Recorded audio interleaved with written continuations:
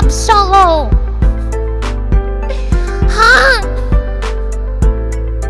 Also Bloom. Why didn't it work? Okay, wait. Take two. Bang! What do you mean? What do you mean? Also, I forgot to ping.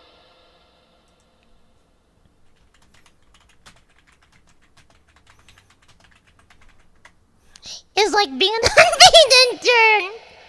Bloody hell, I think. Please tell me the wheel. Oh, wheel came off again.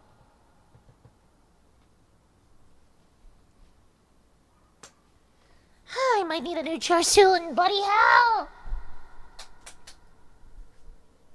Chotomons! Our wheel came off again.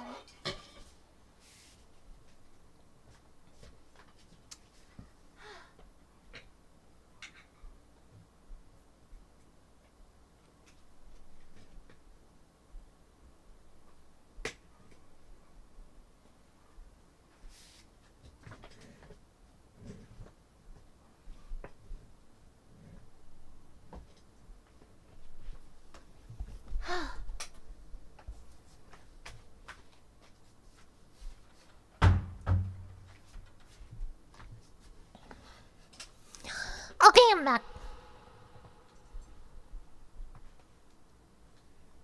I swear if that thing came off again. Holy shit! Anyway, Rob 8573, welcome to the basement. You can no longer escape. Hi Rob, welcome to the basement. You can no longer escape. Hi. Yes, you can never escape. You can never escape. Ta-ta.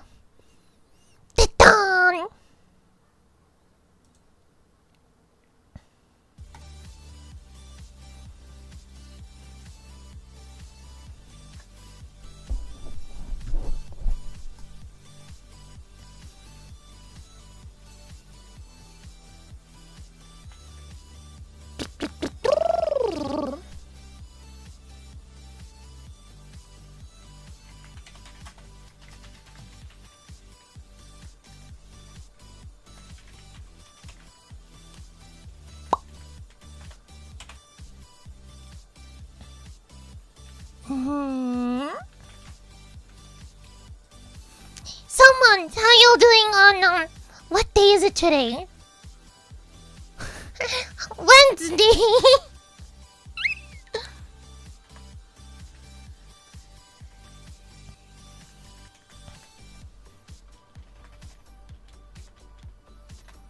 How you doing today, months? How you doing this Wednesday? This Wednesday. This Wednesday. How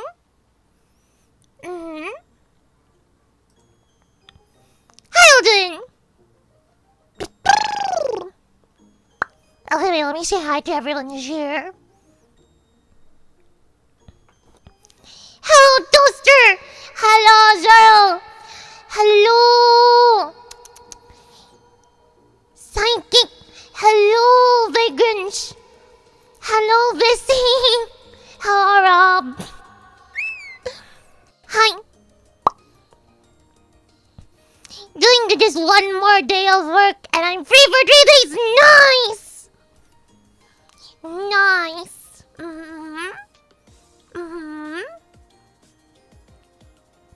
Oh, by the way, remember when I told you guys, what if I do some figure unboxings as well?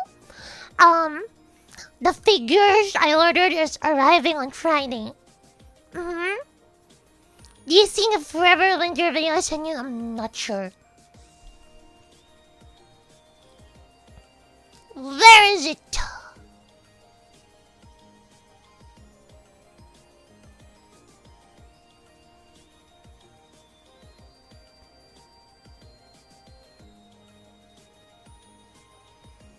Is this a concert or no?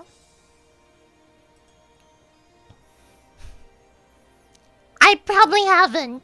If you send me that during stream, I probably forgot. Didn't watch it. If you send me that after stream, I probably forgot to check it. Cause I go, oh god. Ning. Okay. Anyway, let us go. Holy shit, holy art.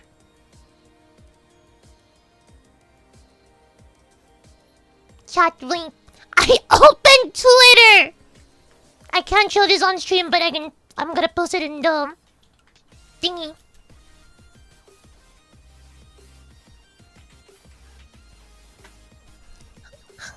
Twitter opened up with this art. I said it in the specific channel.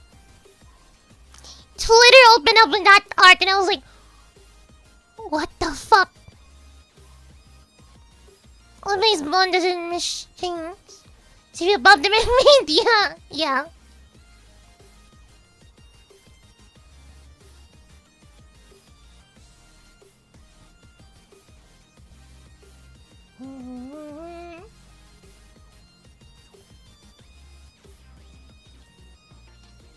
Okay, once. Let the timer continue. There we go. The timer's continued. It has continued. Hello, Kate. How's your editing progressing? Oh, but I decided to re-upload the shorts that didn't do well in the algorithm. I'm gonna be re-uploading that in a couple of days, so some of the shorts you might see are probably gonna be re-uploads. Some of them new, from fresh from the oven from Kate. Just so that it goes well. I should be done later. Okay. Is it the thirsty one?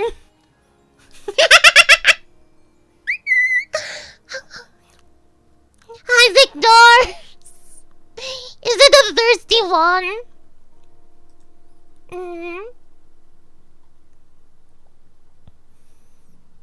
No wonder I was like, yes, the thirsty one! Okay. Zara, the art you replied to, that shit opened on my Twitter feed, front and center.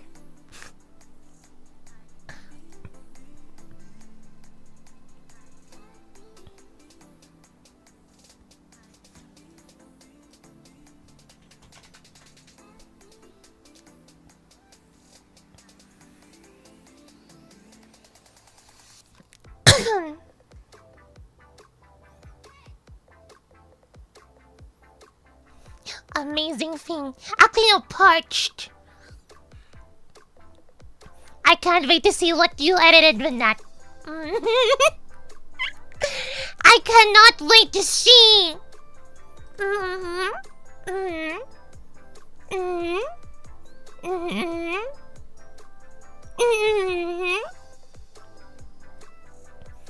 By the way, I should have started using the vidIQ thing much sooner, like its whole potential.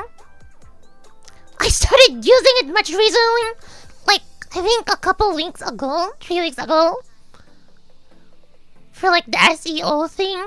Holy shit, it's been performing way better in the algorithm recently. I should have done that sooner. I bought it for like because it gives you like proper keywords that you can add in like descriptions and shit. Holy shit, look. Let me show you. It went from like double digits to triple to quadruple. This the reason takes all colors to make a rainbow. What the hell? Just a little more? Fillion, you're gonna be Fillion Vessel! But that laugh ain't gonna sit with me. What do you mean? Who is this?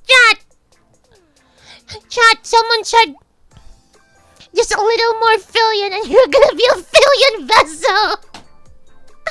Why am I being called fillion now? The hell? Bruh. But usually when you see the line, the graph go like this, it's getting more views. We just hope it doesn't flatline prematurely. Because eventually all of them flatlines. But yeah, because people see white hair. Send it to me, boss. To me, I've been using my own keyword too. It's called vidIQ. It's called vidIQ. No way, Burrow Space! No way! No way! Bro! It's like when people called Ocean Theme VTubers girl. Wearing her own That's all it takes for them to reference! That's fucking insane. Chat, make sure you go like the video, comment on it. So the algorithm thinks all this video is doing well. Let's push it out to more people. Just see anything in the comment. Say like, what the fuck? Hey yo! Or something like that. Even something like that, the algorithm is like, ooh. There's some activity. Also, look, chat. Oh, we have reached 6969 subscribers on YouTube. Why the algorithm is a scam? Hey, yo, vegans, did they not give you any good doom scrolls recently? You've been doom scrolling and didn't show, or my videos aren't showing to you even though you're subscribed? If it's the latter, it's because YouTube stopped doing that for some reason. It's so dumb.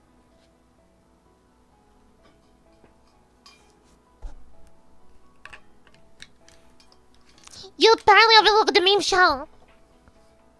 I have not seen the newer ones. I don't look at it off camera. I only look at it during stream. This is still where we're at. For memes. But he said, chat, send a bunch of videos later for me to like listen or watch while we're drawing, by the way. You are on the next one. Okay.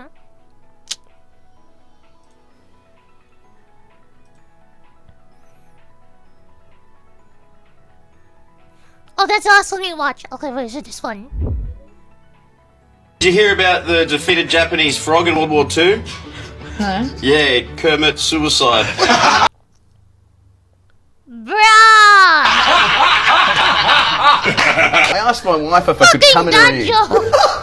What? Whoa. Huh? Wife if I could come in her ear. She said, no, I'll go deaf. I said, nah, man, I come in your mouth all the time, but you ain't shut the fuck up. No, I don't think we've watched this one yet. This one's new. My lesbian friends bought me a gold timepiece for my birthday. I think they got confused when I said, I want to watch.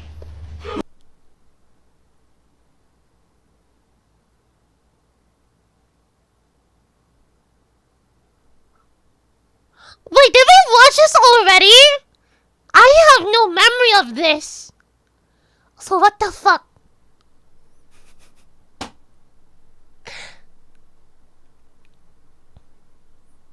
Oh, the first joke. Okay, well, Vagrants, this is your shorts that you said. What's yellow and can't swim?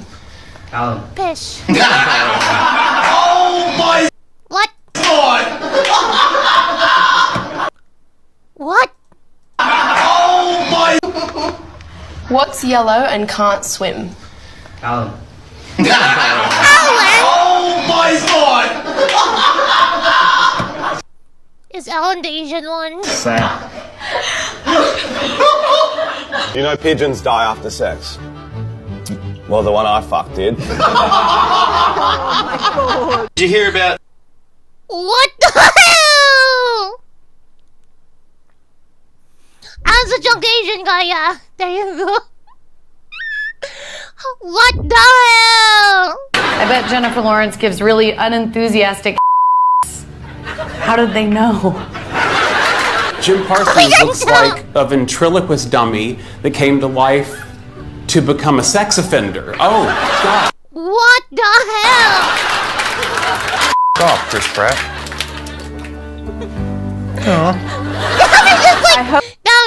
Damn, Chris Pratt, just fuck off. Hope you all have a great weekend. Except you, Lisa Kudrow. You.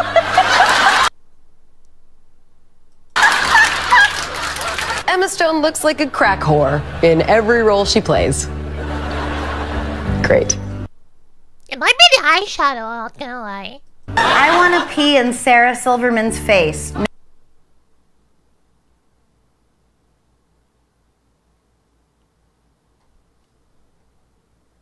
Huh? Huh? What? No reason behind it.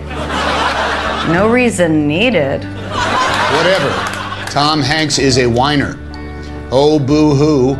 So you have a tropical island all to yourself. You. Is Kumail Nanjiani's multiple colors? Yes. It's a rainbow. Every shade of your mom's lipstick. Hey, yo! That's gotta be the best reply yet. That's gotta be the best comeback yet. God damn. I know, but I like the last one. Bruh. I dated a girl with the same name as my mum? No. I wasn't allowed to call her by her name during sex because it would remind her of my girlfriend. Oh, hell no! What is the fastest selling product in New Zealand? What? Velcro gloves. Oh, that one I don't understand. Kiwi Macarena. Yes, I understand. What do you call a virgin from Alabama? An orphan. Why did you say that as I wanted done my shot? What type of doctor treats transgender? Chat. This joke reminds me of like what do you call a photo of an orphan? A family photo. It reminds me of that fucking joke. Why did you say that as I wanted done my shot? What type of doctor treats transgender men? What type? A gynecologist.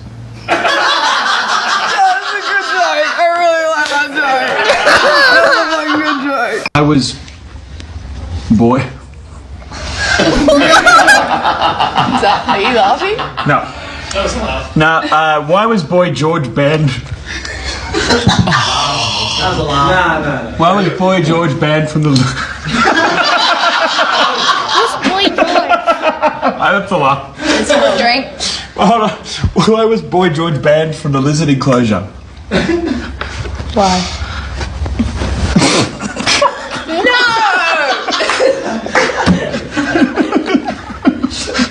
Why? Sorry, why? Because he come on the chameleon. I dated a girl with the same name as my mum. Wait, what? Chat explained the last one and my brain did not process it. What happened in the last part?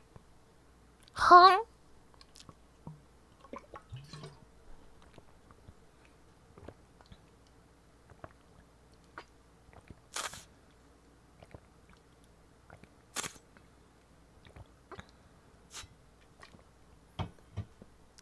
happened in the last part?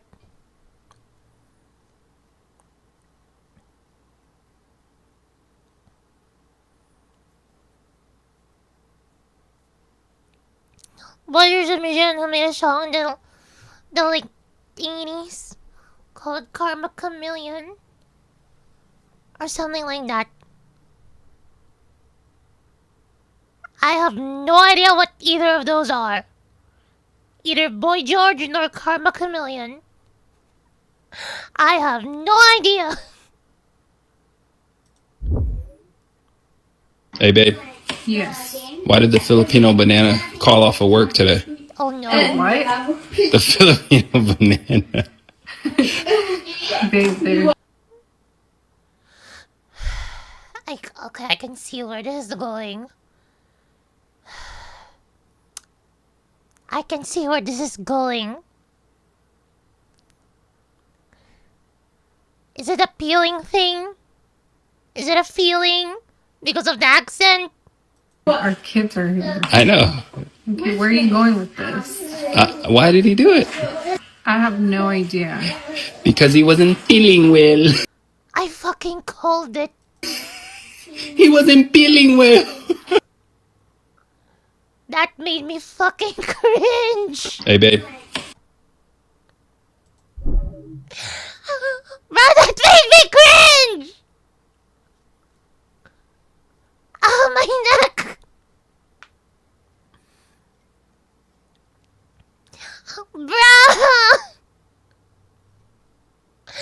That was cringe! The joke is he was banned from the Lizard exhibit for busing the... What the fuck?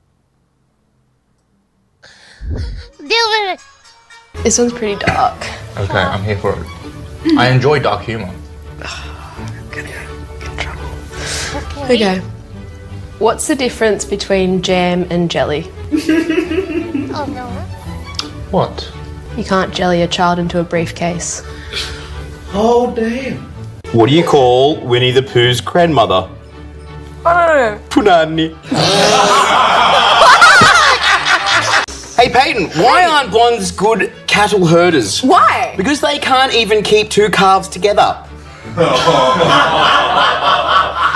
There was two blondes walking through the woods and they came across some tracks. Yep. The first blonde went, "How cute! Deer tracks." The second blonde went, "No, they're wolf tracks." The first blonde went, Nah, my dad taught me about deer tracks. That's deer tracks." They kept arguing for 20 minutes and they both got hit by a train.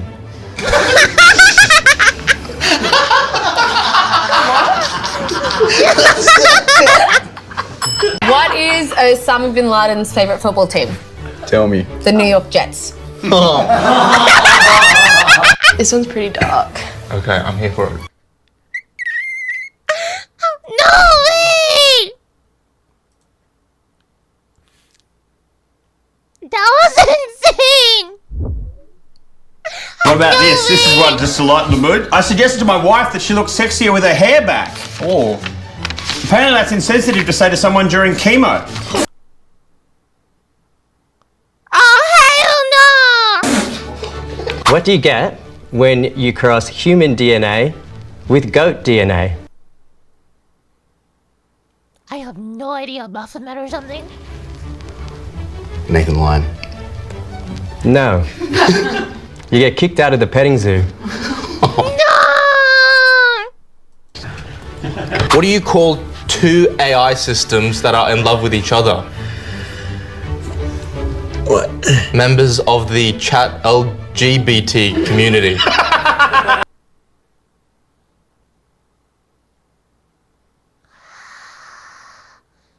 Bro!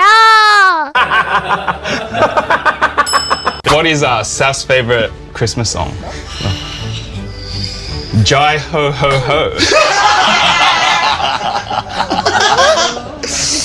An Australian guy goes to New Zealand and he sees a guy f***ing sheep on the side of the road. What? And he goes, in Australia we shear our sheep. And then this New Zealand guy goes, fuck off, I'm not shearing her with anyone. What about this?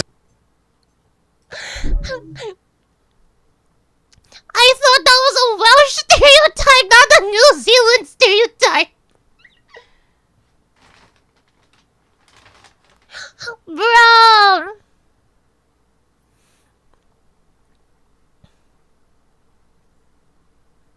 Which one was that?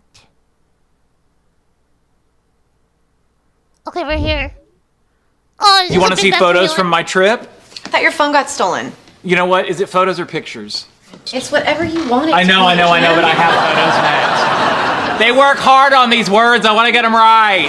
Maybe I'm best friends with Raj because he doesn't think he's smarter than me. Actually, I said stay out of it. No, Raj, go ahead. Sorry, you spit something directly into my mouth. Yeah, you're probably right. I used to think my high school PE teacher did.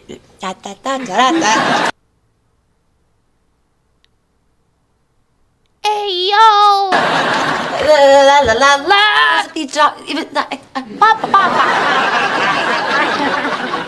And if it's a clear night, I'm gonna lay some romantic astronomy on her. Really? Is that my line? It's quantum coupling. Why? You said quantum coupling. That made me think of the show Quantum Leap. Yeah, that's quite a tangent. It's your fault. You want to see?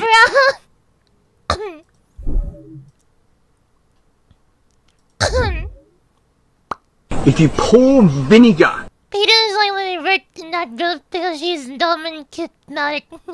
over your hands or over your arms on any kind of component of your skin, because of the smell and the vapor of the vinegar that it gives off, it is actually a deterrent to the crabs and they won't bite.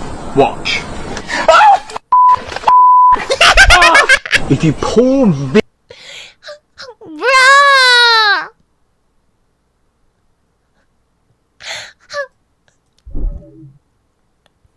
Oh my god. That was your Sunday your film wife binging. is angry, never say, calm down. Never tell her to calm down. If she's flying off the handle and you want to get a word in edgeways, what you say is this. You say, stop it right now. You're behaving just like your mother. And if I wanted to marry your mother, we'd have a clean house and home-cooked food every day. No!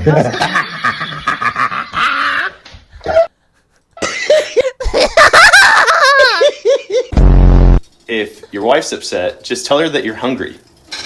Because she's gonna make you food, she'll still be angry, but at least she'll get food out of the deal. Marriage tip. If your wife is laying down on the couch, It could also lead to something else. just ask her, do you plan on doing anything today? This will subconsciously remind your wife that she has chores around the house that needs done, and she needs to get up and do her chores. Was that one supposed to be like the owner reverse card thing?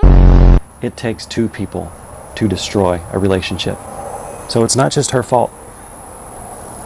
It's also her mother. If your wife is angry... It's also her mother. Chad is always the mother-in-law you gotta watch out for. Never fully trust them. Dave Chappelle brought out Shane Gillis in Yellow Springs, Ohio to go back and forth with Matt Richards on stage, doing two of the best Trump impressions in all of comedy. You the best black Trump. Gillis, you the best white Trump. Yes! He doesn't even have the hair. But he's got the skin, folks. Wow! Dave Chappelle brought out Shane Gillis in Yellow...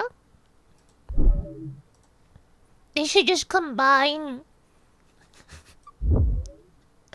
Assimilation is not that hard. I know this because Asians stopped eating dog the moment they came to America. And none of us are trying to normalize or impose that shit on the American people. And as a second generation Filipino, my uncles, they would joke about that shit, but I knew they weren't joking. See, because the master race, or the dominant culture, said we don't do that shit here. So you're here in America, assimilate or get out.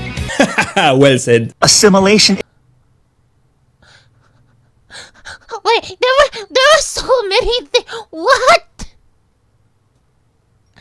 Read my comment. You commented here.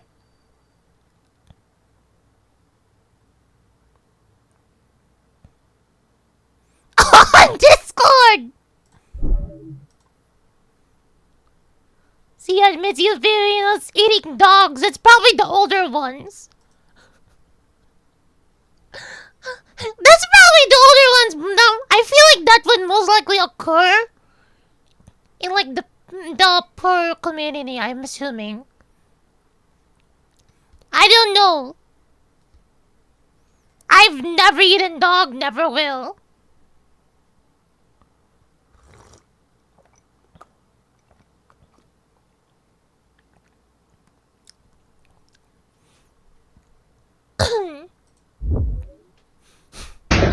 It's most like I have a feeling it's most likely like most like the poor ones. Cause that one would make sense because there's a lot of stray dogs. Even all the way back then. Even before Revive was alive. Like stray dogs were like a lot.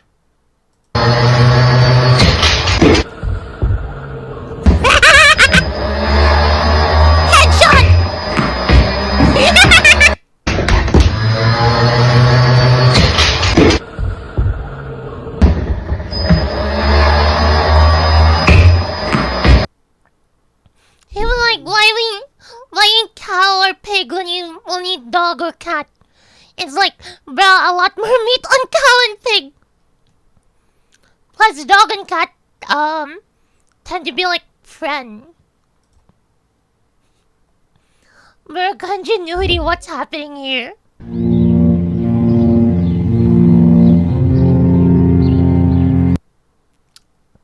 No fucking way. Howland County's single traffic light went dark during the March ice storm. The power company estimated repairs in 6 to 8 weeks. How the fuck are they taking that long? For one stoplight. One traffic light, they're gonna take 6 to 8 weeks? The fuck? Too long for the intersection where Route 7 meets the school bus route. Gerald Fitch, a retired agriculture teacher, wired a potato battery array in a plastic tub, connected it to the signal housing. 46 russet potatoes, replaced every 11 days by volunteers. The power company restored service in April. Bro, what the fuck?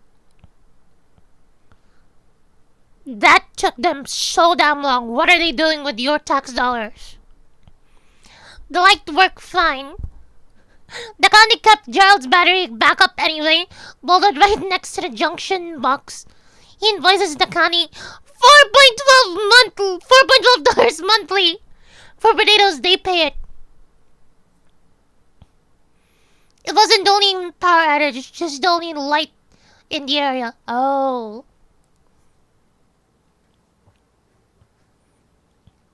Oh, okay, that one makes more sense. They'd probably fix the residential areas first.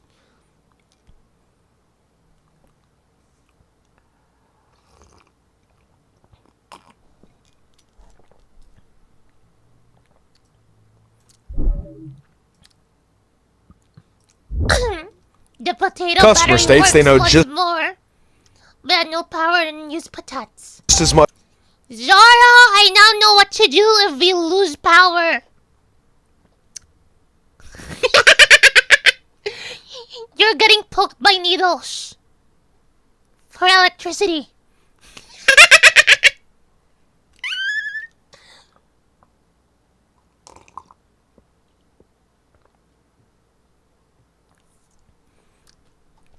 Also, chat. Remember how I got a UPS, right? So, for the past few times that like the power suddenly went out, my PC also turned off. I was like, why the fuck? I was trying to think, like, do I need to replace this then? I did a bunch of research. Turns out, it was because I didn't connect the data cable. It was an Ethernet / data cable to like USB to my PC. The moment I did that, it stopped turning off when like power goes off or I unplug it. Like I tested it earlier, I unplugged the the UPS from the outlet, it no longer turned off my PC. Actually, if you notice, there's now a battery here. There's now a battery symbol here. It doesn't say the percentage here, but it is just the percentage on the UPS. So, if power goes out, most likely my main problem is gonna be like the internet now. I wouldn't have to like restart the PC again. Much as the mechanic does. Let's see what's going on.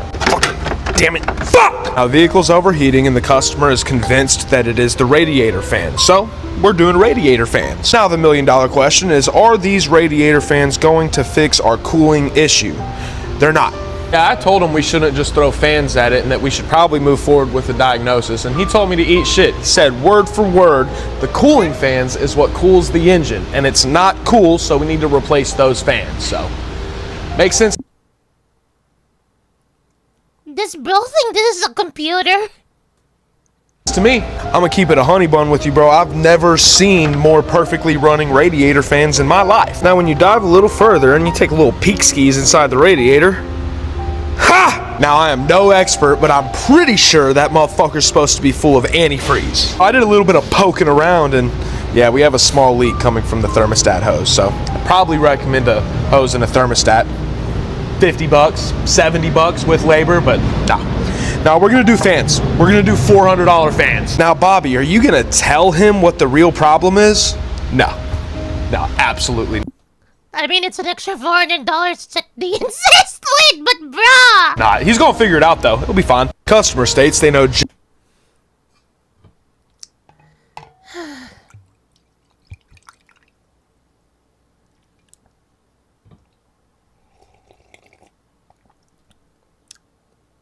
My brain's like, okay, is this the customer's always right thing, or like ethically this is unethical as well? That's what you get for telling a mechanic you know better than they do before they look at it. We'll be thinking bought an Alienware car. Bruh.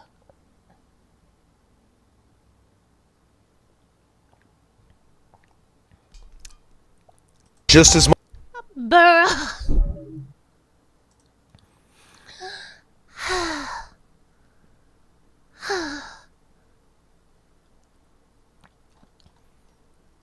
Blah. Also, hi, Rocket.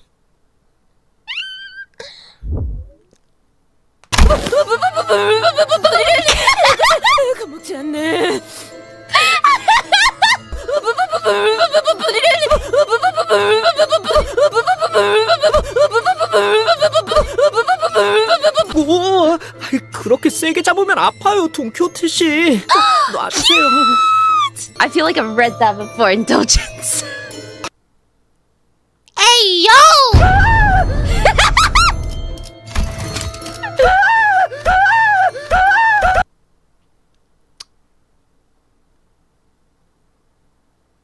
I think we know what type of sound that is. Or what would cause that.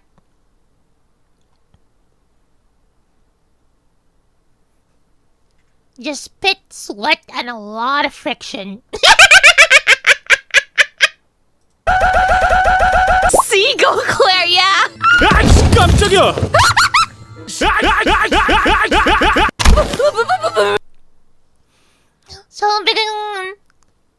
Someone picking up Limbus coming even.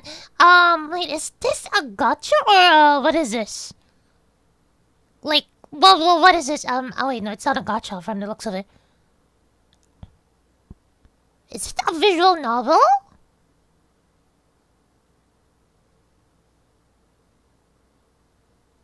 Huh? Zara, you haven't pinned the message, by the way.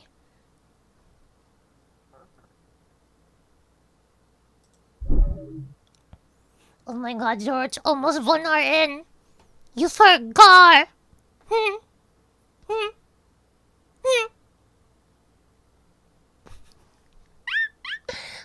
The customer's always right isn't even the correct quote. It's only used by idiots who just think they're right. Ah, yes. Railway Turn-Based Company. Some kind of weird visual novel gacha hybrid. Oh, it is a gacha. Give me homework, but okay. Your vote so good that he was babysitting others from you. Damn. Turn-based combat like Honkai Star. When is next Honkai Star patch actually? July 15. Chat, can we keep the Donovan going? All the way there! So I can stream this as soon as it comes out.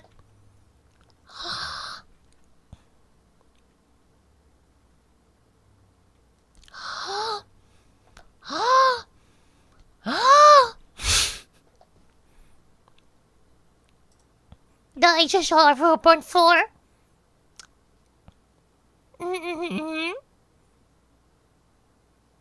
We're getting Himeko Nova.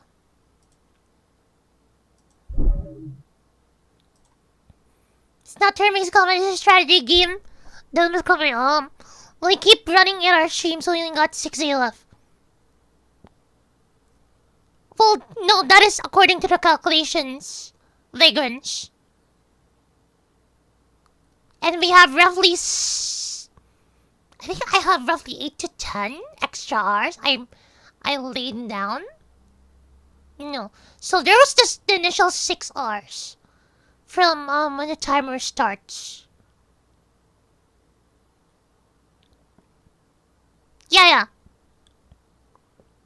If I remember correctly. There was the initial 6 hours when the timer started. Then you guys added it. Yeah. So that is vegans. That is according to the maths. That is working out as planned. Actually no, that's actually a bit above at the moment because I made sure there's some extra time. Just in case. That factors in the extra 6 hours from the starting thing.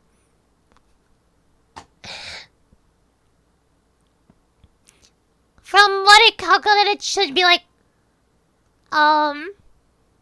it's roughly like 100 per day.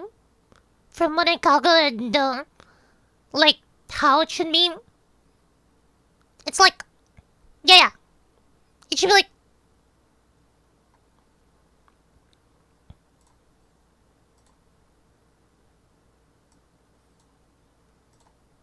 so, that's 500, right? Divided by 60. Yeah. So it's like 100 per day, so it stacks up then, I believe day 20 or day 21. By the time we reach day 20 for 2K, we would have exhausted extra hours as well. That's why some streams have 9 hours. If you know, some streams are 9, some streams are 8. It's planned. Don't worry. I did the maths. Vagrants, remember, I'm Asian. I have a fluent formula. I made a full-on formula to determine the perfect amount of like hours per stream, days per like for the amount of days that's like I'm capping it to, and like the dollar per the amount of minutes per dollar. The maths make sense. So don't worry, it's planned out. Okay? Just stream it anyway, cause why not? Actually, right now we have like extra time on the clock. Cause I made sure we have some extra, in case there's gonna be like a couple of days that there's no dono, or there's days that there's no dono at all. So you'll have time.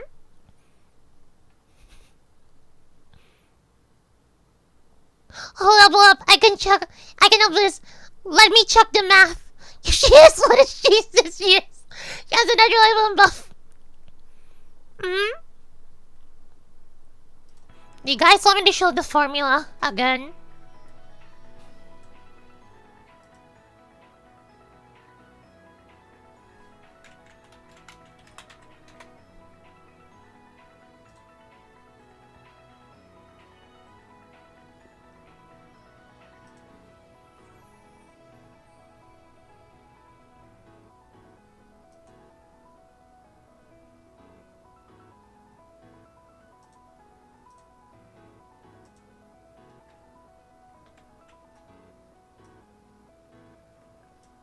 We have enough backup time, just in case, to like save the one, like when I go on Brinks. We have that as like an extra backup time, actually. Oh shit, I closed that.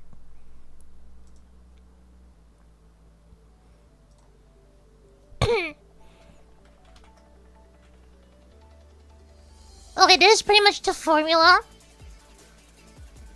I'm just gonna do it like this. That is pretty much the formula. That is the formula right there. Okay. These are like, think of these are like the variables. Explaining what the variables are. Like what the value tends to be. I didn't even put the variable. 8 here is technically a variable. There's number of hours per stream. Supposedly. So main goal times minute. The quantity of main goal times minute divided by 60. And then that the quantity of that divided by 8. That's the number of 8 is the number of stream hours. It makes sense. And there's extra time as well. So main goal is 2K, right? Oh wait, let me. Is there a way to type here? Okay, yeah, I can type here.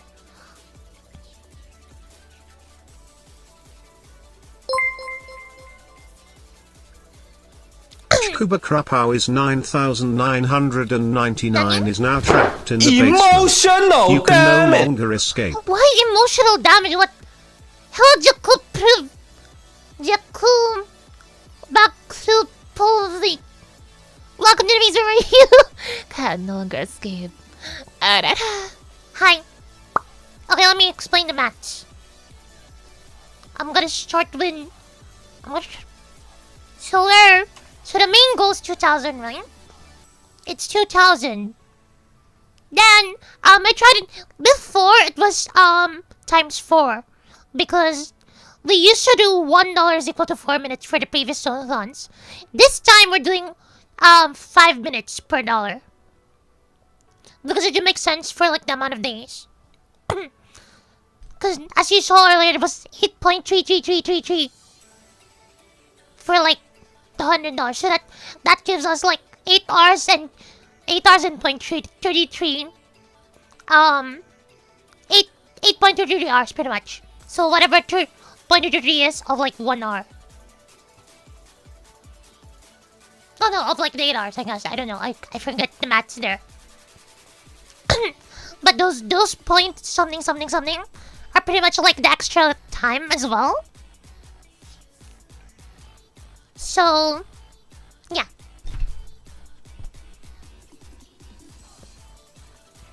So 2,000 times 5 equals 10K, right? 10,000. Then 10,000. There's no divide thing here. Divided by 60. Chuck 35567 is now trapped in the basement. You can no longer escape. Hi Shark, welcome to Razor You. Can no longer escape. Hello. Hi. Hi. Back to the match. Divided by 60. This one I'm gonna use a calculator so my brain doesn't die. So do 10K divided by 60.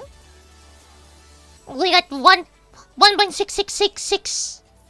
1.66.66. So we're just gonna round this up to to 7. NANI? 166.67.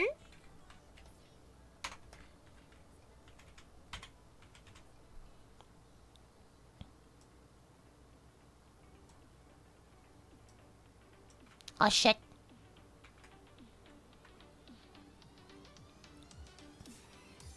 You know what, it's fine. To 166.67 divided by 8.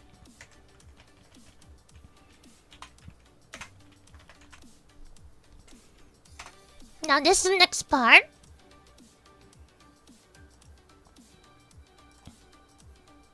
$20.8333. That's how we got the number of stream days.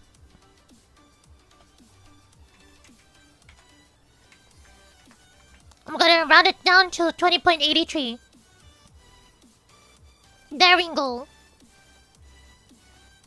So technically we have roughly 21 days of stream. But that 0.83, we're gonna that's one of the extra time. That's why we can afford to do like 9 to 10 hour streams for some of the streams. It's planned out, chat.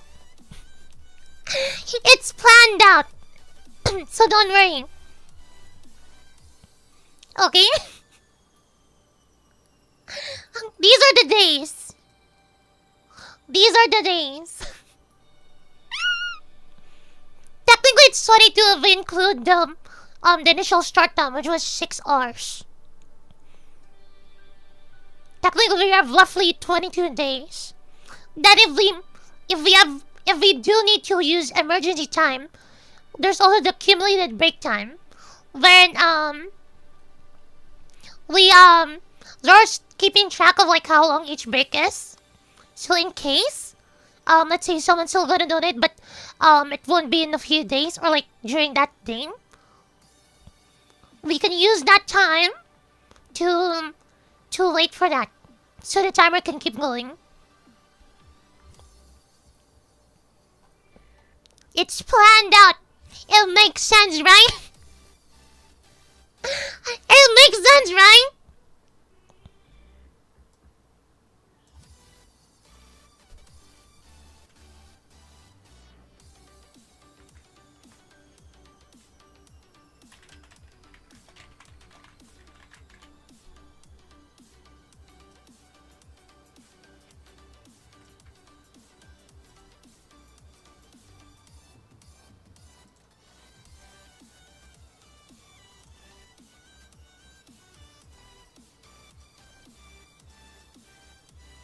But yeah, there you go.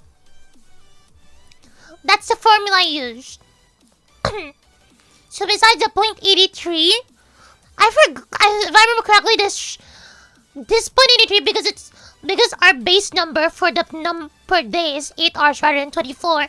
This 0.83 is actually like roughly 6 hours 16 minutes if I remember correctly. If I did the math right, it should be like 6 hours 16 minutes. Then add that to the initial 6 hour starting time. We have roughly 12 extra hours. We can round that up to like 13 actually if we want. But yeah, we have roughly 12 extra hours. So that equates to like one day. That 12 extra hours is the one we can spread across the 12 days if we want to do longer streams for some of them, longer than 8 hours. The main plan is each stream should be about 8 hours, but some can be about 9 to 10, and we'll be spending some of those 12 hours. Makes sense now, right? Vagrant! It makes sense now, right?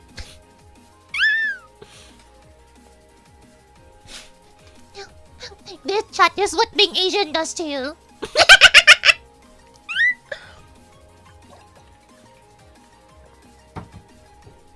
I have a phone formula. I already sent it to Zoro and put it there for like next time as well. Or next year's technically.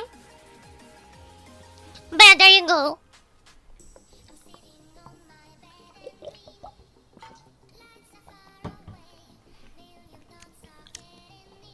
I hope everything makes sense now.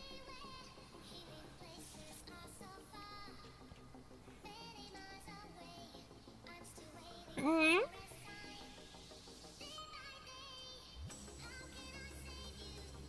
I forgot what the match I did here was. For this the 83. But yeah. Was it divided by 8? No. Oh no, was it times 8? Oh, I think it was times 8. Because these are per days already. So 0.83 times 8. Yeah, roughly 6 hours. Roughly 6.64 hours. So we can get to 64. If we go for 64 of 6 hours, that's like an extra. Okay, what's 64 of an hour? Yeah, you know what? We're not gonna go deeper into the maths. Yeah, we pretty much have extra 6.64 hours plus the 6 hours. Then we have like extra 12.64 hours.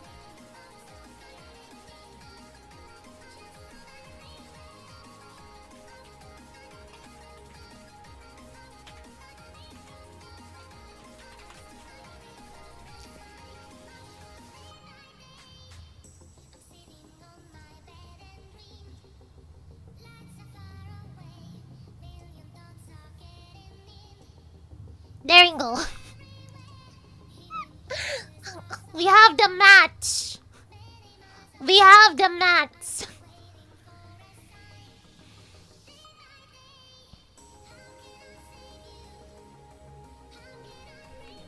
Hi, Ming Bangjong.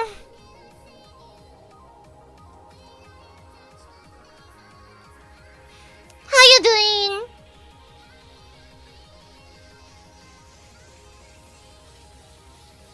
Okay, Mons. I've done enough maths. Let's go back to memes. We'll be doing art later.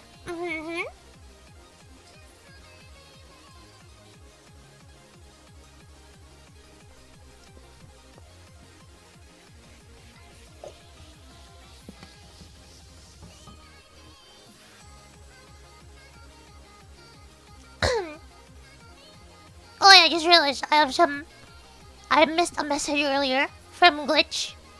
Just stream it anyway, cause why not? Oh, here's the thing. If the Dolan is not during the weekday, if there's no more Dolan during that time, I'll just stream it on the weekends for normal one. It took you so long to try and explain that. I took a pill, played a game of Solitaire at the same time. Hey, it made sense though, right? It made sense. The math works. The math works. No, he's pooping! Bloody hell, Vegas! Bruh! I even took my time to explain the maths. Here you go if you wanna have a look.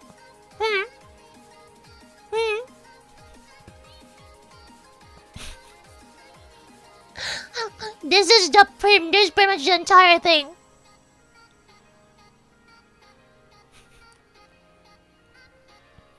There. Yeah, that's on you. I was playing the entire time you tried to explain blah.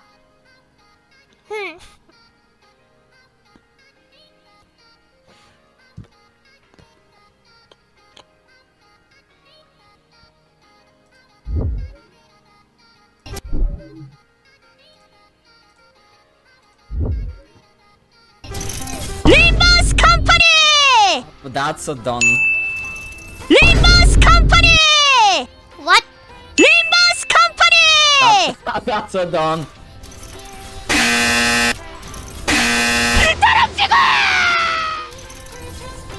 What the fuck is happening here? Okay, yeah, that's another. Limbus Company! Limbus Company! That's another done. Limbus Company!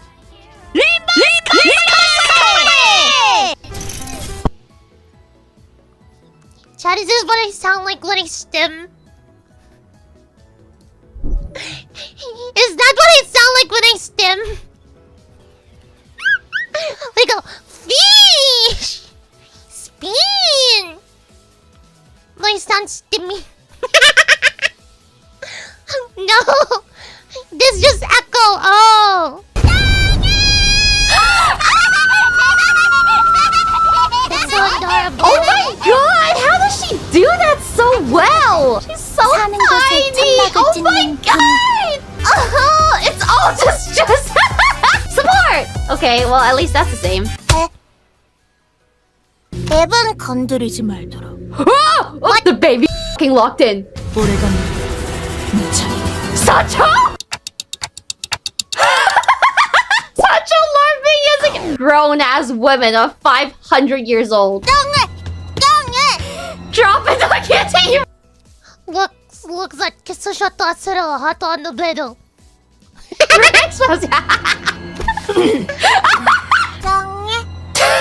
Girl, pack it up.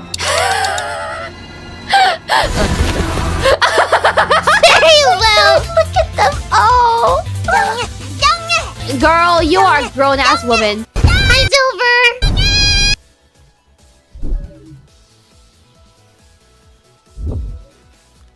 And we're back to Vagrant's Islam. Doom scrolling time. Worst opening line you've gotten on Tinder. I'll cut your lawn for you. I'll cut your lawn for you? Fuck, you're picky. That's a good one. What? What's the last worst opening line you've gotten on Tinder? I'll cut your lawn for you. I'll cut your lawn for you? Fuck, you're picky. That's a good one. If someone messaged me, I'll cut your lawn for you. I'd be like, okay, daddy, shit. Oh, is it like a sex? Does that mean something else? Oh, hell no! That just occurred to me right now. Oh, hell no!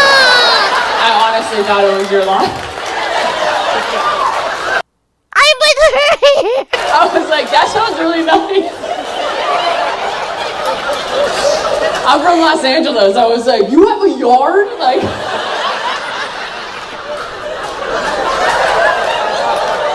Sounds like he thinks you're doing pretty well if he thinks you have a yard with grass. A whole lawn? That's crazy. I just want a guy who will be like, I'll water your plants while you're out of town. What's the last water? Thick thighs and yours and vagrants. Why is vagrants excluded there? Let me drink water.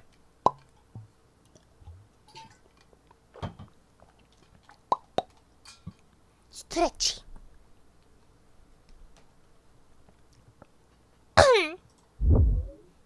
Done. Hey, how do I look?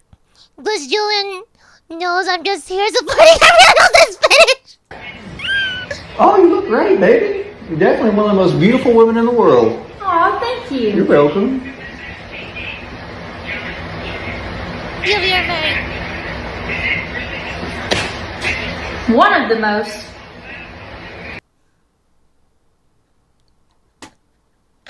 Bro!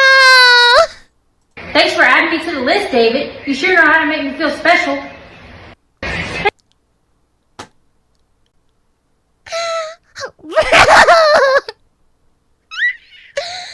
Hey, how do You said it, realize your credit for the backlash all in seconds.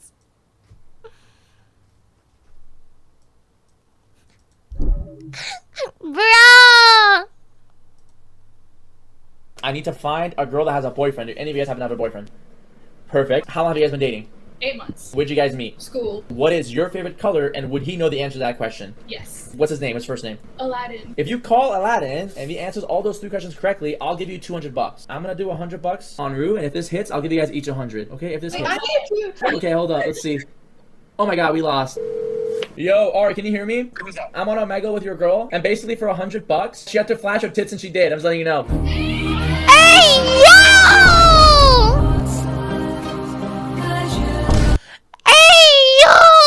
one way to ruin a relationship, but bruh! What the hell? No! No!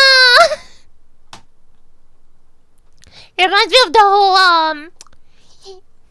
I remember back in high school, everyone in the friend group, whenever someone gets a call, everyone in the friend group just starts moaning at them. It reminds me of that type of shit.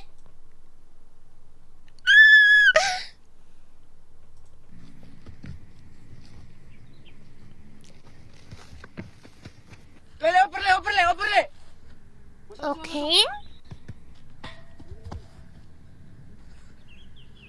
What the hell?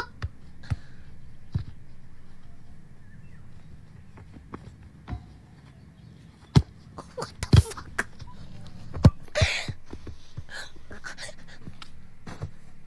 Chat, is this even football still?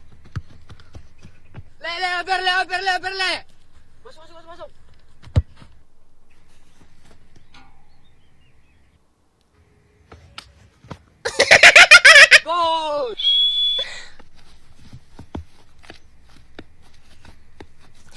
I don't know what they call it. Are they also called refs here?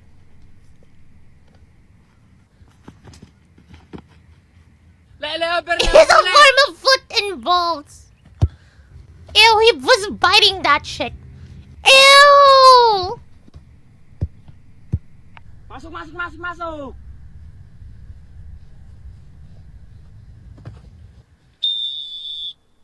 Go! Ew! That's dirty and shit.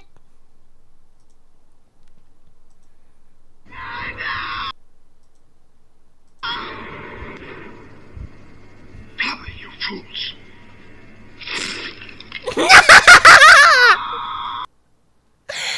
No! Why?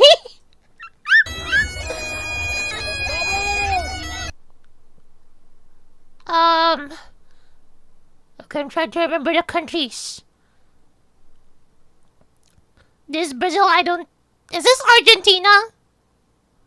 This is Argentina, right? I know this is Scotland. Argentina and Brazil. I fucking hate...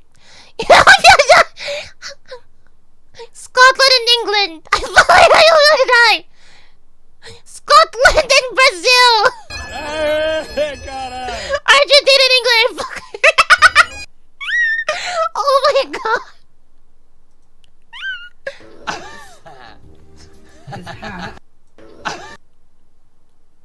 What does it say? Under?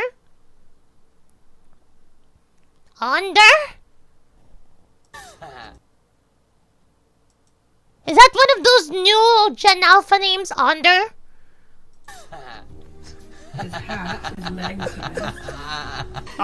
Wait, this is cool. Wait, what? Right? Isn't it dope? Wait, I love this kind of Woody. It says Andre. Andre. Wait, I love Oh, Andre! Right? Why How wouldn't we like this? Okay. The first comment was got it. Putty. No!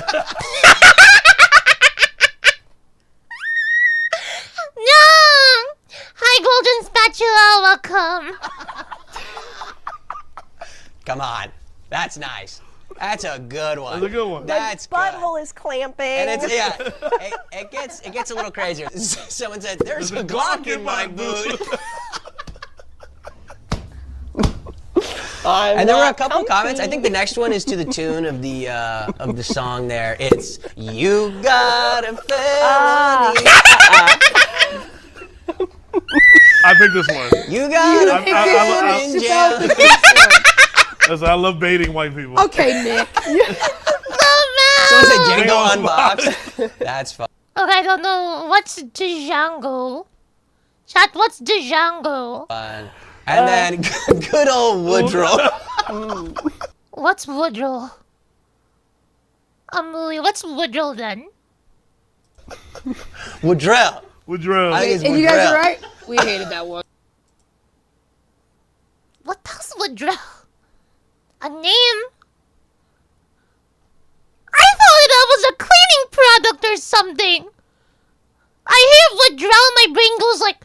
like a wood cleaning product or something. It sounds like a cleaning product.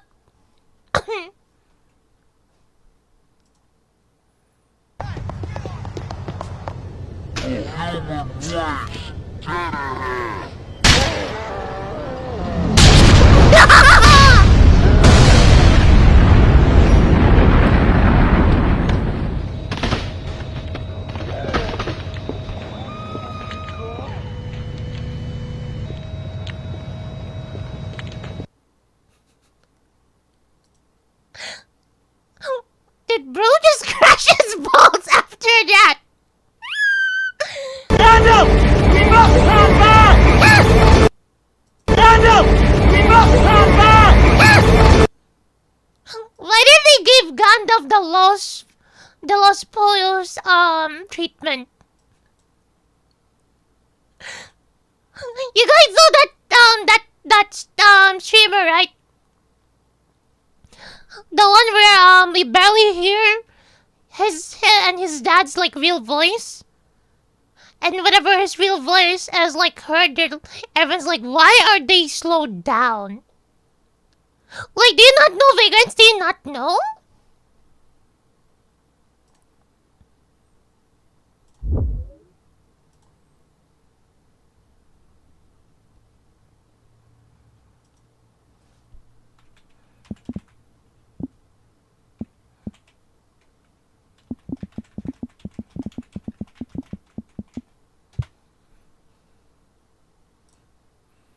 This thing. I want to say this. Shout out to the Clippers, always posting clips. Something that... And this has been a problem for a while, bro. Why are 99% of my clips not my voice? See, it keeps going Why is my voice sped up? Dude, it's literally gotten to the point now, bro, where people, when they hear me normal in a clip, they'll be like, why is his voice slowed down? I see the same Is that his real voice? Stop chipmunking me. I want to say this. I don't really see his clips more on YouTube that much. I see it more in Reels. See it more in Reels. It's still weird. Okay, this one's gonna. Okay, I'm a bit scared to search this. This one. How do I even search this without getting me like a weird ass recommendation page later? I've seen that like one clip where he and his dad for some reason like watch porn together. It's fucking wild. Zara, you know the one I'm talking about, right? Zara. Wait. Let me test something first. I'm scared. I'm scared. No. Wait. Let me look for the short real quick.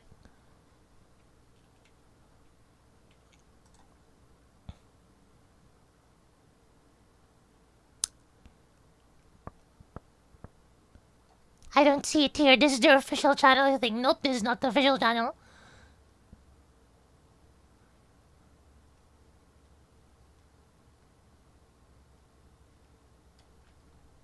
You remember that one streamer that like...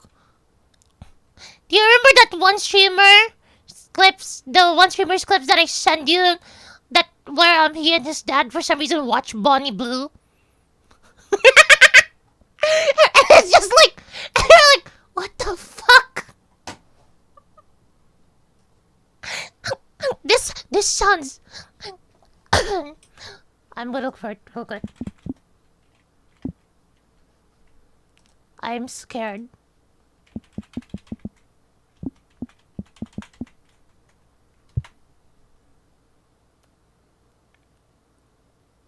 Well, I found it. It's one of the clips. Wait, chat, I found it. I'm gonna get Bonnie Blue in my recommendations later, aren't I? This one. I don't know, dude. I don't know, dude. When you hit that, it went black. Oh wait, no, I don't think it's this one. There's something else. Where is it? This ain't it. Wait. This ain't it. Wait, I have to find that. I don't want to search it on Google because I'm gonna get the other videos. Yeah, I just see mostly bottom here. Oh, I found it.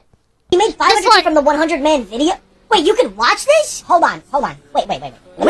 Where? It's on browsers. It's this shit. You made 500. It's this shit. This is what I meant, bigger. Hey, oh, what the fuck? Yeah, for context, this is his dad, by the way. I should have said like I'm sorry. Hi, Kakamine. I was explaining like a streamer clip I saw. Yeah, that's bro and his dad and they watch the Bonnie Blue clip thing. Why does he look like the same age as it? It's either he looks too old for his age or no, this is a clip I found originally on Instagram and I was like, what the fuck? What's wrong? Do not look it up. Do not look it up. Do not look it up.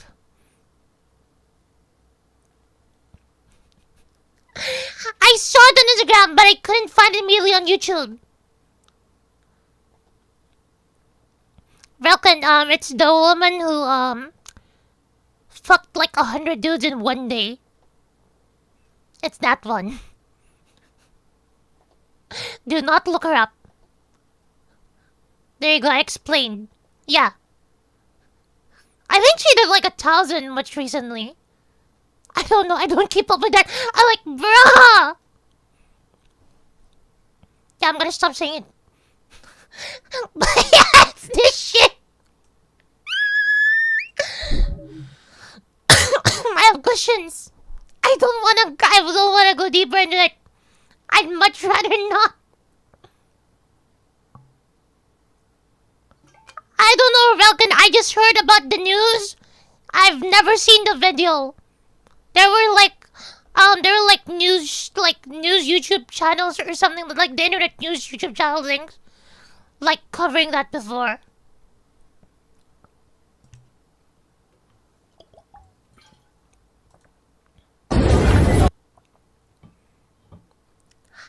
I'm sorry, okay?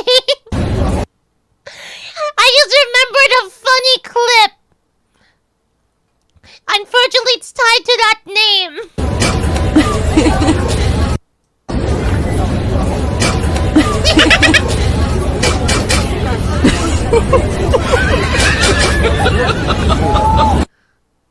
I like how it spits on the one beside.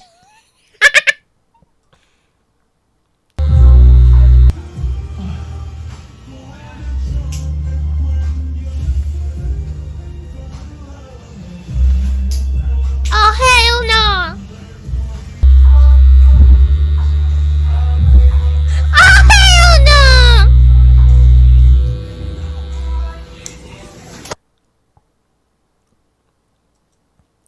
Yavi, where? Where's the full video?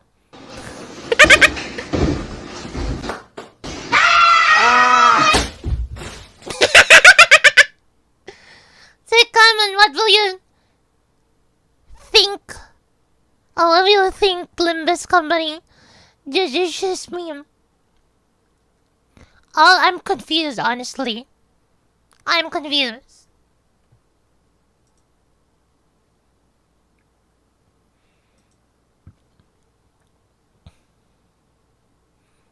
Yeah, I'm just confused.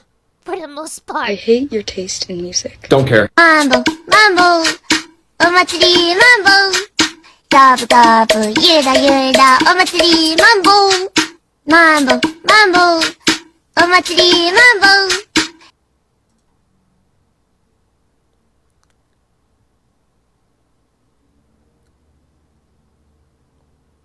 You know it's summer in China when you see, okay. Oh gosh, that's only... I'm pretty sure I've seen this in the Philippines as well.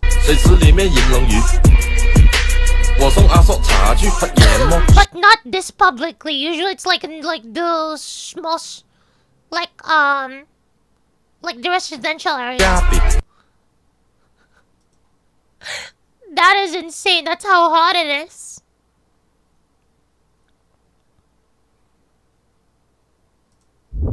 Oh shit, I opened it in the wrong one.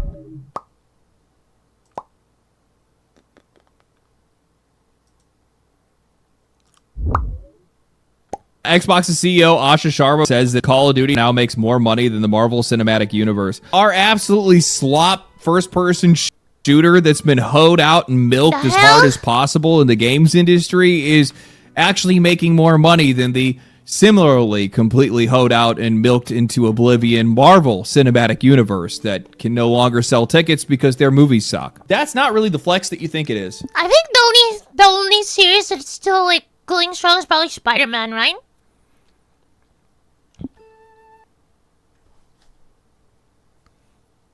That's only because...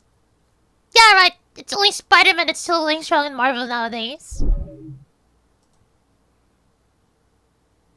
At this point when IP isn't hold out and milked. It's because people don't want to be risky. So they don't want to pour in investment into new IP.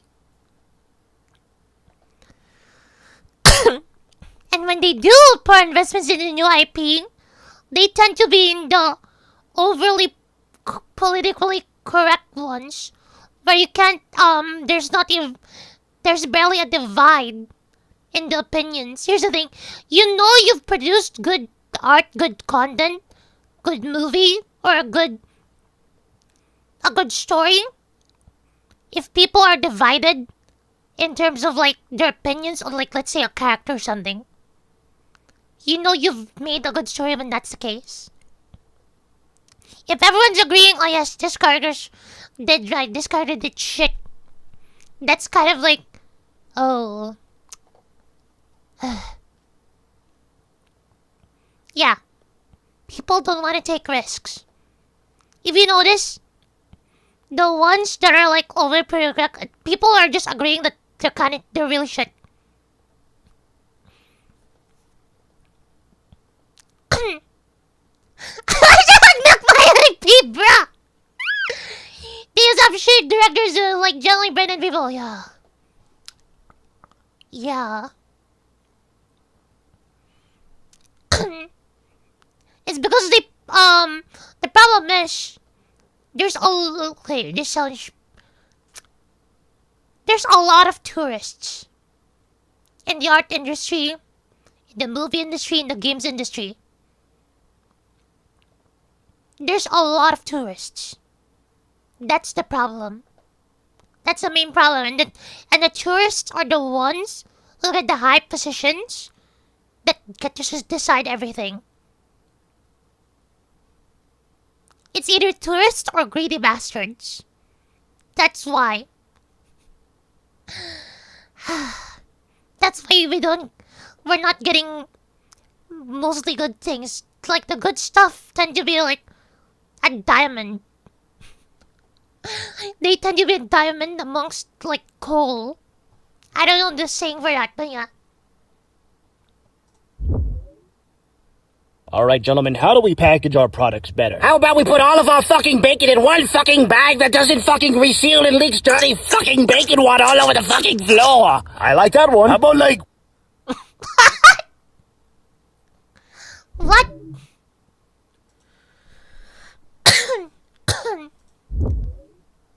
Had a dream last night that a diabolic dragon with 7 angelic wings erupted from a fissure in the earth, and everyone began to panic, screaming, "What will we do?" And I, a genius, said, "Don't worry, I have a plan." And simply woke myself up and left everyone else to deal with it. Little mouth, That's big brain. That's big brain.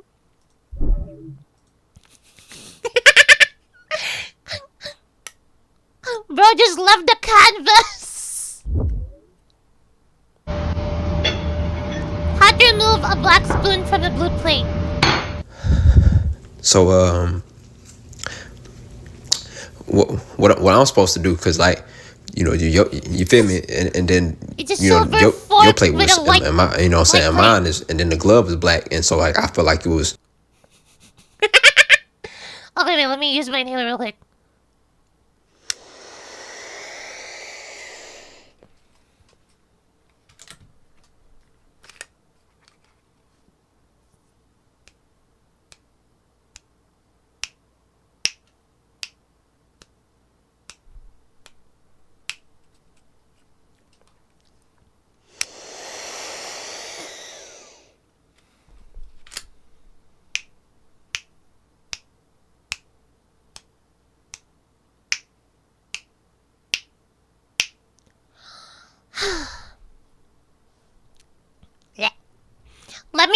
Let me go to the bathroom real quick. I'm gonna wash my mouth and also piss.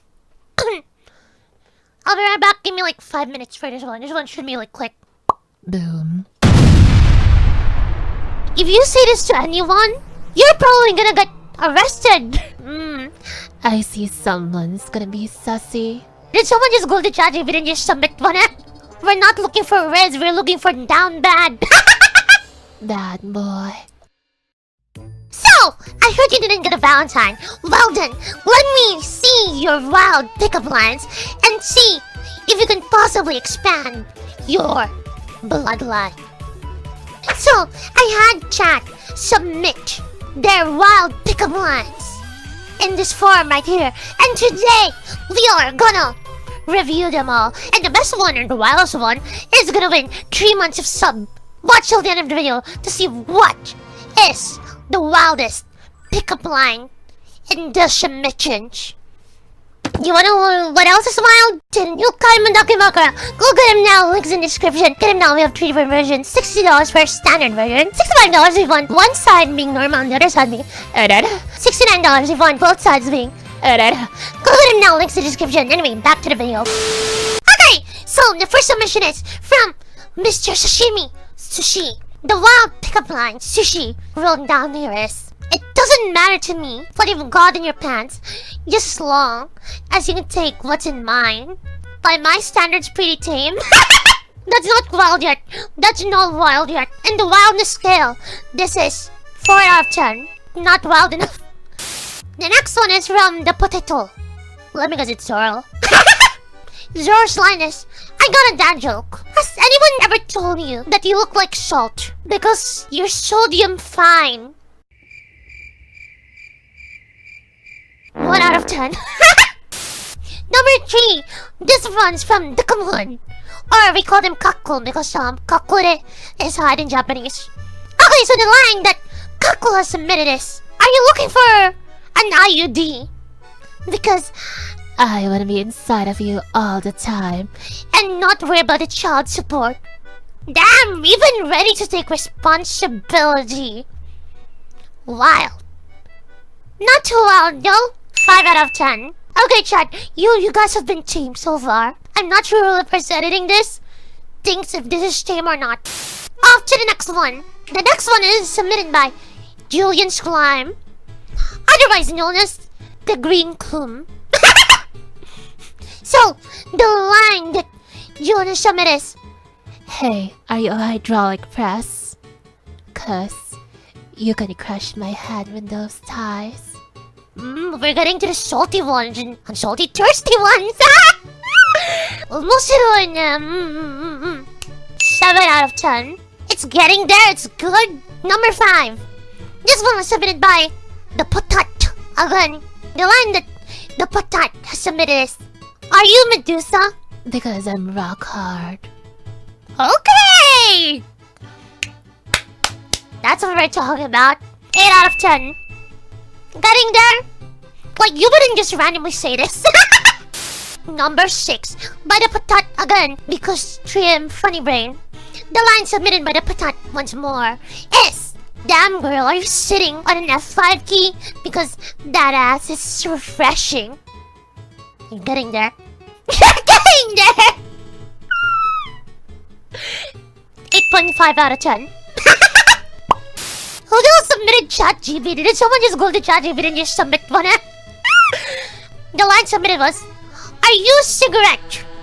Because I know you're bad for me, but I still want you." this one's more smooth, not really wild. This one's kind of smooth. 3 out of 10. Okay, number 8. The Red Fox. The line submitted by the Red Fox is, "Do you like to draw?" Because I put the D in raw. Okay. 8 out of 10. Actually, no. 9 out of 10. That one's fun. This one's literally just like, yeah, let me go to the D immediately. Just immediately to the D. Number 9. Secret. I see someone's gonna be sussy. That boy. The line submitted by Secretish. "Are you a monsieur?" Cause you could fix my back by stepping on me. I see someone's bottom. I wonder who this is. I'll give it an 8.5 out of 10. Number 10. This one's anonymous. Come on, guys. Don't be afraid. Don't be scared. Okay, the line submitted by anonymous is, "You must be from the produce aisle of the supermarket, cause you're fresh as hell." This one's just smooth. 1 out of 10. Not really wild. Number 1, I'm back. Hello. Chato.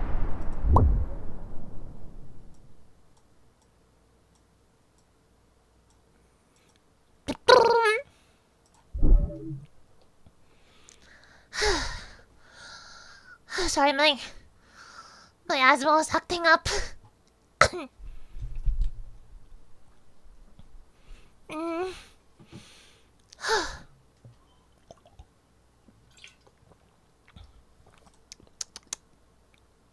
Anyway, next meme. I'm good, don't worry. You are not alone. Millions of Americans. Sorry, my asthma. You are not alone. Millions of Americans struggle with blank every day. And what do you feel like America struggles with on the daily? Any thoughts come to mind? What are you thinking? Anything at all? What do you feel like? Oh, okay. Understood. Oh no. Yeah.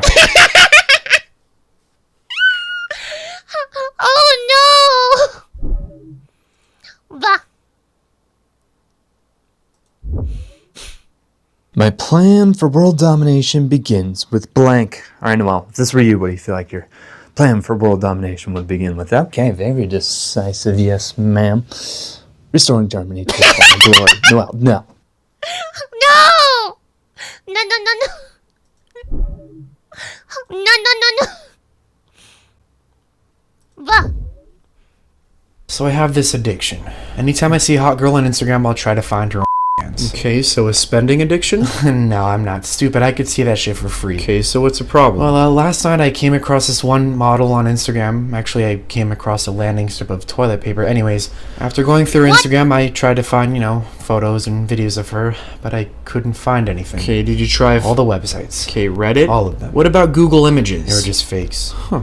So she doesn't have any naked pictures of herself on the internet. How does that make you feel? Angry at first, because I couldn't find any photos, but then I kind of felt respect for her for not having any photos. Good. Which made me angry again for respecting a woman. Not good. What?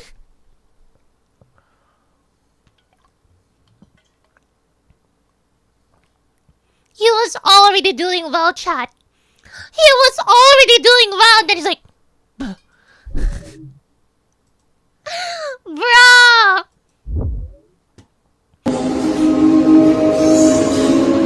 No one saw me.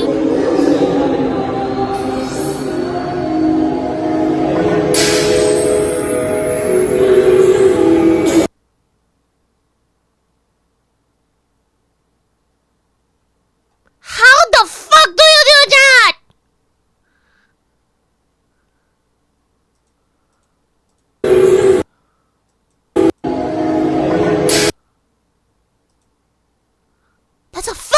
pencil!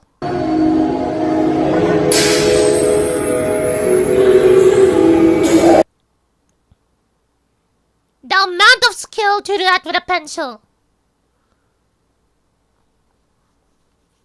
A pencil isn't even weighted properly. That is an insane skill, but bruh, he's definitely paying for that TV.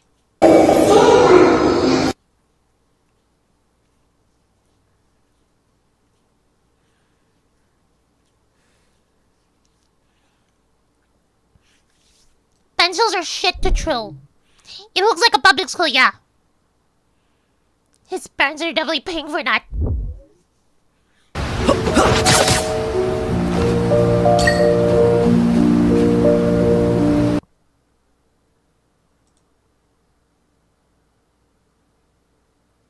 Chat, what did I miss in Marvel Rivals? When was there a giant woman?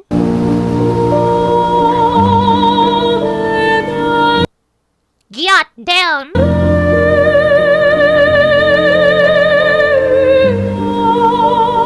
Gonna get sticky. Gonna get sticky.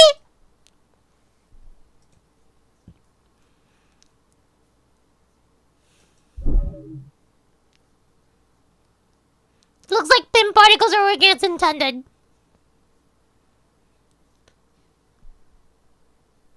Since when was Ant-Man in the game? Sir! Sir! Sir! Hi! Oh my god, I love your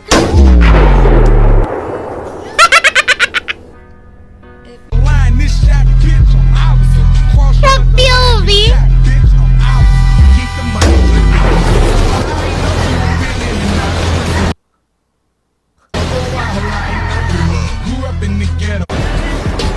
That's POV!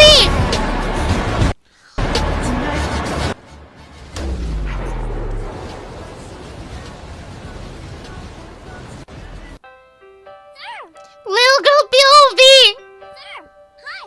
Oh my god, I love your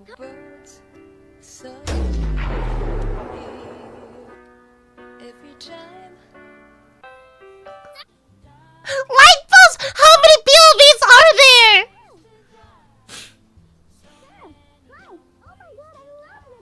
You know, this is a really great way to like recycle content you already made.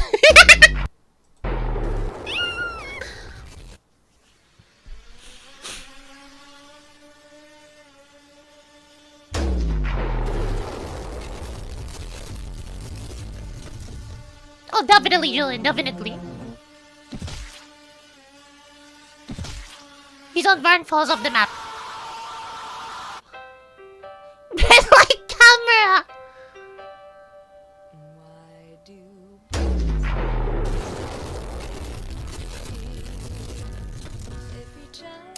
Recording saved. Mailing ticket now. Recording the mailing ticket now. Who are they mailing? Sancho, come hither. Yes, father? I've ingenious an idea most convenious. Hot. Hot.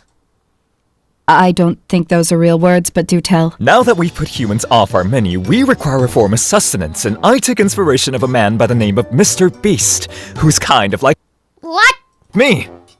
Father, I don't... And we both own an amusement park built on blood, and neither of us are human.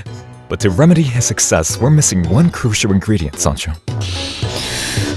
What is it, father?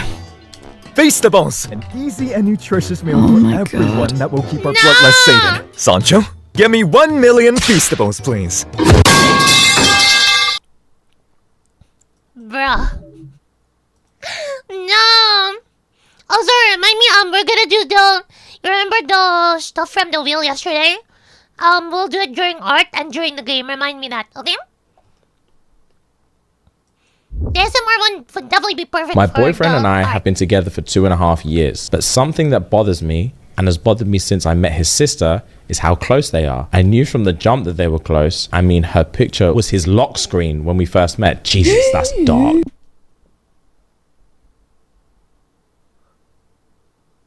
Oh, hell no.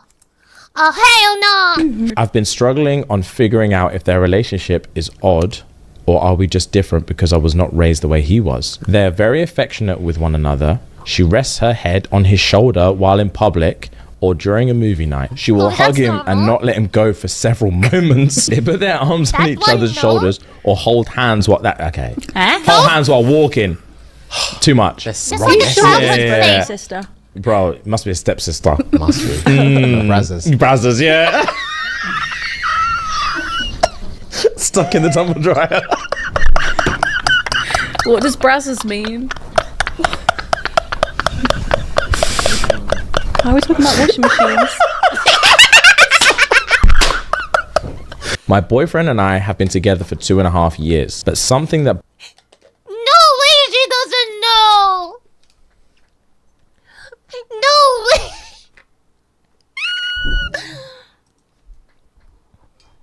Alright, chat. I owe you guys 2 spins. We'll be doing 2 spins later before art.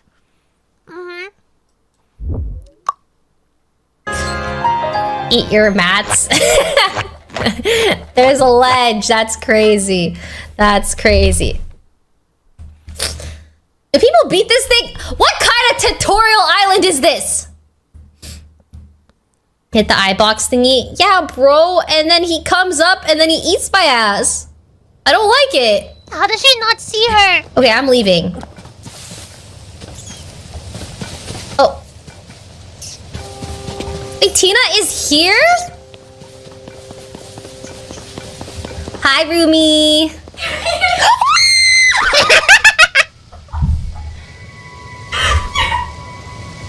How did you even get in here? What the fuck? Oh my god, oh my god, oh my god, you scared the shit out of me. Curse you, Tina Kittens. Curse you. So that's the type of shit I do. Chat, that's the type of shit I do too. Turns out I got so good at it, even my mom, like, didn't detect me when I went down. Like, I went down normally, I didn't even sneak. I went down normally and my mom said she almost had a heart attack. When she saw him that I was there, she was like, when the hell did you get here? Notify your presence. I was like, huh? My Hi, Yomi! I'm not in for Canada. Oh, it's Canada. But in the walls. In the walls. Come on, thank you. The water zoo. Hey, boss, I'm here to pick up my last paycheck. Oh, yeah. Oh, you played Lego Batman? I'm gonna help you out have fun now. Yeah, I got that right here. Great. But first... You gotta be kidding. We're a little understaffed today. Okay. So I'm gonna need you to clear some tables. I already quit. It'll only take a second. That's not the point. Hey, excuse me, can I get a latte? I'm sorry, sir. Please hold on. No, but... Ty, if you want this paycheck, you're gonna have to... Isn't this illegal? I already earned it. I don't care. You can't just keep my money. I'm sorry. Did I just hear that you're withholding his paycheck? This doesn't concern you. You do know that's illegal, right? And what makes you the expert? John Longsilver, labor attorney. Wait, attorney? Ooh, laminate. I would be happy to represent you in a lawsuit against your former boss. I really don't think a lawsuit is necessary. Yeah. On the contrary, I actually expect us to win a lot of money. No, come on, Ty. You know I was just messing around. No. Please don't talk to my client. Here, just... take the paycheck. It's yours. Sorry, my lawyer told me not to. Seriously? We'll be seeing you in court. For the crime of withholding wages, this court sentences you to death by firing squad. Hey, yo! What? Oh my god. That guy's a really good lawyer. Hey, boss, I'm here to pick up my... God damn. I'm assuming those are the same people who, like, make their servers and, like, staff only be able to live via tips rather than actually paying them all. So you know what? Deserved. You know what? Deserved. Deserved. Especially if they don't pay them well. They make them only be able to live properly because of tips. Making it so the customers are the one who has to, like, pick up the slack for them.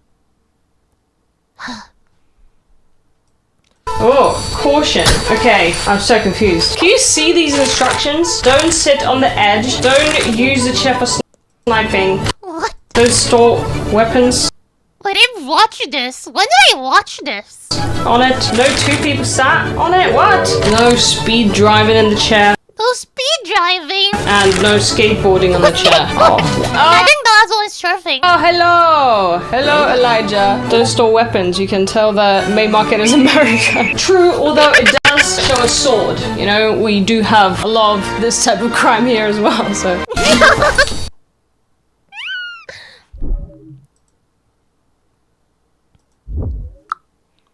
Alright, here's a test. You see the nerdy-looking kid in the white shirt playing against the 4 guys at once?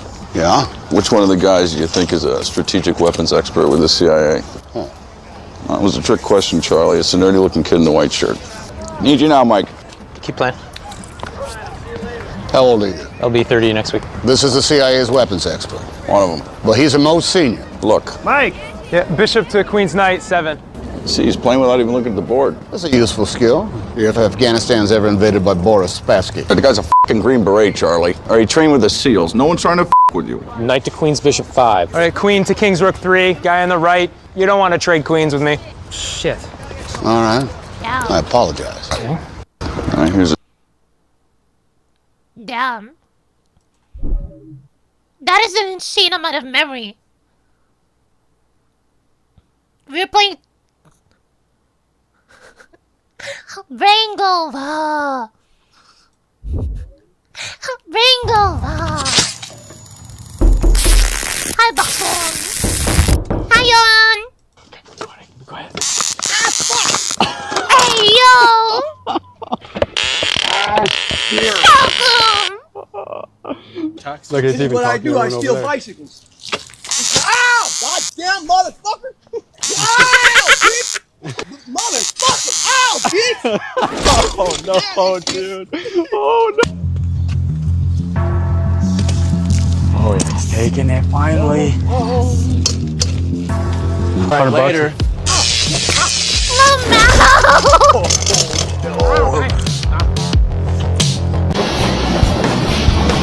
Oh, yeah. Why is it smoking?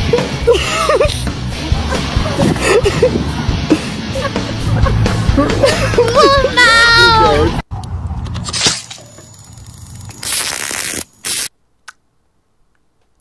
Deserved. Bros are going for job-based bikes. I've been gone on gambling. Good news. I got on a prom in school. Nice too. Nice too. We got a distress call from Toys in this location. My word. Oh, we watched this already. We watched this already.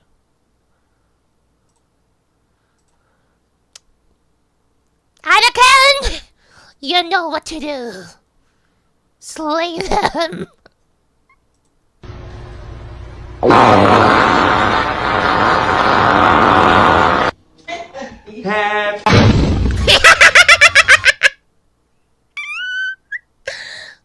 Yeah, I'm gonna random. Bruh.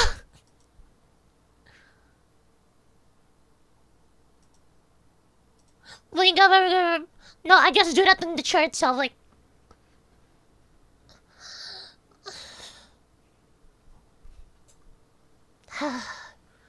Oh, that felt good.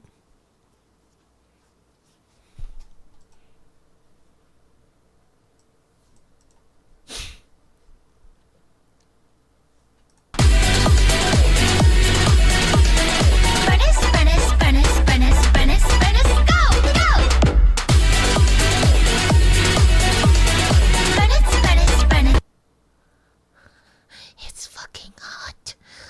It is fucking hot. Just like they see it in the Beyblade. You gotta let it rip! When you tell a joke so funny, HR wants to hear it though. Bruh. That's another reason why I don't want a normal job. I don't want to deal with HR bullshit. I heard you can get in trouble for like the slightest joke that doesn't land well. Hot? No, it's a perfect temperature for coffee. Sure. Sure. God put me on this earth to do one thing. Draw big anime titties. Yep. Bigger. It's like bigger. Bigger. Bigger. They want it to be bigger. Ding.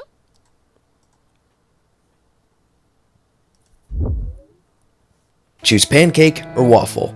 What type of pancakes? What type of waffles? The kind you eat. No shit. What type of pancakes and waffles? The best pancakes and waffles. Shitty answer. Try again. Not no buckwheat stuff or nothing. I don't know the types. Good ones. Learn them or you don't get an answer. That's an unfair move. Yes, it is. Now get on with it, dumbass. No, it's unfair, you prick. I know, I agreed with you. The American waffle and the Belgian pancake. What type of American waffle? What flavor? What's in it? Is it Eggo? What type of Eggo waffle? Details are everything. The American type pancake flavor and batter. What the frig? I don't interrogate. What?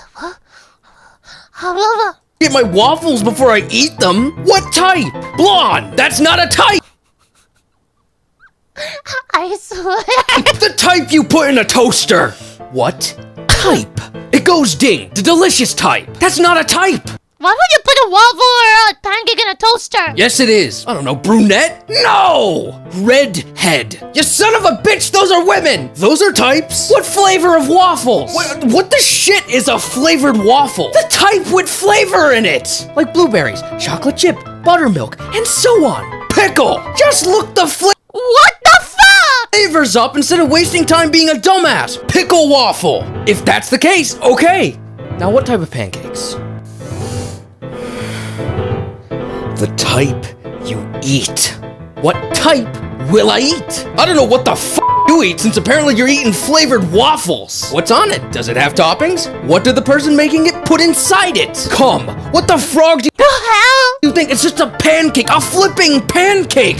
I don't know how this got so complicated. A standard pancake and a standard waffle. What are you choosing? Boom, right there. You could have started with that and I would have answered. Pancake. Are you kidding me?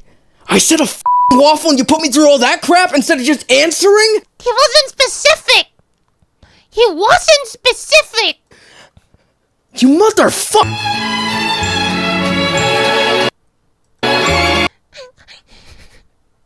I'm with OP here. He wasn't specific.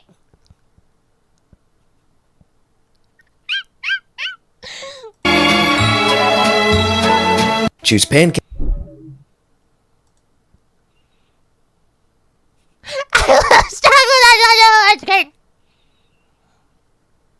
Okay, chat. Audition of memes. Also, I'm Marzi. I don't think Zoro can time himself out. Zoro will just give you a refund because I don't want to deal with the whole remodding him and everything, because that's a pain in the ass. Because I have to give him the roles again. The modding, the mod role, the edit role, etc. It's such a pain in the ass. So, you're just gonna get a refund.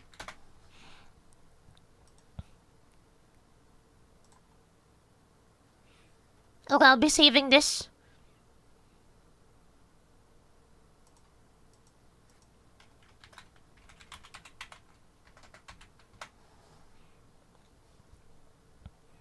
Let me get my Clip Studio Paint open.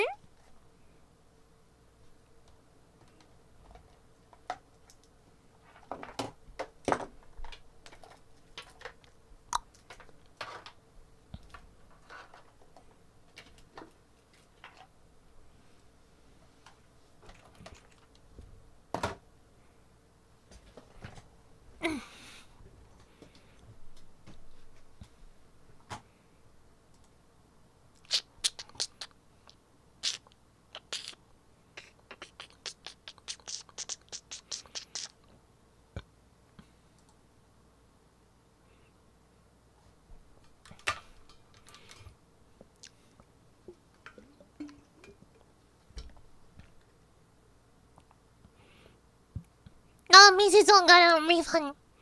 Jordan back with waffles. Hey, yo! If I don't... I'm in a kind of like, ooh, village. I have some leftover chicken and, japchae. Like Korean noodles.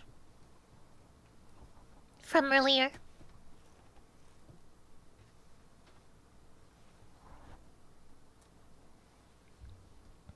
Okay. 또.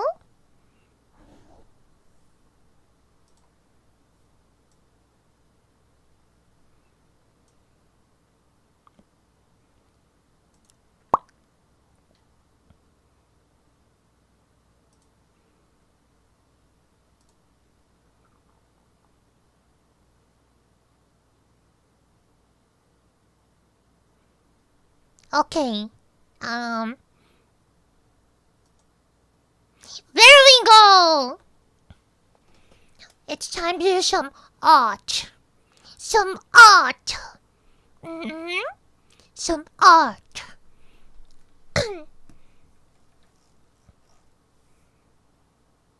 Why is the pen size now?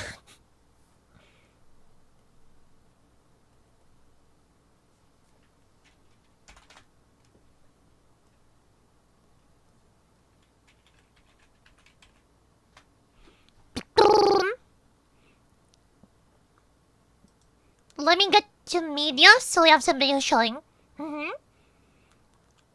Media.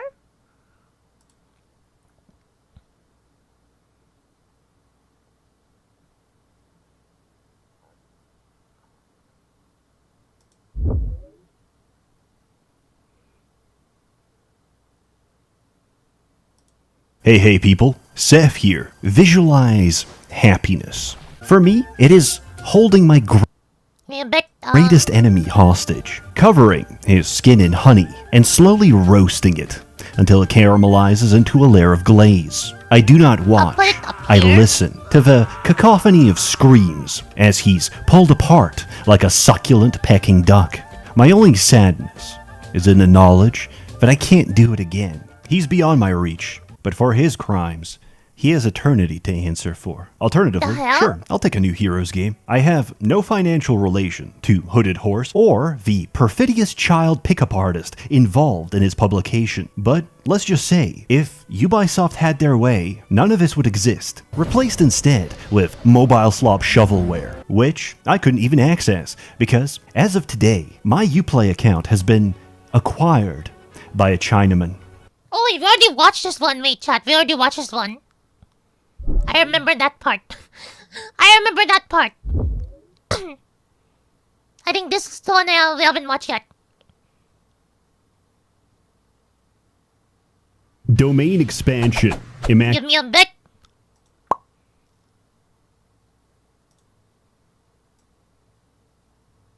There we go. It should be easier to do that. Crack rock. Domain expansion. Homeless fist.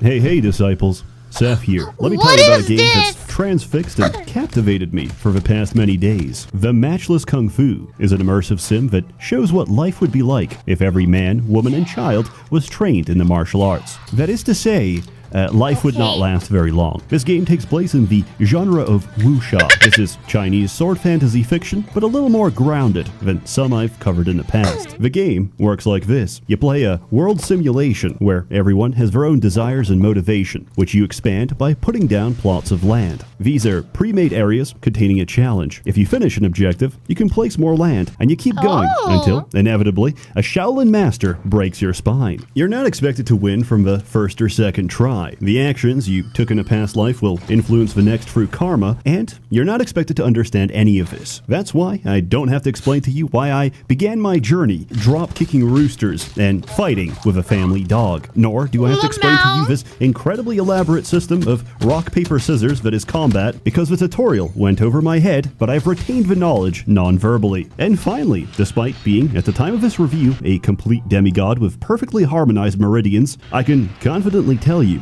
I have no idea what's going on. For being the product of RNG, my first Chinaman turned out looking okay. My very first quest was to beat the shit out of wine-stealing monkeys, only to find out animals can be tamed. Abilities vary between animals, but for the monkey, this was begging. The monkey can beg for money, which infuriates the local beggar, as I'm taking away from his local business. In this game, beggar is a profession, and just like doctors operate clinics, beggars operate...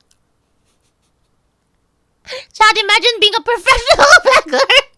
churches. I was driven away and had to beg downhill instead. Then I got a quest to deal with some bandits. No problem, I thought, until I saw they were two women who could kill just by breathing on me. Luckily, my objective wasn't to defeat them, just burn down their camp. This was very easy because they took several naps while I was doing so, only stopping when I burnt down their mattress. So they left and started harassing the locals. As it turns out, one of the bandits had the charitable perk, which meant that she would rob the local store, beat up the owner, and donate all her savings directly to my monkey. I made a lot of money from the bandit monkey pipeline, and I found the constant brawls to be very entertaining, until it wasn't, and the store owner was dead on the floor. I realized I had to do something, or I was going to lose a lot more NPCs. I lured the two bandits into a non-lethal sparring competition, broke their strength, quickly rested, and jumped them again before they could recover. This bumped up my reputation, and I was offered a selection of different schools of martial arts. Naturally, I chose to join the drunken sect. Not only did I get a bunch of skills that are simple enough that even I can reliably combo, I also got informed that I had a secret admirer. Who, may I ask?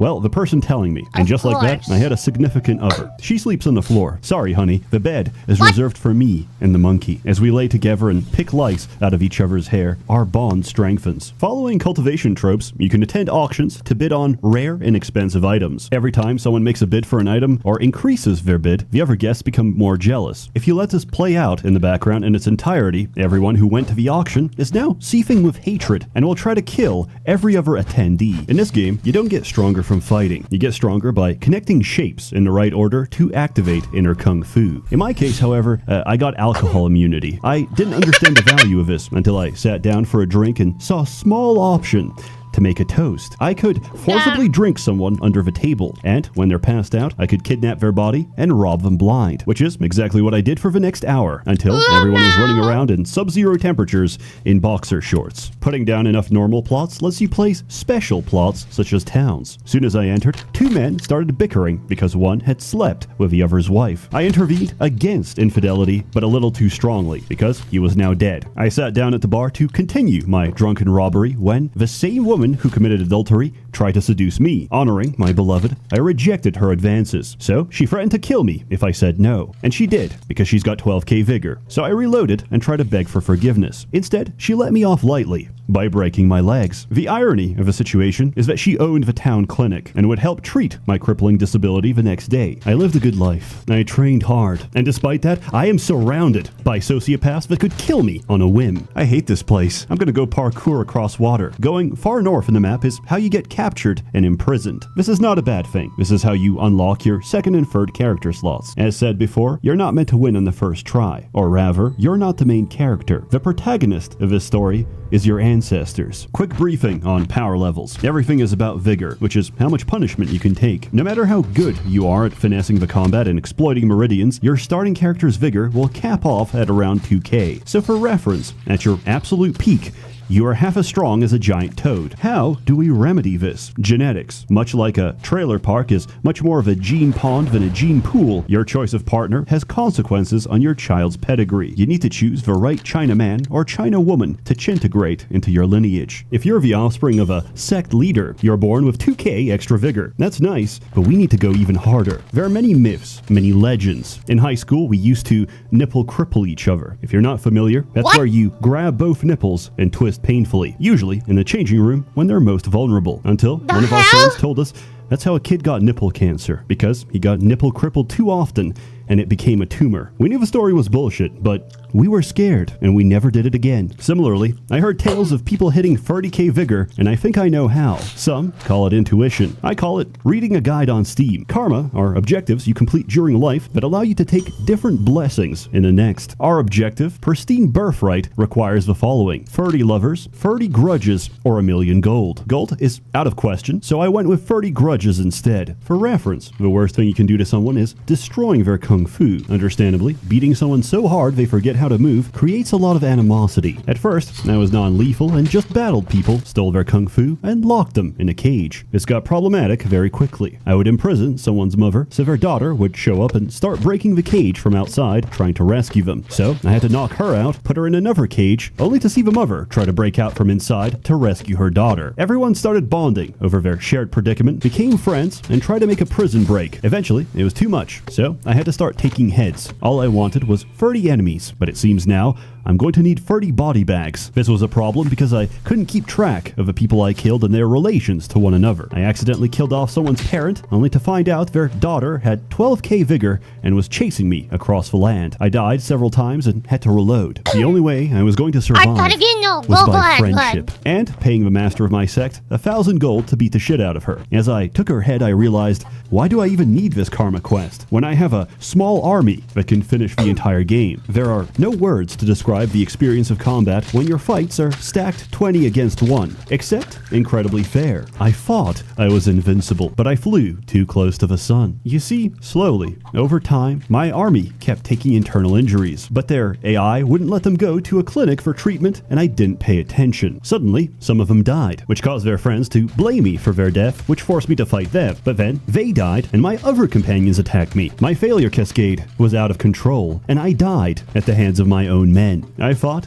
I was girl boss of this empire, but in truth, I was nothing but the boss baby. I looked back on the footage to figure out exactly where it all went wrong, and surprisingly, it wasn't inflicted injuries. No, what happened was I ate shit to see what happens, and I saw the animation, and I thought it was really funny. However, my dysentery gave me a stack of poison gas, which spreads from close contact. My army was exclusively in close contact, so the cause of death of everyone, and myself included, was my own excrement. But it turned out I made enough enemies in this life that I finished my karma quest. Pristine Birthright gives you the single biggest power spike in the game, if you can actually use it. If I could figure it out, I'm sure you can too. In case you do this yourself, I found out I didn't actually need grudges, and I could have just marked 30 people as enemies. Turns out, force-feeding people shit, gouging out their eyes, and repeatedly breaking their legs was completely unnecessary and says a lot more about myself. My unscrupulous actions would come to haunt me for my third character, as I start with... Oh God, this game is making me...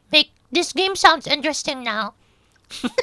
ill fate, which means I'm more likely to be struck by lightning. I try to cheese the system by praying for rain and speedrunning life. Unfortunately, lightning only cooks you, so I tried dying to bandits. They refused to kill me as well. Instead, they put me in a cage and went to sleep. Occasionally, they would wake up and poison me before going back to sleep. This also failed to kill me. Frustrated, I ran to the Forbidden Palace, which is this game's version of a government. This is staffed by people who are referred to as an incomplete person, who are missing their precious treasure. This is a very Chinese way of saying they lost their penis. I could go on to explain how dynasties thought this would prevent nobles and public officials from seizing power because they couldn't produce children.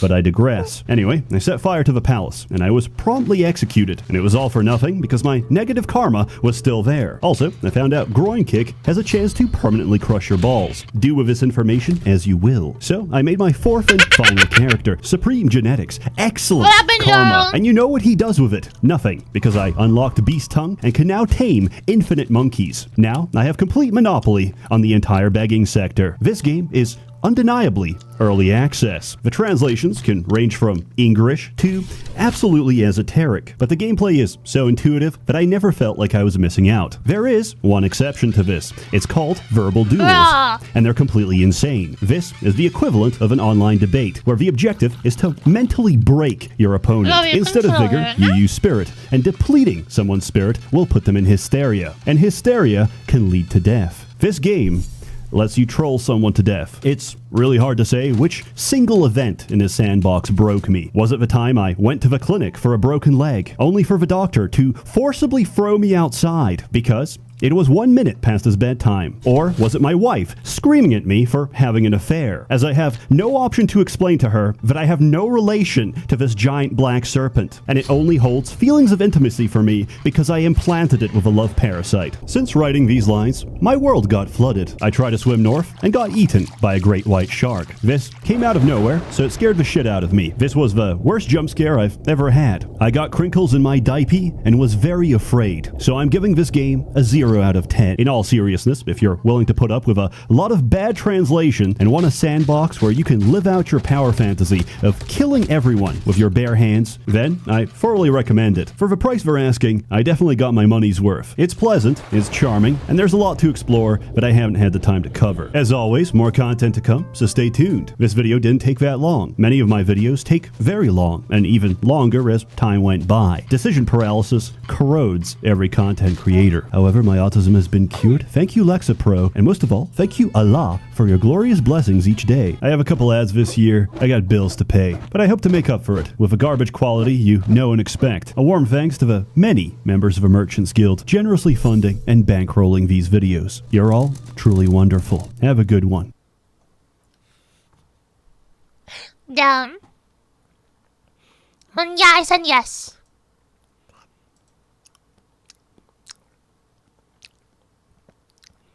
I want to watch this, the full history of Morgoth.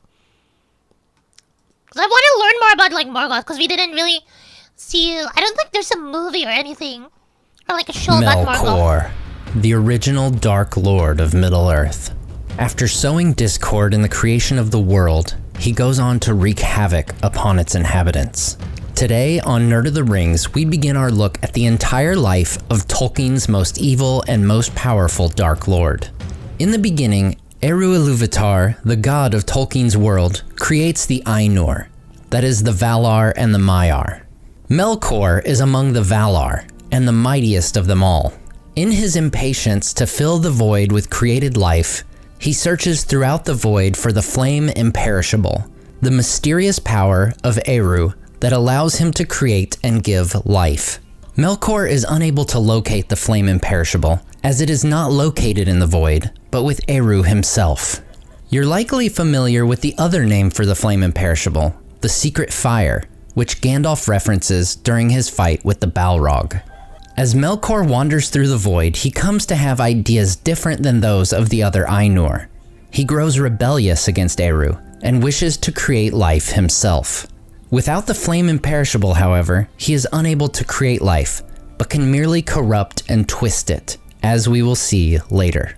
When it comes time for the creation of the universe, the Ainur make a great music. At this time, Melkor weaves his own thoughts into his song, which clashes with the theme of Ilúvatar. This causes some of the Ainur around him to change their music to his. For a time, the theme of Ilúvatar and the discord of Melkor battle one another. Eru smiles and sends forth a second theme. Most of the Ainur join this new theme, but Melkor opposes it even more violently with his discord. Finally, shocked at what they are witnessing, many of the Ainur stop singing and Melkor's discord gains the upper hand. Eru then begins a third theme, sweeter and more beautiful than the previous two. This theme cannot be beaten by Melkor. Still, he opposes the music of Eru. Finally, Eru stops the music completely with a single chord of his own, as we read in the Silmarillion. The music ceased. Then Ilúvatar spoke, and he said, "Mighty are the Ainur, and mightiest among them is Melkor. How come we But didn't that get he may movies know, about this? and all the Ainur, that I am Ilúvatar. Those things that ye have sung, I will show them forth, that ye may see what ye have done. And thou, Melkor, shalt see that no theme may be played that hath not its uttermost source in me, nor can any alter the music in my despite. For he that attempteth this shall prove but mine instrument in the devising of things more wonderful, which he himself hath not imagined."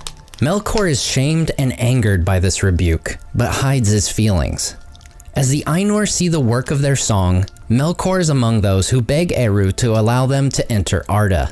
Melkor pretends to have a desire to guide the world and its inhabitants for Eru's glory, but secretly, he desires to dominate Arda and its creatures, especially the forthcoming Children of Ilúvatar, that is, the elves and men. Along with the other Valar, Melkor enters Ea, the created universe, and makes his way to Arda, the world. After they arrive, Melkor drops his facade, declaring to the other Valar that he is now master of Arda. Manwë, who is Melkor's brother, fears that Melkor will attempt to disrupt their labors in Arda, and calls forth more Ainur to protect them. Melkor leaves, making his way to the remote regions of Ea. As the Valar work to form Arda, Melkor seeks to destroy or taint anything they create. He demolishes their mountains, razes their valleys, and spills their seas. Aule's works are among the most affected by Melkor's deeds. After uncounted battles and years pass, news reaches the Ainur, who remained with Eru. Hearing of the war, Tulkas, the most warlike of all the Valar, comes to Arda in the Valiant year 1499. Melkor flees before the laughter and anger of Tulkas, escaping beyond the walls of night. From that moment on, he will forever possess a hatred of Tulkas. Now I want to give some context for how time is measured during this age of the Earth. Valiant years equal just over 9.5 of our own years. So from the Valar arriving in Arda in Valiant year 1 to Melkor fleeing in Valiant year 1499, well over 14,000 years pass. As the remaining Valar work to restore Arda as best they can, Melkor dwells in the outer darkness. The Valar complete Arda and raise up 2 lamps which give the world light. They dwell in a land called Almaren. Unfortunately, Melkor's power earns him a following among some of the Maiar, which at this time likely includes Sauron. Some act as his spies, and eventually, he meets with them as the Valar hold a feast after completing their work. It is at this feast that Tulkas marries Nessa. As Nessa dances before the Valar, Tulkas falls into a peaceful sleep. Melkor, looking down in hatred, decides his time to strike has come. Melkor and his followers come over the walls of night, returning to Arda. He delves deep into the earth, creating the fortress of Utumno in the Iron Mountains of the north. Evil flows from the fortress. I'm locked in. Death and illness strike at the vegetation of Arda. Sorry if I'm not yapping, but I'm sorry, I'm locked in. Okay. Animals fight and kill one another, and the Valar come to realize Melkor has returned. The Valar begin to search for Melkor's hiding place, but the future Dark Lord strikes first. He comes to Almaren and destroys the city and the 2 lamps. But Melkor assailed the lights of Iluin and Ormal, and cast down their pillars and broke their lamps. In the overflow of the mighty pillars, lands were broken and seas arose in tumult. And when the lamps were spilled, destroying flame was poured out over the earth. And the shape of Arda and the symmetry of its waters and its lands was marred in that time, so that the first designs of the Valar were never restored. As the world is filled with fire and water and chaos, Melkor escapes, returning to his fortress. The spring of Arda, what should have been a joyous occasion, ends in disaster, as the Valar must use all their power to hold the world together. With their home destroyed, the Valar travel across the sea and come to a new land, Aman. There, they build the city of Valmar and create new sources of light, the 2 trees. This ushers in a new era for Arda, the years of the trees. These are measured in the same manner as Valiant years, every year being 9.5 of our own. Once we make our way into the 1st, 2nd, and 3rd ages, the years of Middle-earth are equal to our own. With the Valar now across the sea, Melkor is relatively free to roam Middle-earth, though some among the Valar appear in Middle-earth to thwart him as they are able. One is Ulmo, who will come into play quite a bit during the First Age. Yavanna is also mentioned as taking action in Middle-earth, and Orome, the huntsman, would ride throughout Middle-earth, delighting in hunting down and killing the monsters of Melkor. Believing the Valar might move against him, Melkor dwells in his fortress, building his strength and breeding monsters.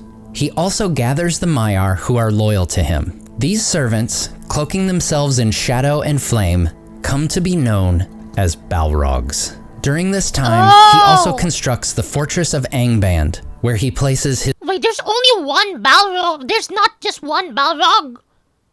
His greatest servant, Sauron. In the year of the trees 1050, the first elves awake at Cuiviénen. While the hunter Orome comes across them, so does Melkor.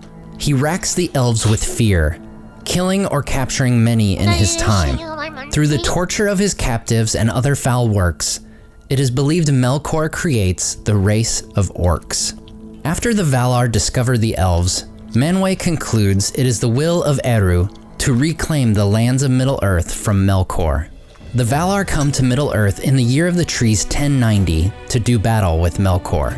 This massive War of the Gods begins with an army of the West confronting Melkor's forces in the northwest of Middle-earth. The entire region is ruined by the battle. The Valar are victorious in this first battle as the servants of Melkor retreat to Utumno. For the next 2 years, the Valar place guards in the land around the Bay of Cuiviénen, protecting the elves who had first awakened there. The Valar lay siege to Melkor's fortress. From where they stand, far away from the conflict, the elves can see only fires in the north and feel a mighty shaking of the earth. Finally, in the Year of the Trees 1099, the Valar break the gates and roof of Utumno. Melkor hides in the deepest pits of his fortress, but Tulkas arrives and binds him in the chain Engainor, which Aule the Smith had forged. While Utumno is destroyed in this final act, the Valar don't discover all the deepest, darkest places within. Sauron and many of the Balrogs manage to escape capture. In the aftermath of this long war, Middle-earth is changed. New mountain ranges are raised up, the Great Sea becomes larger, and new lands and waterways take shape. The Valar drew Melkor back to Valinor, bound hand and foot and blindfold, and he was brought to the Ring of Doom. There, he lay upon his face before the feet of Manwë and sued for pardon. But his prayer was denied, and he was cast into prison in the fastness of Mandos, whence none can escape, neither Vala, nor elf, nor mortal man. Vast and strong are those halls, and they were built in the west of the land of Aman. There was Melkor doomed to abide for 3 ages long, before his cause should be tried anew, or he should plead again for pardon. So Melkor is imprisoned within the halls of Mandos, roughly 2,850 years. All the while, he plots his revenge. As this time passes, many of the elves would come to dwell in Aman. This is a large topic in itself, so we'll cover it in a future video. After the 3 ages pass, Melkor is once again brought before his brother. Melkor bows down, prostrating himself once again before Manwë, begging for pardon. Manwë released. I'm like, no, there was a lot during that age. Oh. Balrog was an ancient race of demons. Oh. That makes more sense. Releases him from his captivity, much to the displeasure of Tulkas and Ulmo.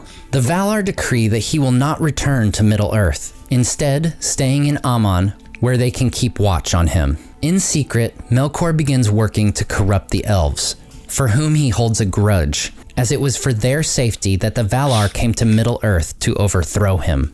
As Melkor assesses the elves, he realizes the Vanyar, the elves that would forever dwell in Aman, do not trust him.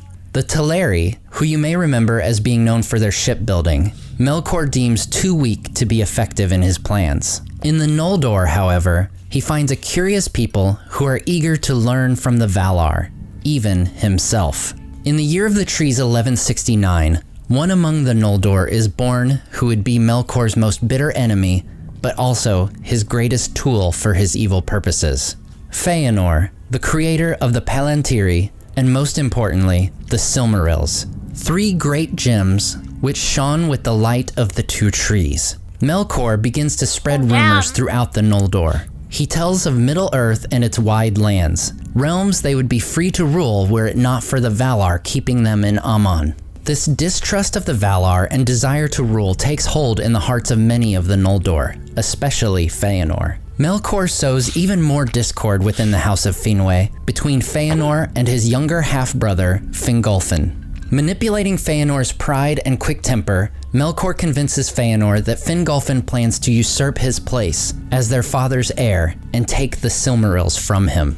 After Feanor threatens to kill Fingolfin in 1490, the Valar banish him to Formenos, where he takes the Silmarils as well. In solidarity, Finwë also moves to Formenos to be with his son. Realizing that Melkor was pulling the strings in this feud, Tulkas goes to imprison him, but finds him gone. 2 years of the trees later, Melkor reappears at Formenos, seeking to further influence Feanor. This time, however, Morgoth goes too far and Feanor recognizes Melkor for what he is. Feanor's heart was still bitter at his humiliation before Mandos, and he looked at Melkor in silence, pondering if indeed he might yet trust him so far as to aid him in his flight. And Melkor, seeing that Feanor wavered, and knowing that the Silmarils held his heart in thrall, said at the last, "Here is a strong place, and well guarded, but think not that the Silmarils will lie safe in any treasury within the realm of the Valar." But his cunning overreached his aim. His words touched too deep, and awoke a fire more fierce than he designed. And Feanor looked upon Melkor with eyes that burned through his fair semblance, and pierced the cloaks of his mind, perceiving there his fierce lust for the Silmarils. Feanor slams the door in his face, and Melkor flees once again, making his way south to the Valley of Avathar. There he finds a mysterious dark spirit which takes the form of a giant spider, Ungoliant. Melkor promises her rich reward for her assistance, and she weaves a cloak of shadow around Melkor and herself to hide them in their travels. In 1495, the Valar seek reconciliation with the Noldor, and between Feanor and Fingolfin.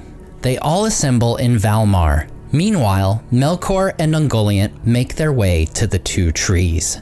And in that very hour, Melkor and Ungoliant came hastening over the fields of Valinor, as the shadow of a black cloud upon the wind fleets over the sunlit earth. And they came before the green mound Ezelohar. Then the unlight of Ungoliant rose up even to the roots of the trees, and Melkor sprang upon the mound, and with his black spear he smote each tree to its core, wounded them deep, and their sap poured forth as if it were their blood, and was spilled upon the ground. But Ungoliant sucked it up, and going then from tree to tree, she set her black beak to their wounds, till they were drained, and the poison of death that was in her went into their tissues and withered them, root, branch, and leaf, and they died. The light of the trees extinguished, the world is once again plunged into darkness. After Ungoliant drinks the entirety of the wells of Varda, they go north to Formenos.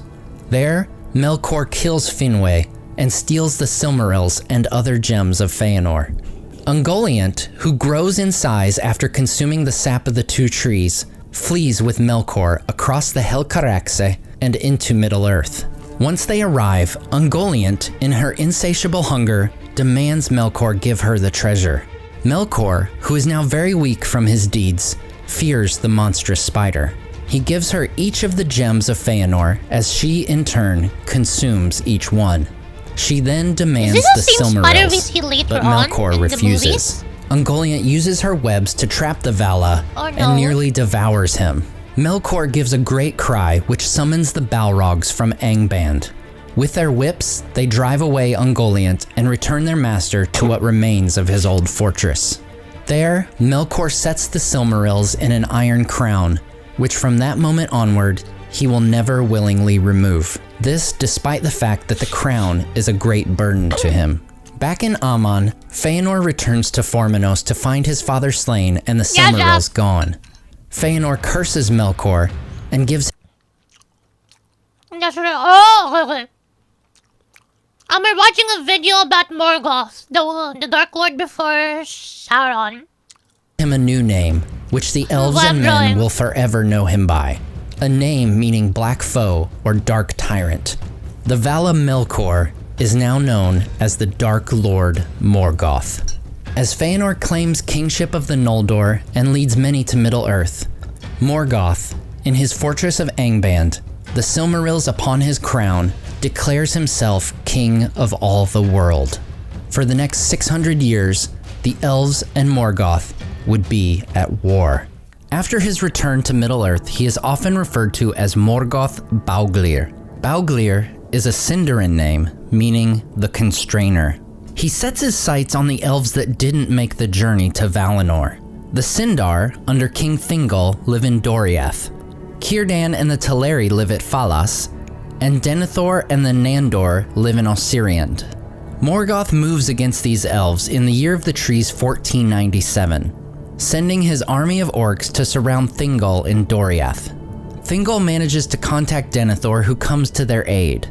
The orcs of Morgoth, caught between two armies of elves, are defeated. As the orcs flee north, they are unexpectedly routed by the dwarves of Mount Dolmed. The orcs on the western front continue to besiege Círdan's elves at the havens of Falas for the following few months, until the coming of the Noldor would draw them away. Speaking of the Noldor, with the world in darkness, Feanor leads the Noldor to rebel against the Valar. Many of those following Feanor take part in the kinslaying, in which many Teleri are killed so that Feanor may claim their ships. They sail east to Beleriand, landing at Losgар. When Feanor burns the ships, it not only signals to Fingolfin that he and the rest of the Noldor are now stranded in Aman, but also draws the attention of Morgoth. In a preemptive strike, he sends forth a force of orcs and werewolves, which passes through the arid Wethrin and attacks the elves. Though the orcs greatly outnumber the Noldor, the elves possess great power within them, thanks to the light of Valinor. They defeat Morgoth's force. The orcs retreat across the plain of Ardgallen and back toward Angband.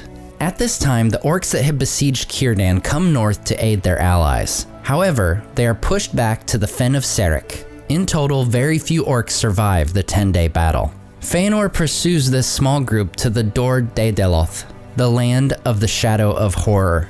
There, the Balrogs come out from Thangorodrim. Feanor fights valiantly against these demons of Morgoth, but is separated from his sons and is fatally wounded by Gothmog, the Lord of Balrogs. The armies of his sons would reach him just in time to drive off the Balrogs, but Morgoth's enemy would die of his wounds soon after. This conflict would come to be known as the Dagor Nuin Gileath, the Battle Under Stars, as it takes place prior to the creation of the sun and moon. With his father dead, Maethrost is now the High King of the Noldor. Morgoth sends an offer of peace to Maethrost, even saying he will surrender a Silmaril. Maethrost does not trust the Dark Lord and brings a force with him to the meeting. Morgoth sends an even greater force and captures Maethrost, the sole survivor of his group. Morgoth tells the Noldor to leave Beleriand and forsake their war against him. However, the sons of Feanor are bound to their oath to make war on anyone who should withhold the Silmarils from them. Morgoth hangs Maethrost upon a precipice of Thangorodrim by the wrist of his right hand, and there he would hang for the next 30 years. The rest of the Noldor arrive around the time the sun and the moon are created by the Valar, making this year one of the first age of Middle-earth. This group is led by Feanor's half-brother and Galadriel's uncle, Fingolfin, who would become Morgoth's next challenger. In the year 5 of the First Age, Fingolfin's son, Fingon, with the help of Thorondor, the Lord of the Great Eagles, rescues Maethrost from Thangorodrim.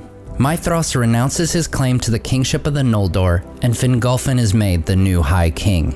Over the coming years, Morgoth's spies believe that as the elves are making their settlements, they aren't prepared for military conflict. Morgoth sends out an army of orcs to attack. The main host attacks Dorthonion, while smaller groups go through Maglor's Gap and the Pass of Sirion. The Noldor, however, were anything but unprepared.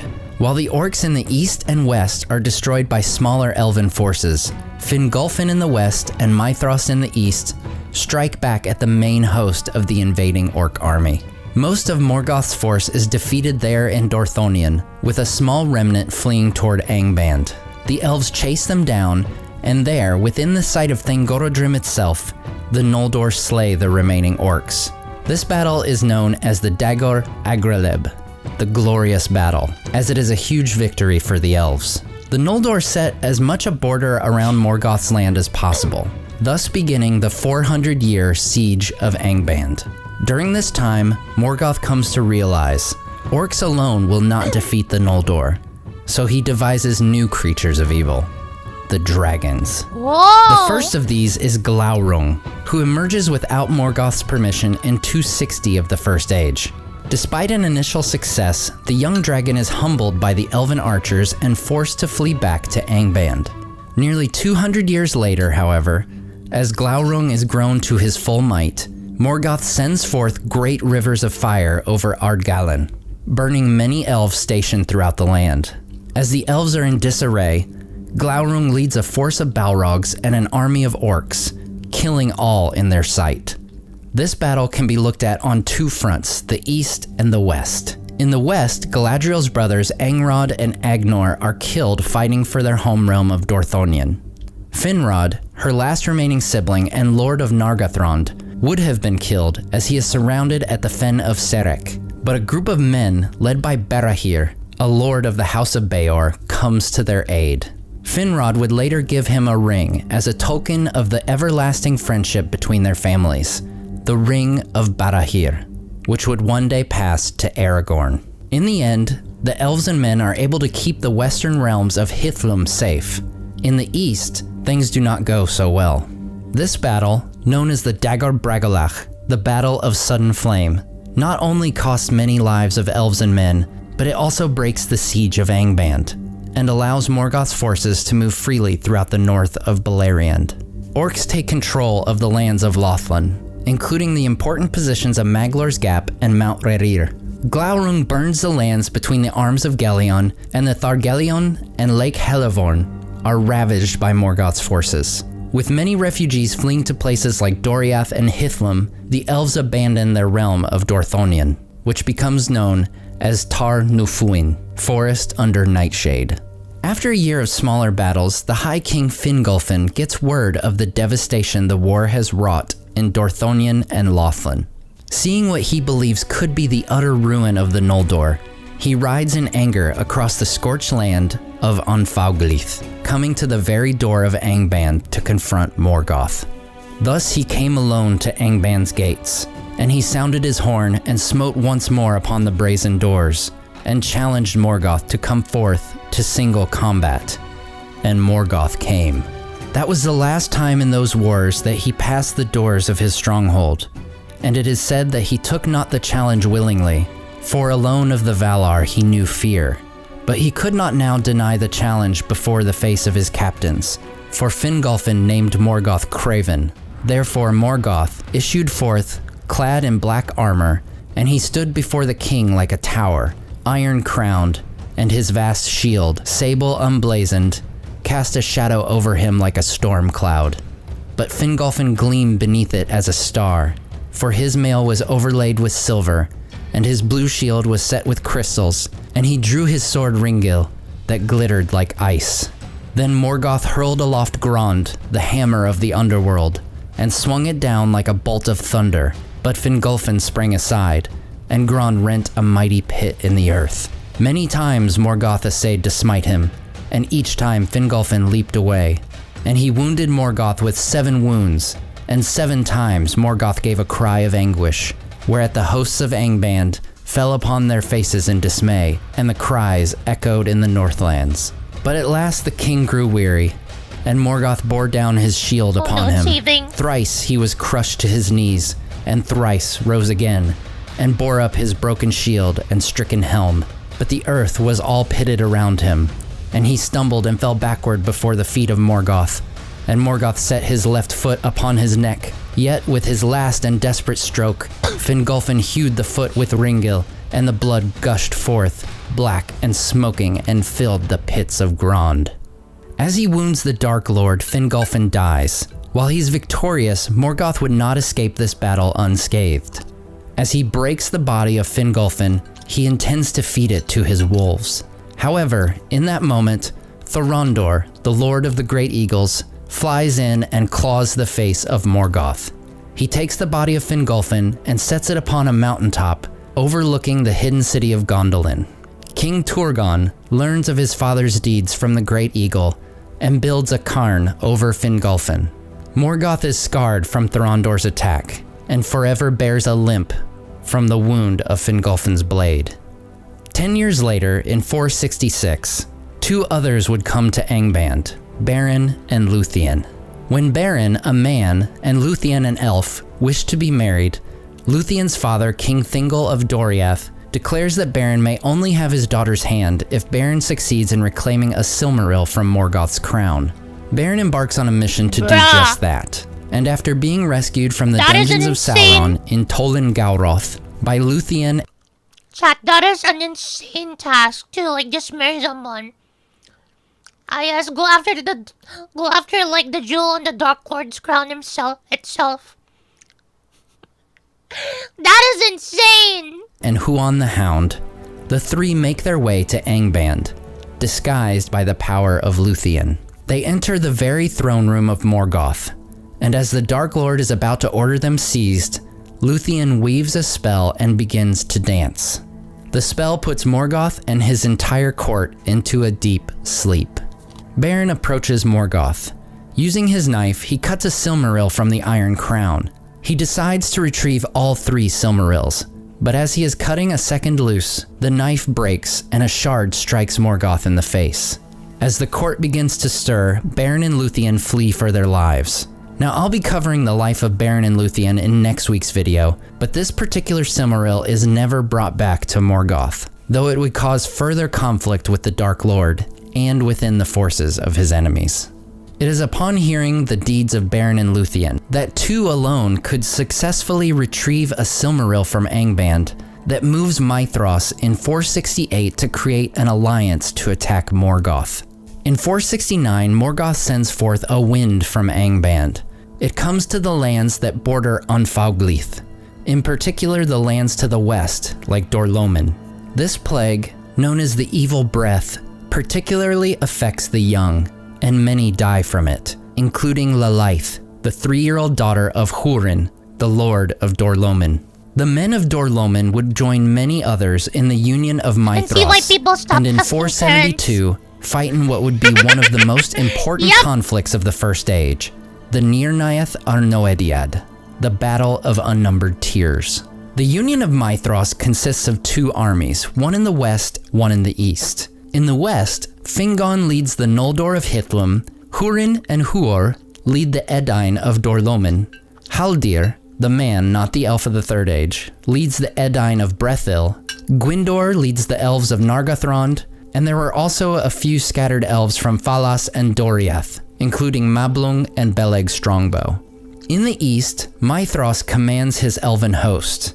They are joined by Azagal and the dwarves of Belegost. They also had 2 groups of men with them, who had recently relocated to Beleriand after the Dagor Bragalach. These men, known as Easterlings, are under the command of their leaders Bor and Uldor. The plan is simple. The forces of the east would march to Anfauglith. Their hope is that Morgoth would respond by sending his armies to meet them. The western host would remain hidden in the woods and valleys east of the arid Wethrin. There they would await a signal. A great beacon in Dorthonion would fire, at which point the western host would charge, and they would crush the forces of Morgoth, as if caught between hammer and anvil. As Mithras leads his force to Anfauglith, a dark cloud gathers around Thangorodrim. Morgoth has accepted the challenge.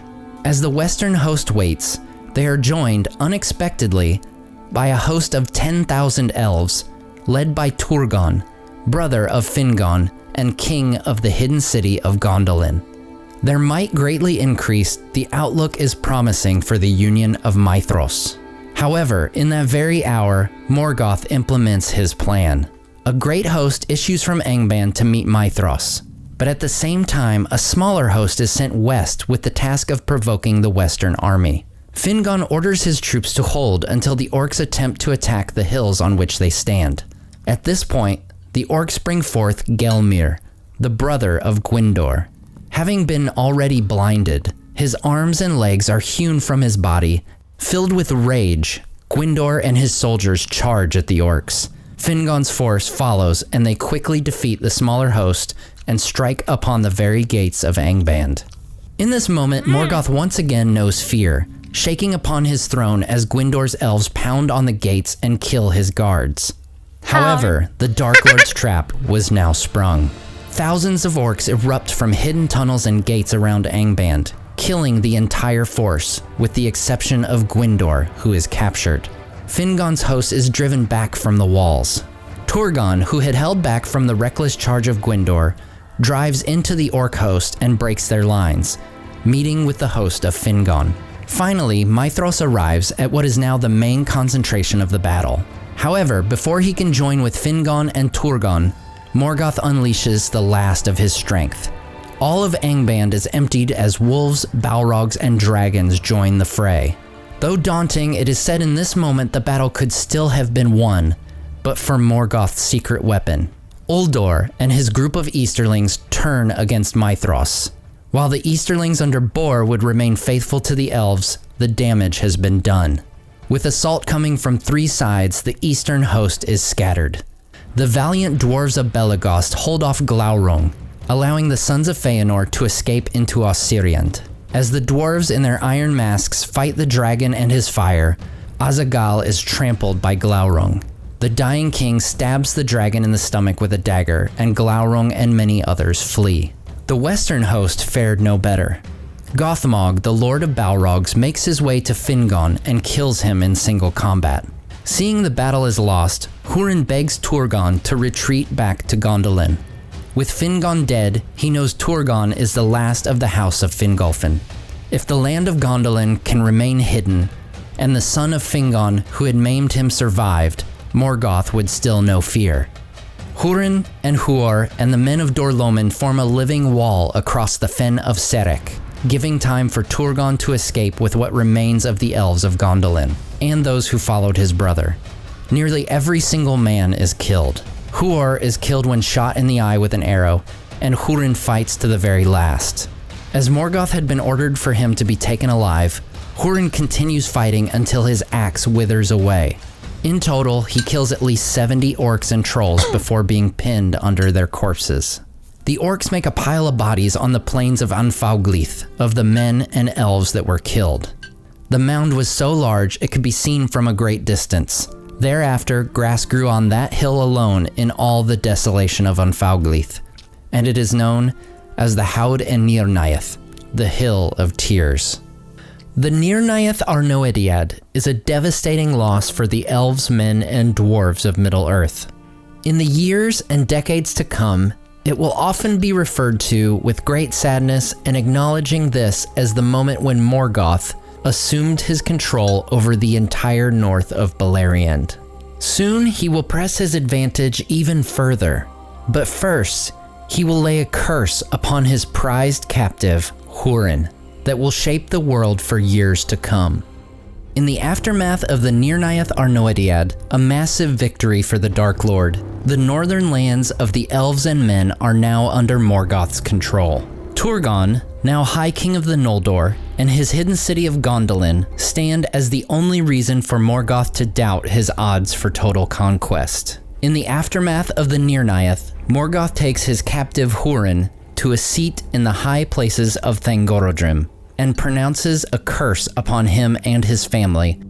I am the Elder King, Melkor, first and mightiest of the Valar, who was before the world and made it. The shadow of my purpose lies upon Arda, and all that is in it bends slowly and surely to my will. But upon all whom you love my thought shall weigh as a cloud of doom, and it shall bring them down into darkness and despair. Wherever they go, evil shall arise. Whenever they speak, their words shall bring ill counsel. Whatsoever they do shall turn against them. They shall die without hope, cursing both life and death. This last I say to you, Thrall Morgoth, said Hurin, and it comes not from the lore of the Elder, but is put into my heart this hour. You are not the Lord of men and shall not be, though all Arda and Menel fall in your dominion. Beyond the circles of the world you shall not pursue those who refuse you. Beyond the circles of the world I will not pursue them, said Morgoth. For beyond the circles of the world there is nothing, but within them they shall not escape me until they enter into nothing. You lie, said Hurin. You shall see and you shall confess that I do not lie, said Morgoth, and taking Hurin back to Angband, he set him in a chair of stone upon a high place of Thangorodrim, from which he could see afar the land of Hithlum in the west and the lands of Beleriand in the south. There he was bound by the power of Morgoth, and Morgoth standing beside him cursed him again and set his power upon him, so that he could not move from that place or die until Morgoth should release him. "Sit now there," said Morgoth, "and look out upon the lands where evil and despair shall come upon those whom you have delivered to me. For you have dared to mock me, and have questioned the power of Melkor, master of the fates of Arda. Therefore with my eyes you shall see, and with my ears you shall hear, and nothing shall be hidden from you." As I mentioned earlier, Morgoth now has complete dominion over the north of Beleriand. He gives to the Easterlings that served him the lands of Hithlum, denying them the more fertile lands to the south which he had promised them.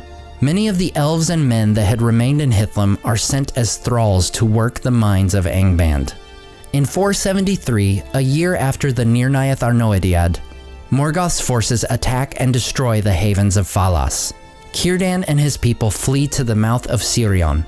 In the coming years, Morgoth's forces would continue to overthrow realms of men and elves, though Turin, son of Hurin, and Beleg Strongbow in particular would cause much trouble to his orcs.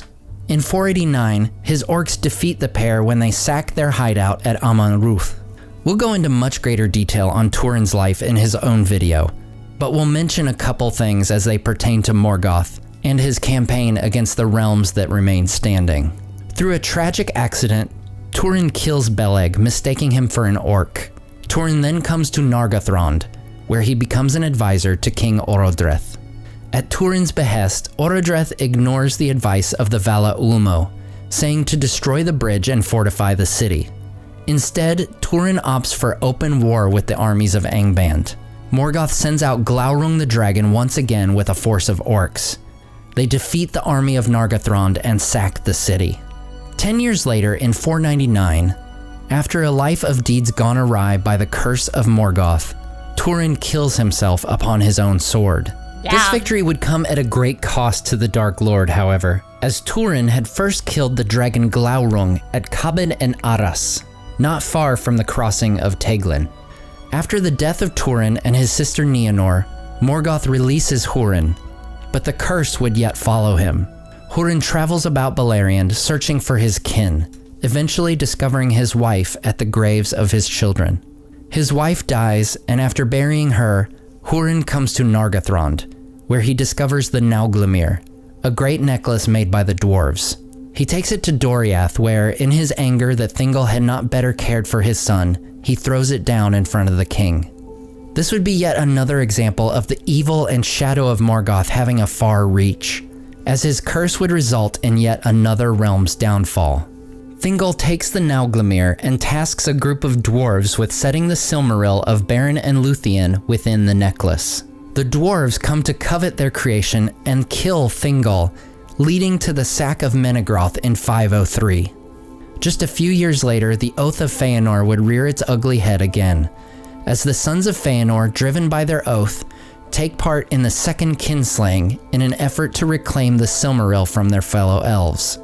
This would result in the kingdom of Doriath being completely destroyed, and yet another of Morgoth's enemies is removed. The Silmaril, however, would evade both the sons of Feanor and Morgoth. Elwing, the daughter of King Dior, is among those who escape to the havens of Sirion when she is just 4 years old. Meanwhile, in the north of Beleriand stood the one last bastion of hope for the free peoples, Gondolin. Outside of the hidden city, Meglin, one of the elves of Gondolin, is captured by orcs and brought to Angband. Morgoth promises Meglin the kingship of Gondolin and the hand of Idril, the woman he loves. All he must do is reveal the secret location of the city. In the greatest betrayal of the First Age, Meglin agrees, and Morgoth finally has the information he has long sought. In 510, as the Gondolodrim are celebrating the festival of the Gates of Summer, they gather to watch the sunrise over the mountains. However, rather than seeing light arise in the east, they see light in the north. The armies of Morgoth, orcs, wolves, dragons, balrogs, and other creatures, descend upon the city. While Gothmog would fall in battle, it is an overwhelming victory for the Dark Lord. King Turgon, the Lord Ecthelion, Glorfindel, and the vast majority of the population are killed in the battle. Gondolin, the last hope of the elves, is no more. One of the very few survivors is the 7-year-old elf Erendil, who, along with the others, would make his way south to the havens of Sirion. There he would meet Elwing. Decades later, they would be married and have twin sons, Elrond and Elros. 6 years later, the sons of Feanor would once again be led by their oath to slay their own kin. In the third kinslaying, Elwing escapes with the Silmaril and is taken on her husband's ship as they sail to the west, in a stroke that would change the fortunes of the world. They come to Valinor, and Erendil pleads with the Valar, and Erendil went into Valinor and to the halls of Valimar, and never again set foot upon the lands of men. Then the Valar took counsel together, and they summoned Ulmo from the depths of the sea, and Erendil stood before their faces and delivered the errand of the two kindreds. Pardon he asked for the Noldor, and pity for their great sorrows, and mercy upon men and elves, and succor in their need. And his prayer was granted. The Valar send forth a great host of Valinor, which lands in Beleriand in 545. Included in the host are the Vanyar, led by Ingwion, the Noldor of Valinor under Finarfin, Eonwe, the chief of the Maiar, and possibly other Maiar and even some Valar. It is said that the whole power of the throne of Morgoth is assembled. The armies of Morgoth are uncountable. The mountains rang underneath the boots of the Valar. The entire north of Beleriand is aflame with war for 42 years. In the final years of the battle, Morgoth is facing defeat. In his final act of desperation, he summons the winged dragons, never before seen in Middle-earth. The dragons are led by Ancalagon the Black, the largest and most powerful dragon to ever live. The tide turned, the host of Valinor is driven back, and their outlook is bleak, as so many of the battles that had come before against the Dark Lord. It is in this moment when Erendil, wearing the Silmaril upon his brow, arrives in his ship. The ship, having been blessed by the Valar, sails not the seas, but the skies. With Erendil is Thorondor and flocks of the great eagles. Together they battle the dragons for an entire day. In the end, Erendil kills Ancalagon, who breaks the towers of Thangorodrim in his ruin. As the host of Valinor retakes the battlefield and defeats his army force by force, Morgoth flees to the deepest dungeons of Angband. There he is caught, but being weak from the war, he demands peace and parley rather than fight. But his feet are hewn from under him. Morgoth falls upon the floor, where he is bound once again in the chain of Aule. The two Silmarils are taken from him, and he is thrust through the door of night and into the timeless void. While Morgoth is removed from Beleriand, his effects are far from gone. As a result of the battle, most of Beleriand is destroyed. The wreckage of the war is so great that soon after, all of the lands west of the arid Luin, along with a central portion of the Blue Mountains, sink into the sea.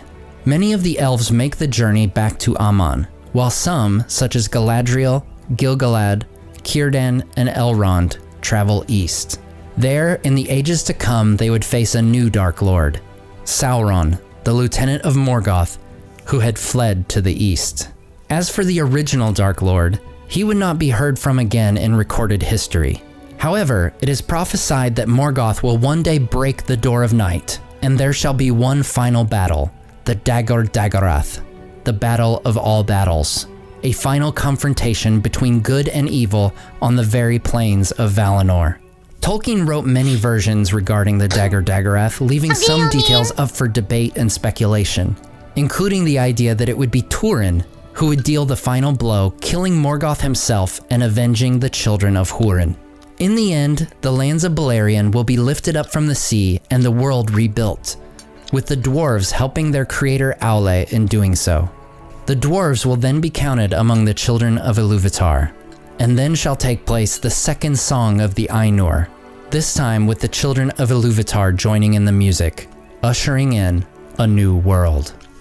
As always, I want to say a huge thank you to all my Patreon and YouTube supporters who make this channel possible. Tom DeBombadil19, Lissamy the Cinda, Rabbi Rob Thomas, Charles Leisure, CCDC Red Team, Joe Tepper, Leo Vittori, Sky Carcass, Slide Belts, Dane Ragnarsson, Berto Berg, Graham Derricott, The Dark Haired One, Wyland, Micah Wu, and Debbie. If you enjoyed the artwork in this video, check out the artists in the description to purchase prints of their great work for yourself. Thanks so much for watching, and we'll see you next time on Nerd of the Rings.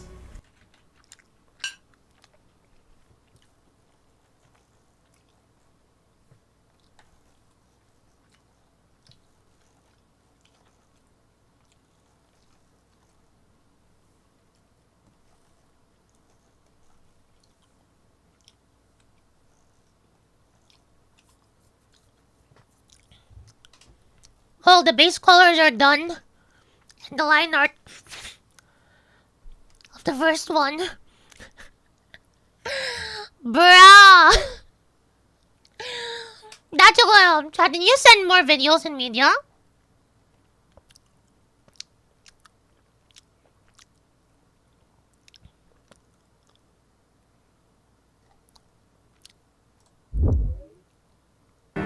Oh yeah, no, this one was a long one you sent before, Zor. I mean, a short one you sent before.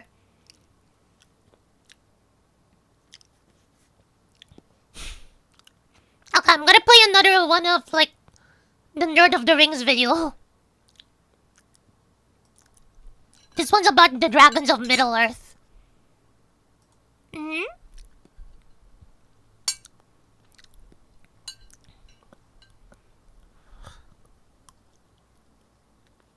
They are among the most fierce and dangerous creatures ever devised by the Dark Lord Morgoth. While the most famous of their kind would appear in Bilbo's Third Age adventure, the greatest and most vile would live and die far earlier. Today on Nerd of the Rings, we cover the dragons of Middle-earth. We don't know the exact year Morgoth began creating the dragons, but we do know the reason. In the early wars of the First Age, the Noldor dealt great blows against the Dark Lord in war. In the midst of a 400-year siege of Angband, where the Noldor held Morgoth in check within his fortress, he realized orcs alone would not win him victory in battle. Thus, Morgoth creates the very first dragon, Glaurung. The father of dragons was not a winged creature like his later relatives. In fact, all the initial dragons of Morgoth's design were land-bound. In 260 of the First Age, in the middle of the siege, Glaurung reveals himself for the first time, against the wishes of his master. He emerges from Angband and manages a small victory, despite still being young and not yet grown to full strength. He put Child, let me just show you something real quick. Look, just for this already, just for this art that I'm working on. This one, by the way, this one. I'm not counting the... I won't be counting the sketch layer. And the palette layer.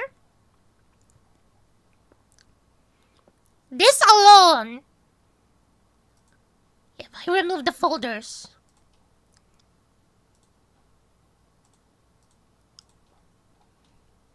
Look how many layers it already uses. 1, 2, 3, 4, 5, 6, 7, 8, 9, 10, 11, 12, 13, 14, 15, 16, 17, 18.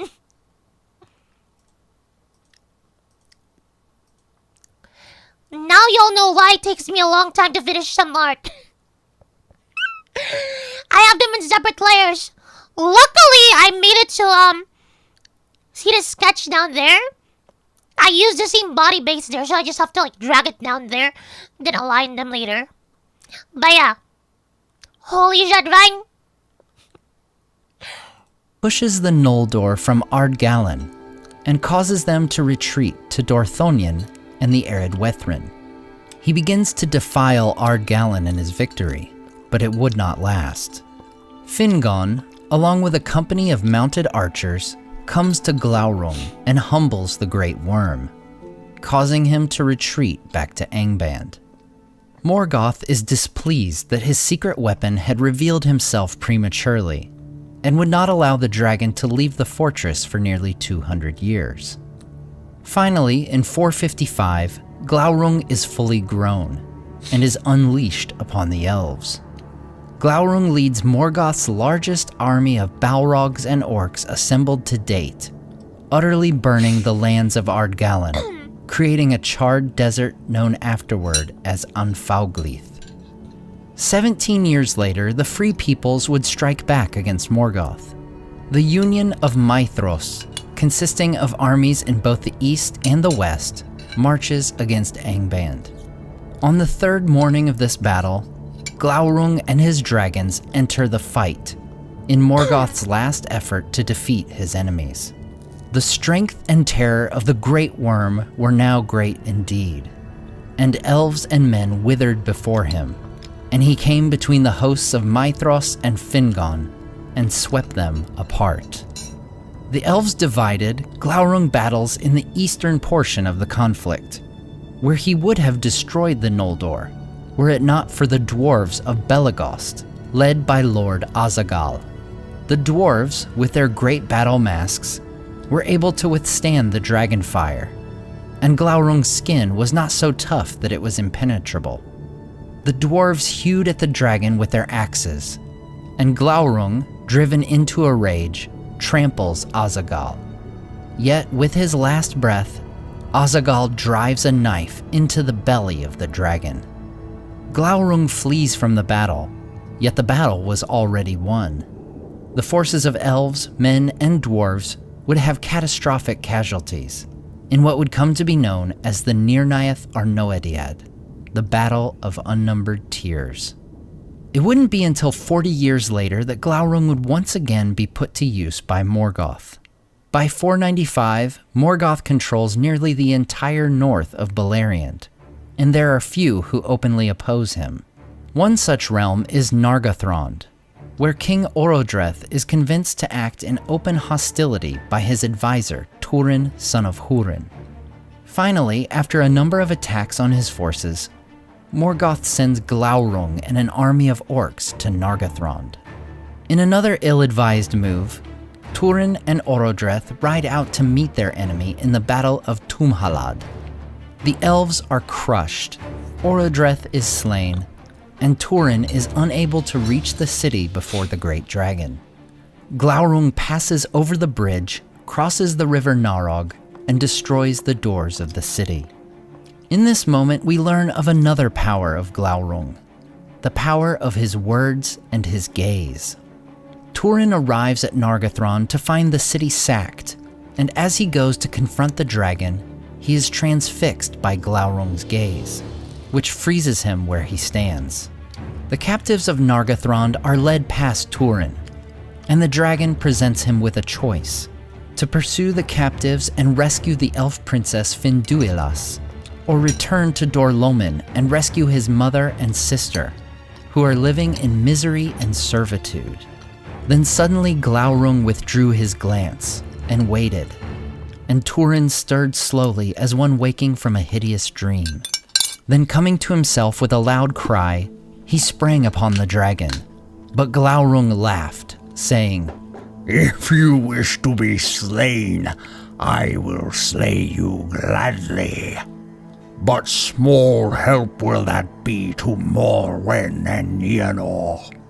No heed did you give to the cries of the elf woman. Will you deny also the bond of your blood?" But Turin, drawing back his sword, stabbed at his eyes, and Glaurung, coiling back, swiftly towered above him, and said, "Nay, at least you are valiant, beyond all whom I have met. And they lie who say that we of our part do not honor the valor of foes. See now, I offer you freedom. Go to your kin if you can. Get you gone. And if elf or man be left to make tale of these days, then surely in scorn they will name you if you spurn this gift." Then Turin, being yet bemused by the eyes of the dragon, as if he were treating with a foe that could know pity, believed the words of Glaurung, and turning away he sped over the bridge. But as he went, Glaurung spoke behind him, saying in a fell voice, "Haste you now, son of Hurin, to Dorlomin, or perhaps the orcs shall come before you once again. And if you tarry for Finduilas, then never shall you see Morwen or Nienor again, and they will curse you." As Turin turns north to Dorlomin, the dragon laughs once again in his malice. For Turin has fallen for the dragon's lie. For his mother and sister had left long ago, and now dwell safely in Doriath. Glaurung drives away the orcs, denying them further plunder, and breaks the bridge. He lies down to sleep on his great hoard, in much the same way as his later descendants. The following year, Glaurung encounters Morwen and Nienor as they come to Nargothrond seeking news of Turin. Quickly detecting their approach, he lies in the river, causing a great steam and stench to cover the area. The women and their elf guard are separated, and Nienor comes face to face with the dragon, who also puts her under his spell. In this case, however, Glaurung uses his power to wipe Nienor's mind of all her memory, leaving her to flee into the wild. As Glaurung returns to his conquered city, he detects the presence of Mablung, one of the elves accompanying Nienor and Morwen. In this moment, we realize there is a deep connection between dragon and master, as he speaks with the very voice of Morgoth. But he turned before he went in and looked back eastward, and there came from him the laughter of Morgoth, dim but horrible, as an echo of malice out of the black depths far away. And this voice, cold and low, came after. "There you lie like a vole under the bank, Mablung the Mighty. Ill do you run the errands of Thingol. Haste you now to the hill, and see what is become of your charge." Glaurung would rule Nargothrond as a dragon king for the next few years. By 498, he begins to send parties of orcs to attack the mannish realm of Brethil, which forces Turin to reveal himself once more. The following year, Glaurung sets out to face his mighty foe himself. However, Turin predicts the dragon's path, and taking inspiration from Lord Azagal before him, Turin hides out in the gorge of Kabed and Aras. So as the great serpent casts his front legs across the ravine, Turin stabs him with his sword, Gurthang, all the way to the hilt. Even in his final moments, Glaurung is dangerous and cunning. As Turin pulls the sword from the dragon, its blood covers his arm and renders Turin unconscious. Later, Turin's wife, Niniel, comes upon the scene to discover her husband apparently dead. With his last breath, Glaurung reveals his ultimate deception, that Niniel is in fact Turin's sister Nienor, and gives her back her memory. In despair at the truth and the loss of her twice-beloved Turin, Nienor casts herself from the brink and is lost to the river far below. Turin, waking at the death of the dragon, discovers the truth for himself from another who had heard Glaurung's last words, and casts himself upon his own sword. With Glaurung dead, Morgoth had suffered a great loss. However, his first dragon would not be his greatest. Other dragons, known as Glaurung's brood, either by parentage or simply others of the same species, would wreak havoc in further wars and battles. Just 11 years after Glaurung's death, Morgoth would launch an attack on the last great hope of the Noldor, for he had finally discovered the location of the hidden city of Gondolin. He sends an army of orcs, balrogs, and dragons, and catches the elves by surprise. The city and much of its population is destroyed. While we don't know how many dragons there were, we are told they were many and terrible. Aside from Glaurung, we know the names of only 2 other dragons of the First Age. One is Gostir, of whom we only know its name, which means Dread Glance. The other would not be revealed until the War of Wrath, which begins in the year 545. Finally deciding to move against Morgoth, the Valar send the host of Valinor to Middle-earth, where a massive force of elves, men, Maiar, and possibly even some Valar, make war upon an uncountable force of orcs, along with the Balrogs of Morgoth. This war would last for 40 years. In the final years of the conflict, facing the defeat of his forces, Morgoth unleashes his last and greatest weapon, the winged dragons, never before seen in Middle-earth. The host of Valinor is caught by surprise, overwhelmed by the sheer devastation of the flying fire drakes of Angband. The dragons are led by Ancalagon the Black, the largest and most powerful dragon in the history of the world. The skies erupt with lightning and flame as the dragons push back the army of Valinor. Just as it appears that Ancalagon and his winged dragons will bring ultimate victory to Morgoth, help comes from the skies. Erendil, the father of Elrond and Elros, arrives in his ship, blessed with the power of flight by the Valar. Alongside him are the great eagles of the First Age, led by Thorondor. The aerial battle lasts for an entire day. In the end, Erendil slew Ancalagon the Black, the mightiest of the dragon host, and cast him from the sky. And he fell upon the towers of Thangorodrim, and they were broken in his ruin. Thus ended the greatest of the flying dragons, and with him the hope of Morgoth's victory. The host of Valinor retakes their lost ground and more, destroying the majority of Morgoth's army. The Dark Lord would be captured and thrust through the Door of Night, and the few remnants of his army were scattered, including orcs, Sauron, a lone Balrog, and some dragons. The dragons would flee to the Let me guess, the lone Balrog is the one in Moria. He said the lone Balrog. It would have been the one in Moria. Also, don't forget the spins all lined out. You can do it during... Yeah. Hi, Doggy Darkness. Hello. northern waste, far from any lands of men and elves. There they would live on, infesting and breeding in the area known as the Withered Heath, from which would come future great dragons that would plague the dwarves of the Third Age.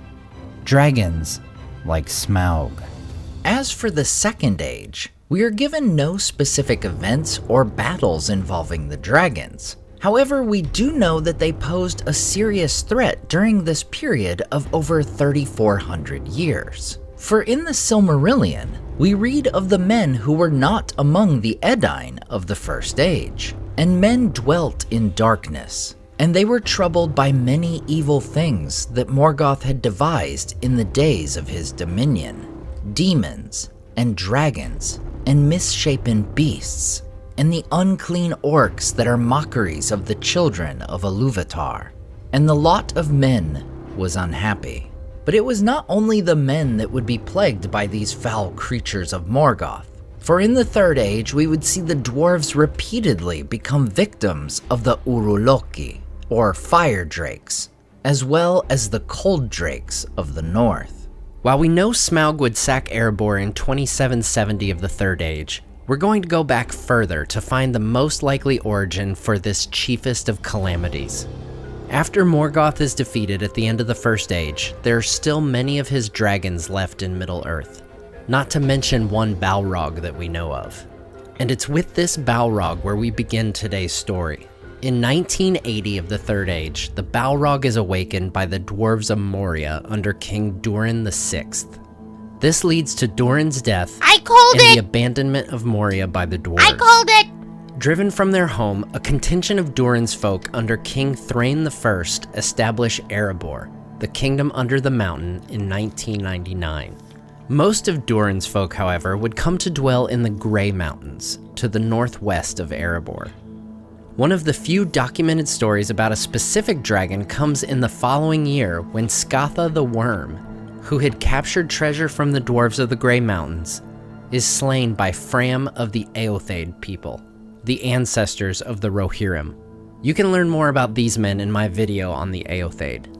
Over 200 years after the Lonely Mountain is established, King Thorin I abandons Erebor in 2210, so that he and his people can rejoin the rest of Durin's folk in the Grey Mountains. There they would live in relative peace until the year 2570. Over the years preceding this, the dragons of the north had multiplied and become a mighty force. In 2570, they make war on the dwarves of the Grey Mountains and begin plundering the halls of Durin's folk. Impressively, the dwarves hold their own for 19 years, but in 2589, the dragons come to the halls of King Dane I.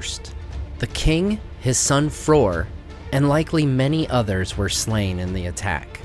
The father and son are killed outside the halls of the king by a cold drake, a name for a dragon that cannot breathe fire.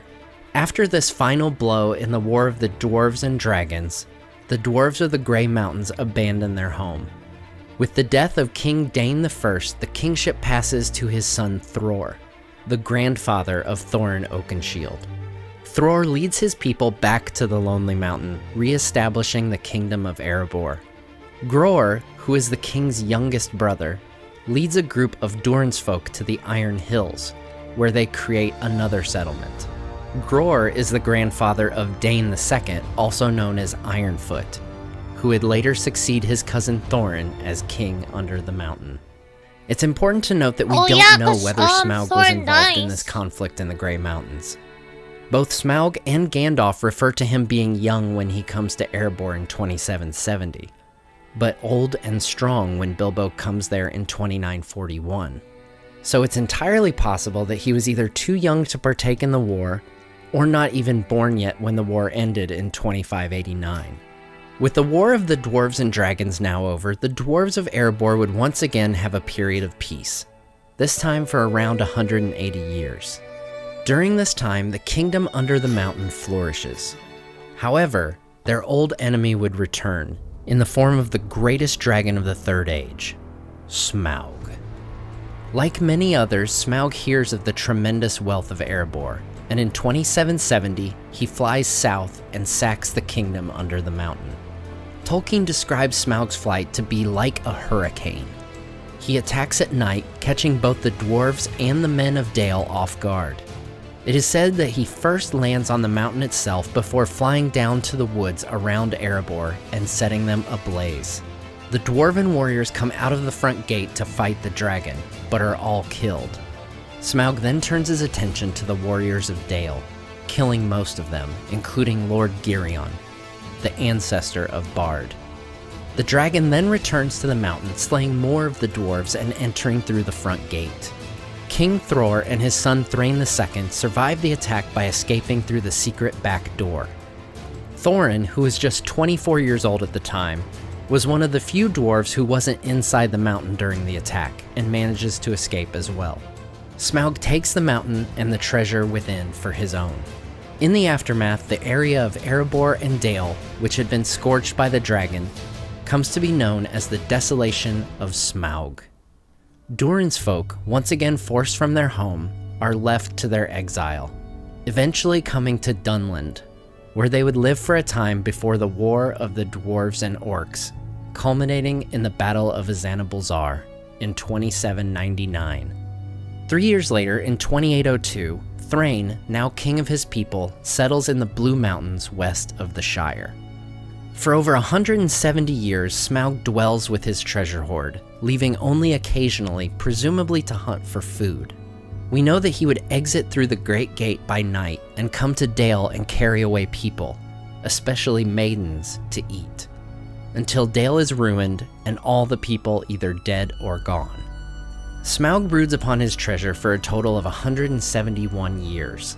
This causes a phenomenon known as dragon sickness to come upon the treasure. This is a somewhat mysterious condition, as we really only know it is put upon gold on which a dragon has long brooded. Looking back at our earlier Hi, Alvin Garsa. I believe there's another theory here. This based on another video I watched from this channel, I think. Like the difference between okay. So you know Sauron, right? He put all his power into the ring, right? Or most of it. His existence is very much tied to the One Ring. Morgoth tied his existence to the world. So pretty much like everything in that world is somewhat corrupted by Morgoth. Especially gold.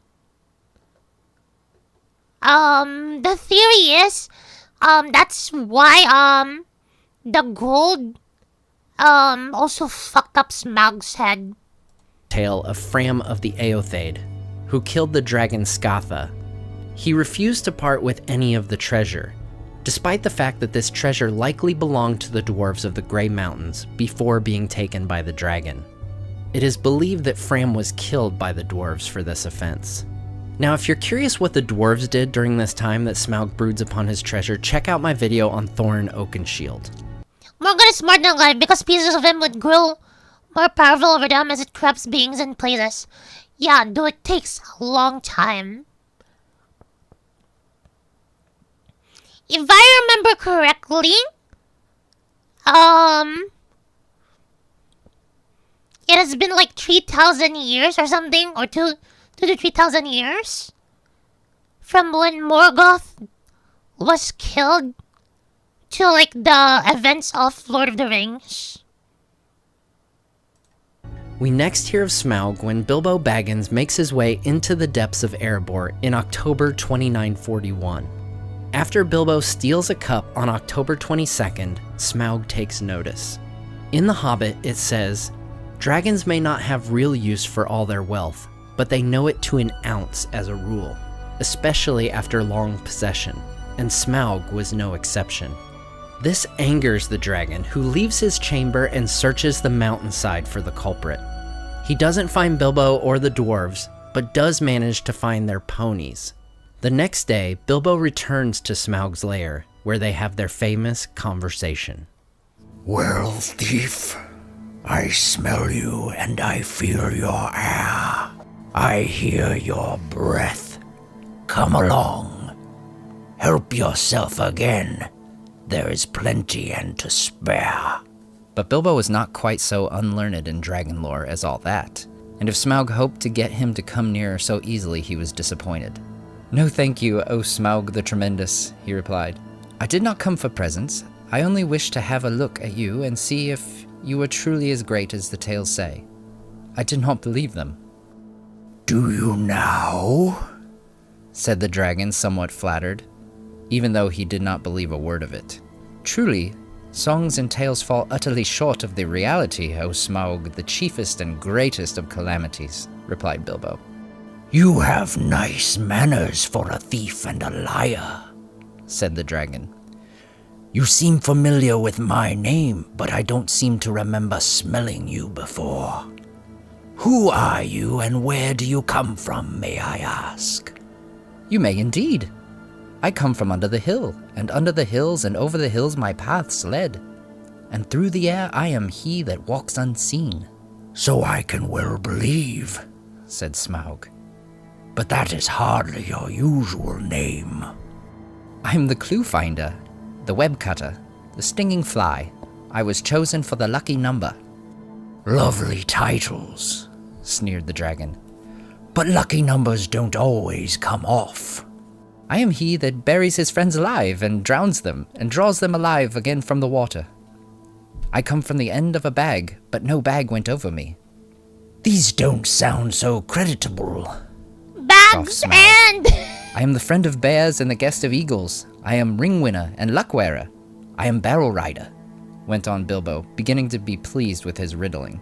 "That's better," said Smaug. "But don't let your imagination run away with you." This, of course, is the way to talk to dragons if you don't want to reveal your proper name, which is wise, and don't want to infuriate them by a flat refusal, which is also very wise. No dragon can resist the fascination of riddling talk and wasting time trying to understand it. There was a lot here which Smaug did not understand at all, though I expect you do since you know all about Bilbo's adventures to which he was referring. But he thought he understood enough, and he chuckled in his wicked inside. I thought so last night. Got time because He they smiled can't to stop himself. it. Lakemen. Some nasty scheme of those miserable tub-trading lakemen, or I'm a lizard. I haven't been down that way for an age and an age, but I will soon alter that. Very well, O Barrel Rider, he said aloud.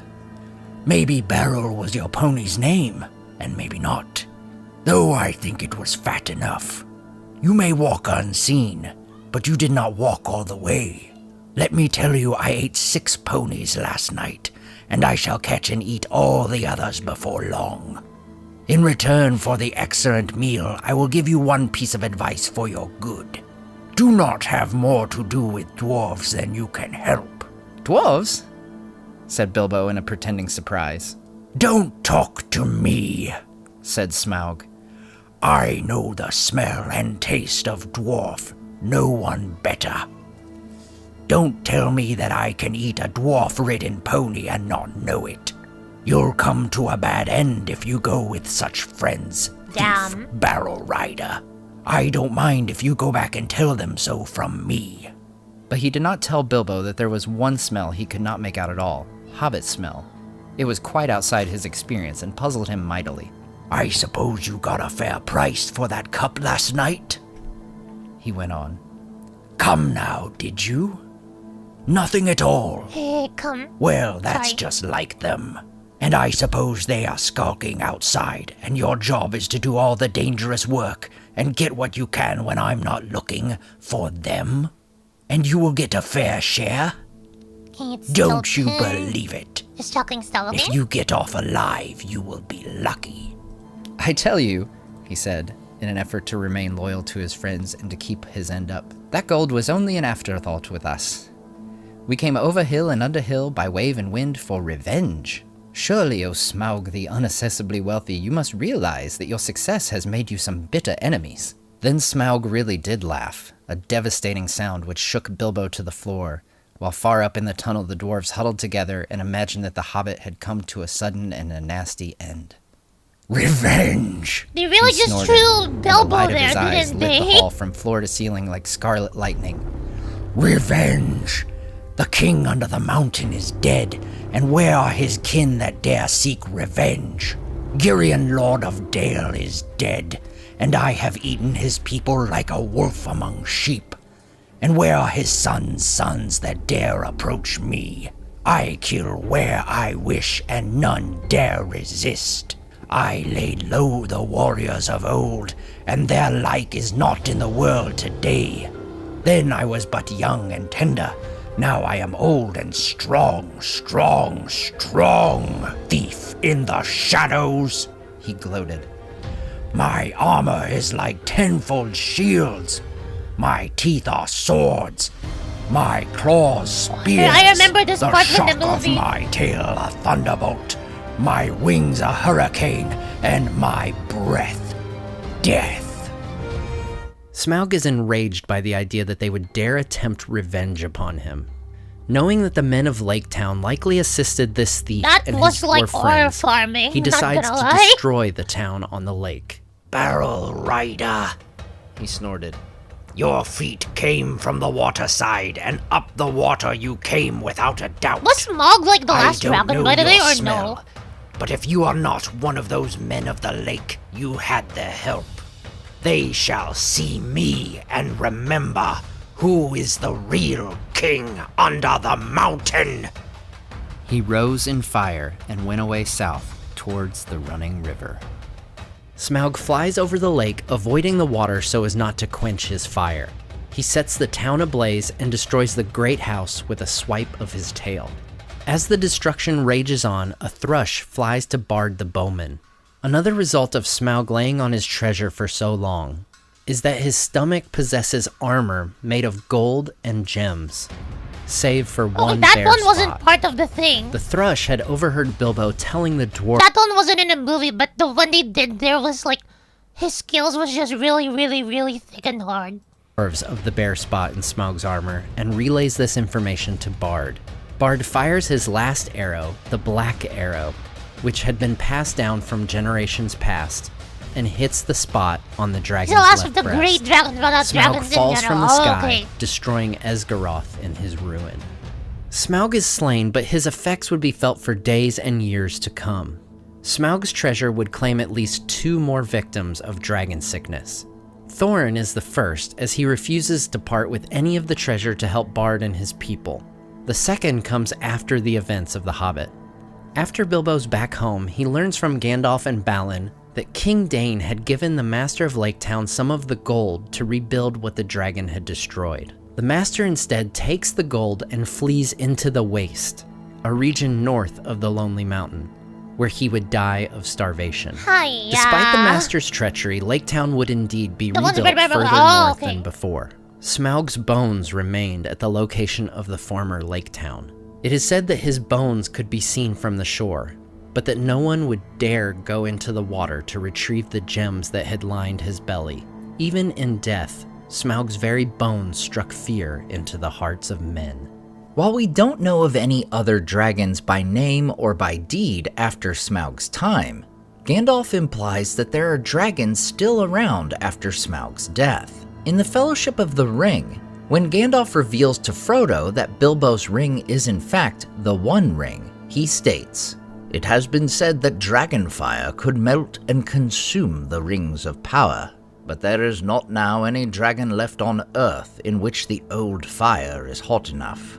Nor was there ever any dragon, not even Calagon the Black, who could have harmed the One Ring, the ruling ring, for that was made by Sauron himself." It's yet another fun thing to think about, the possibility of dragons being around after Smaug. While Sauron and Morgoth understandably get much of the attention as all-time great literary villains, I find Smaug and his kind to be worthy of mention as well. In fact, depending on the day, I would often choose Glaurung as my favorite Tolkien villain. Dragons are certainly a very common element of fantasy storytelling. But as with everything from the Professor, there is something truly special about the dragon characters he crafts. Dragons are inherently From the enormous evil, Calagon to the vile worm Glaurung, to the cunning fire drake Smaug, the dragons of Middle-earth are among the very best in history. As always, I want to say a huge thank you to all my Patreon and YouTube supporters who make this channel possible. Tom DeBombadil19, Lissamy the Cinda, Rabbi Rob Thomas, Charles Leisure, CCDC Red Team, Joe Tepper, The Mighty Mim, Andrew Carlisle, Swirled Traveler, Matthew Jeffrey, Viking Lord, Alvin Einbert, Jeremy Daniel Derby, Madame Director, Leo Vittori, Sky Carcass, Slide Belts, Dane Ragnarsson, Berto Berg, Graham Derricott, The Dark-Haired One, Wyland, Michael Wu, and Debbie. If you enjoyed the artwork in this video, check out the artists in the description to purchase prints of their great work for yourself. Next time on Nerd of the Rings. Also, the books are a great read. Zona. Can y'all send videos yet or no? Ooh, okay. So just sent a video. Those who are watching your video, Hell is War. Europa, Eurasia, Euruska. Roving battalions of mechanized military factions engage each other in an eternal conflict whose meaning has been lost to time. The politicians who started the war are dead. AI algorithms direct fire teams like board game pieces. Towering mobile gun platforms become deities for the communities of soldiers at their feet embedded in trench lines for generations. Megacities are raised and then rebuilt overnight by 3D printers, the original shape and meaning of structures and monuments becoming warped, skewed by the hellfire around them. The line between weapon and man has been blurred. War itself is a symbiotic organism of flesh, steel, and gunpowder. You are in the middle of it all, and you're not on either side. The elevator pitch for this game is basically that. You're not this guy, you're this guy. And to be honest, while the idea of being a small scavenger in the middle of a big war is cool, it only slightly piqued my interest when these developers first contacted me. It wasn't until I sat down with them, really got to understand who these people specifically were, what it is that they were building and why, that my mind began to be blown. a game born from the ashes of once great AAA studio systems, a game which is as much an allegory for modern war and conflict as it is to the changing face of art and game development itself. This is the Forever Winter. Oh. Through my short foray into content creation, several studios have approached me about covering their games, and very few have actually sparked my interest. The same can actually be said for my first contact with Fundog Studios. What the hell? I responded to the email anyway, mostly out of curiosity, rather than the usual interest in a brand integration or a, hey, please check out our game. Fundog simply said that their CEO wanted to chat with me, to consult. It's a somewhat odd request, so I followed up. Sitting down for that conversation might be one of the most important decisions that I've made in my short career in this space.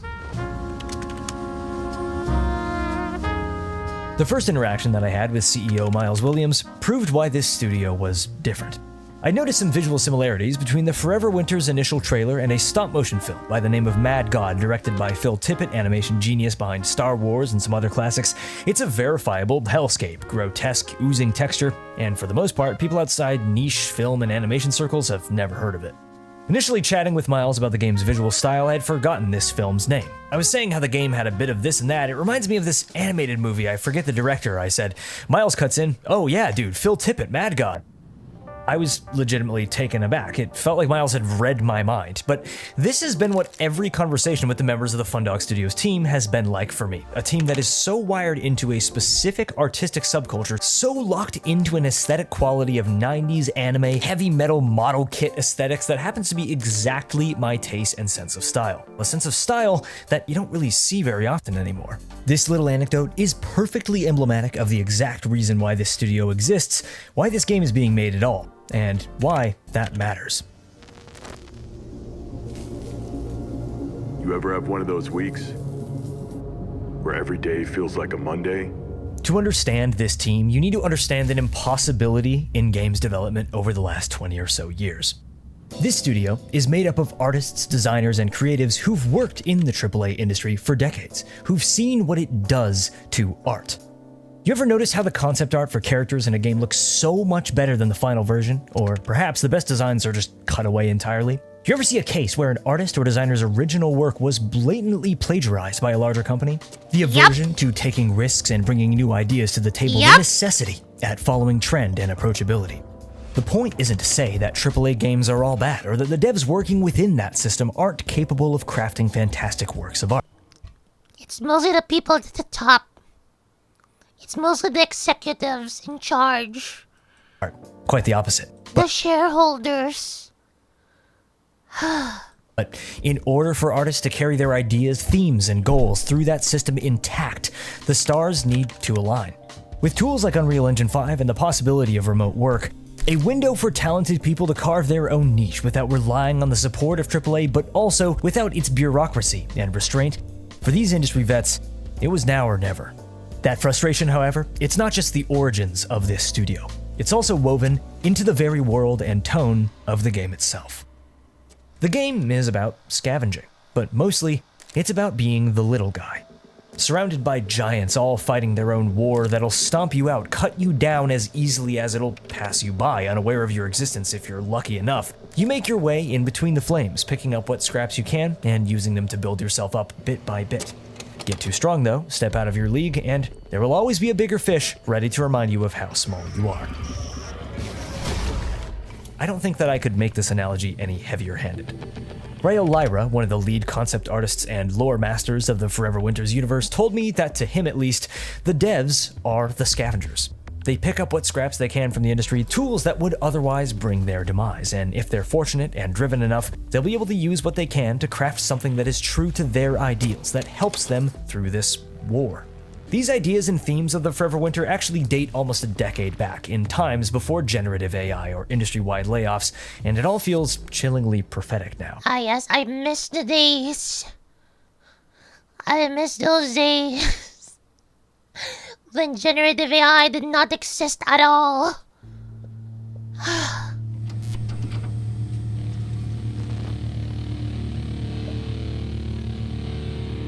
Equally prophetic, however, are the larger themes the world of the Forever Winter deals with. In our first meeting, Miles pulled up his little lore and concept art file, and an image popped up. So yeah, some of this stuff is a little not safe for work, he says, almost embarrassed, as I'm greeted with a main battle tank covered in a neat layer of stripped and bound corpses. It's not clear if they're here for intimidation, for ballistic protection, or for field rations, or a grotesque combination of the three. Yeah, that's the vibe that this game has. Forever Winter is about war, but in a way that is far more nuanced than the average first or third person shooter. Miles gave me the analogy that if Gears of War was a real scenario, if you were actually there, it wouldn't be an action-adventure game. It'd be horror. I call this game an anti-shooter because of its mechanics, which I will come back to later, but also because of its themes and design. It's invariably anti-war media, investigating the logical progression of mechanized armed conflict, a future where war has become religion, where a gun becomes a monument, where machines of war are icons to be prayed to. Forever Winter says, yeah, keep it up, world, this is where we're going. This game is set on a future Earth. In early iterations of the game, Fundog were much more literal with their imagery, hitting very close to home with their references to real conflict, in order to touch on increasingly dark subject matter while also telling their own story, which felt both respectful and allowed creative freedom. Concept artists such as Rayo Lyra felt that stylization was the key direction to take. Not gonna lie, this is why I feel like, okay, this is my take usually when it comes to this. Usually war just tends to be like, imagine like a school fight between two people, and wherein they dragon like the rest of like their friends, or at least not their friends. Let's say their acquaintances or their class. Like it feels like that. That's why I feel like this is what people should do. Honestly. They should not be loyal to the governments. They should be loyal to their people. That's what I feel like. What people should do, honestly. Cause if you just bow down to like what do you call this? The generals, the presidents who like start wars. You're just gonna be part of the cog. You're just gonna be a cog in the machine. You're gonna be a number. That's why for me, like, I'm more for like being the allegiance is with the people, not with the government type shit. Cause holy shit, governments are really stupid nowadays, especially with them being really trigger happy when it comes to wars. But yeah. In the same way that a fable tells a universal story through simplistic and approachable presentation, the Forever Winter's visual style makes clear references to recognizable imagery, warped through a neo-mythology of the game's setting and conflict, similarly to how 2003's The Second Renaissance repeatedly uses striking, grounded imagery to tell a science fiction story that has very real implications.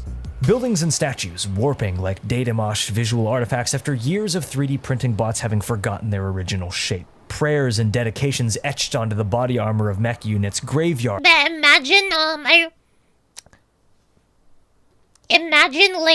in the future, people fighting in a war where they don't even remember how it started, and the people who started the war are like long dead. We need to make sure that type of scenario never happens. 'Cause holy shit, that's one dark ass world. Forming canyons and valleys as thousands of bodies, weapons, and refuse pile around the trenches. Flamethrower units wear spacesuits, relics of a lost civilization, once beacons of hope for a future in the stars, now simply coveted for the flame-retardant properties of their material. One of the things that draws me into Forever Winter's world is that despite being a game about scavs wearing That is a Forever Winter situation in a nutshell. Damn. But loyalty isn't something to give to a government. It's not something to give to a government or politicians. The problem is people prefer to be sheep because it's easier to follow a trend, to follow a bunch of people without thinking for yourself. That's the main problem. So a lot of people, like, I'm gonna say the ones here in the Philippines, by the way. I'm not even gonna touch the US ones because that's a different bag. That's a a different barrel. The ones here in the Philippines, people are for some reason loyal to, rather than just one politician, to like political families, political dynasties. And still they complain, why do we have corruption?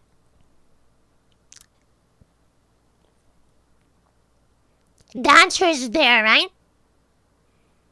Right, Mons? The answer is right there.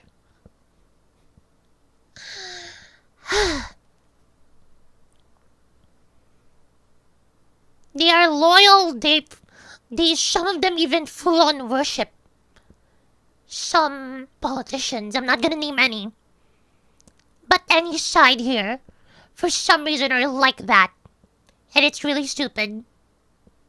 It's really stupid. Rather than voting for, like, let's see, better policies, what your campaign is, most of them I've seen. I remember before during a Senate election here, some senators didn't even like put on like policies that they want to pass, bills they want to pass. Some of them are just fucking TikTok style like ad promotions, and people still voted for them.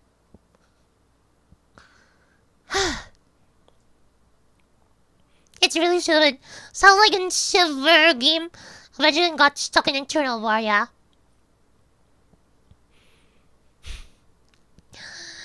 Unfortunately, because a lot of people are too stupid, too lazy to think for themselves, we're actually heading to that sort of future.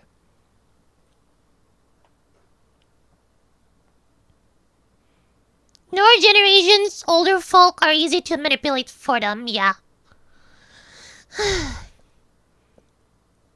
Honestly, I feel like at least the older Gen Z is probably like the last of like the people who would probably like think properly.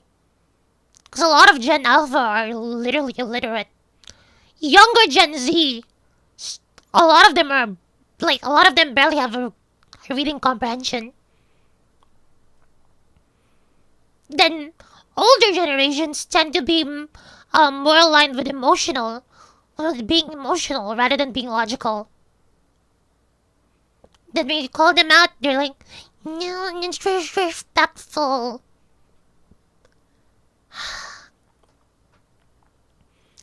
Honestly, だからが皆さんは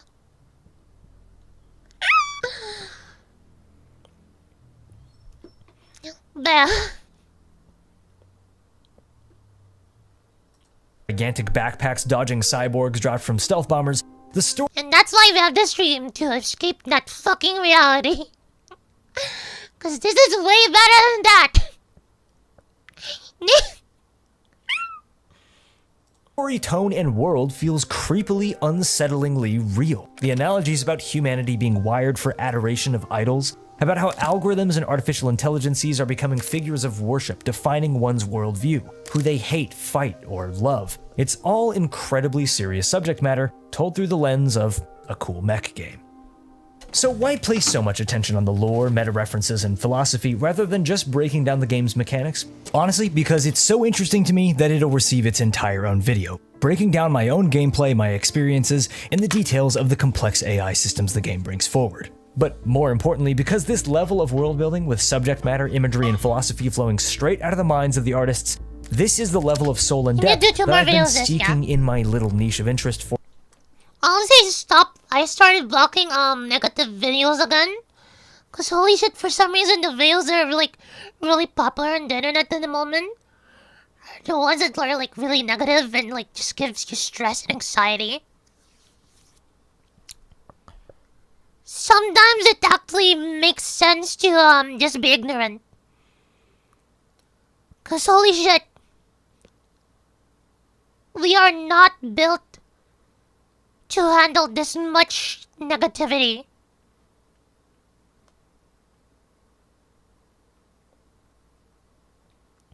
The human mind is not built to handle this much negativity.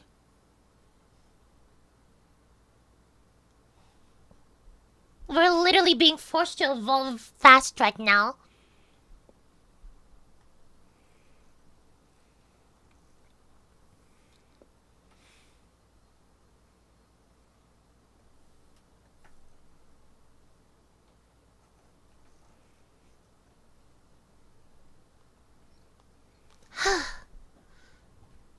Technovision is happening too fast.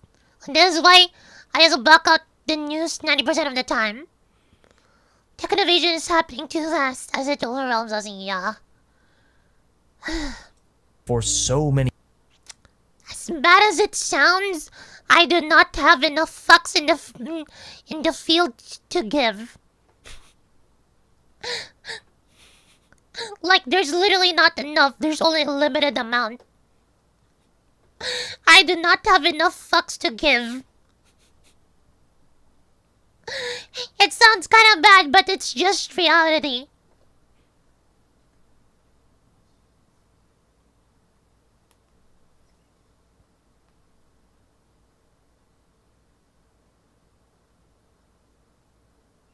Wait, just on doing my dailies. I will get ukulele. Huh? I'll get the ukulele. Ukulele. Ukulele. The uke. We spelled Nervan. There's only so much to like know, yeah?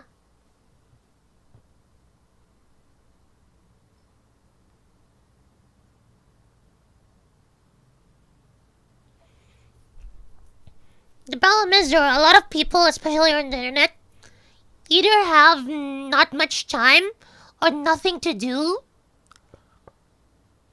or for some reason just likes the feel of being that stressed. That if you say, oh, I can't really care about that much because I don't really have enough fucks to give. I'll then be like, oh, you're good. I'm like, how can I care when I'm out of energy of that. Right? I don't have enough the best spelling. Here, Tozer, let me spell it for you. That's the spelling.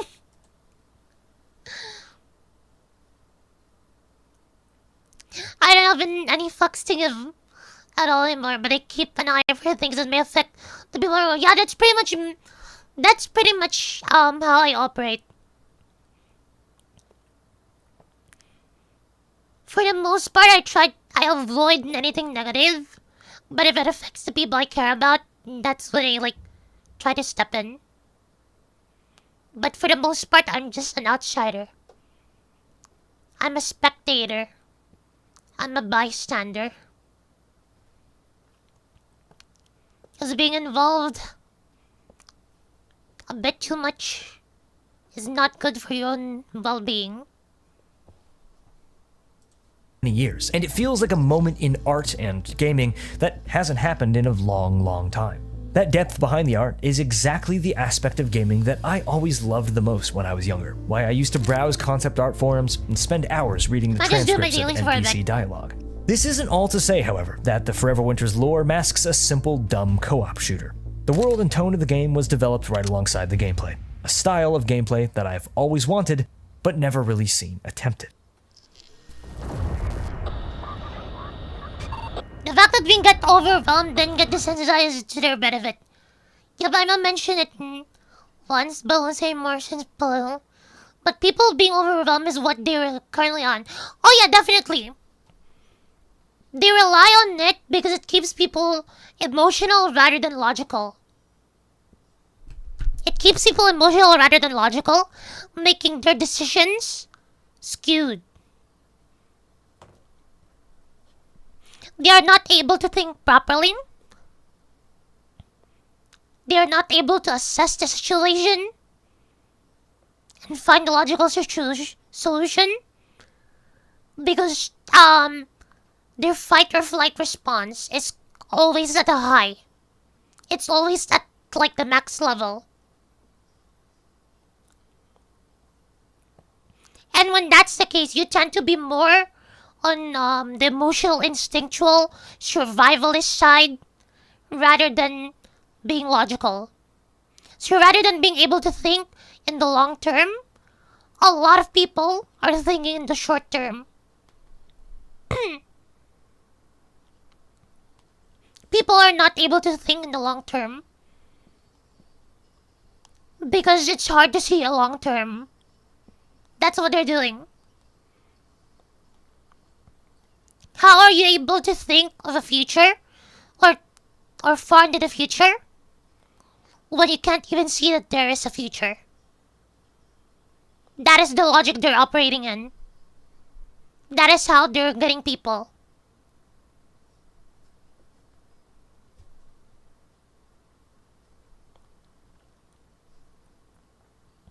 As America's original, they were ordered to release unredacted files of link like a week or so ago. They're jumping back and forth between files and the war. Turn making people not care more. Yup.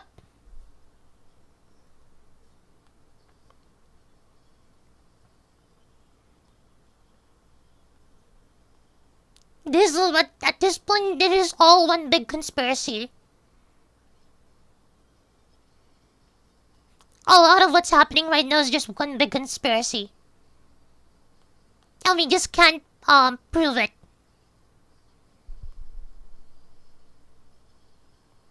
Because corruption is so deep across the world governments that they're hiding they're pretty much covering each other's backs for the most part. The ones that call them out either get sanctioned or what do you call this? Get propaganda to have people be against them or shit. So their takes are invalidated. That's pretty much what's happening.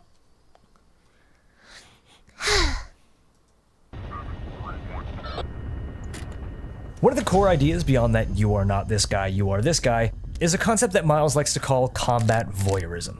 Essentially, it's what it sounds like. You're not the center of these battles, you're always on the periphery. As you move around the battlefield, certain silhouettes will pop up, and as you play, you'll gather more understanding of what they mean. There's two MBTs. There's a Eurasian strike team backing up an EXO. There's a group of European Eodians, cyborgs. There's a duo of Euruscan Olgas. There's drones coming from behind me, and UAVs in front of me, and oh Jesus Christ, what is that? Anticipating how units will move. At least I know my community is the type who agrees with me in my takes here. Because I know my takes were the logical ones. Because for the most part, again, as I said, I act mostly as an outsider. Even in like, this is why I don't participate in like Filipino politics either. So I can look at it from an outsider's point of view. See what's going right and see what's going wrong. Because that's the only way you can see the bigger picture. If you're not in it. Chat, why am I dropping fire lines? I'm gonna write these down. Why am I dropping fire lines? You cannot see the bigger picture if you're in it.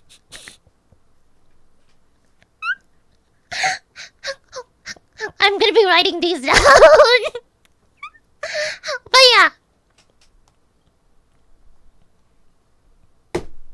People are too involved in shit.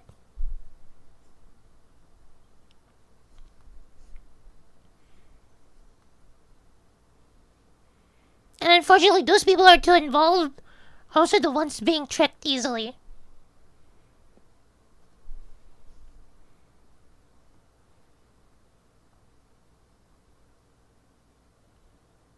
What did I miss? Oh, I forgot to get an echo. move, track, and engage each other, and how you can scoop up the scraps of the battle stealthily. That's the core of what this game is about, and it leads to some really interesting moments. The movement, looting, and shooting is super simple. The loop is entirely based around emergence, player choice, and tactics, a smash between roguelike, RTS, and third-person shooter stealth gameplay.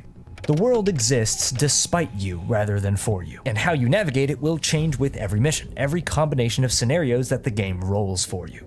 More specific ground-level mechanics like threat rating, aggro pacing, weight class, the pathing, and AI director. You won't understand any of what I just said, but you will soon again in the next video. But suffice it to say this, the Forever Winter is basically a large-scale battle simulator where you're stuck right on the ground in the middle of it. The world will react to you, but these armies are here to mess each other up first, and you're also there. One of the key original inspirations for the game, besides the Animatrix and 90s mecha anime of course, was the opening to Terminator 2, the massive mechanized war where humans skitter around like rats in a maze below ground, massively outmatched by the horrors above them, taking whatever tiny chances they can to strike back. The other analogy of the gameplay loop, the one that I actually find the most accurate, is the legendary long take near the end of Alfonso Cuarón's Children of Men. Rebels and UK military clash in a slum, and the hero has to get to an objective while dodging the bullets and avoiding either side, viewing him as the target. This isn't to say that you can't fight in this game. You can, and you're gonna have to. But the armies as a whole won't perceive you as a legitimate threat unless you give them a reason to. As for how that's decided, the picture you are a part of is much larger than what you think. Getting a different mindset to see the larger picture, yeah. You can't really see a different, can't really be in a different mindset if you're part of it. That's why the only way to see the bigger picture is being outside. You have to literally take a step back. Literally step back. Exit the room. Have a look inside. Right? isn't straightforward. And again, you're gonna get sick of hearing me say this. Just subscribe and wait for that full breakdown. It only works if you're not in the middle of... yeah.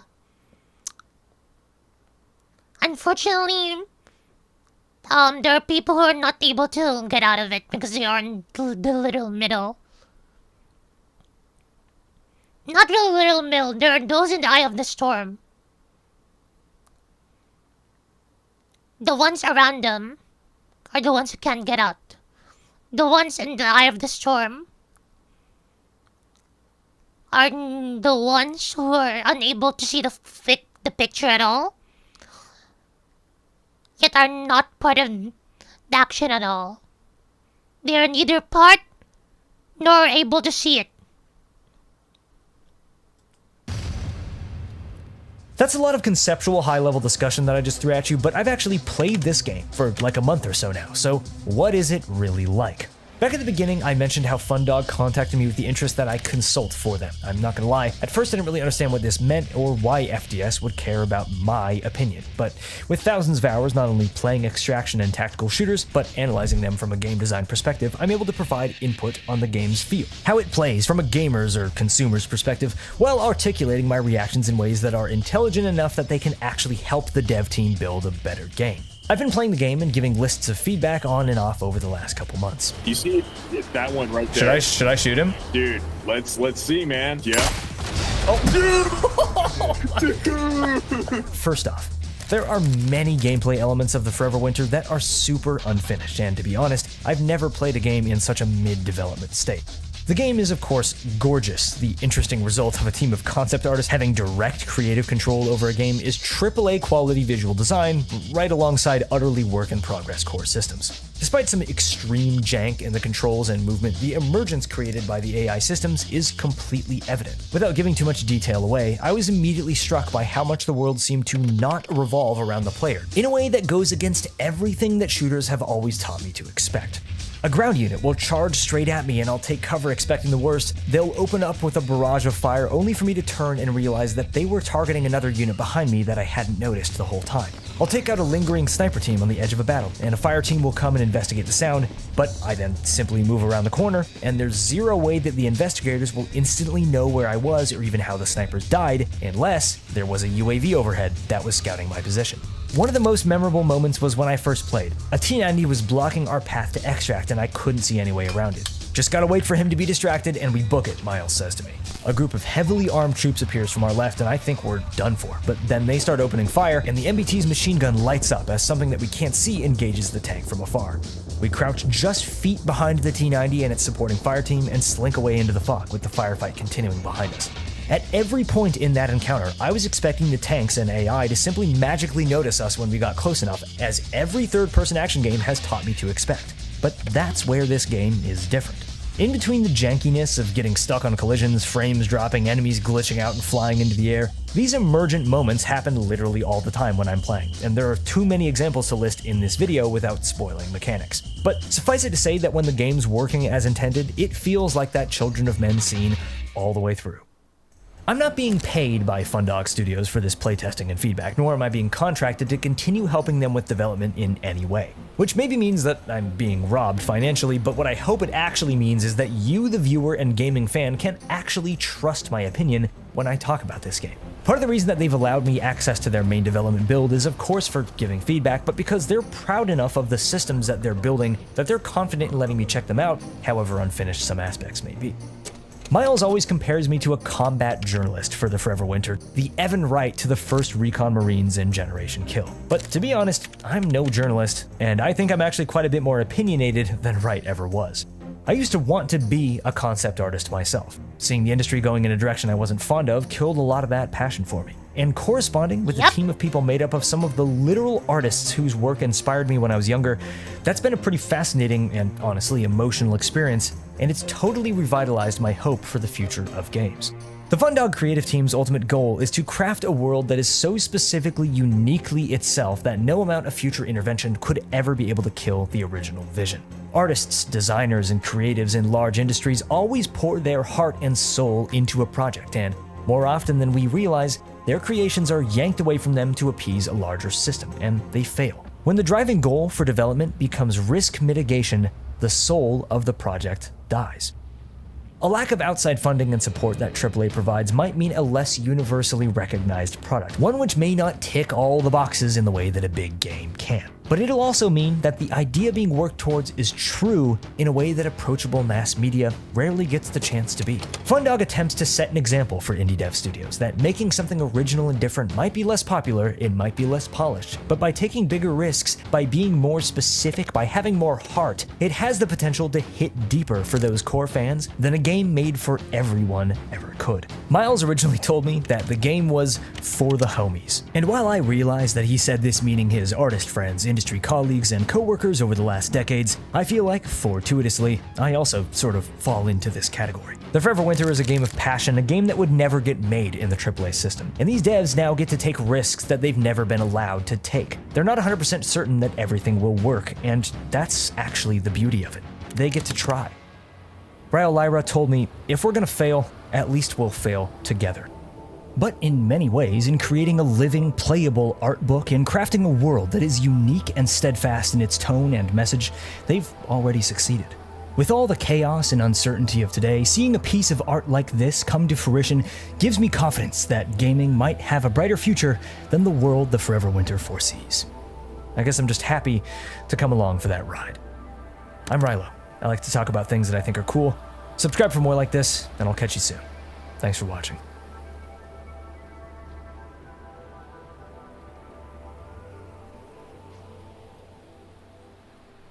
Down.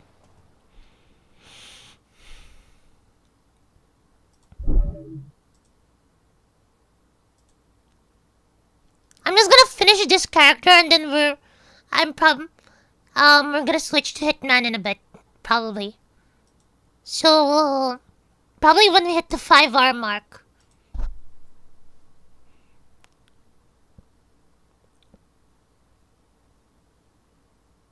More.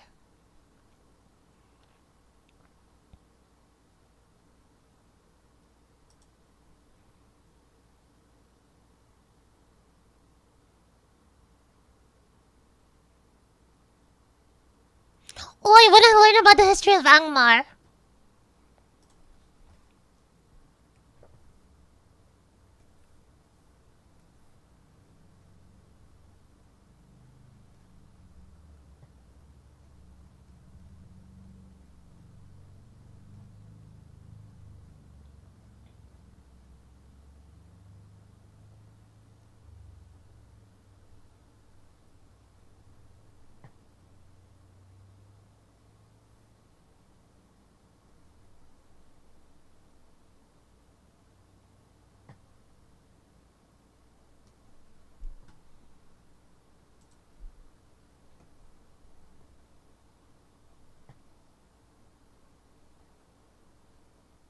Today's video is done in collaboration with Middle-earth strategy battle game's new expansion, The Rise of Angmar. Sauron has been in hiding for over 1,000 years, since his defeat at the hands of the Last Alliance and the taking of his One Ring by Isildur. As he works to regain his strength in the fortress of Dol Guldur, his greatest servant brings about his own realm, a realm to destroy a kingdom of men. Today on Nerd of the Rings, we cover the history of Angmar. Nearly 500 years before the kingdom of Angmar would rise, the seeds of Arnor's downfall would be sown. After the death of King Earendur, the kingdom of Arnor would be split into 3. The largest of these splinter kingdoms is Arthedain, ruled by the eldest son and rightful heir, Amlaeth. The 2 younger sons established the kingdoms of Cardolan and Rhudaur. Often strife would arise among the 3 kingdoms, in part because the kings of Cardolan and Rhudaur wished to control the Weather Hills and especially the watchtower of Aman-Sul. Arthedain not only possessed Weathertop and its Palantir, but also the other 2 Palantiri of Arnor, at Annúminas and the Tower Hills. Over the centuries to come, the line of Isildur would fail in Cardolan and Rhudaur. The once great kingdom is divided and weakened. It is in this environment that a new kingdom rises in the north, the kingdom of Angmar. This realm lies north of the Etten Moors, just south of the mountains that would bear its name. While most prominently to the west of the Misty Mountains, it would stretch to the east as well.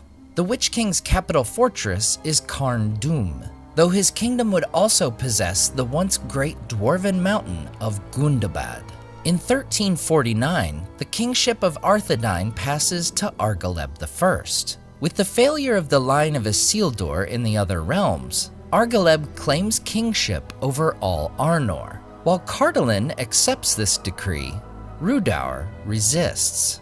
It turns out an evil lord of the Hillmen, who had seized control of Rhudaur, had formed an alliance with the Witch King. In response, Argaleb fortifies the Weather Hills, but in a subsequent battle between Arthedain and Rhudaur, Argaleb is killed.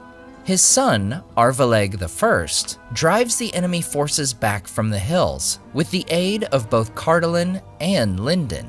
Sometime after this, the Witch King would set his sights upon the elves, laying siege to Rivendell. However, Elrond would be reinforced by Lothlorien and would Chat, you want me to make this an actual outfit? I can just use the Summermon outfit as like a undersign already. do the forces of Angmar for a time. Finally, in 1409, the Witch King would launch a great assault upon Arnor. He crosses the river with a great host, entering Cardolan and surrounding Weathertop. Most of Cardolan would be ravaged during the Witch King's march through the lands. In the battle at Aman-Sul, the Dunedain are defeated and King Arvaleg is slain. Aman-Sul is burned and razed, and the Great Watchtower is reduced to ruins. However, the Palantir is saved and carried back to Fornost, now the capital of Arthedain. Not only would Arvaleg die in this encounter, but so would the last prince of Cardolan. He would be buried at Tirn Gorthad, or what would later be known as the Barrow Downs. It was here that a remnant of Dunedain had held out against the forces of Angmar. Centuries later, the hobbits would become trapped in the very grave of this fallen prince. There they would find daggers of Westerness, blades the Arnorians made for fighting against Angmar and its king.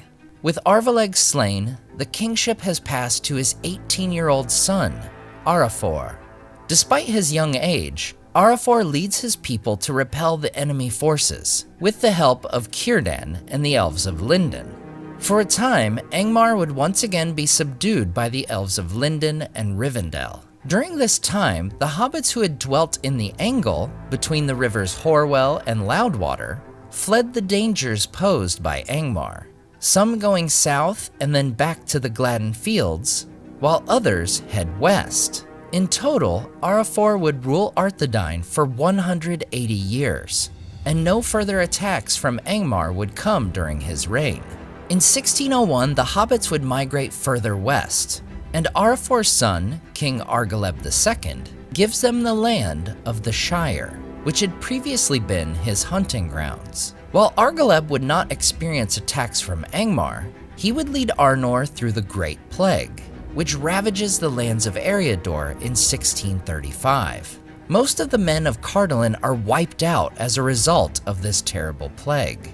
The hobbits and other areas of Eriador are affected as well, but it was less impactful in the northern parts of Arthedain. Still, the loss of the Dunedain of Cardolan would create a great advantage for the Witch King. Seizing upon the weakened realm, he sends evil spirits out of Angmar and Rhudaur. These spirits come to the Barrow Downs, where they would inhabit the bones of the Dunedain buried there. Thus, the Barrowites, terrors of Turngothad, are created. Okay, I'm done with this one. For over 200 years, Angmar would be held in check. The next battle we find recorded comes in 1851, where King Araval, along with the aid of Lindon and Rivendell, wins a victory over Angmar in the lands of Cardolan. Despite the victory, they are unable to wrestle control of Cardolan from the Witch King. Yes. During this same time, Gondor is experiencing attacks by the Easterlings. It is Araval's son. Zara, listen. This isn't a full-on illustration. Why would I make myself suffer? I save hands for when I'm actually doing actual art.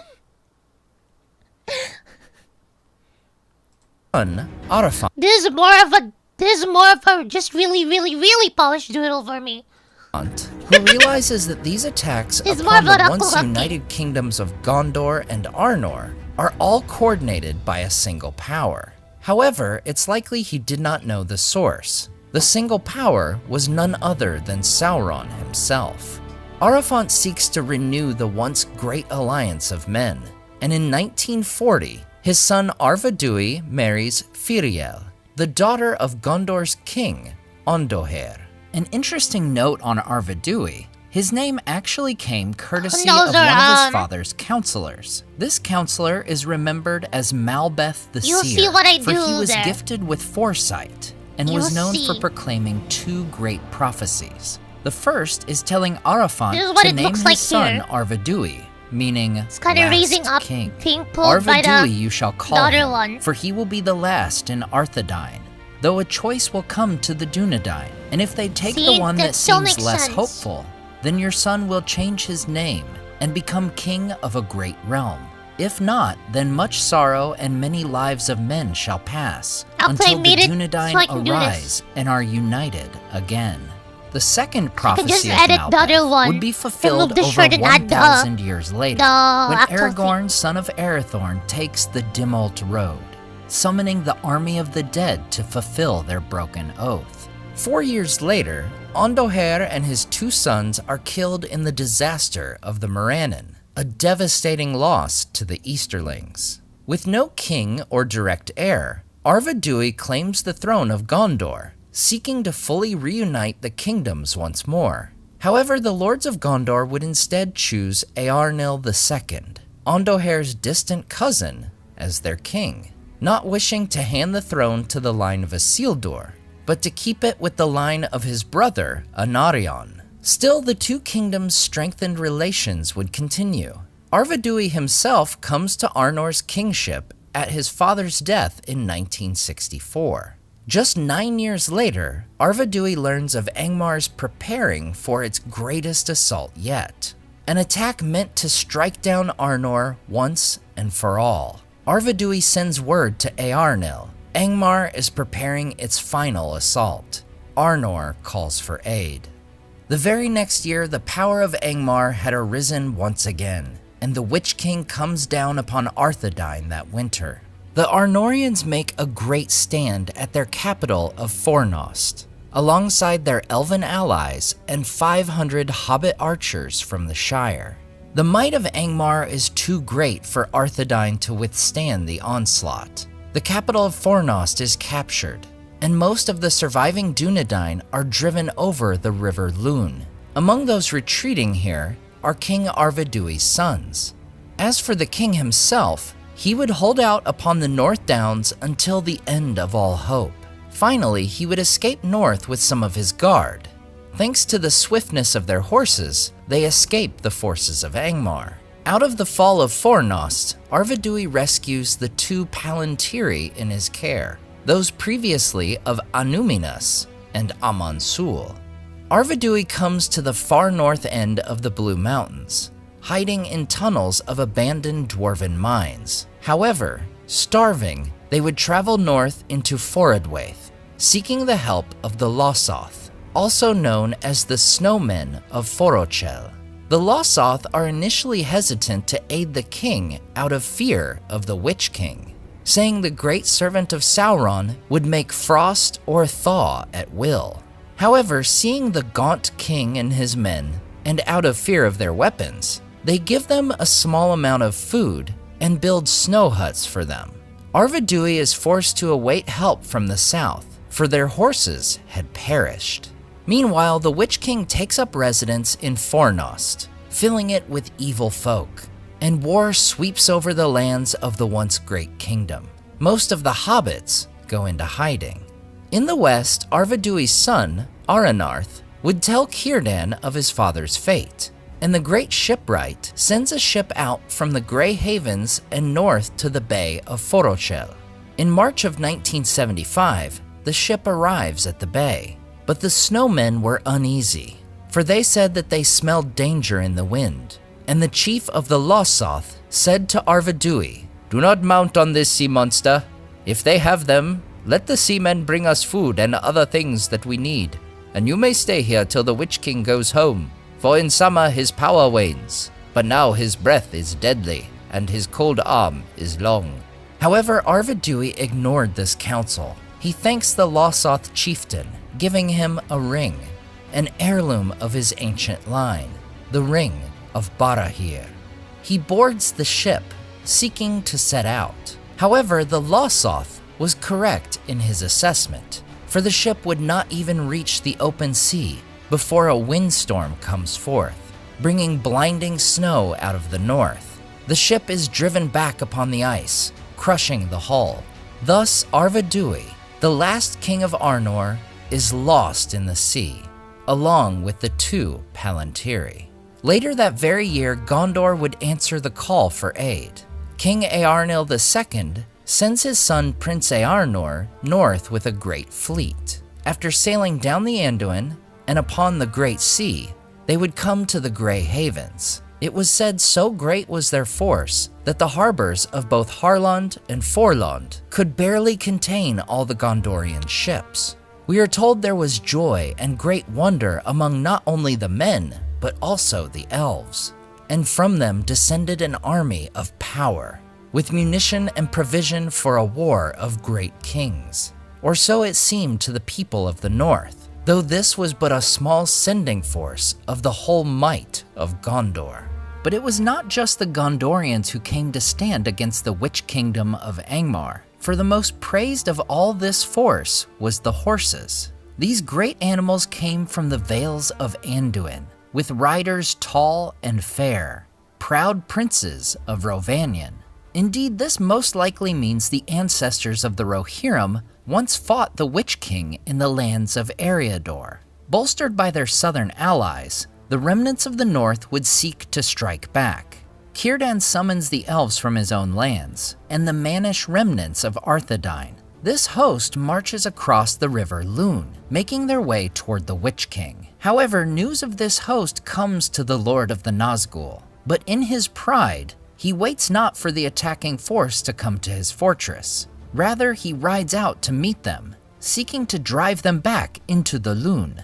However, this host of the west comes out of the hills of Evendim, resulting in a great battle on the plain between Ninuiel and the North Downs. The battle goes poorly for the Witch King, and his forces are already retreating back to Fornost when a second host arrives. Little did he know that the Dunedain had sent the main body of the horsemen around the hills. They charge from the north, descending upon the forces of Angmar, and the battle is a rout. The Witch King, gathering all fighters he could from the disaster, flees northward toward Karn Doom. Yet before he could reach his fortress, the cavalry of Gondor catches up to him. Meanwhile, Glorfindel leads a host of elves out of Rivendell, wiping out yet more of the orcs. It is said that then so utterly was Angmar defeated that not a man nor an orc of that realm remained west of the mountains. Seeing his imminent defeat, the Witch King rides up, black robes and black masked, upon a black horse,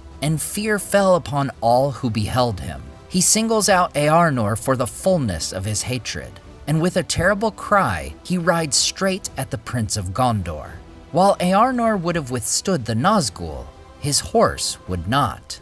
The horse flees, carrying Eärnur far away before he can master the beast. Then the Witch King laughs. See what I mean, chat, and none chat. that heard it ever. See what I mean by based it so now I have less work to do. I just have to do a bit of this connected there, then yeah. I big brained oh my god. I big brained this shit. Okay, let me go to the bathroom. We're gonna finish this and we'll play at 9, okay? Also, it turns out I think I forgot to click save earlier when I updated the goal number. It's still at 900 there according. Ah, no wonder. Okay, I'm gonna be updating that later. I will burp for now. Boom.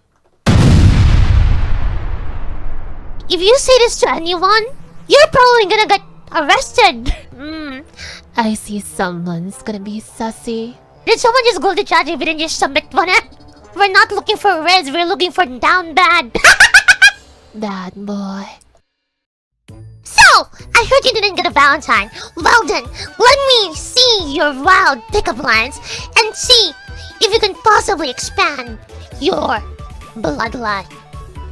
So, I had chat submit their wild pickup lines in this form right here. And today, we are gonna review them all. And the best one and the wildest one is gonna win 3 months of sub. Watch till the end of the video to see what is the wildest pickup line in the submissions.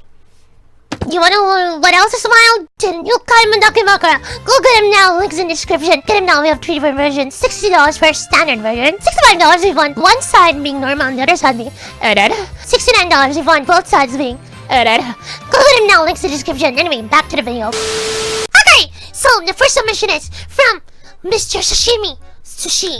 The wild pickup line, Sushi, wrote down here is, it doesn't matter to me what you've got in your pants, just as long as you can take what's in mine.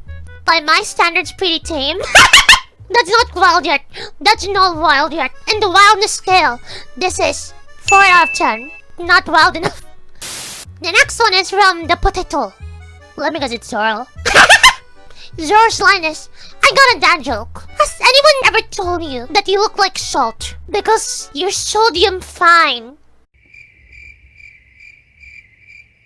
1 out of 10. Number 3. This one's from the Kaimon. Or we call them Kakko because Kakure is hard in Japanese. Okay, so the line that Kakko has submitted is, are you looking for an IUD? Because I wanna be inside of you all the time and not worry about the child support. Damn, even ready to take responsibility. Wild. Not too wild, though. 5 out of 10. Okay, chat, you guys have been tame so far. I'm not sure whoever's editing this thinks if this is tame or not. Off to the next one. The next one is submitted by Julian Slime, otherwise known as the Green Coom. So, the line that Julian submitted is, hey, are you a hydraulic press? 'Cause you're gonna crush my head with those ties. We're getting to the salty ones and salty thirsty ones. Almost hit on 7 out of 10. It's getting there, it's good. Number 5. This one was submitted by the Potat. Again, the line that the Potat has submitted is, are you Medusa? Because I'm rock hard. Okay! That's what we're talking about. 8 out of 10. Getting there? Like, you wouldn't just randomly say this. Number 6.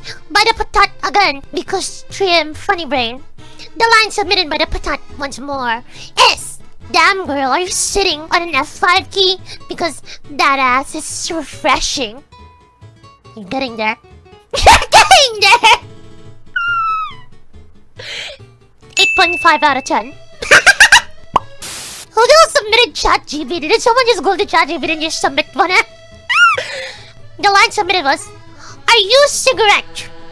Because I know you're bad for me, but I still want you. This one's more smooth, not really wild. This one's kind of smooth. 3 out of 10. Okay, number 8. The Red Fox. The line submitted by the Red Fox is, do you like to draw? Because I put the D in raw. Okay. 8 out of 10. Actually, no. 9 out of 10. That one's fun. This one's literally just like, yeah, let me go to the D immediately. Just immediately to the D. Number 9. Secret. I see someone's gonna be sussy.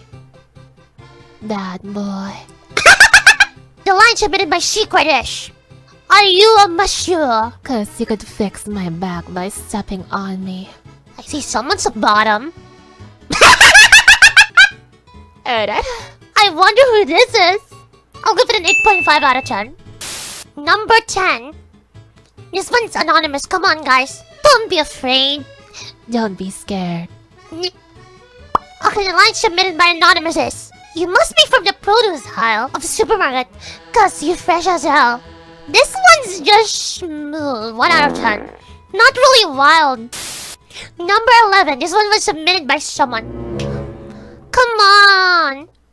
How pathetic. Are you a battery? Cause you charge me up when you go inside me. Either this one's a woman, or someone who wants to get pegged. I lived this one the first 9.5 out of 10. So if you win, you actually have to come out. Number 12. Bruh.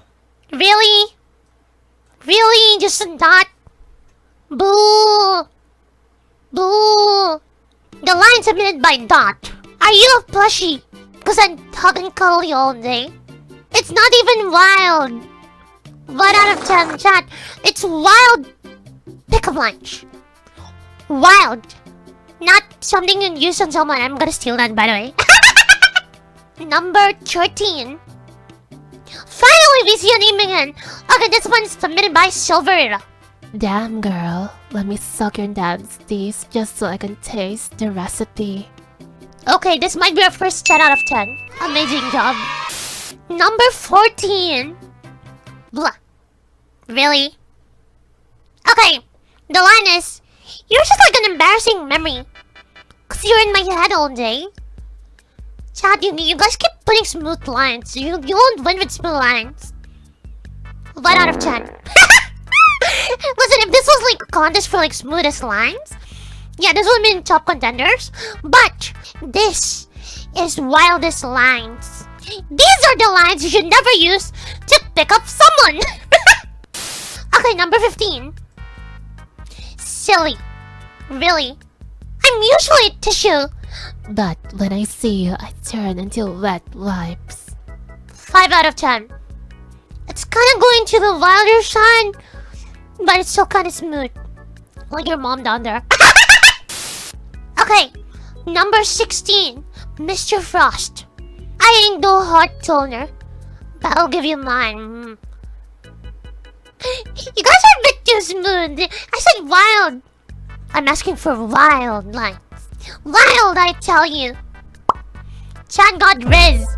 We're not looking for Riz, we're looking for down bad. Number 17 was submitted by Potato. You bitch.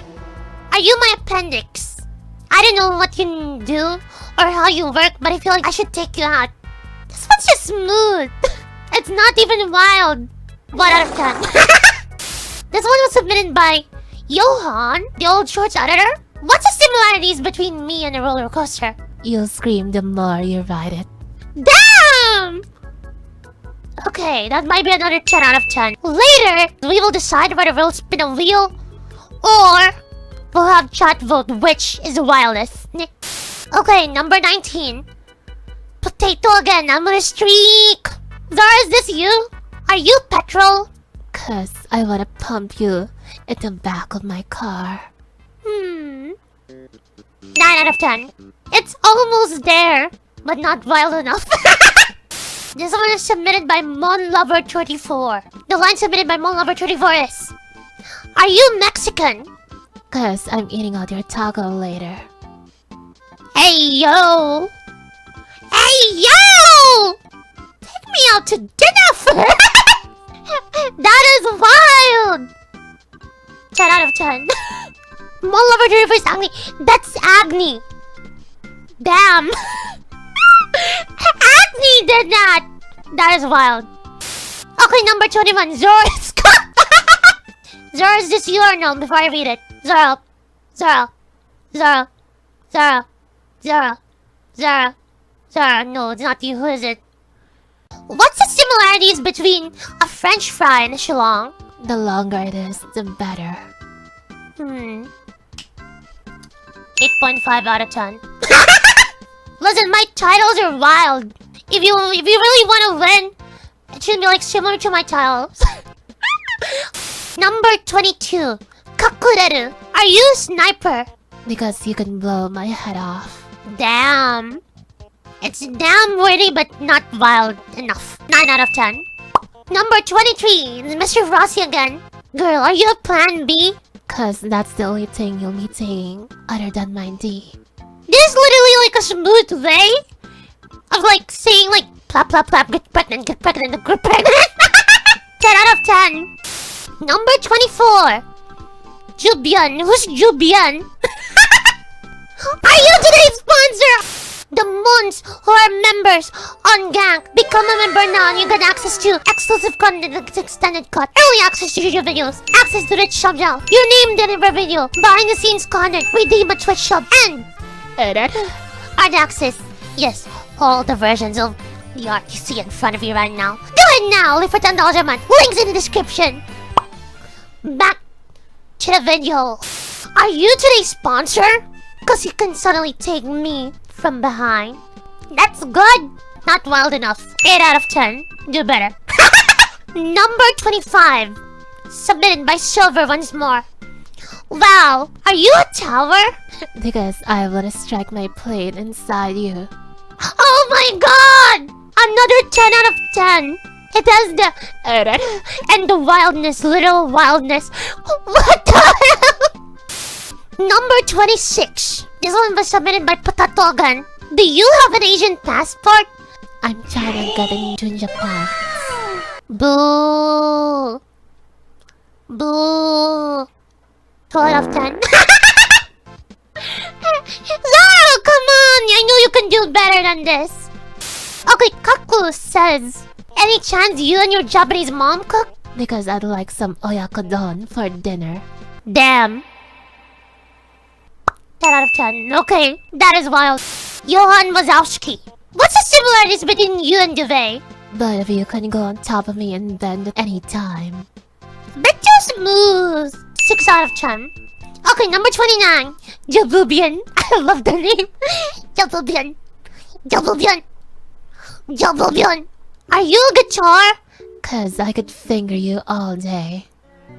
Damn. Straight to the f***ing point.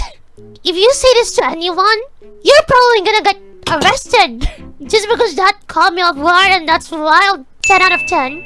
Congratulations, Jabubian. You got your first 10 out of 10. Number 30. Gelatin. Something me and a game cartridge have in common is that you both have to blow it for it to work. It's okay. 7 out of 10. Number 31. It's the Netto! NTR! NTR! Okay, no. Are you gata? Cause I wanna peg you like the sub you are. Huh? What? What the hell? off guard. 10 out of 10. Okay, this one's submitted by Juby. I could be your phone with the way you touch me all day. Oh my! What? That is wild. 10 out of 10. The last one, number 33. Again, from MonLover34, aka Agni. I love anime too.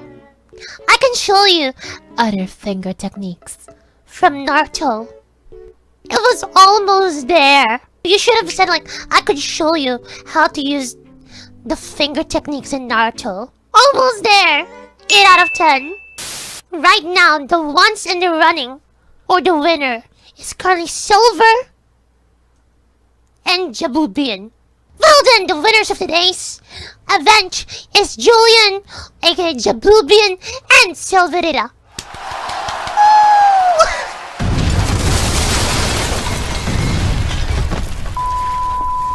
Anyway everyone, that's it for today's video. Hope you enjoyed it. Make sure you leave a like, subscribe, and hit that notification bell below. Comment down below whatever you want more videos like this. And thank you to everyone who are members on Gank for supporting me and allowing me to like afford this, both the prize for this and whatever I'm paying the editor today. Hi. So go check them out. Here's the names of all the members, the current members at the time of this video is being edited. But yeah, that's gonna be for today's video, and I'll see you guys next time. Bye bye. Boom.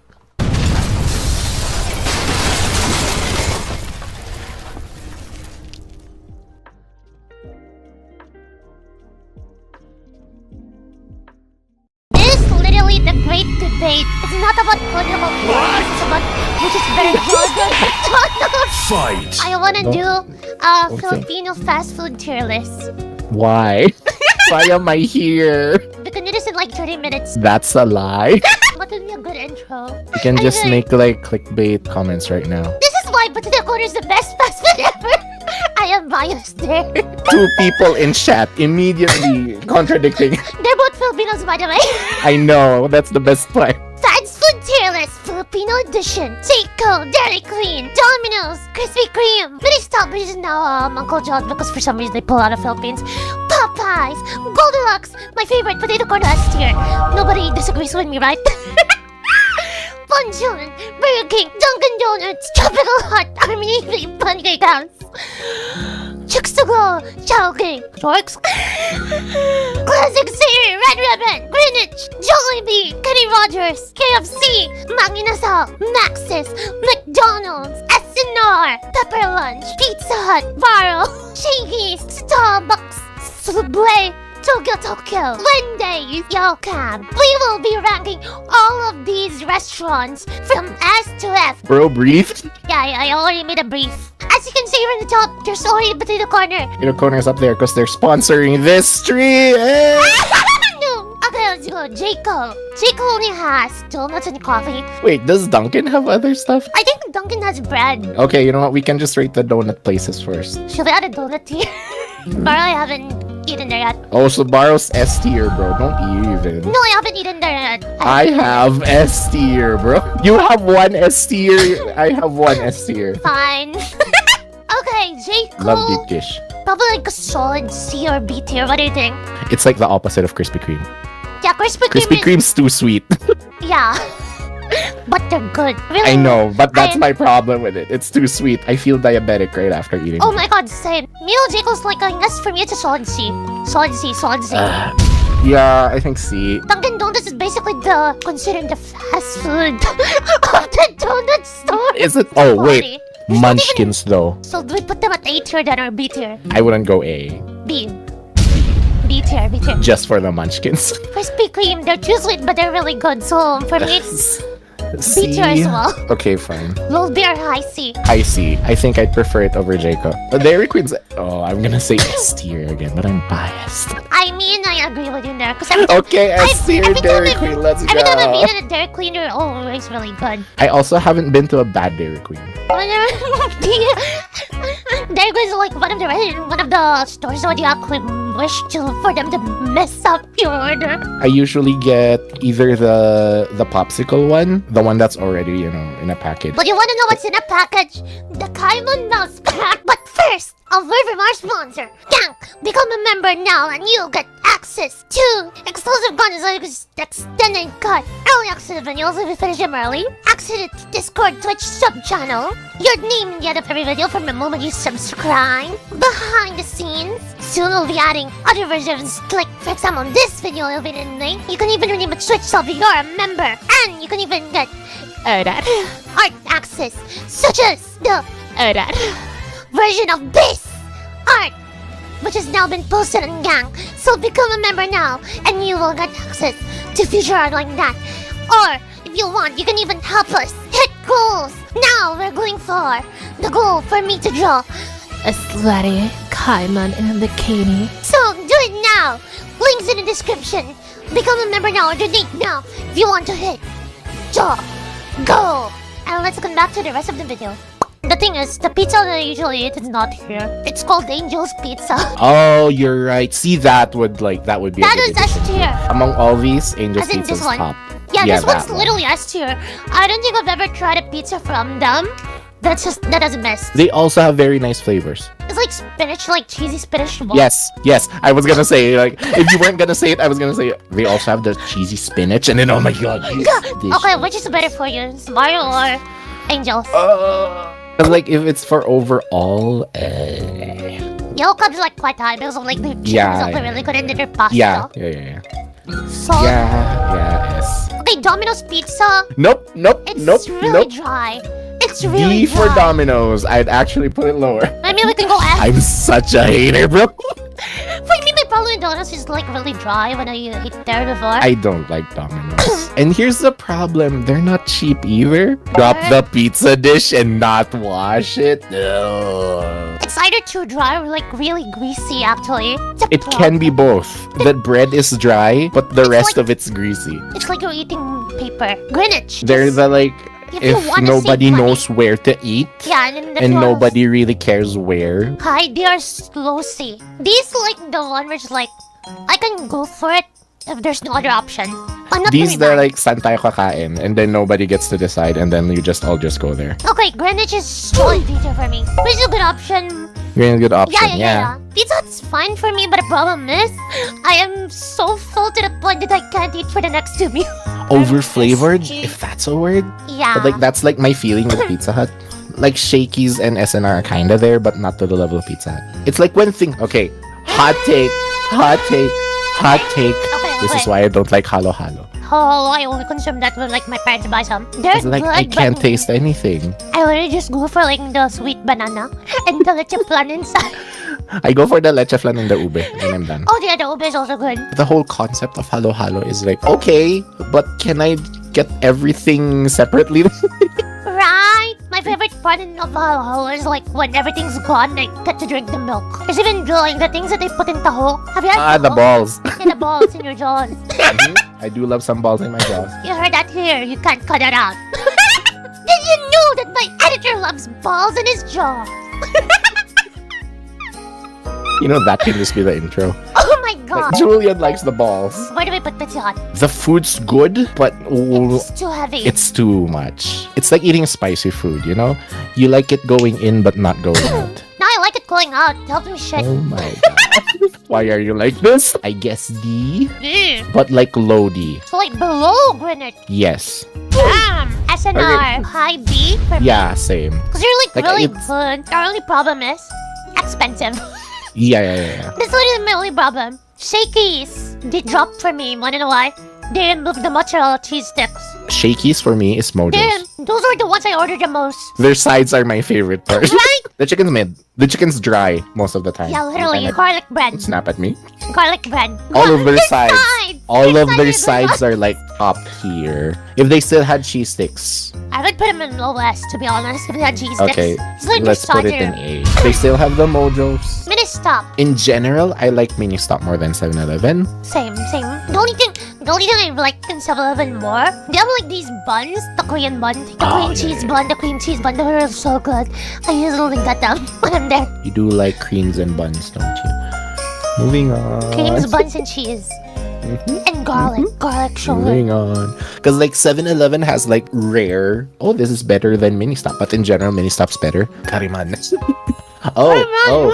It's not really like B tier or C tier for me then? I'm B tier or C tier? starting to doubt my Dunkin' Donuts rating. We literally just put it there just because of It's there because of the Munchkins though. But yeah, Dunkin' Donuts coffee is actually also like. But you know what? Since we're talking about coffee, we have okay, let's finish. Oh, I hate Starbucks.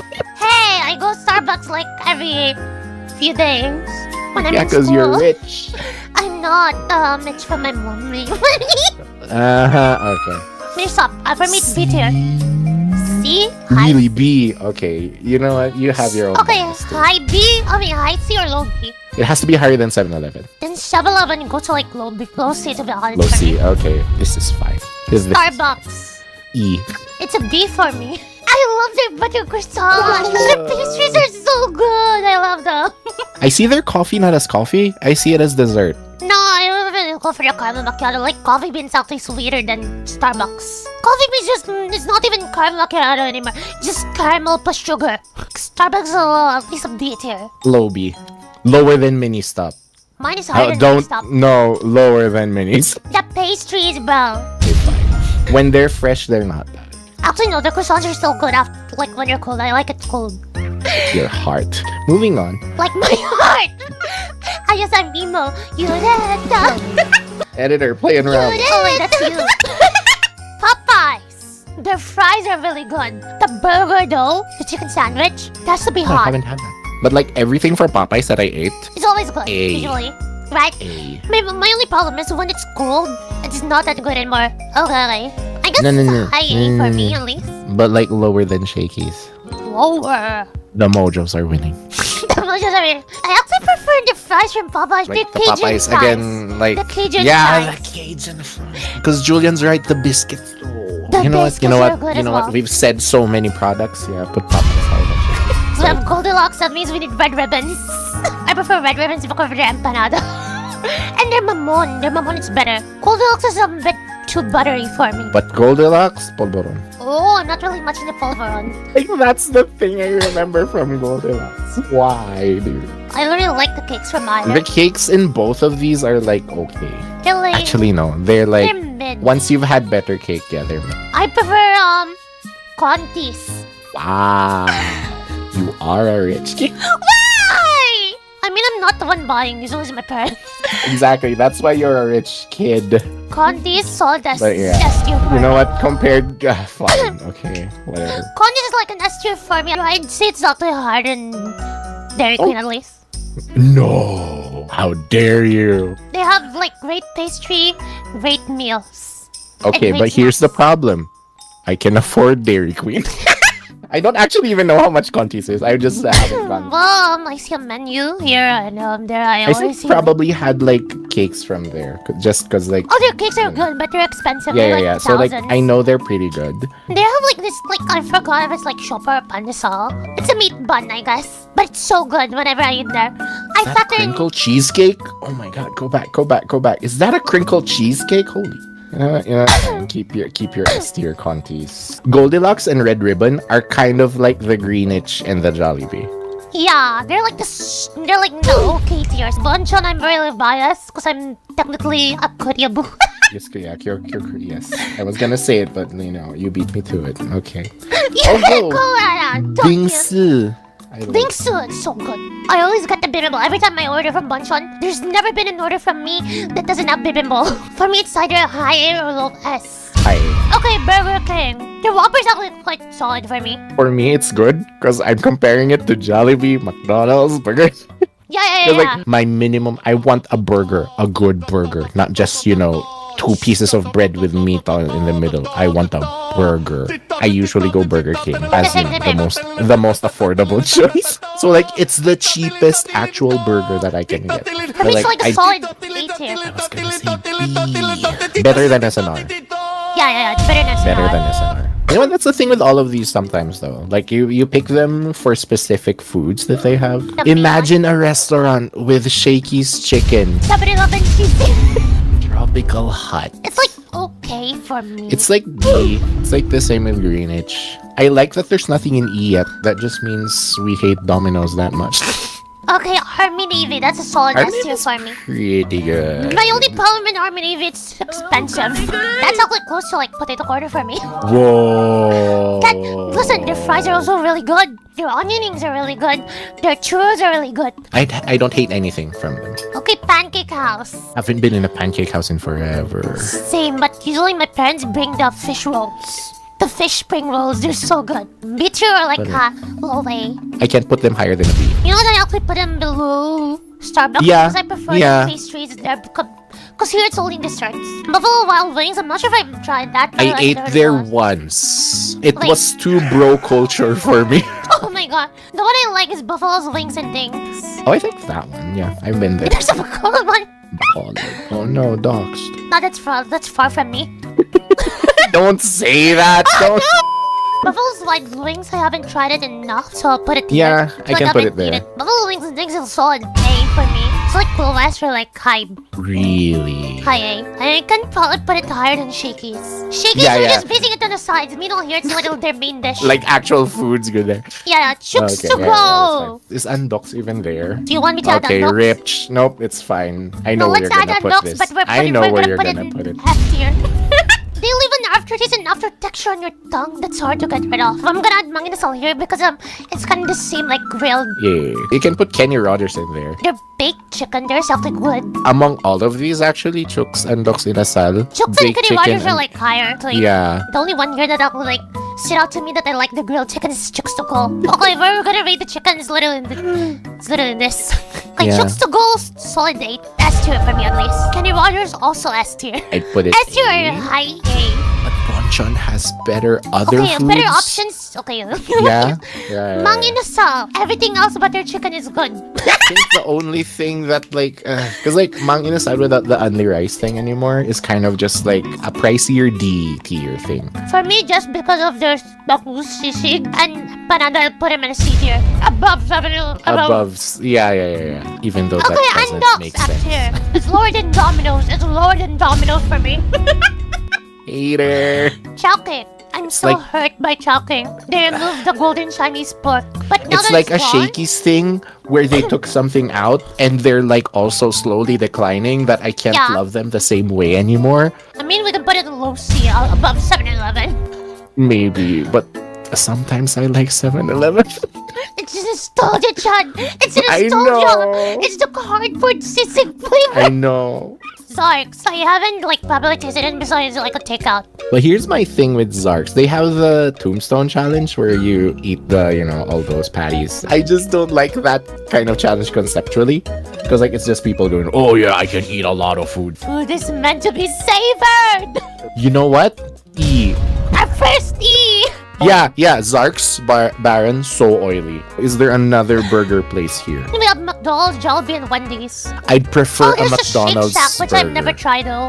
Have you tried I Shake haven't Shack or either. no? No. We'll just put it there. Ace. Wendy's is the best out of all those four. For you, Wendy's is the best? For those four right now, Wendy's, Jollibee, McDonald's, KFC, Wendy's. KFC Especially with KFC now. Have you been to their branches? Those things are filthy. I really like their garlic butter chicken and their fun shots. I would put it on A tier actually for me. I can put it above Burger King for me. Fine. Anyway, Okay, Wendy's A. Wendy's nuts fit in your mouth. You know I can't If it's say it. yours, I'd fit it happy. What? Bro, it's 1 a.m. I know. I should be asleep. Wendy's is A. It has to be higher than KFC for me. It's better than Shakey's. Better than Shakey's for you. Yeah. Okay, let's go first for these ones. Subway's kind of mid for me. Every time I eat Subway, it's just like, nah. I would rather eat anything else. At best a C. Okay, Max's. I only like the dessert there. Yes. I like their dessert. They have rum bars and the other one, lemon. The ube one. Lemon bars. The ube. It's like just the desserts. I like We're them. talking about the desserts. We're not talking about actual food. I don't Their actually food remember. is kind of mid for me. Their food's only okay. Better than Mang Inasal. For me, it's like actually lower chicken. That's fine for me. That's Pepper fine for me. lunch. Overrated. I was gonna say S tier. Overrated. S tier. I'm a hater. Overrated. Here. Actually, no. It depends on which brand. One from Gloriata and one from Resorts World. The Resorts World one tastes worse. Okay, that explains why I'm saying overrated. Pepper lunch I would at least put it in the tier for me. Fine. Okay, savory. I've gotten food poisoning there. You know the smell of styrofoam? Yes. When I eat it, it has that smell for some reason. You can put that in F. You know what? I'll put it higher than unboxers because I'm. Wow! I'd prefer food poisoning over chicken with an aftertaste. Listen. Actually, I have no argument. Tokyo. It's basically like the Japanese manga itself for me, actually.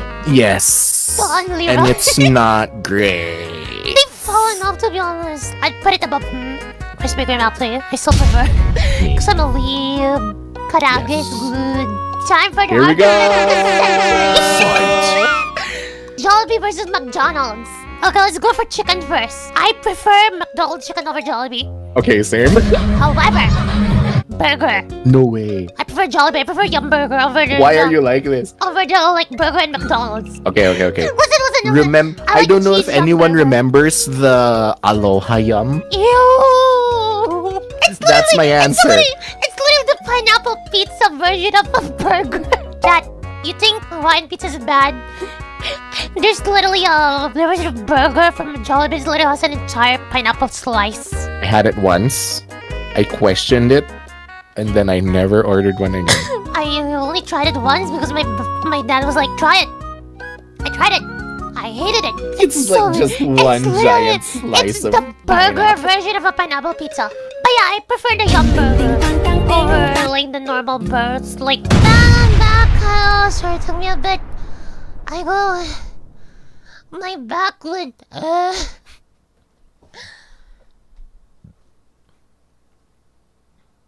Think you forgot? Did I? Oh my god. Did I? Did I forget? I literally prepared it.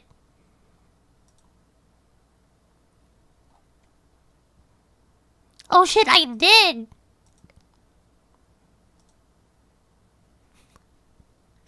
I did. There you go. Sorry, chat, I had you lean down a bit. Okay, let me update them. Did I? Oh, wait, what?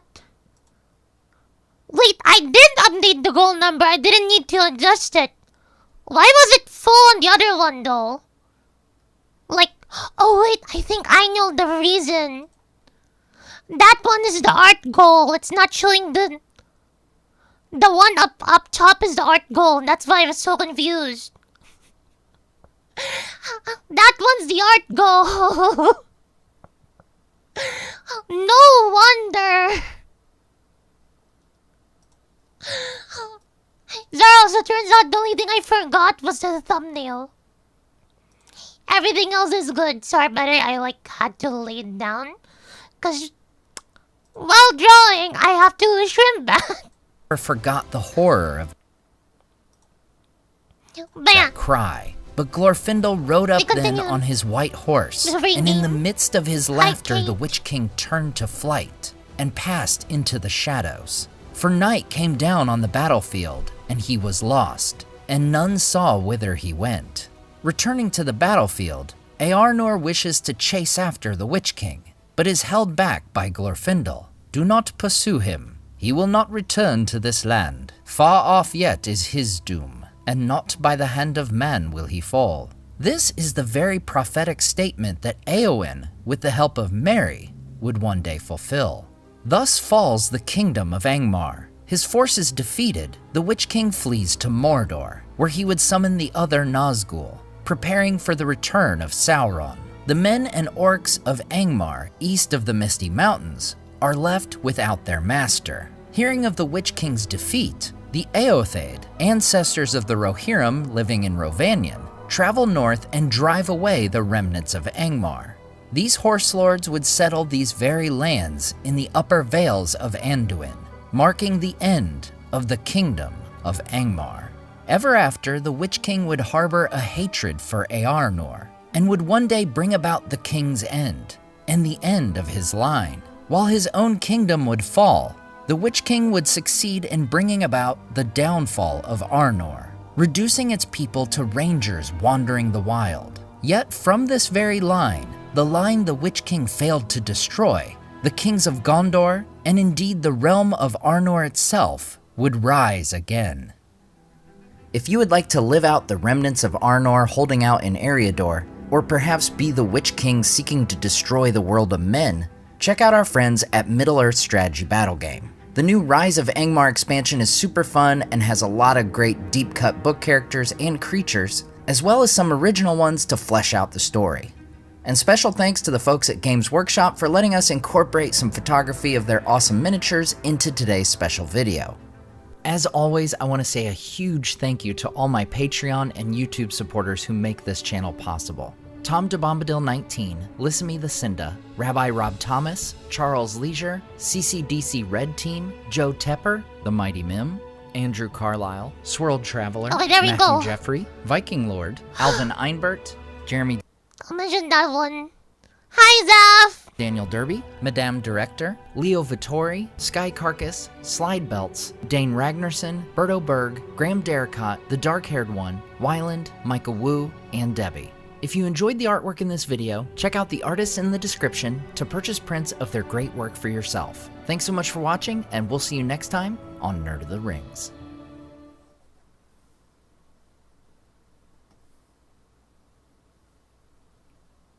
How long was I gone, by the way? Chat. How long was I gone?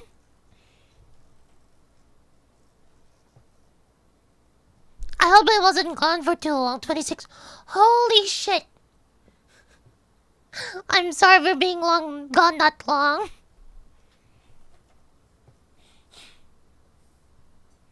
My back just needed rest.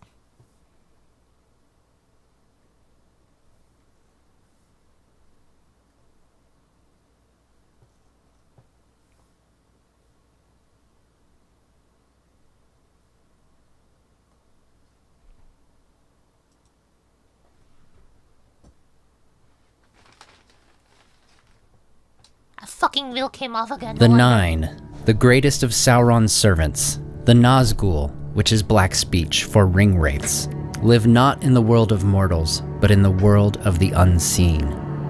Welcome to Nerd of the Rings. Today we are covering the complete travels of the ring wraiths from their time as mortal men to their ultimate demise with their master. Sometime during the Second Age, Sauron gives 9 rings of power to powerful mortal men. As far as the date, we only know for certain that this takes place sometime after 1697. That was the year in which Sauron lays waste to the elvish realm of Eregion. He kills Celebrimbor, who with Sauron's help had created the Rings of Power. The 9 rings, which had been locked in a safe in Eregion, are seized by Sauron, who in turn gives them to these mortal men doomed to die. While we don't know about all of the 9, we know that 3 were lords of Numenor corrupted by Sauron. It is likely that these lords were of the King's Men faction of Numenor, who would fall under Sauron's sway and later be known as the Black This wheel came off. Numenorians. The Mouth of Sauron is another of these Black Numenorians. One of the Nazgul we know by name, Khamul the Easterling. All of the 9 become great among men, wealthy and powerful rulers, sorcerers, and warriors. However, the rings would begin to take their toll. In their prolonged lives, the men begin to see things of the unseen, the spirit world. The 9 begin to hate life as they are slowly drawn under Sauron's dominion. Over time, their bodily forms fade entirely until they are fully wraiths, slaves under the domination of the One Ring. The 9 first appear as the Nazgul around 2251 of the Second Age, and are soon established as Sauron's chief servants. The Nazgul were they, the ring wraiths, the enemy's most terrible servants. Darkness went with them, and they cried with the voices of death. Living in the world of the unseen, the ring wraiths are given form only by their attire of black cloaks and hauberks of silver mail. Their original form is invisible to mortal eyes. Now let's take a moment to cover the 2 different realms that all things in Arda fall into, the seen and the unseen. The seen is pretty straightforward. This is the world that our mortal heroes dwell in and where nearly all of the action of Middle-earth happens. The unseen, however, is a realm that has objects and creatures of the spirit world that belong to magic. While the unseen world is neither good nor evil, and contains both dark and bright spiritual beings. The Wraith world is a mysterious reality within the unseen world, and is specifically where the ring wraiths exist. It is said that the Valar can present themselves in either the seen or unseen. The other beings who existed in both worlds are the wizards and elves who lived in Valinor. Like the ring wraiths, their form is different between the seen and unseen realms, and they have the ability to see and affect those in both the seen and unseen. While the Nazgul first appear in 2251, we don't know anything about the circumstances of this appearance, or anything about their actions during the Dark Years, Sauron's capture in Numenor, or during the War of the Last Alliance. We do know, however, that when Sauron is overthrown by the Last Alliance in 3441, the Wraiths fade into the shadows. After more than 1,000 years, Sauron returns in the form of a shadow in Greenwood, which also brings about the return of the ring wraiths. In about 1100 of the Third Age, the Wise, being the great wizards and Eldar of the age, discover this shadow in Dol Guldur and believe it to be one of the Nazgul.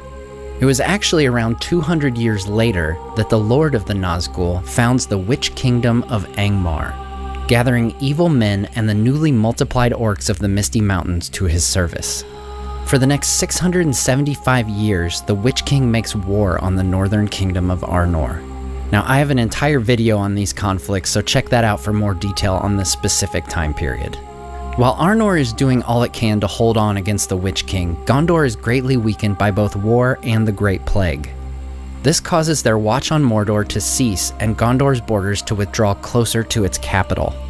This is believed to have been Sauron's plan in order to open a way into Mordor, which is successful, as the Nazgul freely re-enter Mordor around 1856. Eventually, with the help of the Elves of Eriador and a large force from Gondor, the Witch King is defeated in 1975. 5 years later, he arrives in Mordor and gathers the Nazgul, and they begin preparations for Sauron to return to his realm. This is the same year that the Balrog appears in Moria, killing Durin VI and leading the dwarves to abandon Khazad-dûm. 20 years later, the Nazgul take the pass of Cirith Ungol and capture Minas Ithil after a 2-year siege. The city becomes the stronghold of the Nazgul and is renamed Minas Morgul, Tower of Dark Sorcery. As a result, many Gondorians flee from Ithilien. From Minas Morgul, the Nazgul begin rebuilding Sauron's armies. In taking over Minas Ithil, they also acquire its Palantir, which Sauron would later use himself. When Gondor's king Eärnil II dies in 2043, his son Eärnur becomes king. Eärnur had led Gondor's armies when they came to Arnor's aid decades earlier. During this time, he would suffer an embarrassment when his horse swerved in terror while he attempted to charge at the Witch King. The Witch King, who laughed at Eärnur, would flee as Glorfindel and the elves of Rivendell arrive at that moment. But Eärnur would forever bear a grudge against the Wraith who had mocked him. After Eärnur is crowned king, the Witch King challenges him to single combat, reminding him of his disgrace in the north. The steward of Gondor, Mardil Voronwe, persuades him not to go. However, 7 years later, in 2050, the Witch King renews his challenge, and the king would not be dissuaded. He rides to Minas Morgul with a small escort of knights, and none of them are ever seen again. Before leaving, Eärnur had placed his crown on the lap of his father in the Houses of the Dead. There it would lay for nearly 1,000 years until Faramir, the last ruling steward, would pick it up for the coronation of King Elessar. During the Watchful Peace from 2063 to 2460, when Sauron hides in the east, the Nazgul also remain hidden in the Morgul Vale. After Sauron is driven out of Dol Guldur by the White Council in 2941, he makes his way to his former stronghold. 9 years later, he declares himself openly in Mordor. At this time, 3 of the Nazgul are sent to Dol Guldur to lead the outpost. Khamûl, the second greatest of the Nazgul, is the one who commands Dol Guldur. After Sauron declares himself in 2951, Gollum, who had left his home in the mountains to seek the thief Bilbo Baggins, turns toward Mordor, finally reaching it in 2980. After meeting Shelob, he is captured by Sauron in 3009, and over the next several years he is forced to reveal all he knows of the ring. By 3017, Gollum is set free and the Nine have a new task. to recover the One Ring from Baggins of the Shire. At some point around October of 3017, a mysterious rider comes to Erebor to speak with King Dane, offering Sauron's friendship and to ask about hobbits. In exchange for Sauron's friendship, he asks for this particular ring, calling it the least of rings, a mere trifle that Sauron fancies. While we don't know this for certain, it is indeed possible that this was a ring wraith. The other common theory is that this was the mouth of Sauron, but we can tackle that debate in another video. Sauron receives word that Gollum has been captured by Aragorn and Gandalf and is in a state of great haste and fear. All of his ordinary spies, being thwarted by the Dunedain or by Saruman's treachery, are unable to bring him any tidings regarding the ring. He comes to the conclusion that he can only trust the mightiest of his servants, the Nazgul, to this task. However, because the terror that goes with them is so great, even when they were unclad and invisible, the ring race would likely be perceived by the wise and their mission would be guessed. So on June 20th, 3018, Sauron's forces attack Osgiliath. There are two purposes of this attack.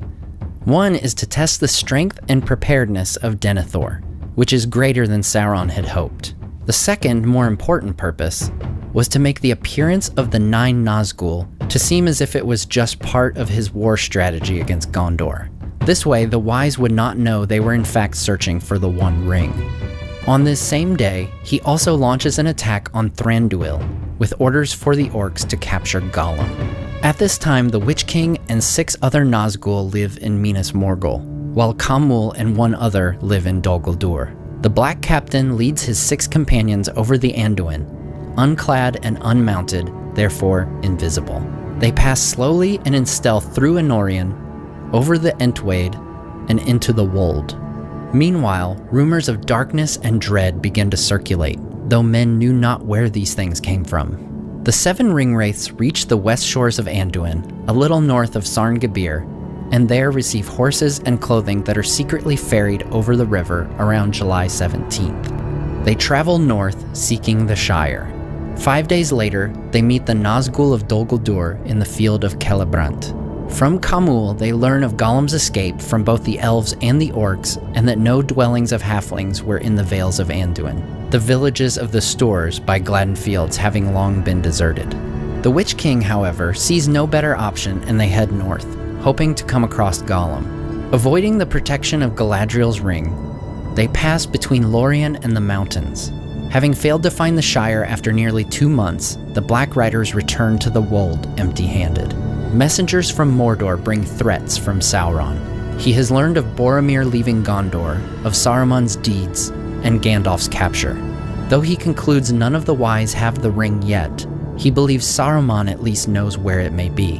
Sauron tells the 9 to go to Isengard, and that speed alone would now serve. Secrecy must be abandoned. On September 18th, they cross the fords of Isen as Gwaihir rescues Gandalf from Orthanc, bearing him to Rohan. 2 days later, the Nazgul come to Isengard.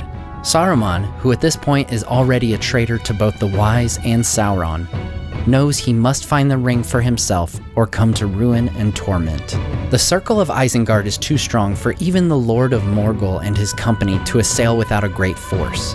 So to his demands he receives only the voice of Saruman, which seems to come from the gate of Isengard itself. "It is not a land that you look for," it said. "I know what you seek, though you do not name it. I have it not, as surely its servants perceive without telling. For if I had it, then you would bow before me and call me Lord. And if I knew where this thing was hid, I should not be here, but long gone before you to take it. There is only one whom I guess to have this knowledge, Mithrandir, enemy of Sauron. And since it is but 2 days since he departed from Isengard, seek him nearby." As chance would have it, the following day the Black Riders meet Grima Wormtongue, who is on his way to deliver a message to Saruman. Wormtongue tells the riders the location of the Shire, and the Nazgul finally have the information they've sought. The Witch King spares Grima's life, foreseeing that Wormtongue would bring ruin to Saruman. He divides his wraiths into 4 pairs and goes with the swiftest to Miniriath. On their way, they capture 2 spies of Saruman, finding charts and maps of the Shire in the possession of one, who had been used to traffic between Isengard and the South Farthing. They send the spy to Bree, telling him that he no longer belongs to Saruman. Now he belongs to Mordor. They turn north, arriving at Sarn Ford on September 22nd, where they drive away the guard of rangers stationed there. In the early hours of the next day, as Gandalf speeds north through Rohan, 4 of the riders, led by Kamul, enter the Shire. The remaining 5, led by the Witch King, pursue the rangers eastward, then return to watch the Greenway. Kamul comes to Hobbiton at nightfall. There, he questions Gaffer Gamgee about Baggins. Luckily, Frodo had already left Bag End that very morning. 2 days later, the hobbits are followed by a rider on a road near Woody End. Gildor and his company of elves, returning from Emin Bered, encounter the hobbits and the rider flees. On September 25th, a black rider comes to Farmer Maggot's farm, who tells the rider to go away. That night, the hobbits themselves arrive at Farmer Maggot's, who takes them to Buckleberry Ferry.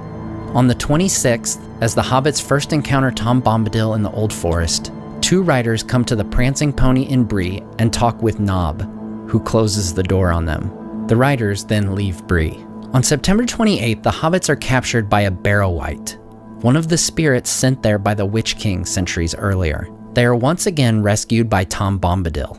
The hobbits reach Bree the following night.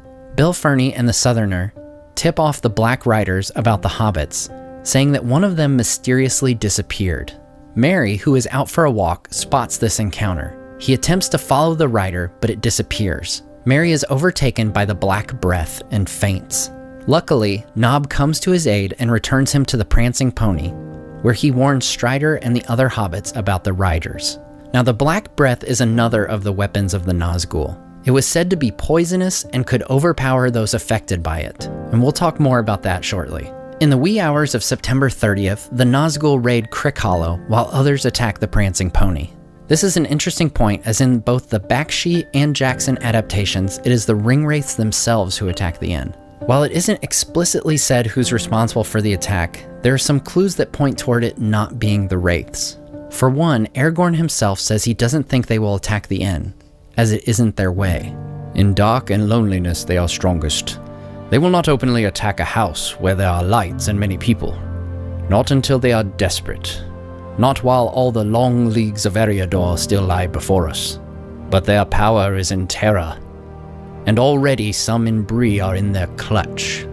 They will drive these wretches to some evil work. Ferny, and some of the strangers, and maybe the gatekeeper too. The morning after the attack, Aragorn leads the hobbits away.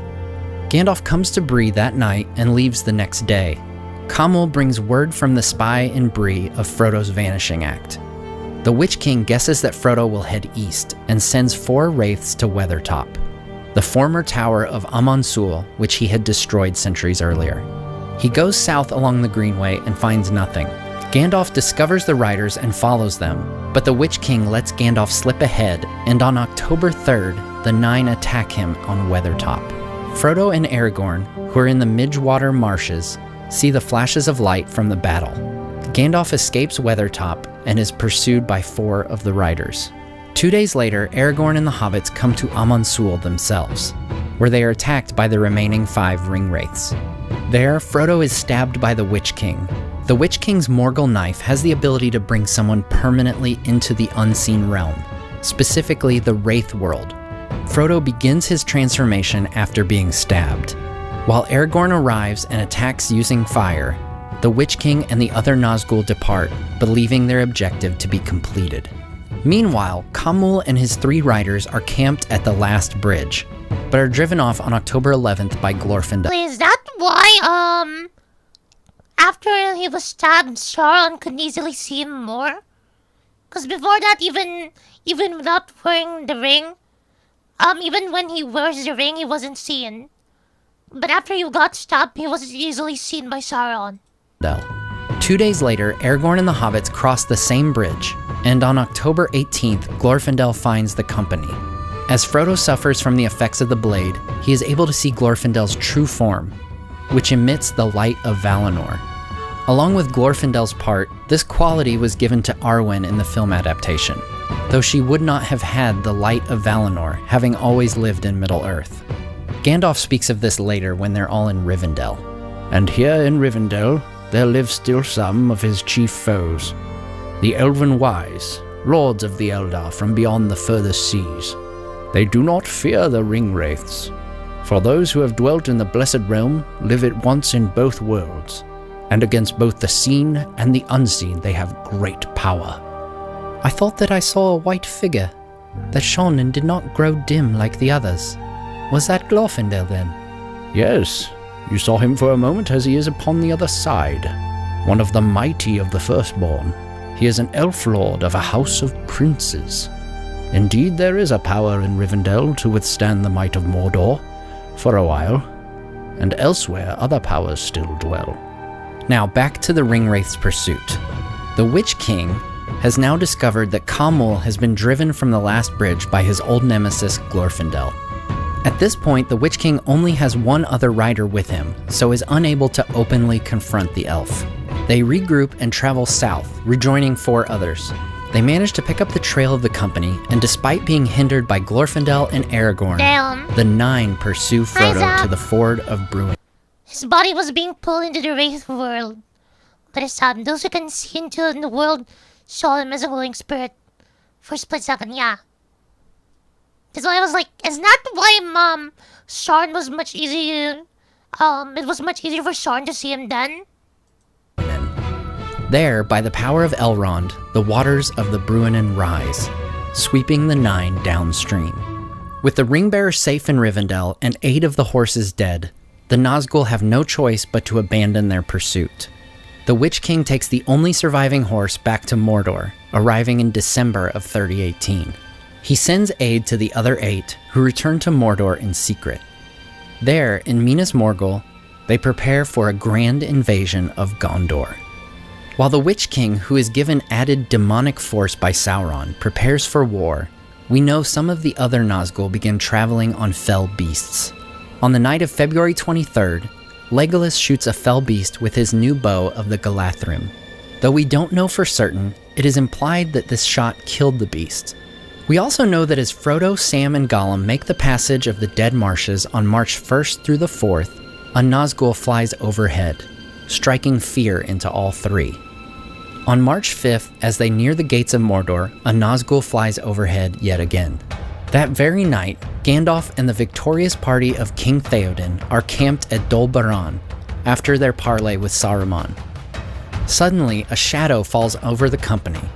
The bright moonlight is cut off, and several of the riders cried out and crouched, holding their arms above their heads.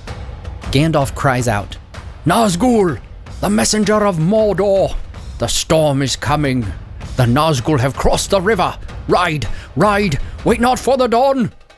Though Pippin had earlier looked into the Palantir, Gandalf says this rider was likely sent after the Fellowship had been assailed at Amon Hen nearly 9 days earlier, though he believes another may be sent after Pippin's actions.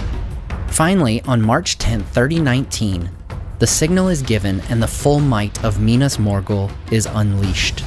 The Witch King, with his new power, rides at the head of the army upon a black horse, just as he had during his time in Angmar.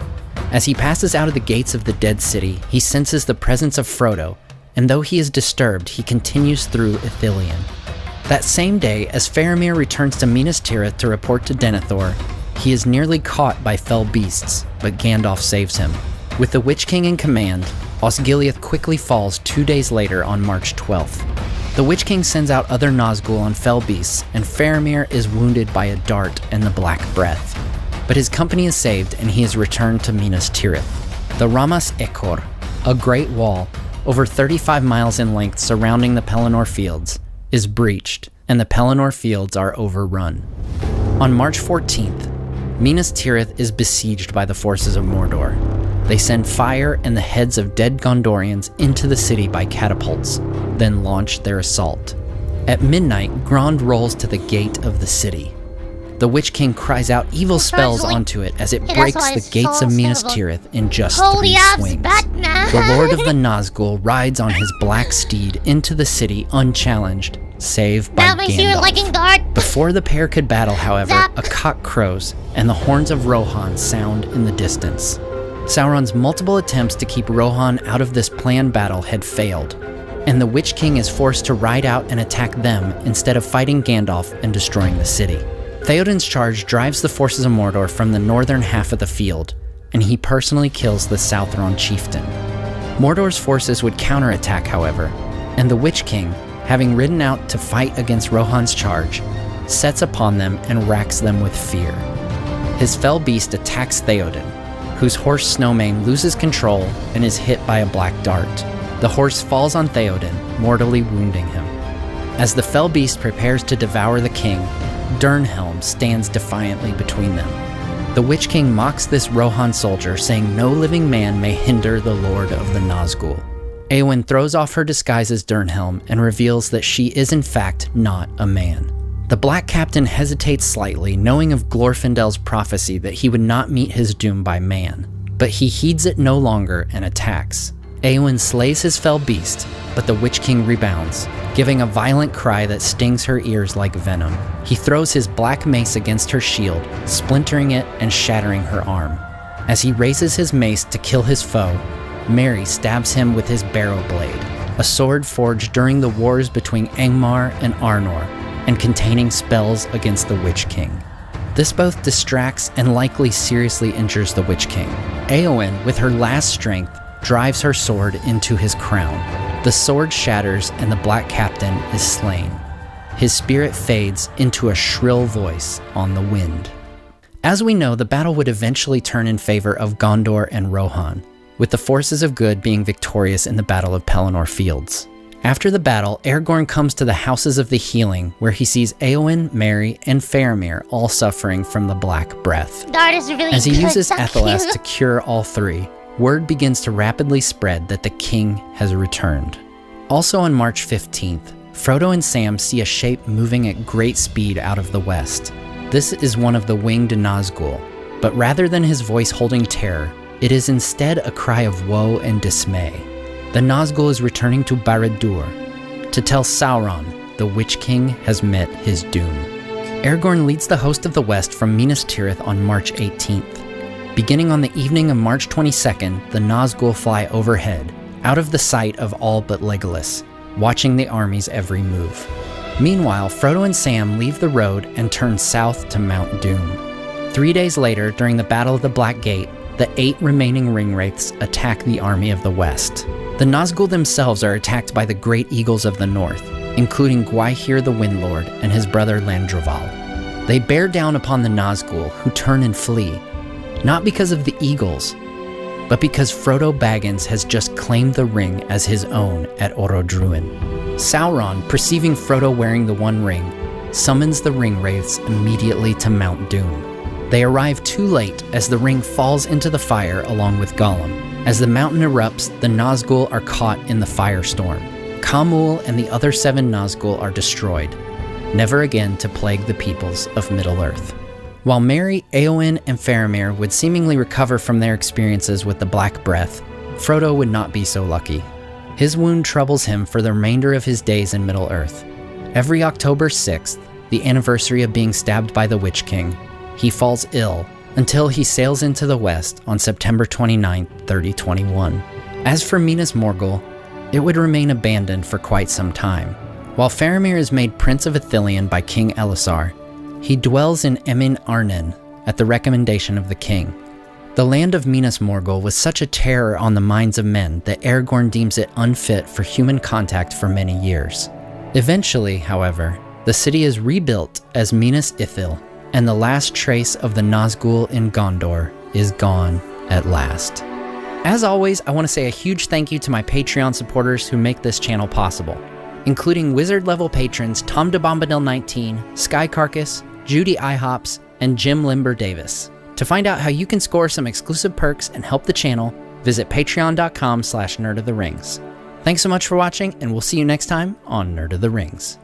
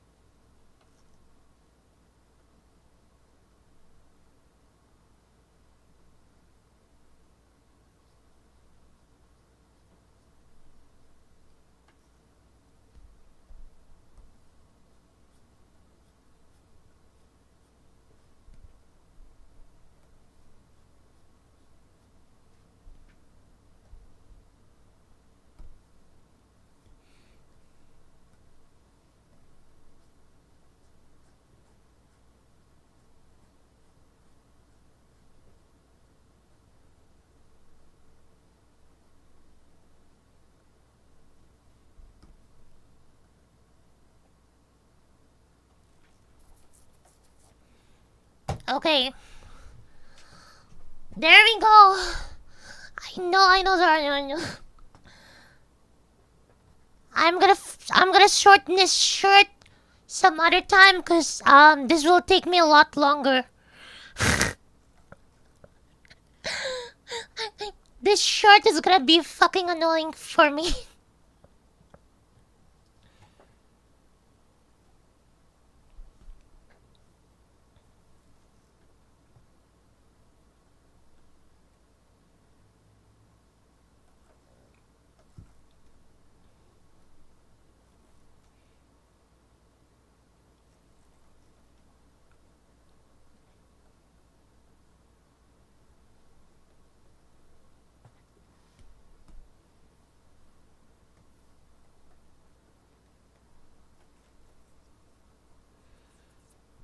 Yup, we'll be finishing this. That was a quick doodle, by the way. Bro, I fucking rendered this shit. The only difference is I didn't add in, like, the light rendering stuff. Click is right. That was about 3 hours. Yup, it says here. Oh wait, it's covered by the art by Mon. It says here 3 hours, 40 minutes. The 40 minutes is probably like when I first click sketched it.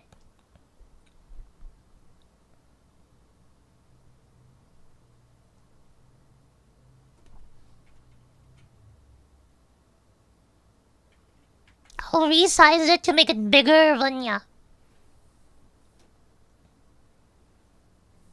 For now, chat, that's it for art. Let's play some Hitman. Let's play some Hitman.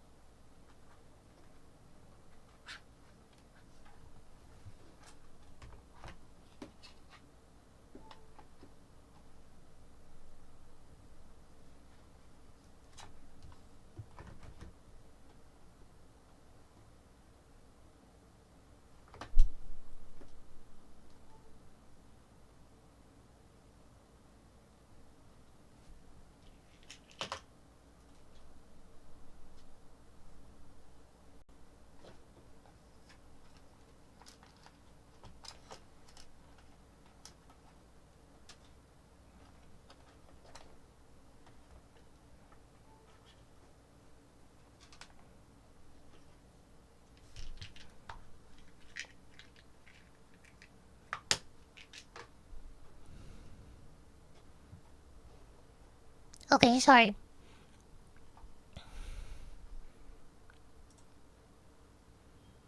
But yeah, chat, if you want more art, technically there's this one. You can see that. You can get some variants. By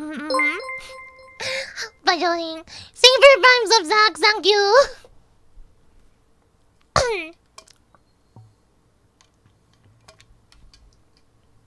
Thank you. You can have a look at the enchantment or the goals if you want. Zach, if you want to see the version of this, it's already on Twitter. It's on the other account on Twitter. But yeah, you guys should probably refer to the goals and incentives as well if you want to get some of the incentives. Okay? Anyway, let us play Hitman.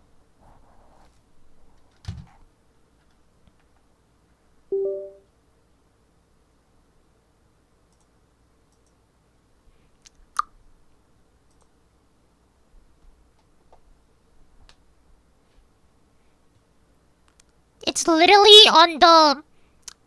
Zach, look at the profile.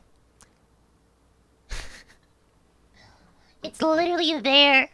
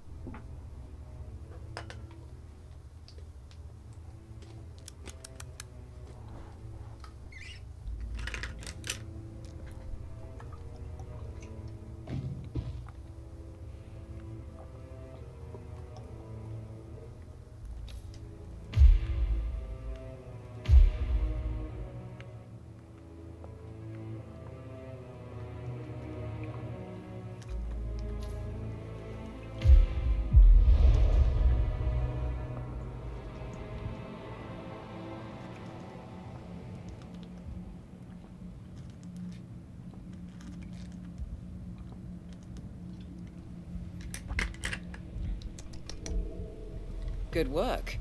If you feel like it. Wait, what's the Twitch thumbnail? I'm scared. Chat, what does the Twitch thumbnail look like?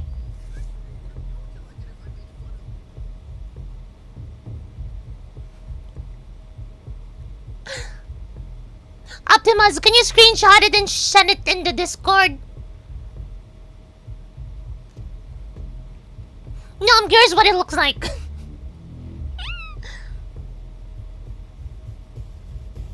Oh damn, I just saw it in the... on my phone. God damn! Things all good. For now, I'll start another one tomorrow. Let's see. Okay, okay. Please fuck my ass so hard. Tell me my ass, it's so tight. Today, I wanted to fuck my ass. Fuck my ass. Bye bye. Bruh. Yes, that is what I want. Why don't you fuck my ass hard? Today, I wanted to fuck my ass so hard. So you are the one I have been looking for. You are the one who can satisfy me well. So please, I beg you, please fuck me in the ass. Tonight it's just you and me, right? Please fuck my ass so hard. Tell me my ass, it's so tight. Today I wanted to fuck my ass. Fuck my ass so hard. Yes, that is what I want. Why don't you fuck? By the way, chat, I have to sing and cover this. If we hit 2K. Fuck my ass, please. Fuck my ass. On high alert. So yeah. Not going to be easy. Godspeed, 47. You have about 2-3 hours to do this. You should be fine, right? Doubt that's true, though. No, he was here when the safe in Madame Carlisle's office was repaired last week.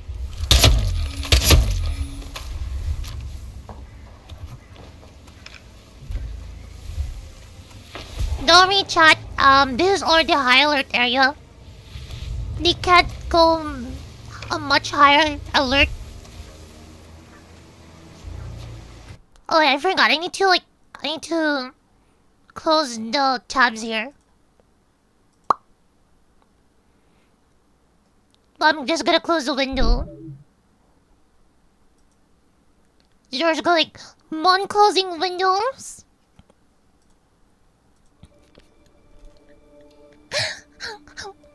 Well, one window with about 40 tabs that I'm gonna be reopening later. There's like, aww.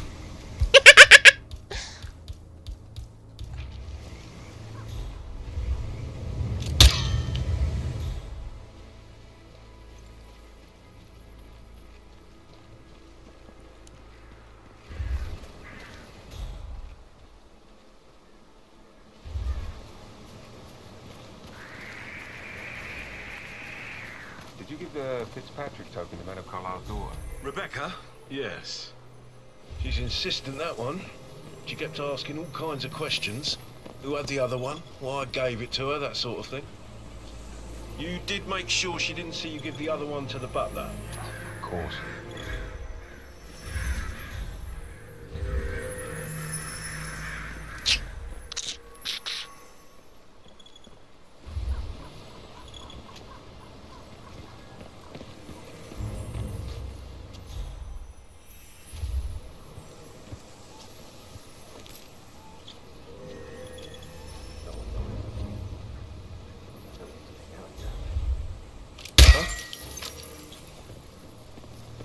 Act normal, act normal, act normal.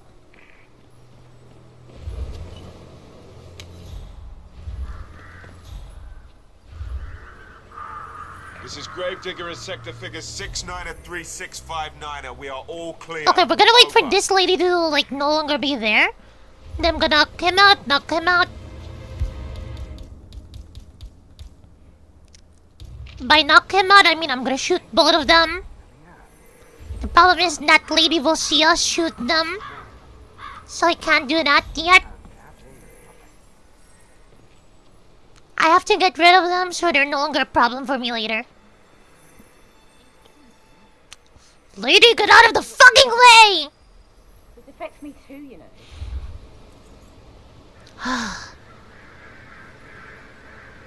Shoo! Shoo!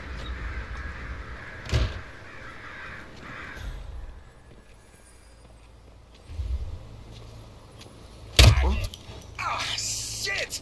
I'm hit!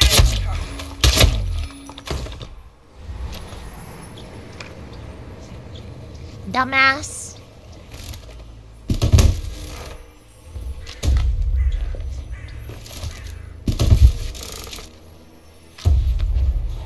See?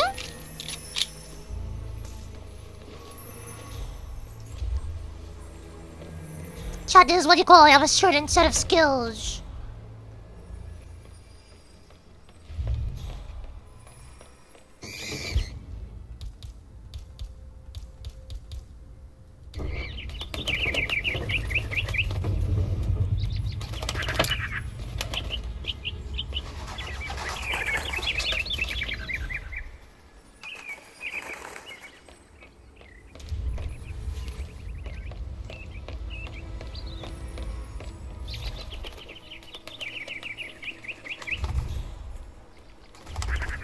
For now, I have to wait for that one.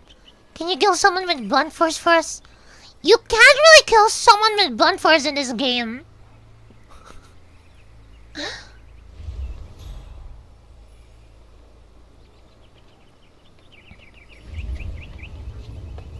Unfortunately, unless you push him off something. I just stumbled across something. I think it's a weapon. Remain calm. Let us take it from here. No problem. That noise? Behind us, huh? Got him! You spread fear within the syndicate. Please tell me that opened the fucking safe. It did! Okay, it worked, it worked, it worked. Does that count as blunt force? It was projectiles. That was C4. That was blunt force to the extreme. Extreme blunt force. Kaimon expert assassin will be terrifying. Yeah, at least I know I could have a profession. I'm joking. I could have a profession in a world driven by war or something. I'm joking, I'm joking. Like, oh, look at this body. He's dead. Boo.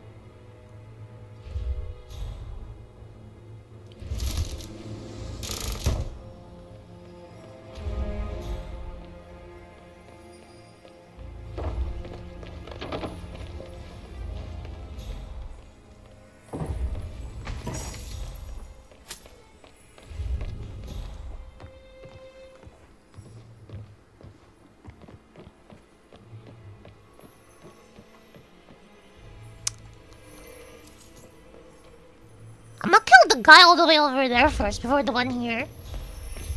Yeah, clean that mess up.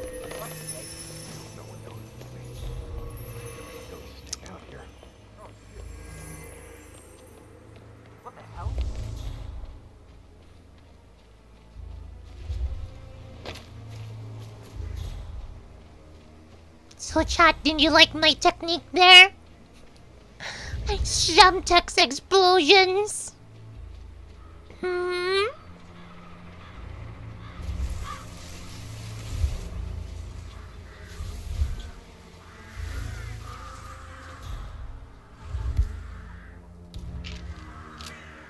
Oh, God. I feel sick. Sorry, let me through. We're gonna kill him as he's vomiting or shitting himself, chat. Yeah. We're gonna make him suffer before we kill him. Go on, look yourself. Go on. That's a good boy. I hope I die in the autumn. I love autumn funerals. Madam Carlyle is dead, so there is no funeral. Not if you ask me. I still think it's going to be beautiful. I'm siding with the other. Chat, shall we kill him via knife? Too late, I already did. Well done, 47.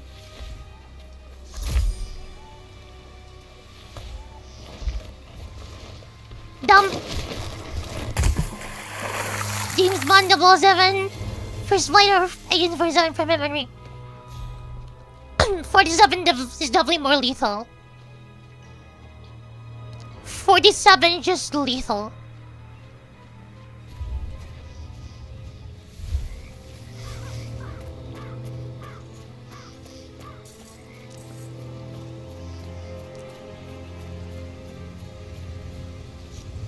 Bro is a little assassin.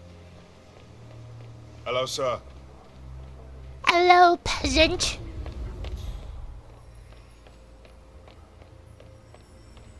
But yeah, I'm not sure. In terms of lethality, 47 all the way.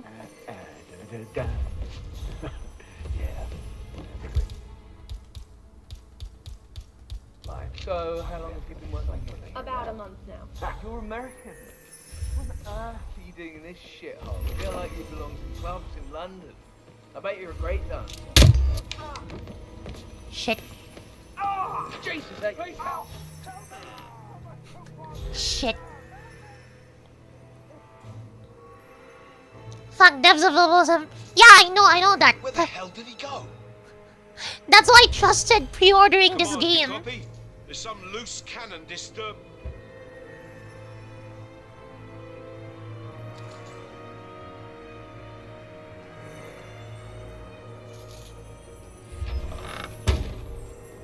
Corridor is clear.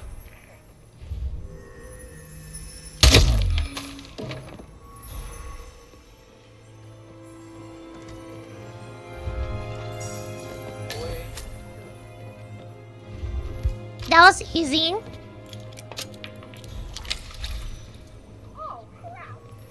Like, oh no, a body! Who cares? Hmm? Someone help me. I've got a body here. Okay, bro walks outside so I can shoot him from the outside. If I want to. All of you in today. I've never seen so many gardeners here at the same time. Yes, there's so much to do before the funeral tomorrow. James Q, Gravedigger Actual here. Send your traffic. Over.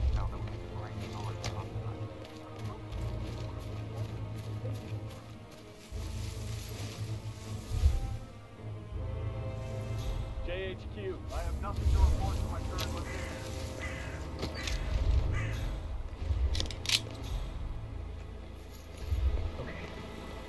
Good for time. Tell these people.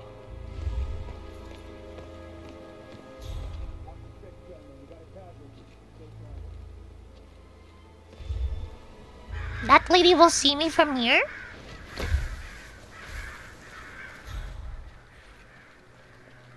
I just hope they keep going.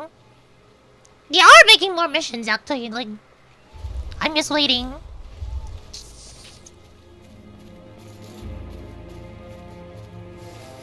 Huh? I wonder what's on TV tonight. Damn. Hey, you break it, you buy it.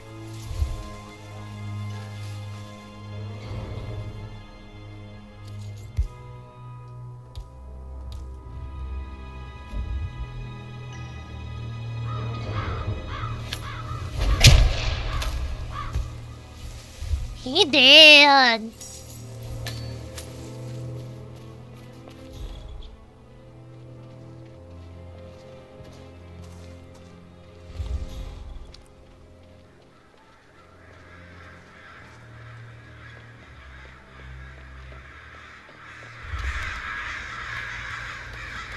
Mama stream come. Ciao. Bye bye. Thank you for joining.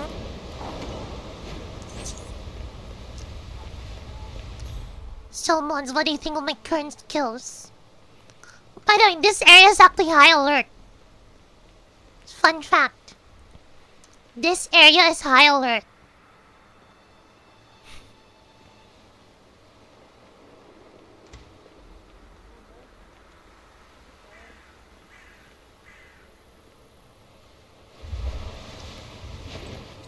The fuck you doing? Dealing with business? Of course.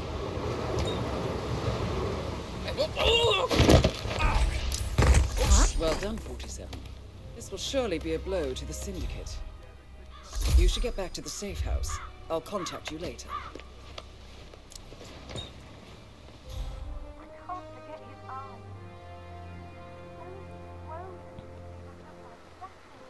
Mm-hmm.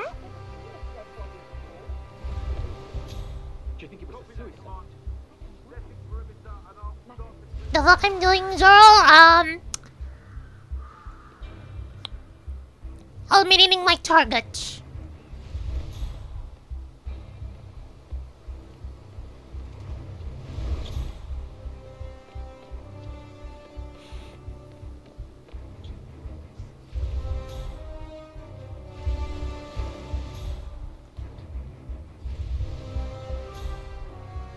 Bloody wank it up.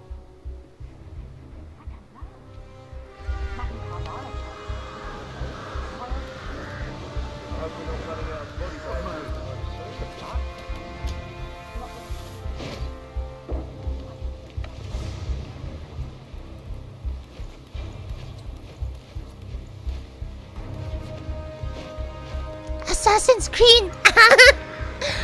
What do you mean? The main difference between any assassin from Assassin's Creed and 47 is bro is fucking slow over here.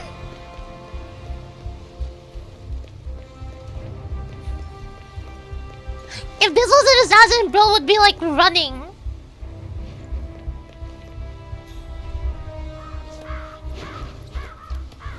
Whee!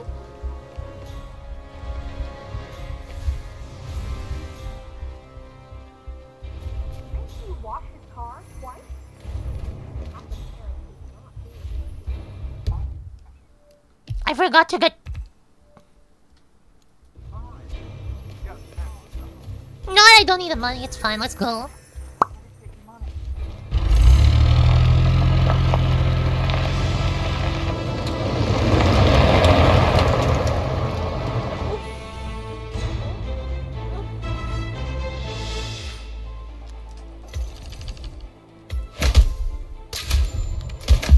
Black cat. Oh yeah, nobody noticed us. Nobody noticed us at all.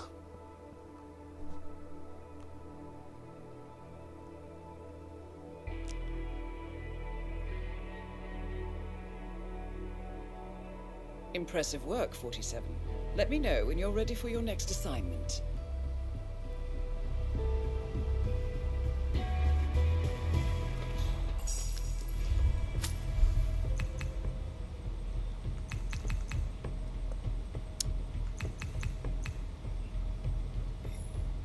Okay, let's do Japan for a bit.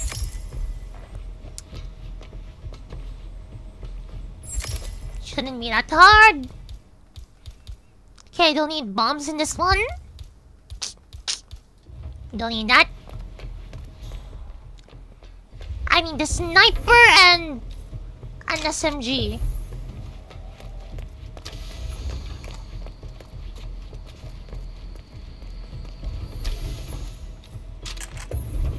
Chat, you remember the bomb I used earlier on the what do you call this?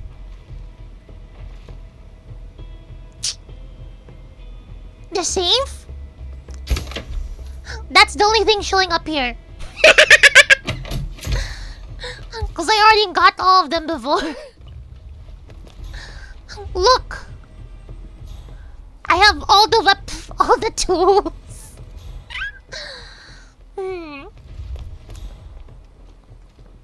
Oh, by the way, Zora, we have to discuss a bit, the rules a bit more on the non-violent Hitmon. Like the accident focus one. I did some testing off camera earlier. And we might have to modify some rules a bit.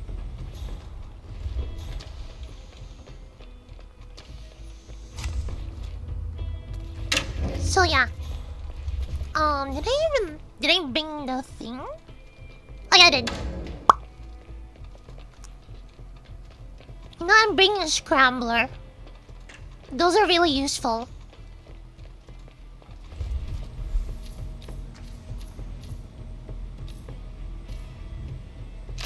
I'm bringing 2. Bez, are you listening? Zoro? Zoro? I'll be in touch when you reach your destination. We have to modify some rules. For example, I don't think we discussed about treating stuff at people. I tried not doing that and it was pretty much just impossible. The Syndicate is currently operating in the area. Find them and eliminate. But watch your step. If I remember correctly, like the thing was no direct. You know what to do, 47. Oh, did we? Yeah, I meant like, for example, non-lethal objects. Non-lethal objects. Not like knives or something, like, let's say imagine a brick. Just gonna give them a little concussion. But yeah, I tried doing the no eating thing. It was pretty much almost impossible. Like, or pretty much impossible actually. So yeah, we may have to modify that one.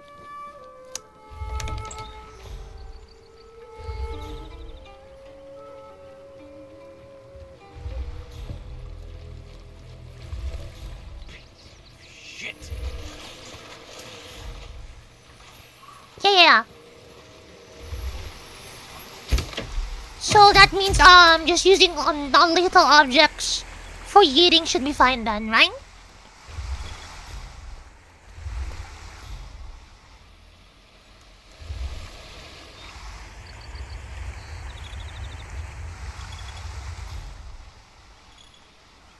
Yeah, the gig's alright. It's decent. Most of the people here are just lazy rich people. It's not like Mogadishu, that's for sure. Yeah, way ahead of you. Hey, you'll never guess who I'm out here with. That former Cicada pilot, Nail. Remember him from Shanghai?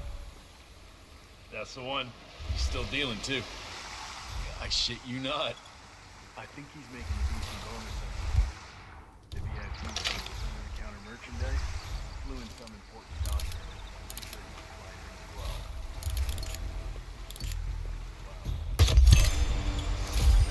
Syndicate member eliminated. Well done, 47. I know. Yeah, good thing I'm not the one having her. Shoveling snow. Help! Somebody help me! Oh, I have one question, and I need your honest opinion. Yeah. I'm talking about eating objects like them. At them to like knock them out. Kinda like that. No, like just to knock them out. Not that throwing a brick at them doesn't kill them.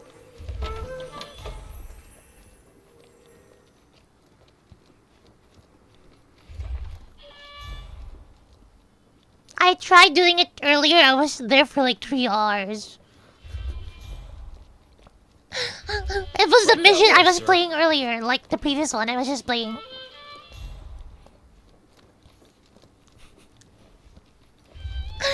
I was there for 3 hours. But to be fair, this one's not built for accidents. Like this campaign.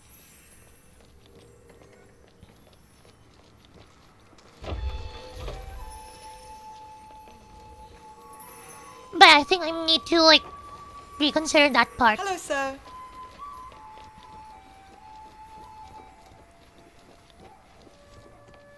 Because I could not get disguises at all.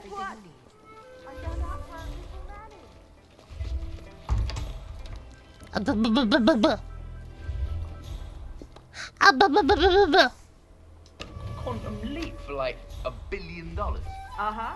He's on their board too. Plays golf with Tim Quinn himself every Thursday. Really? Love to fit, Oh, you're typing. Total makeover. Muscle Zoro. implant. Full facial Zoro. reconstruction. Zoro. Fitness. He wants to Zoro. look like Helmut Kruger. Yeah. Boy, the guy with the burn scar. Yeah. Apology would be nice. No, Zoro. idiot. Helmut Kruger. No, don't, okay. Those sanguine underwear commercials from the noughties? What? I'm going to book a new appointment with a room this time. Well, I know there are biggest idol. That's pretty extreme. But what about copyright? Can't Kruger... But yeah, some maps, those are pretty much impossible to do. An example of that is I Hokkaido. don't think you need to worry about that. Oh. To get certain outfits to let you go to certain areas, you need to actually knock people out.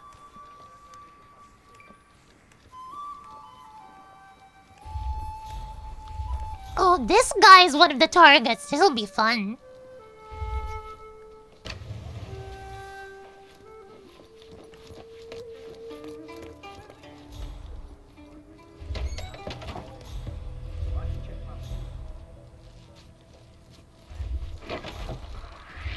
Sorry, I don't think I know you, mister. You mind? Whoa, don't move a muscle! Hey, lock's not working, but it's... Final warning! I'll kick you... I'll get someone... You know what? Here to kick balls. The hell? Oh my god! Well done, 47. This will surely be a blow to the Syndicate.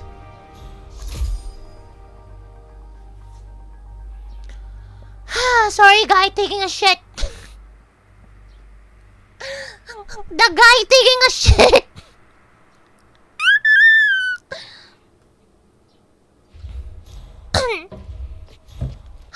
The poor guy was just taking a shit, but this guy followed me in here.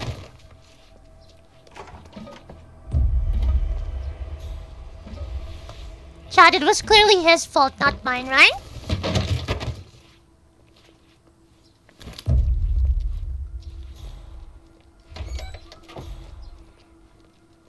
It wasn't my fault.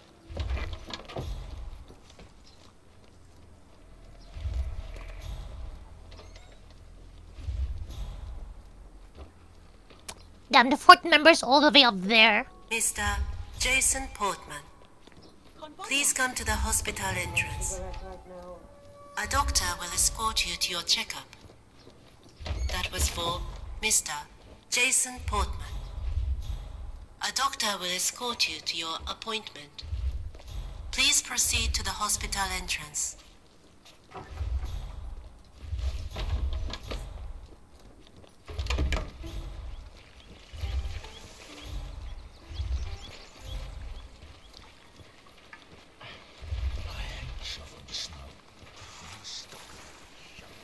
Chad, do you think I can get away with shooting someone here again?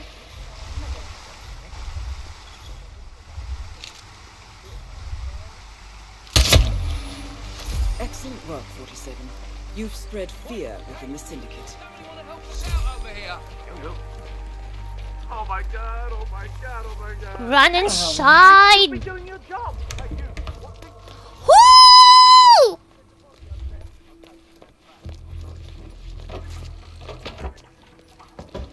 Into the closet we go, Lily.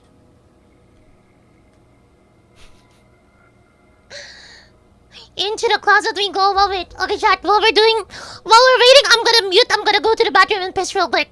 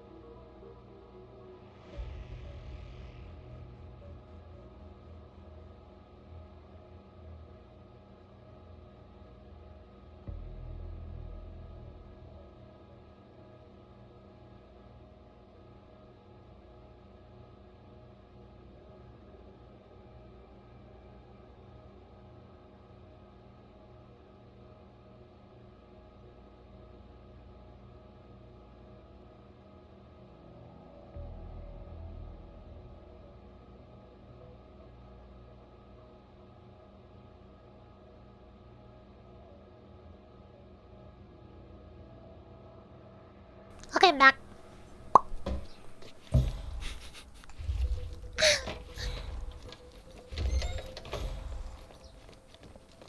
You know what's funny? I've gone through most of this without even changing outfits yet. Though that's with using guns.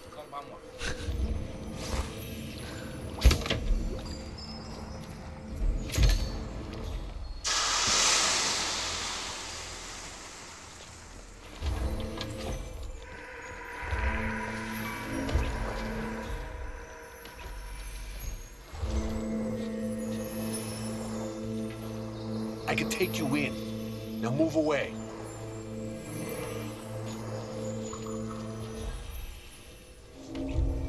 Hey, you need anything? I got some cool stuff.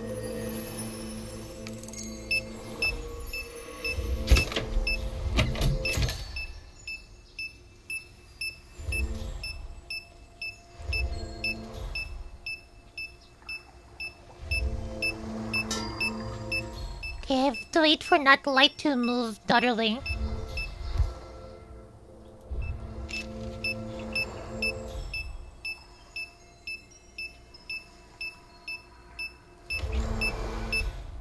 You wanna buy something? I got it.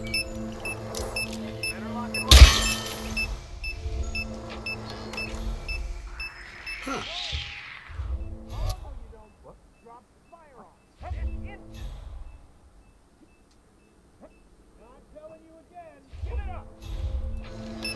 Do they see me? Okay.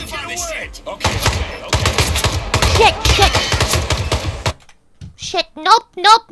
Hell nah. This is why I fucking hate cameras.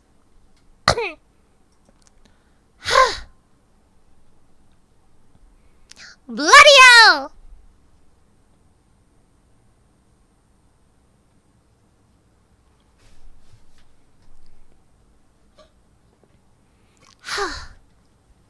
Zoro, go ping the ones by me that I'm playing. I know you're the only one yapping now.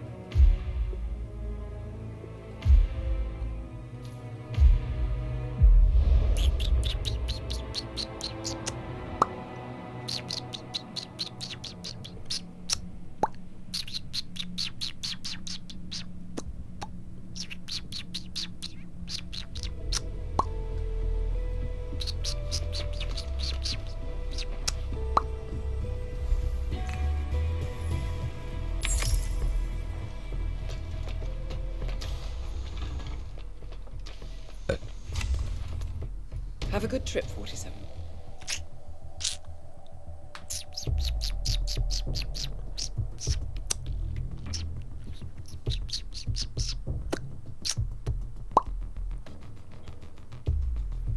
I fucking hate that camera right there, Welcome chat. to Hokkaido. Intel tells us that there are syndicate members in the area. I trust that you can find them and eliminate them. However, this is no walk in the park. They are on high alert, so you need to be careful. Godspeed, 47.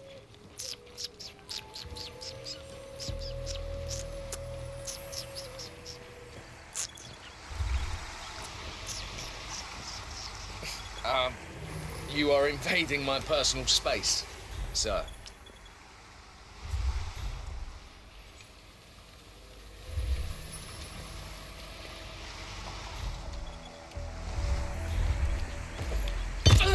Can anyone please help me? I need help here.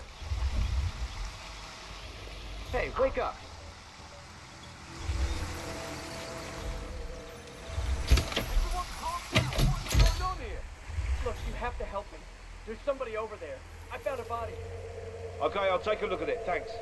That was fucking fast.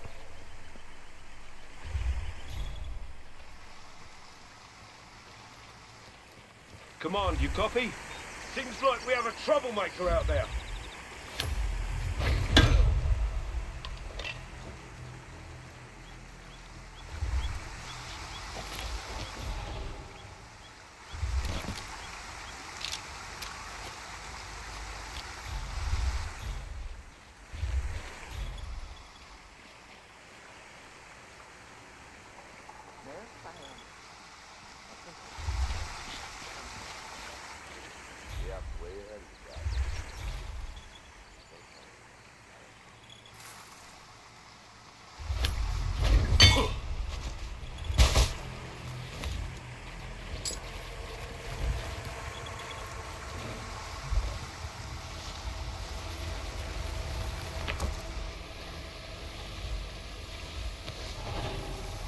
I'm gonna wear this real quick.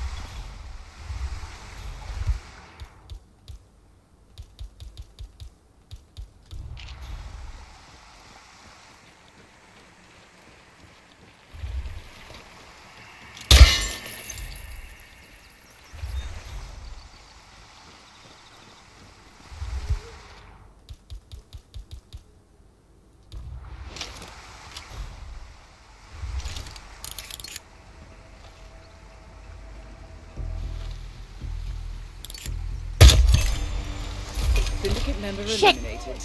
Well done, 47.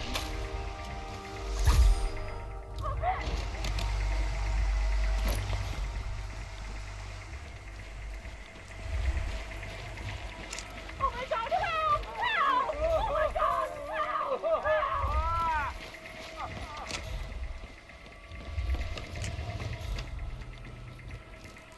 Target's on cold. Keep your eyes open. Right, security.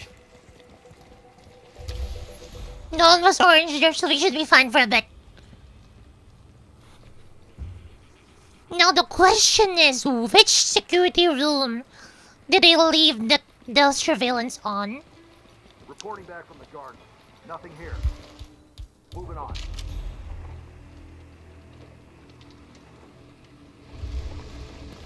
You should holster that gun.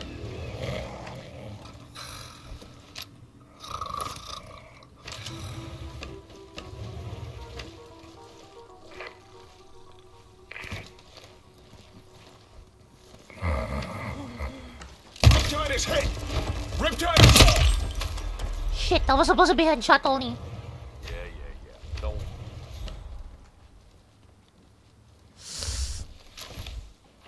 Oh, it was only 500, that's fine. That was dumb. I fucking... This is why I don't like Chat, this is why I don't like SMGs. Or any automatic guns in this game. They fucking suck.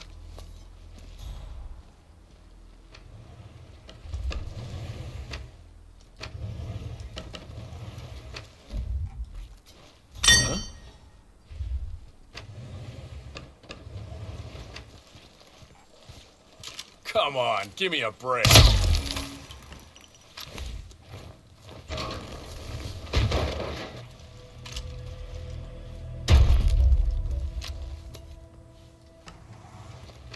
Who are you?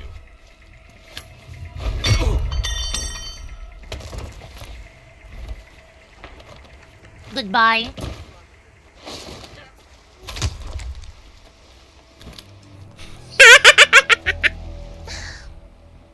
It's fine. Daijoubu. Damn. Take it easy, man.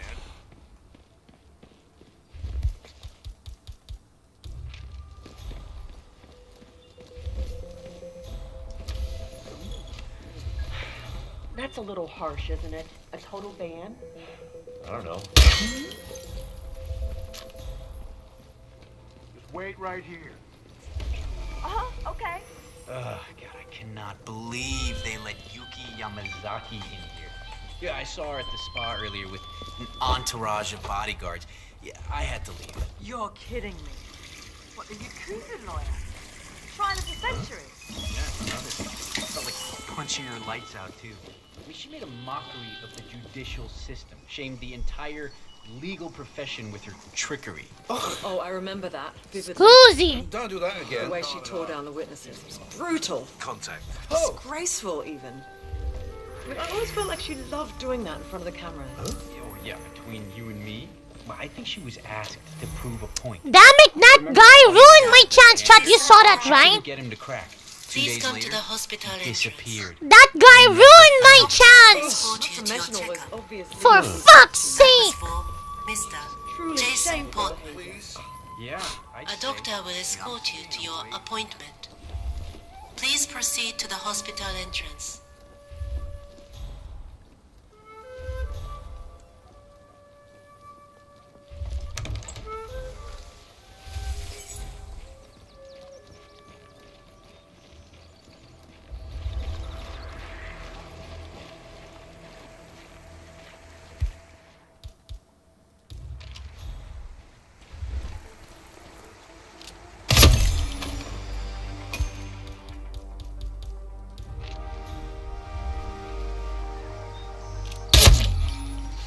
Well done, 47.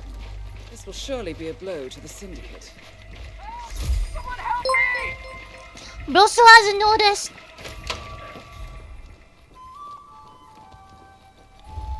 Can never have too much security, am I right? Hi Arnett, welcome to Basement Review. Can no longer escape. How? Welcome. Hi. It says combat, so I'm gonna wait here for a bit. Wait! Is that guy there?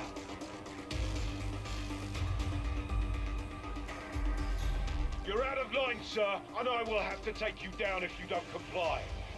God damn! Hands where I can see them.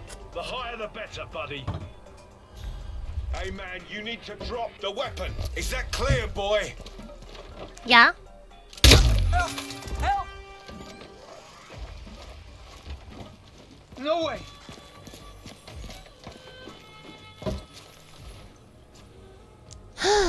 well.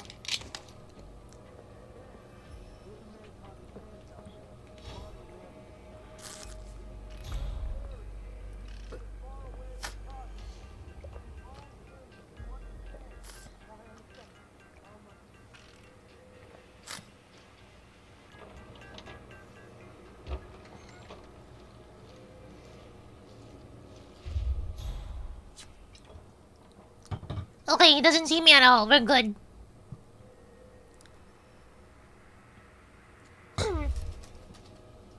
It's like, huh?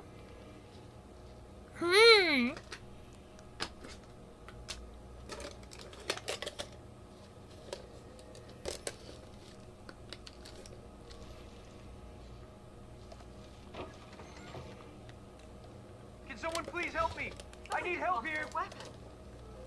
Okay, tell me right now what I'm missing. Someone's trying to turn into public enemy number 1. All right, now leave it to the pros. No. Command, watch your 6. We got a casualty.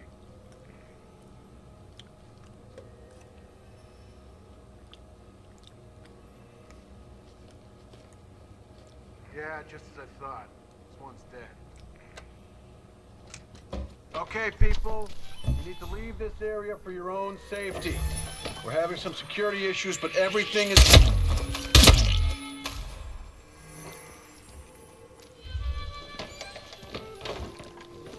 No witnesses. Be careful, will you? I'll tell you. No witnesses.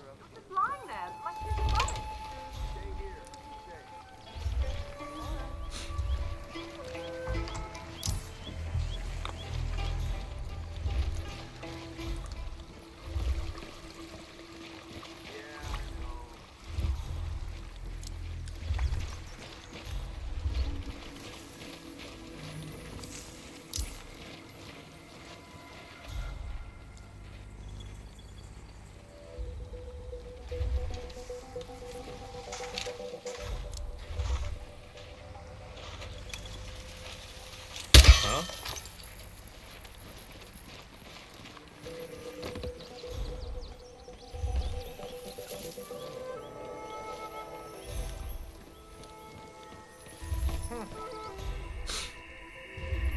Hmm.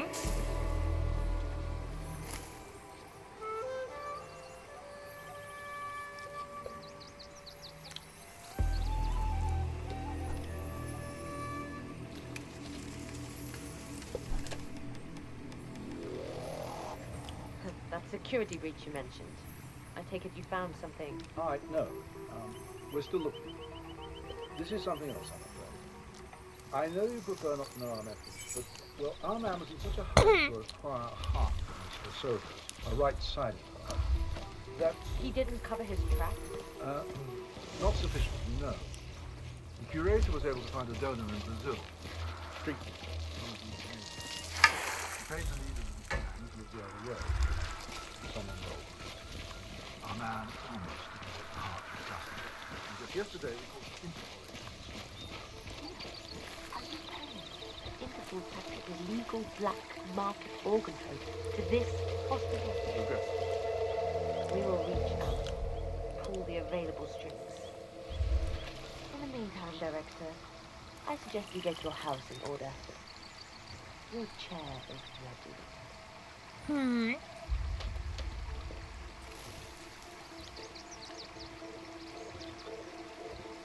We have to wait a bit. Just one of those days.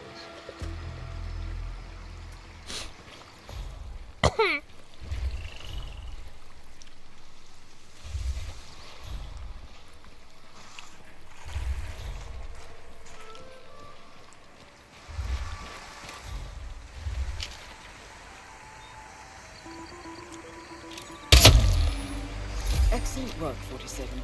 You've spread fear within the Syndicate.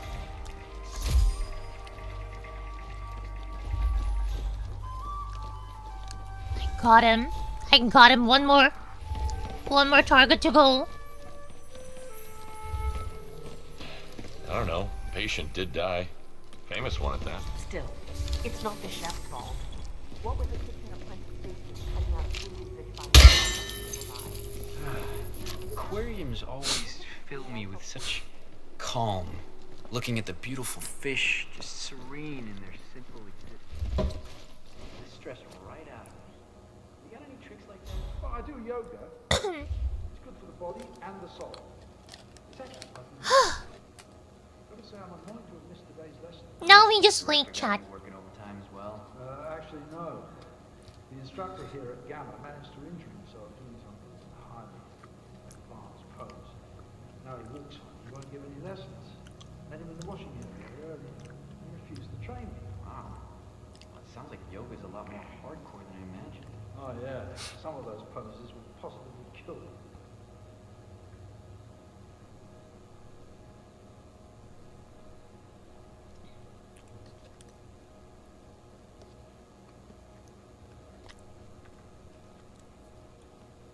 You're not done searching yet.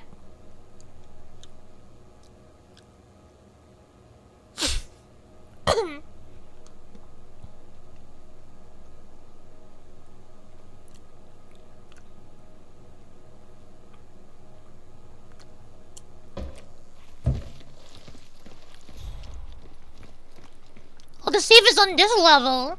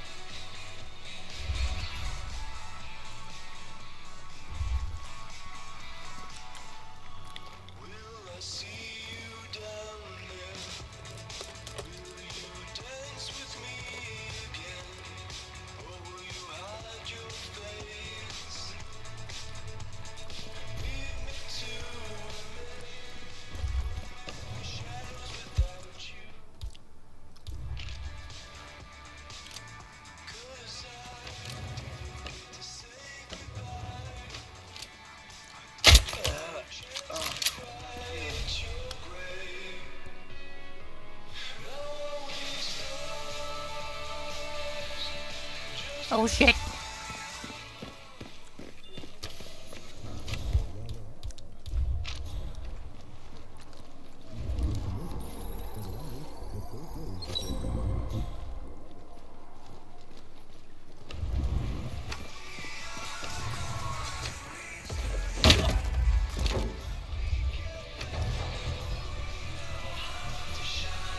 Now, where are the files?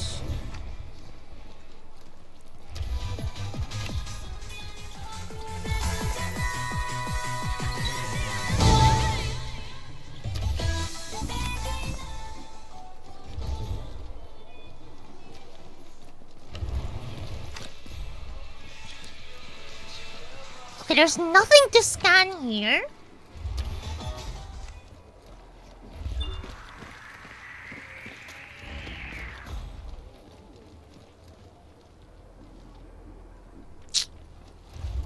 See that?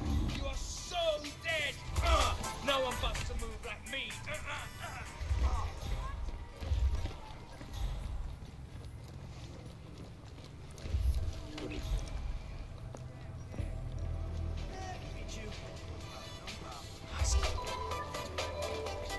Where the hell's the other thing to scan?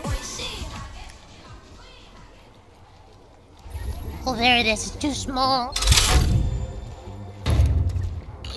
No wonder I couldn't see it, chat. It was too small.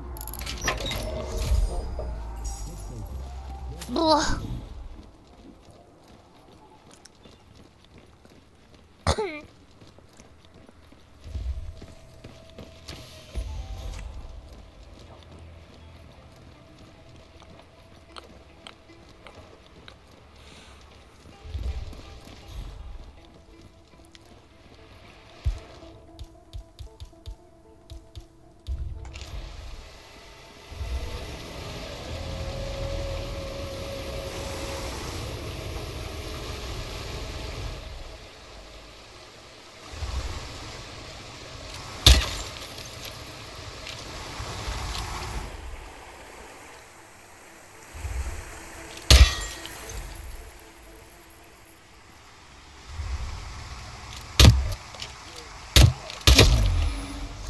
Syndicate member eliminated.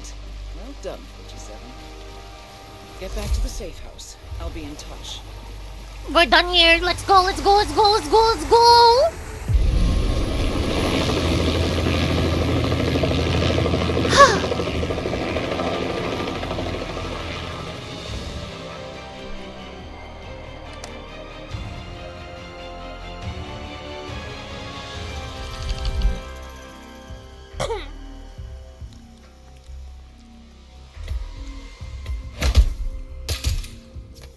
Melon Man!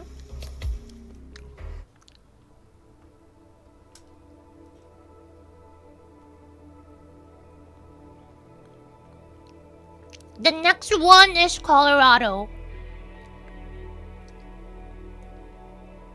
Excellent work back there, 47. Let me know when you're ready to continue. I'll be waiting.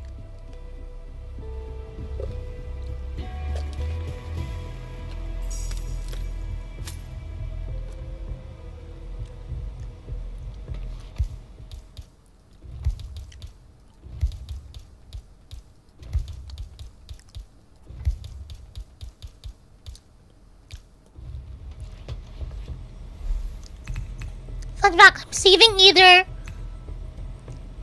Whittleton Creek for the last map. That one's really fun.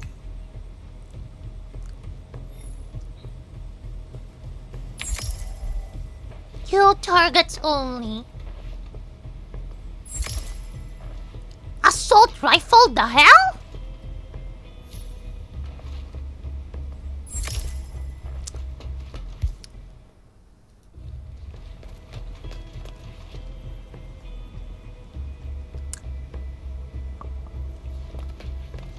I think I might have to switch maps real quick.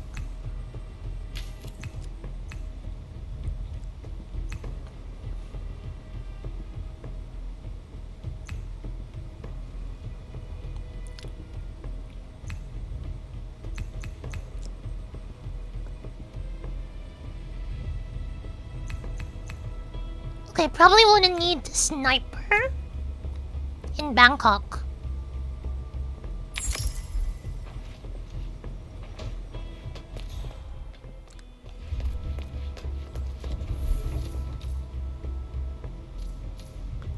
Chad, would you believe this is a shotgun? Would you believe this is a shotgun? Munch.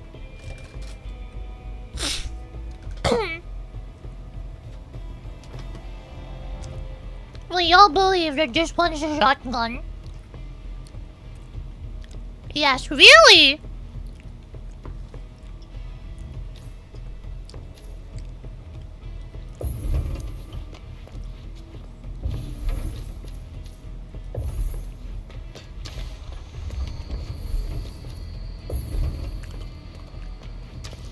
No.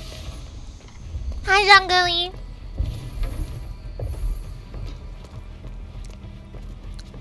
Vagrants, could you explain your logic? I'm curious.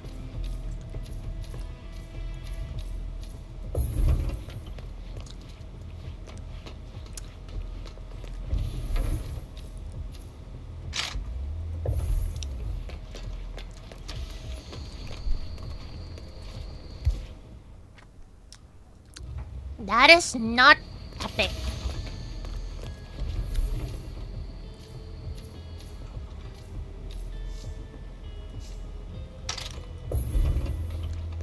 Why would I believe? Explain why would I believe it's a shotgun. Yeah? I mean, it doesn't look like one, right?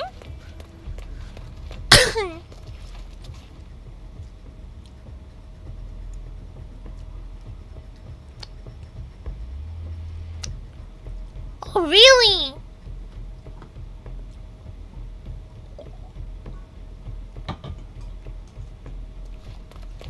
Oh yeah, you're one of them older Americans. So you've definitely seen some of them, right?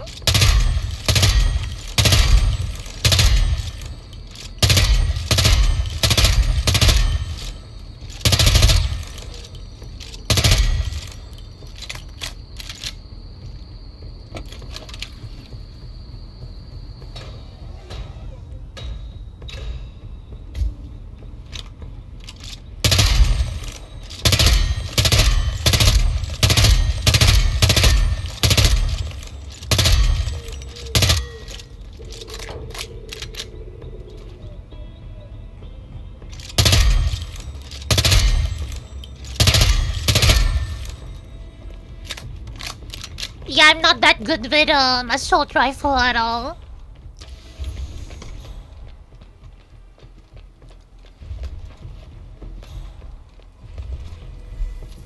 Explosive kill.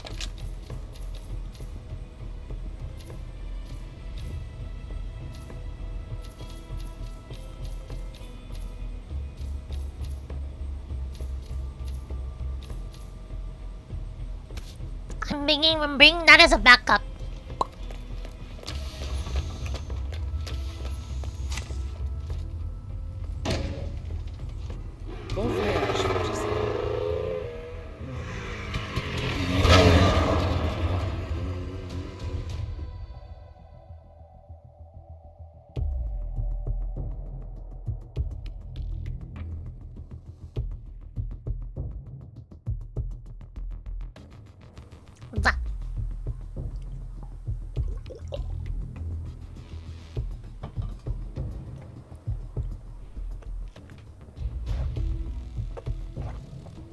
Welcome to Bangkok. Intel tells us that the operative syndicate members are currently in the area. Track them down and do what you do best. Be careful, 47. And most of all, good luck. Oh damn, we're already in our room.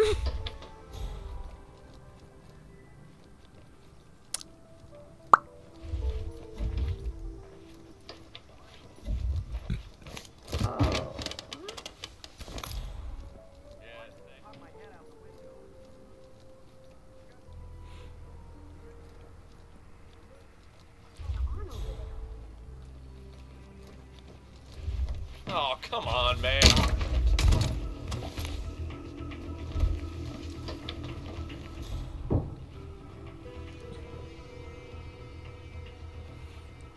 I love how that trick always works. Not that I'm thinking of like a way we can possibly do that. I'm not sure if water would work there, like they would slip on water.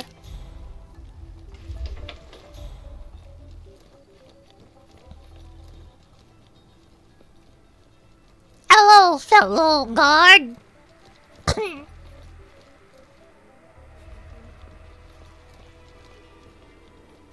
Oh, bro's all the way down. Great. Now they're not even letting guests in.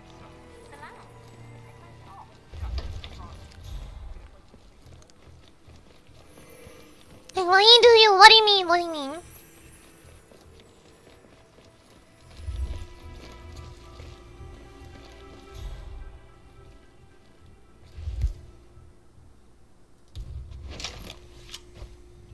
Oh, and I don't even need this.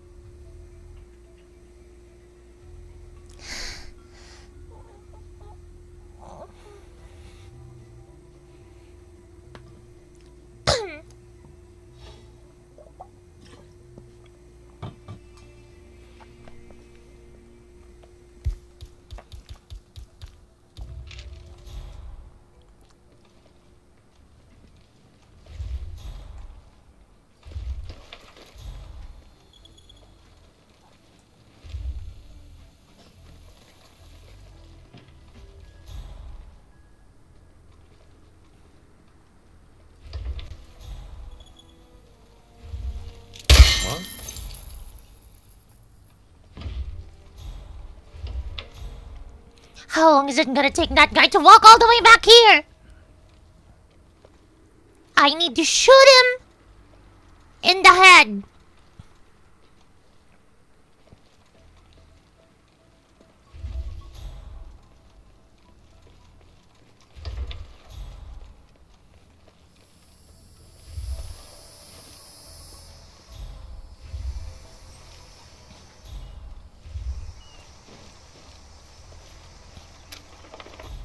It's true. I overheard some of the sound crew talking about it. I think this lady's just high. Huge row in the middle of the night. Cross and his manager fighting, huh?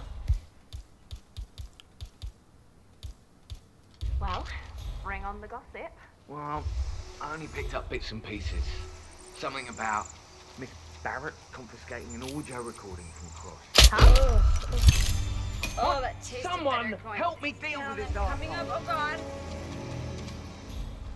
Shit.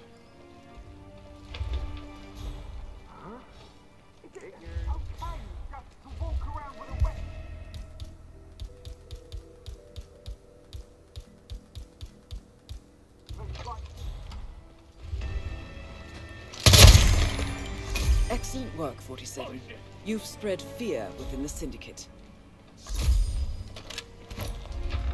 Hide!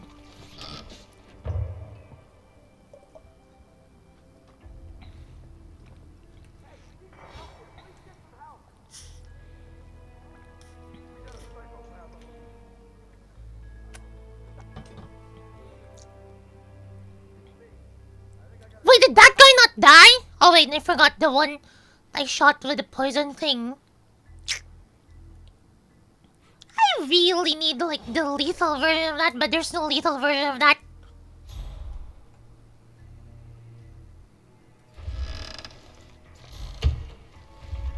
Hey, this is a damn mess. It's really, really disgusting.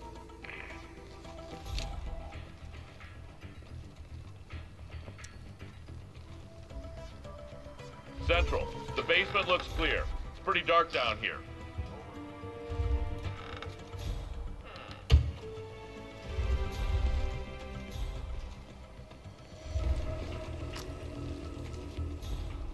I'm already wearing that disguise.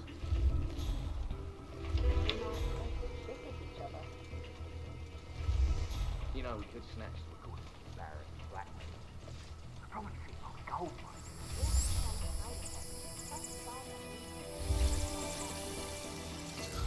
I can't come in.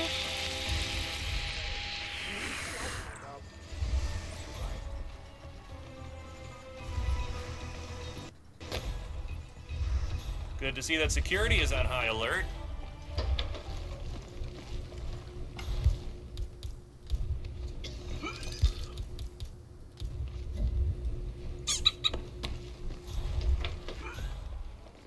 Okay. Syndicate member Hide again! eliminated. Well done, 40. Hide again! Try not to die!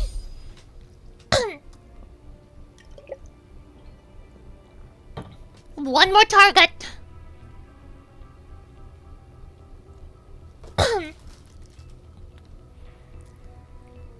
That was easily lowered, but... Zara, what did I say? I'm not confused.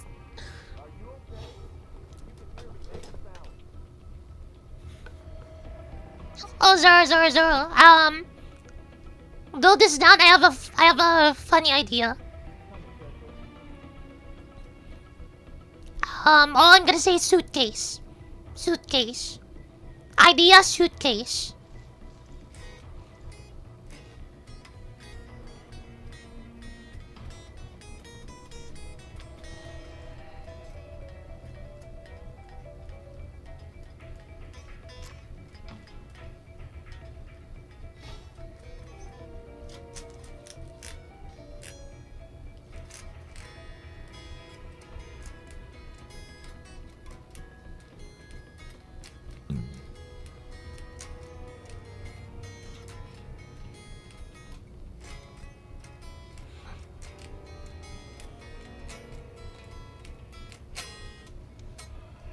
Come on!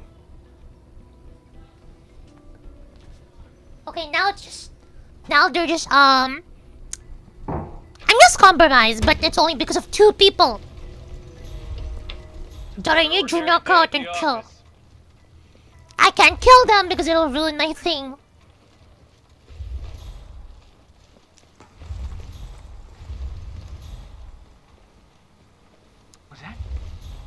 Ever heard the expression, truth is stranger than fiction?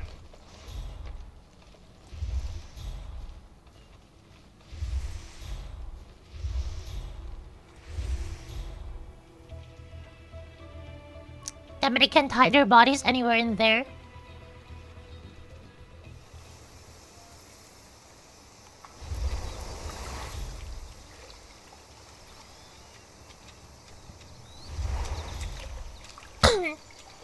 Oh well, as long as they don't really move from there anyway. We should be fine.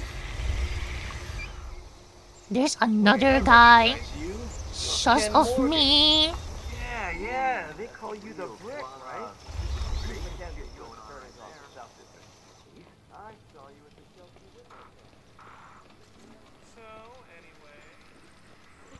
I remember when you use this mode, it pretty much lets you sneak, Good day to you, sir. like not being detected or something.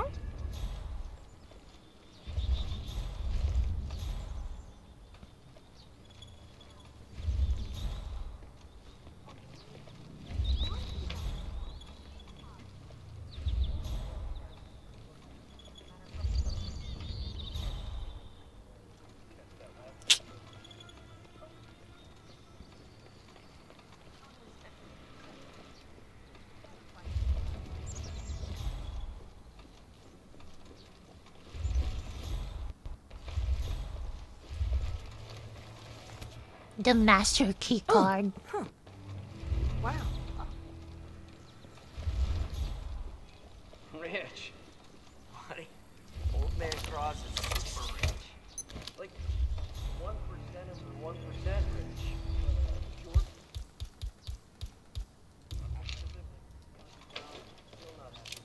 Hey, wait a minute.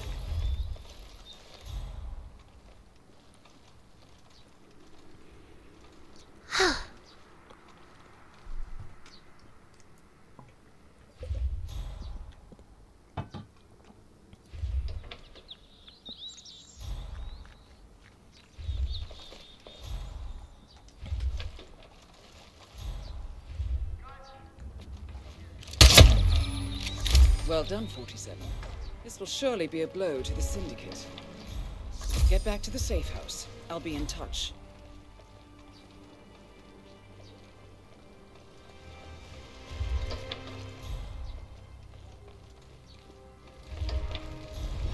Okay, this is a better hiding spot.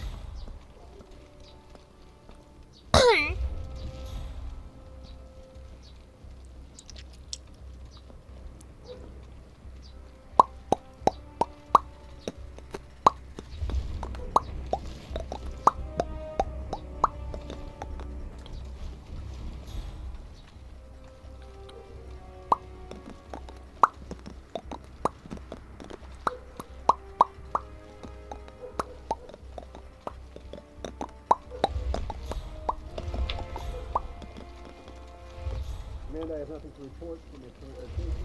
Damn it, they're still checking right now.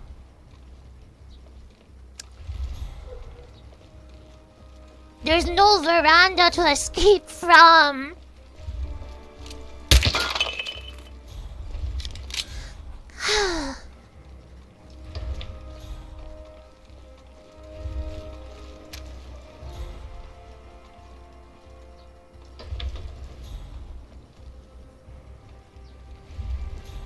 Chat, how much do you think like a hotel room like this costs? I wonder. Hmm?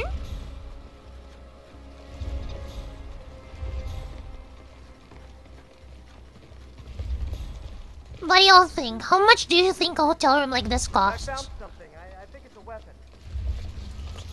Shit, that lady's coming down.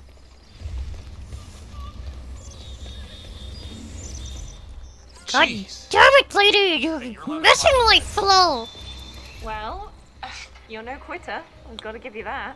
Look, I can fix this. I'm homing in on the problem. I just gotta... Damn it! Yeah. Are you sure you don't want to ride home? It's not about that. There's this guest. Big shot lawyer fella up in the Queen Suite. Always buying this crap for like an obscene amount of money. How are you, sir?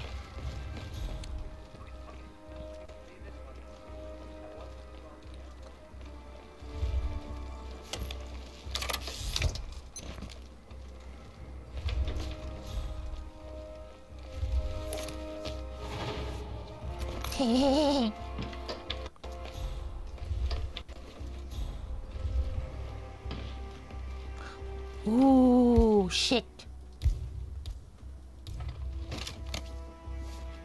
I almost fucked up! Chat! Did you see that? Good to see you, sir. I almost screwed up there! Almost! I didn't, but I almost did.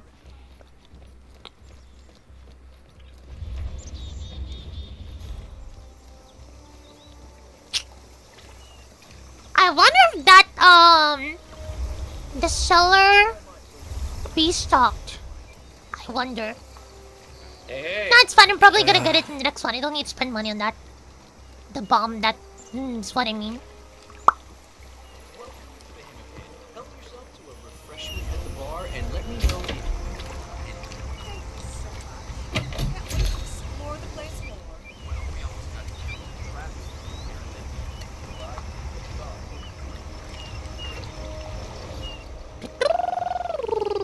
Say Salutations, my friend.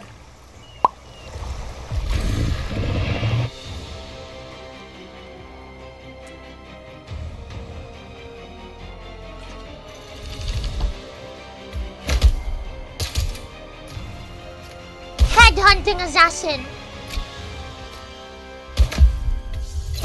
Ooh. Ooh. Only 2? Really?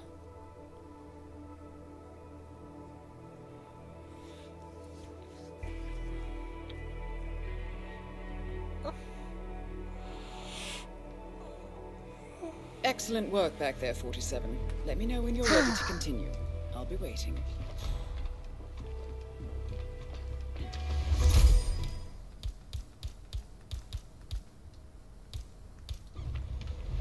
Look, look, look, look. I got the bomb back.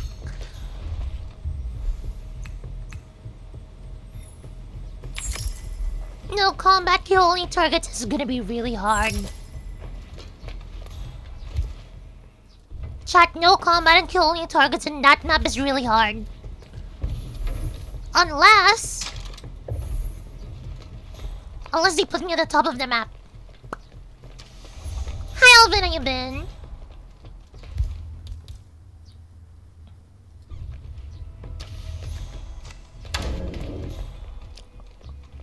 Only one disguise.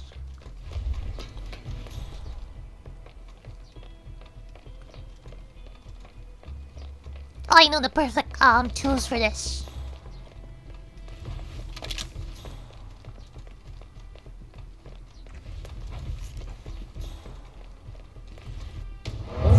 Vroom vroom.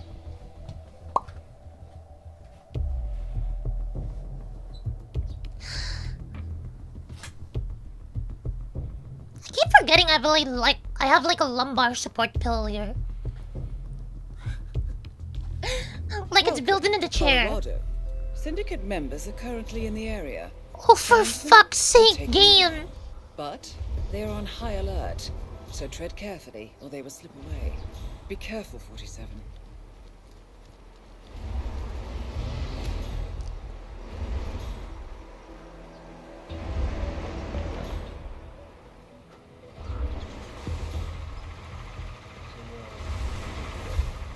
The freak in the mask. What the hell are you talking about? We're just at the security station watching the feeds. There's this creepy guy interrogating the hostage. Where there are 3 new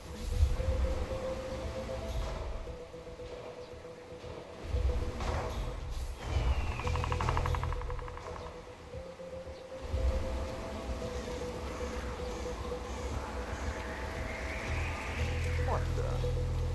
Sean Rose in charge of operations? I don't get it. Why'd the boss pick him? Why not Reynard? The way I see it, Reynard's a lone wolf. Berg's too specialized. I mean, he's no strategist. Parvati is... no, Parvati's Parvati. I think Rose wants to lead, fiercely dedicated, completely ruthless. Did you ever hear his plan to take out Simon Devereaux with the, Okay. Hey there. Need anything? I hear you quite.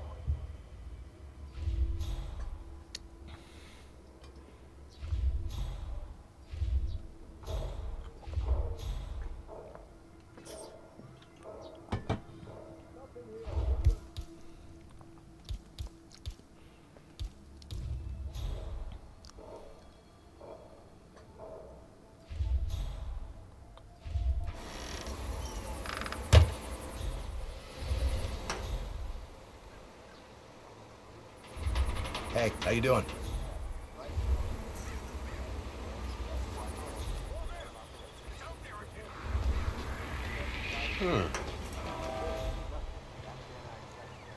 Why are there 3 guys up there? It only showed 2. I might just have what you Why does it Ugh.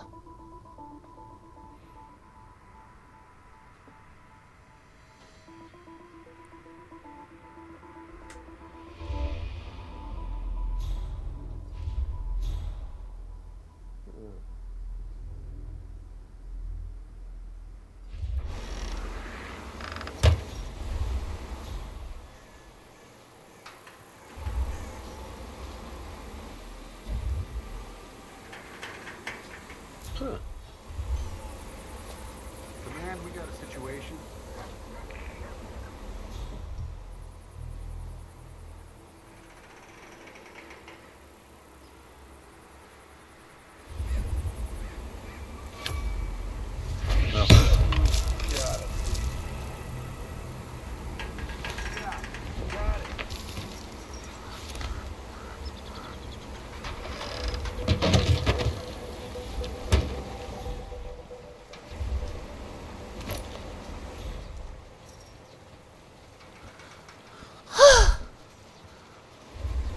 Holy shit, chat!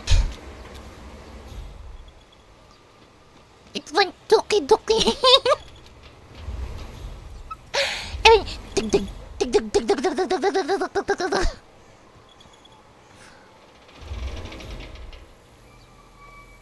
Alright. Okay, I need to clear my head and have some pretty together. Look, I appreciate that you've been assigned to protect me, but please just leave me alone for a few.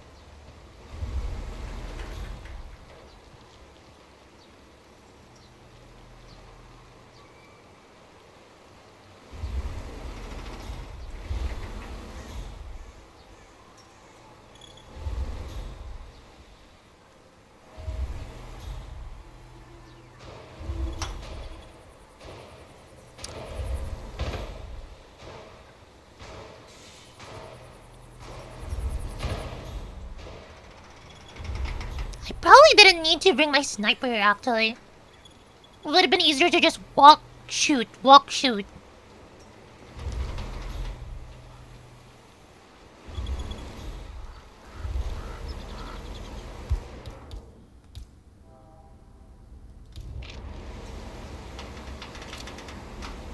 Oh!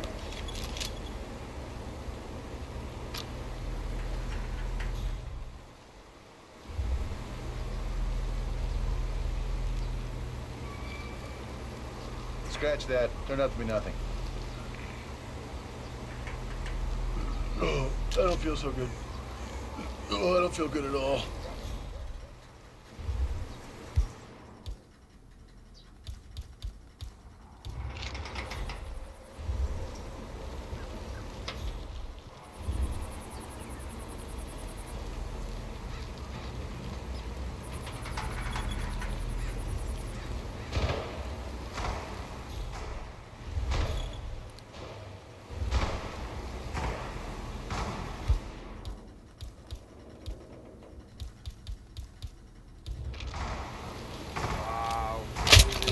Oh god, I think the tune was off.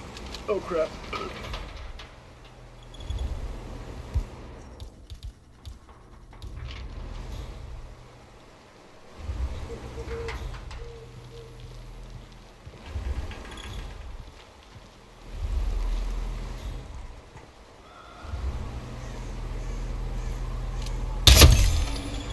Excellent work, 47. You've spread fear within the Syndicate.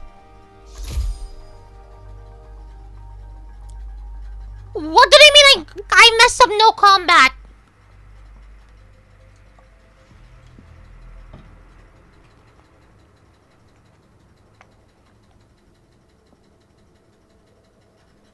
He's not hit. Anyone got a visual on Tango?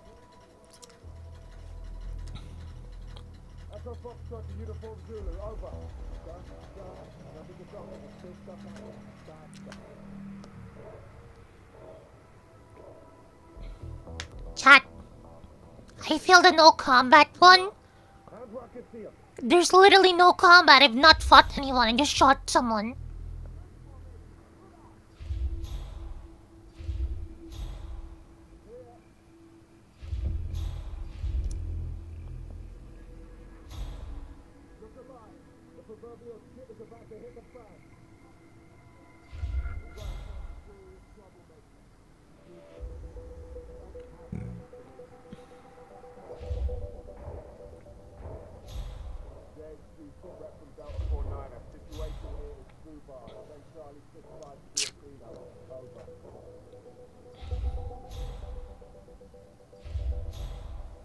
Okay, take a deep breath.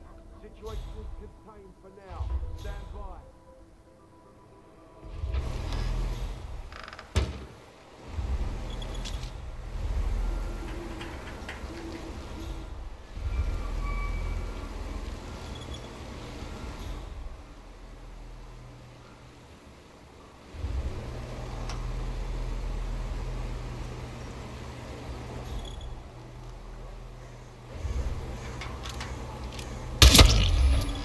Well done, 47. This will surely be a blow to the Syndicate.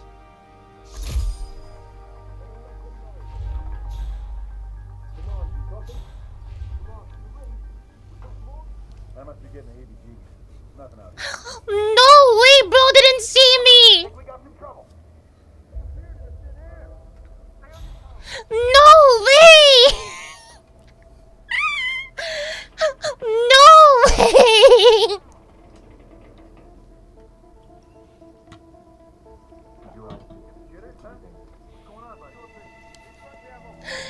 He's Asian. Chat, you see our view right now on what we can see outside? This is the debuff. This is what it's like.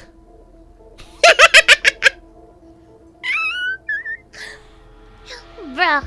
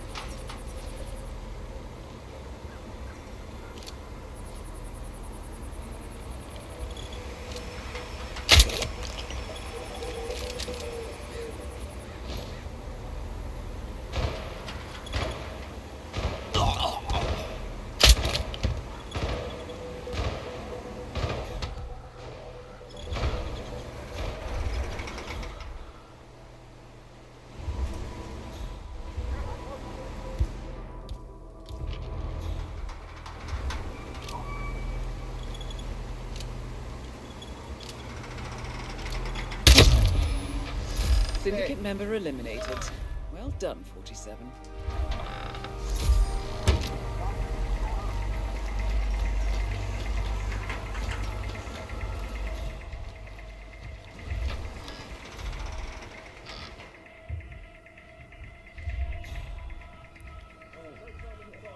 He didn't see where I go. I mean went.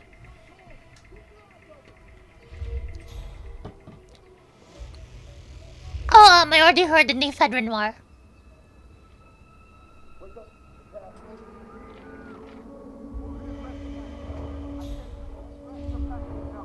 I hear the alarm shit. Dun.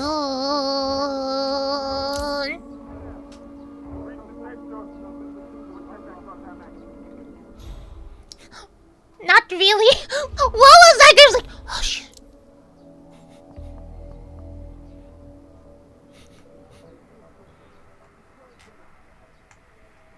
That's some Jackie-chan ass pose.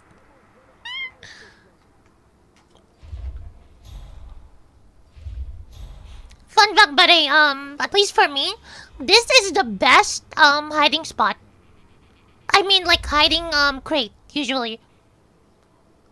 Closets are like shit, cause you can't like look around. Meanwhile, crates you can look around like this. You just can't look up and down.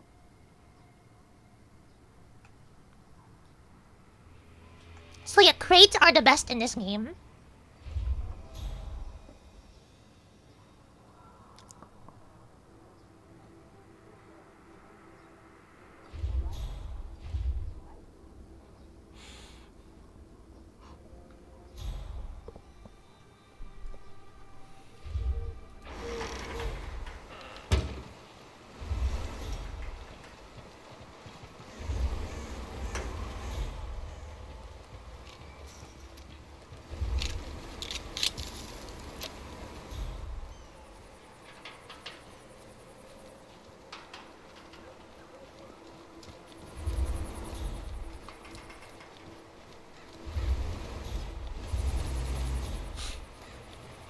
So you're all set for the sting? Sure. Got a badge in my pocket, prep my line. Shouldn't be a problem. Oh, that guy should be easy to kill.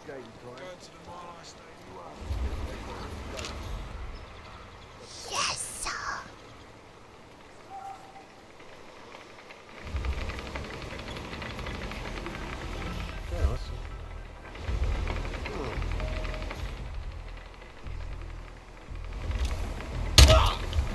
We're under attack!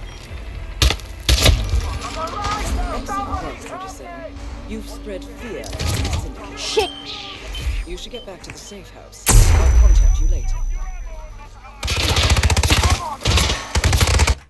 Nope, nope, nope, nope, nope.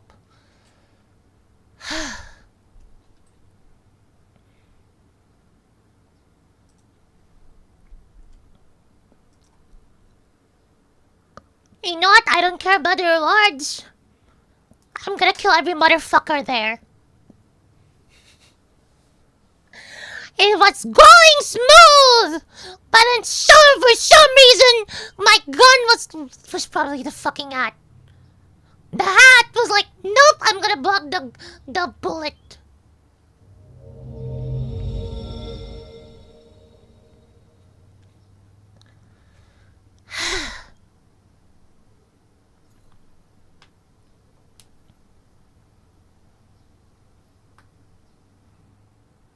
I'm gonna lose my mind in this game.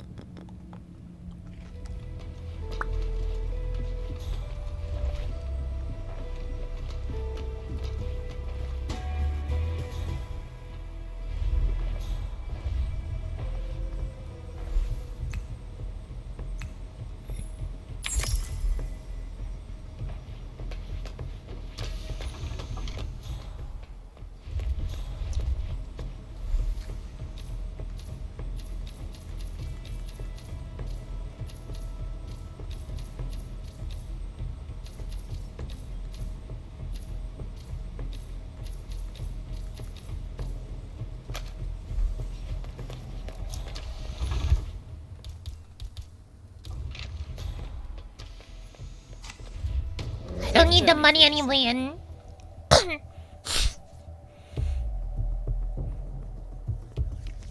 I was doing it for the love of the game, but now I'm really pissed, so I don't care.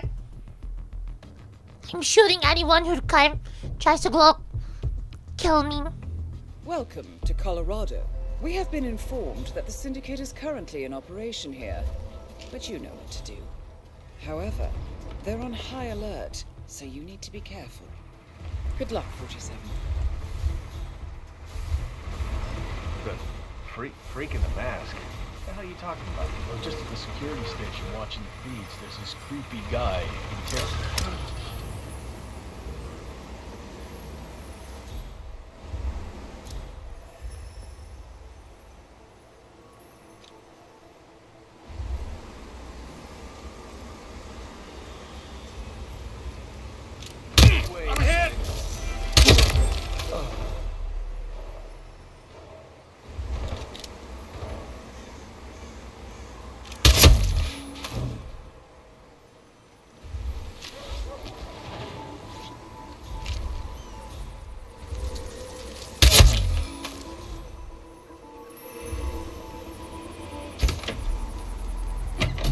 I don't give a damn anymore.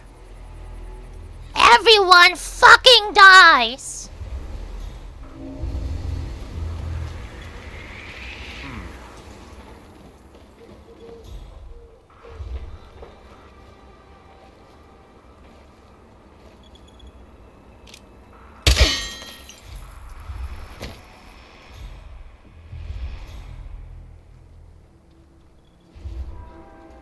Stand by, stand by.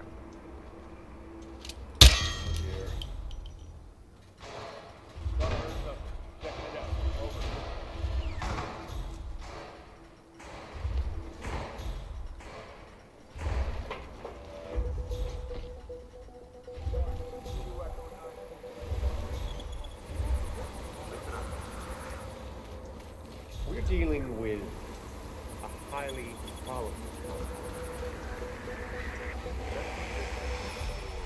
One, two, three, five.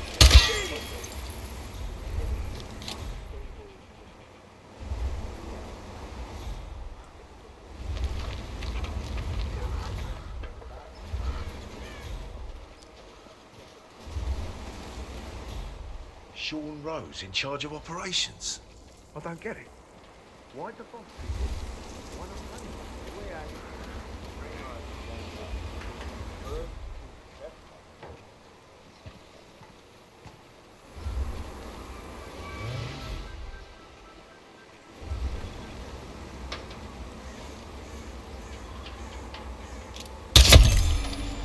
Excellent work, 47.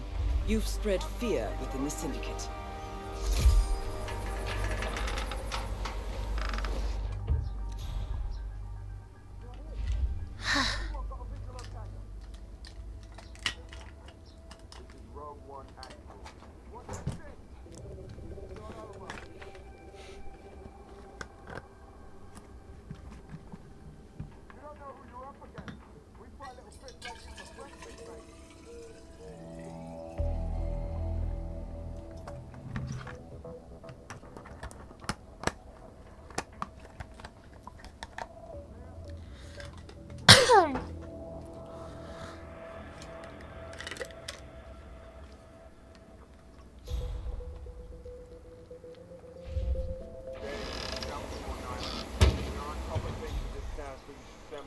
Hey there. Need anything? Command, you copying?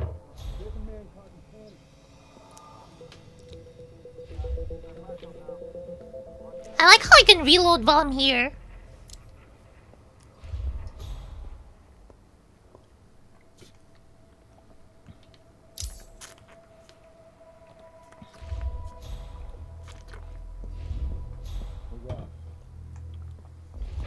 Command, I have arrived at the location and it looks clear. Over. What? Security breach! Keep your head down! Damn it, I saw him through the window! Watch out for incoming fire.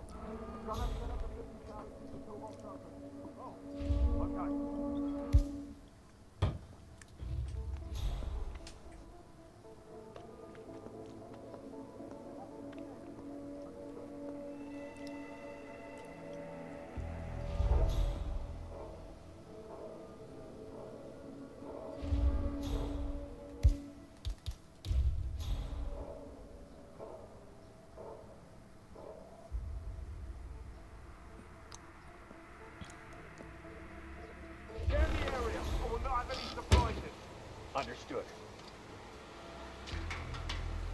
Got nothing on the stairs.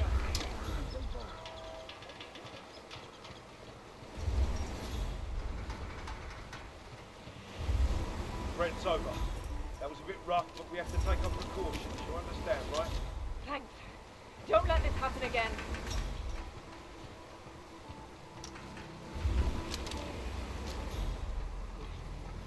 Just let me have some alone time.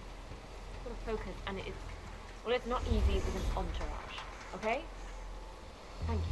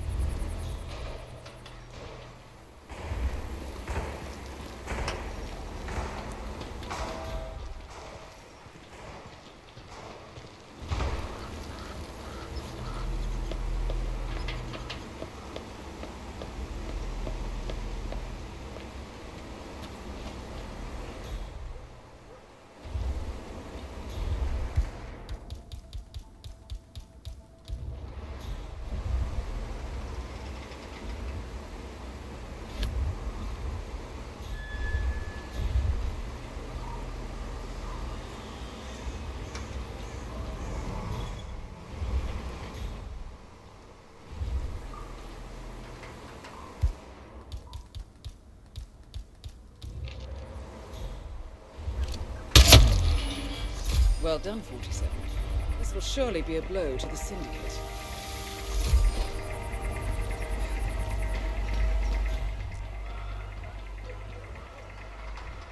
Easy. You need anything? I might just have what you need.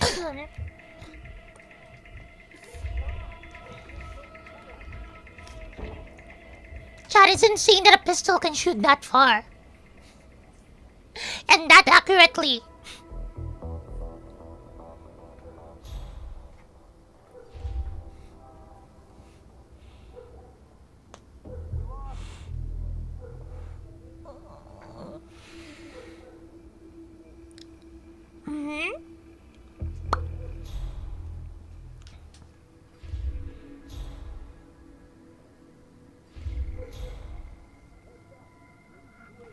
Alright, gun guns are cool. I guess since I was cool from top, I was all the way up and going down the trajectory. Didn't really, like, the gravity wasn't really that much of a factor. Because it was already part of it. Unlike when you're trying to shoot in a straight line. Horizontally. But the angle was already diagonal there. So the bullet was just like, okay.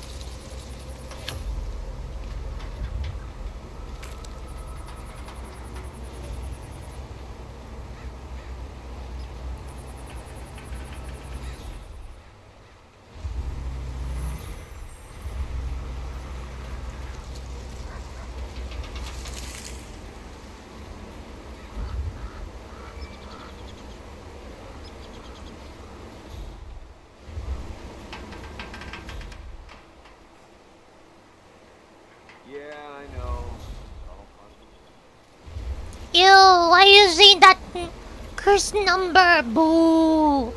Boo!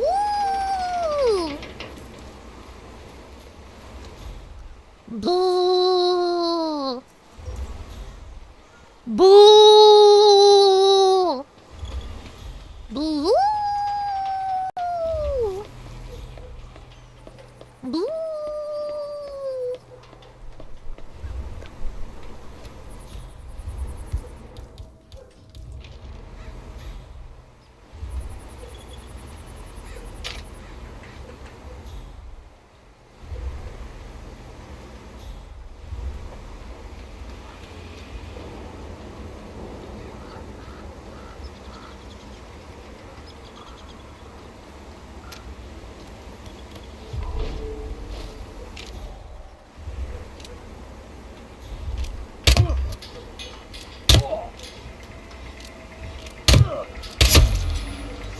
Syndicate member eliminated. Well done, 47.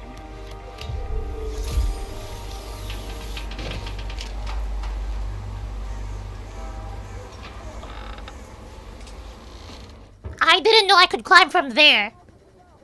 If I knew beforehand, I would have done that.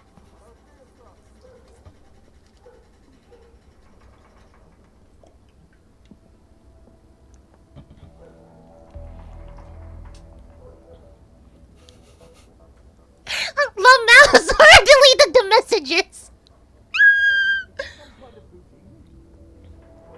Oh, that's even funnier.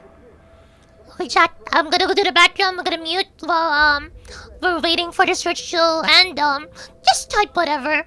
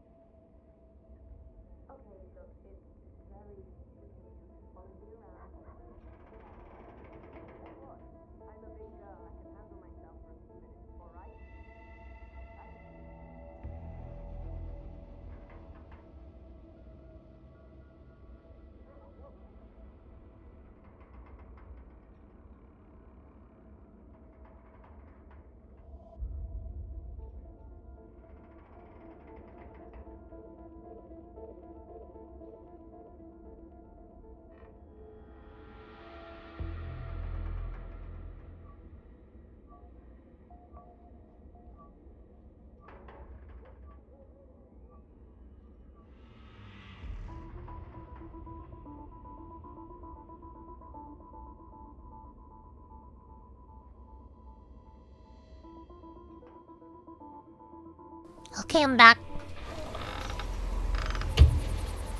One more to go.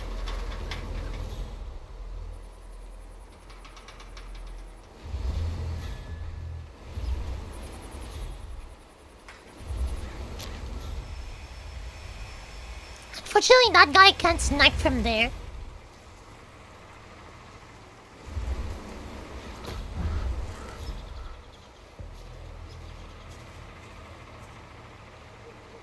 What?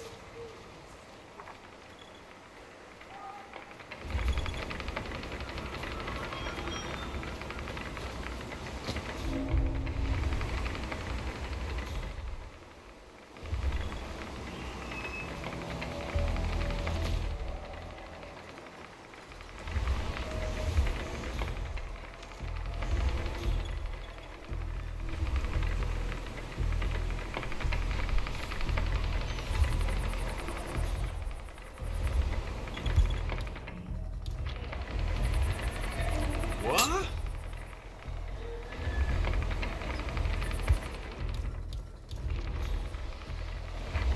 Command, either we got a poltergeist or someone's throwing things at me.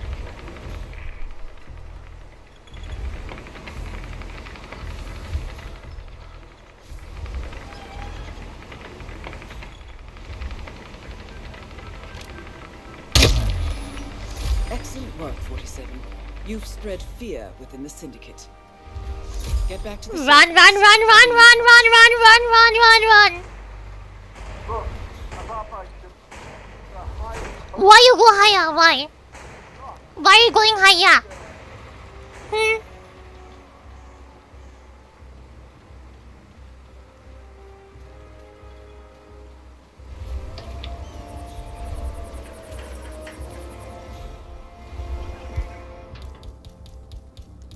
I'd rather be rid of it. I hate this map so much.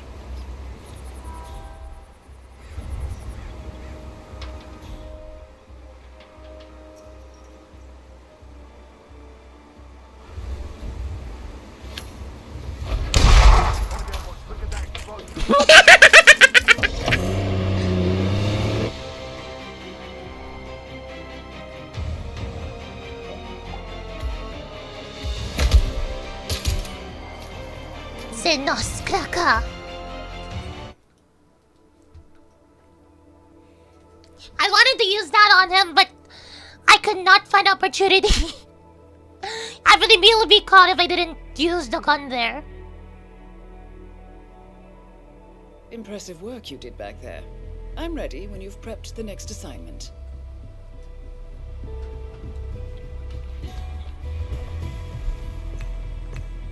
Okay, one more before... Okay, silence, pistol kill, poison target. Melee epic kill. Ooh.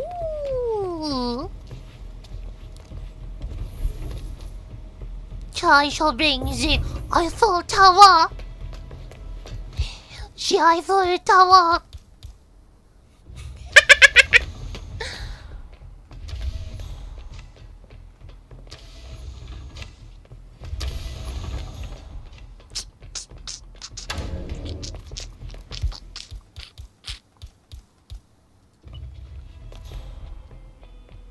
I am bringing the Eiffel Tower.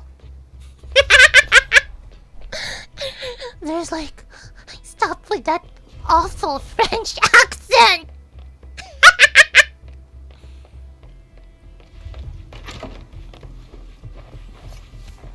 The Eiffel Tower, Knifeful.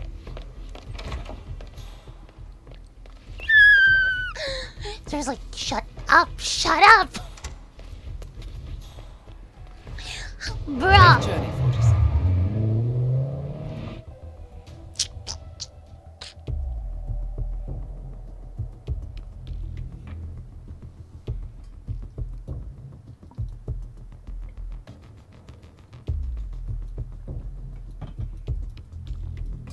Eyes out!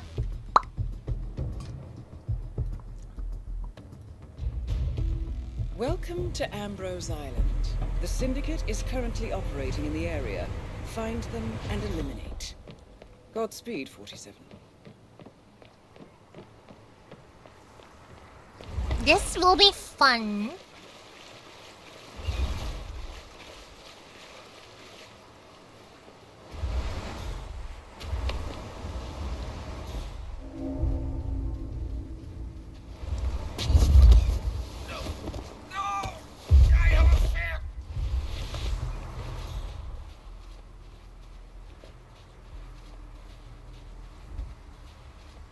Have a what, bro?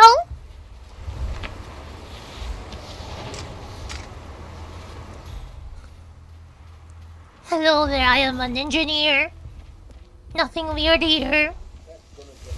Yeah, can't let you through. Sorry, sir.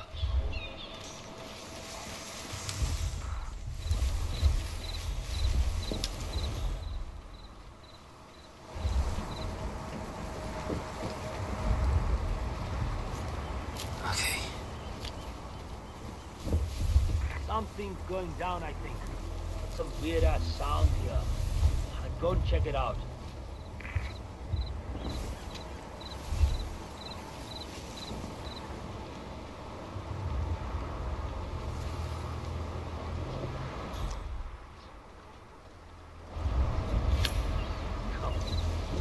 Don't play me like see ya!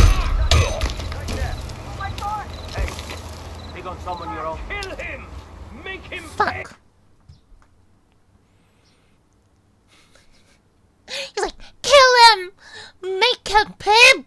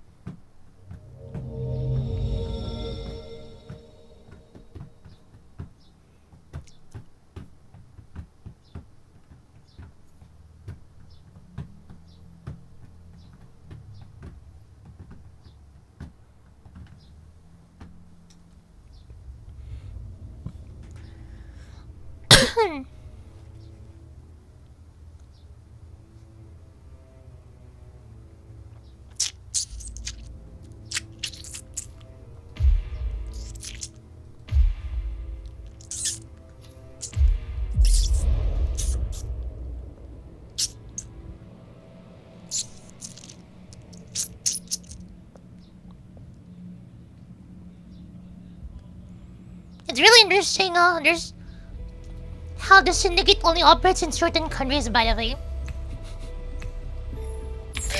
Right?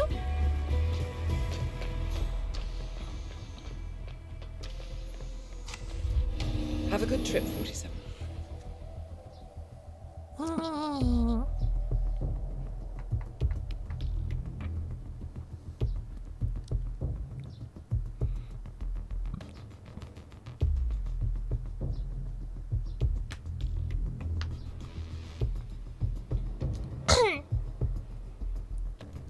Yeah, if that's the case, I'm surprised the Philippines ain't here. Intel tells us that the operative syndicate members are currently in the area. If that was the case, I'm surprised the Philippines ain't here. Be careful, 47. And most of all, good luck.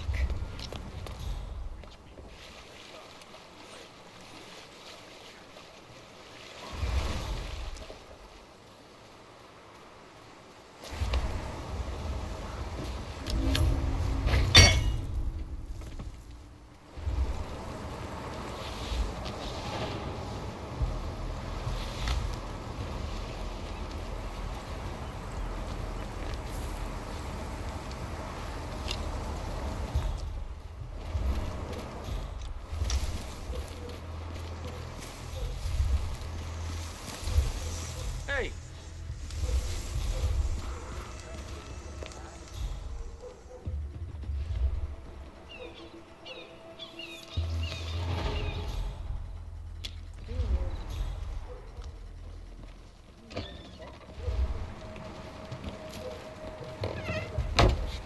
Whatever, man. Ow!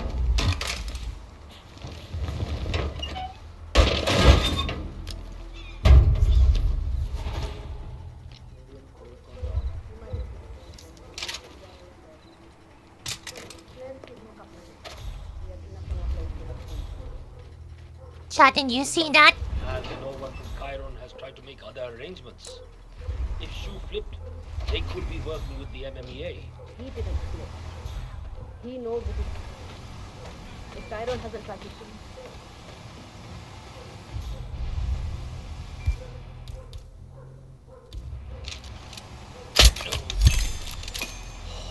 Like, look out! I can always tell. I gotta No hurl! one is trustworthy. Trust is always a risk, but trusting Shu fails. It's the gun. That Reddit would be hard over the whole time. He'll just be up there sweating bullets. And workers. It pays for everything new to get ahead, so that one little company will betray you.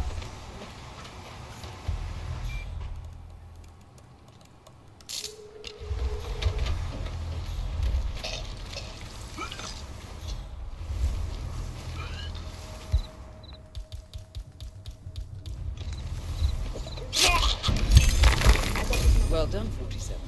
This will surely be a blow to the Syndicate.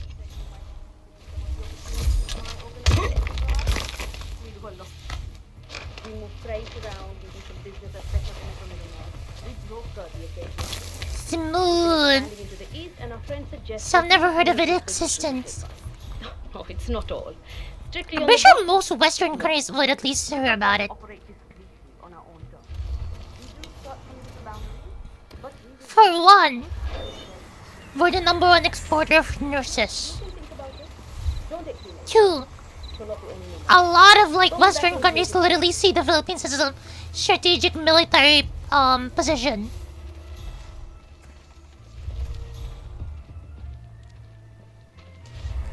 I don't know if you know that.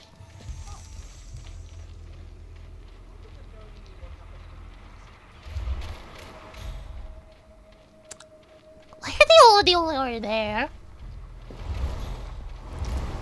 Hello?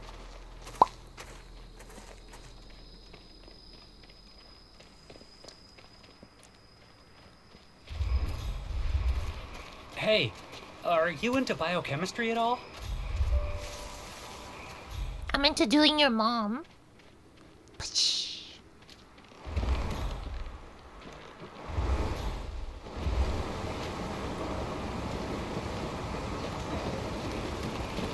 Yeah, I.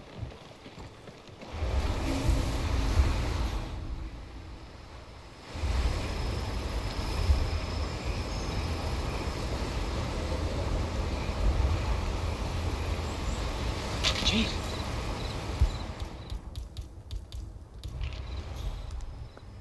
Come in. I've heard something weird. I'm gonna go check it out.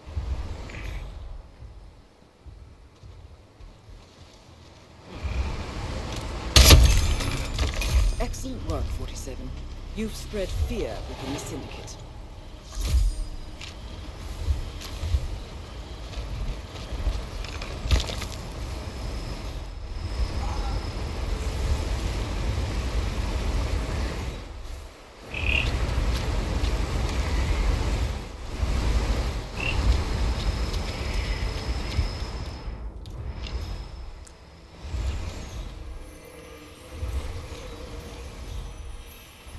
Oh, I need to use bombs there.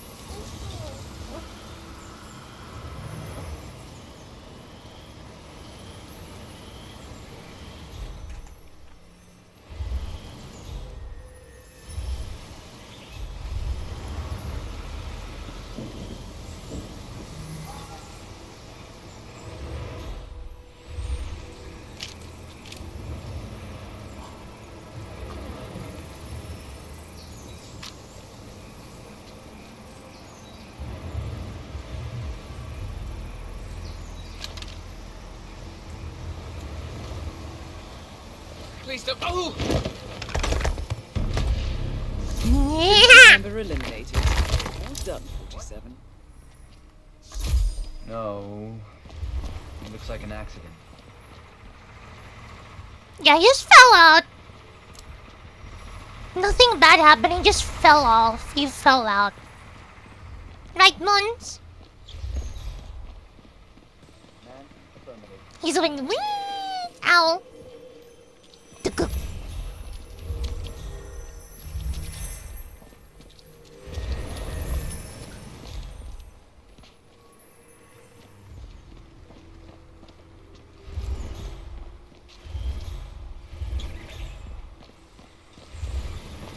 Oh, not counted as an accidental kill, by the way. Because it looks like an accident.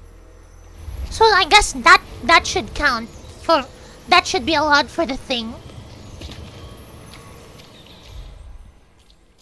Because that was counted as an accidental kill.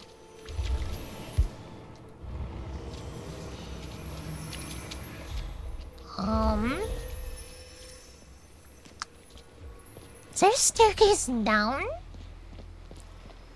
Where the hell is the staircase down? I must go down.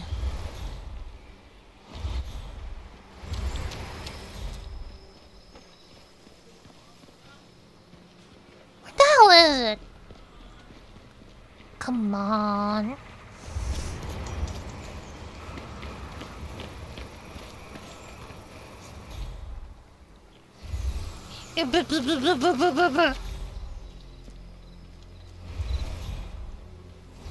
I'll burp food, okay.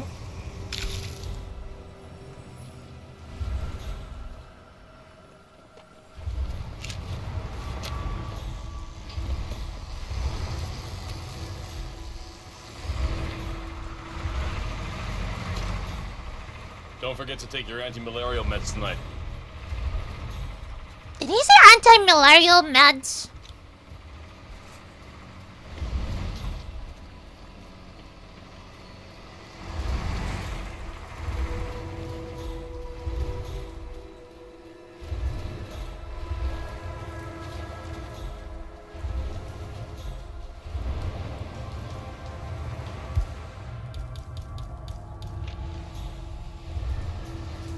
Why are you waving your gun around like that? Don't you remember your training? Put it away!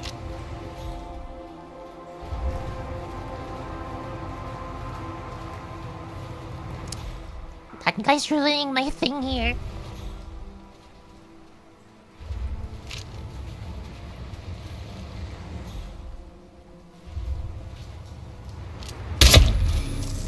Well done, 47. This will surely be a blow to the Syndicate. Get back to the safe house. I'll be in touch.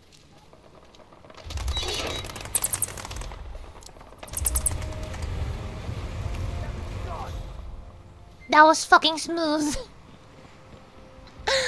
That was smooth!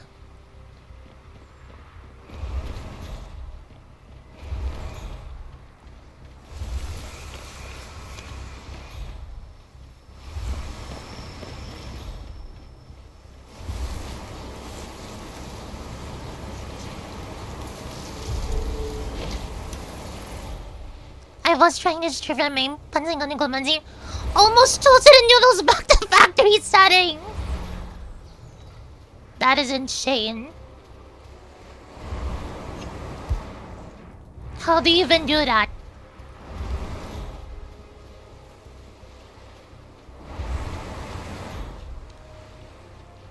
Also, hi Roxy. How do you even do that?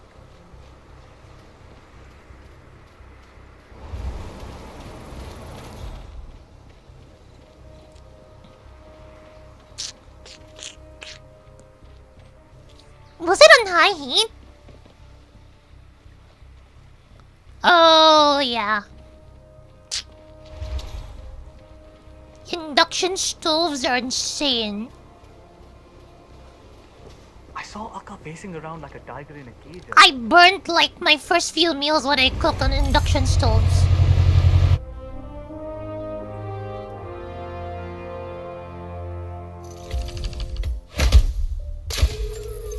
Clean, icy assassin.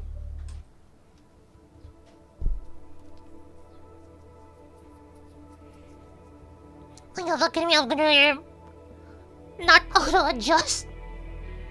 It's like, nah, I will. Excellent work back there, 47. Let me know when you're ready to continue. I'll be waiting. Last mission. Excellent, 47. We have now tracked down the Syndicate leader's location. Ooh, collateral kill. I've provided you with new intel.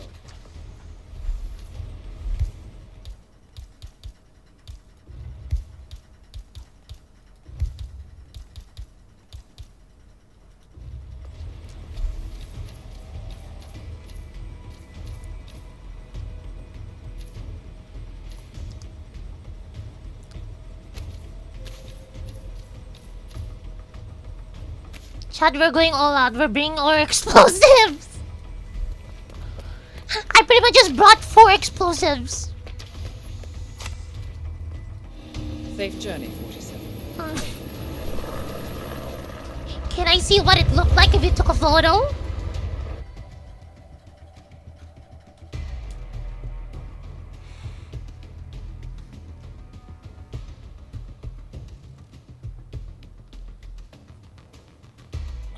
I remember running this with 47 wearing funny costume, or didn't I remember? I think the only funny costume here is the clown.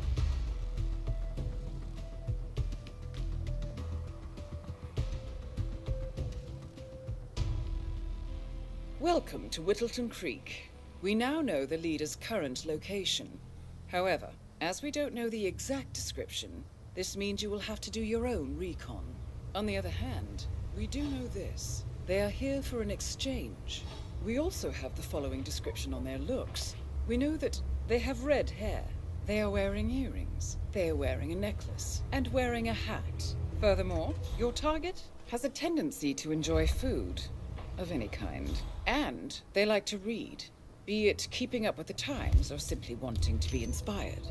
I'm sorry we don't have more.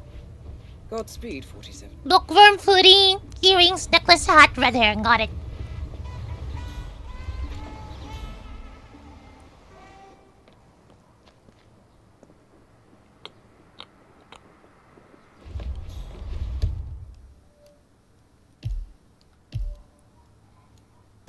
How many are there? 1, 2, 3, 4, 5, 6, 7, 8, 9. There's 9 possible suspects.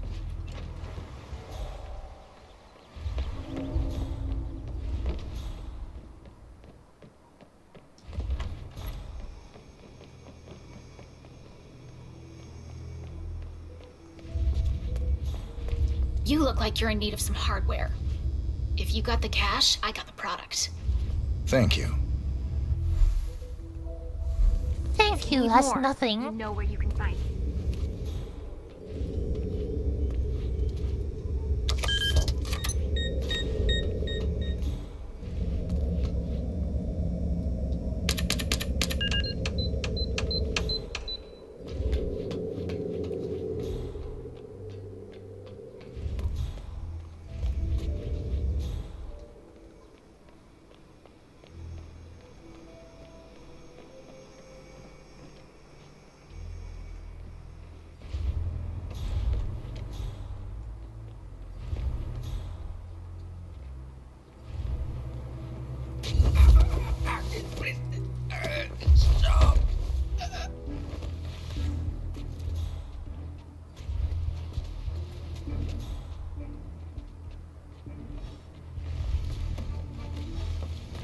Yes, chat, I knocked him out for the love of the game.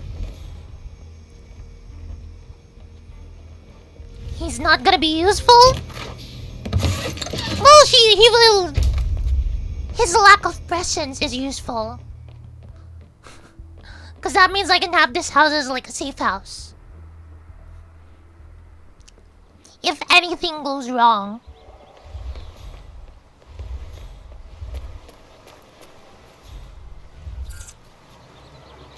Hey there, mister.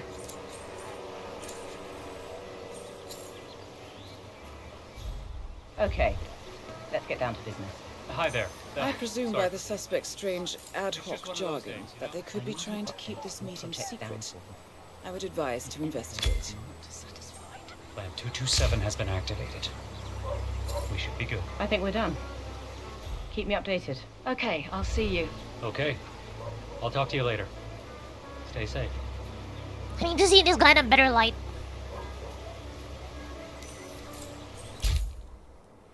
Yup, he is. He isn't one.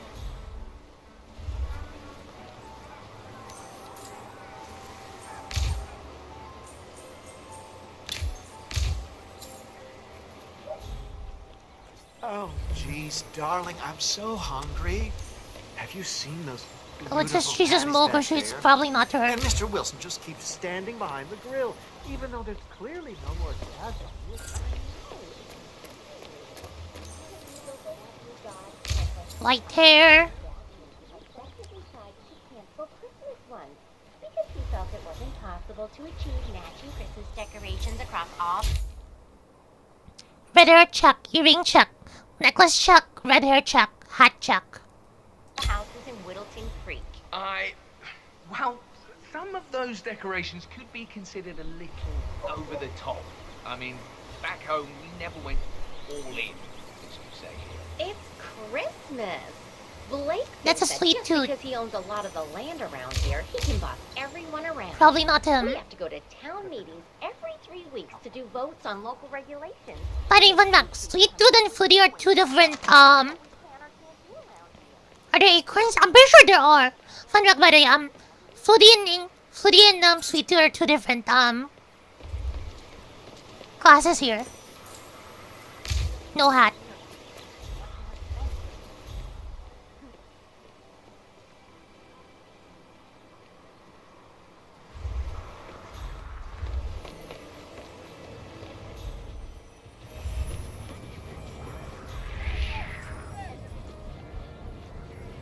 I wish my husband dressed half as well as you do.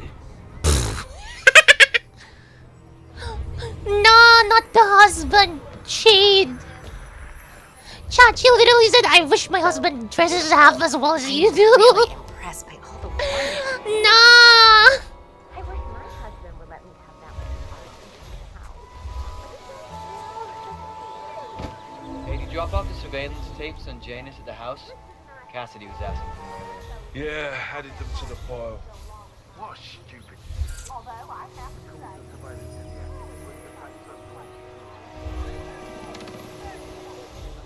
not late or anything, am I?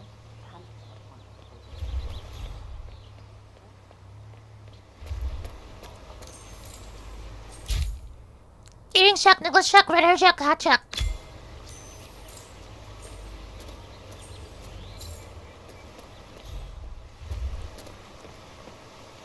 I have a strong feeling it's her.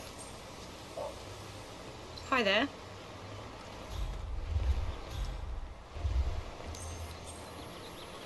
Chat, I have a strong feeling it's her.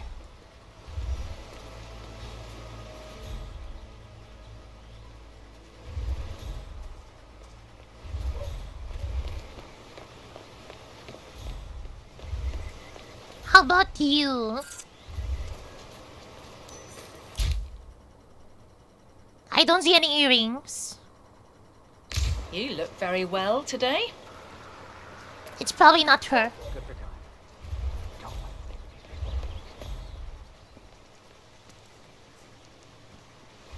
Here's your chance to change the world. Vote Blake.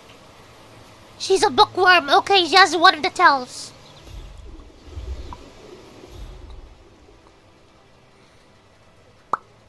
Have a fly.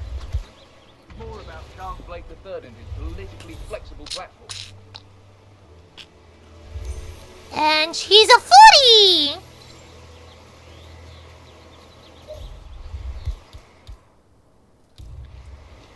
Have a flyer. Charles Blake III appreciates your support.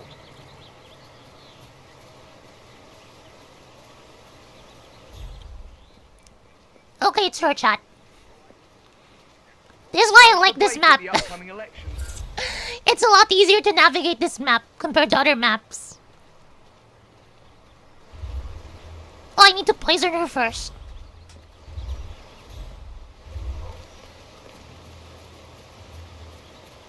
Hello there. Uh-huh.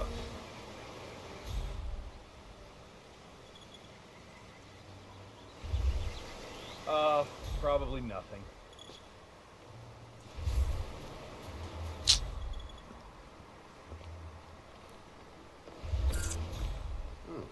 A neighborhood barbecue party. How suburban. I need a good opportunity to poison her. Want to go inside? Looks like everyone's invited. Would be a good time to coax some information out of unsuspecting locals. But I find that once the food's been served and the beer flows freely, people are more chatty. I think we'll return once the burgers are sold. All right, Bob. Sup?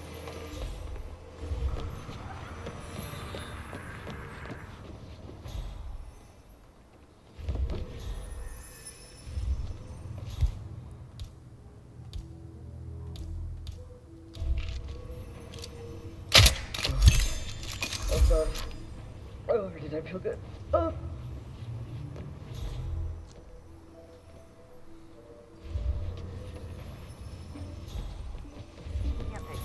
Excuse me?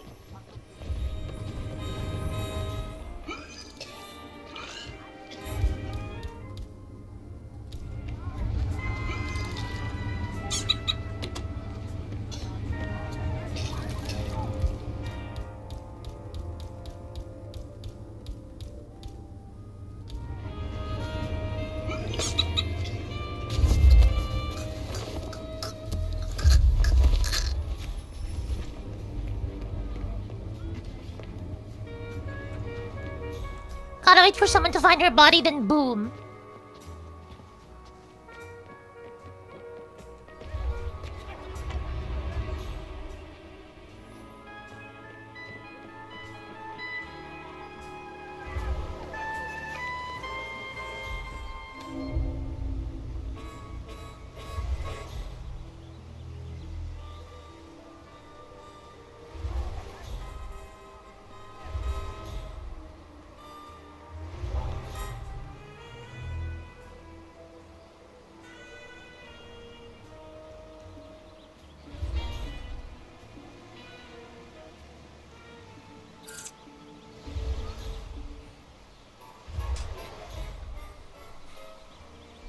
I think I need to poison someone else. Station 5, all clear.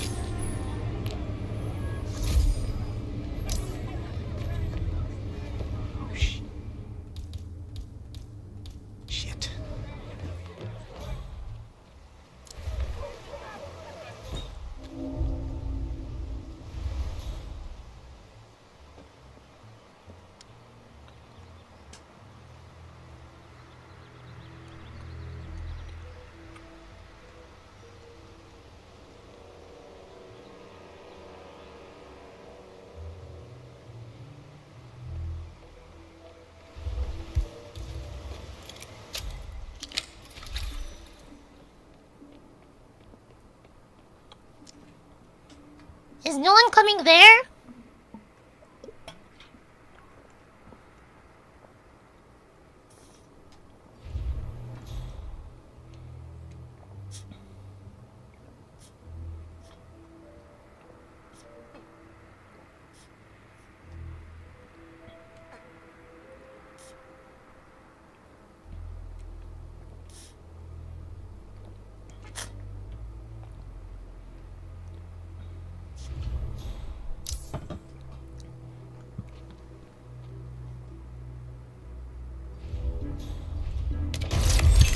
Got him. Excellent work, 47. The leader has been eliminated. Get back to the safe house. I'll be in touch. Chat, now you see why I remove everyone from here first?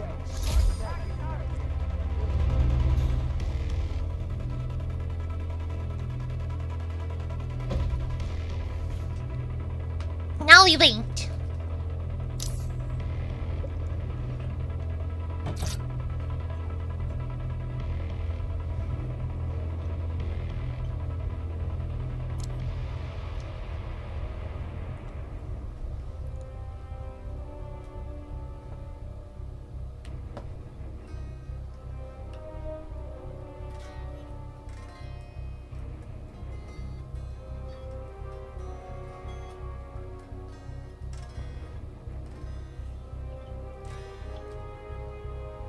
We wait.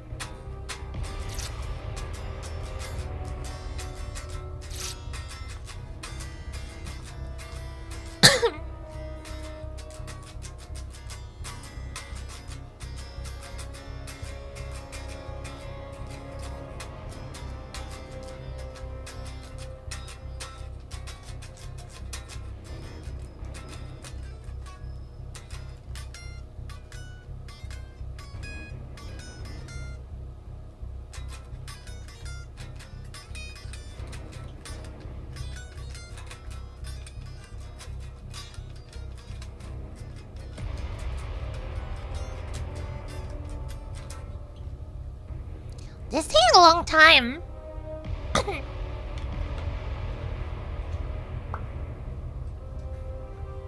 Chat, they're still searching.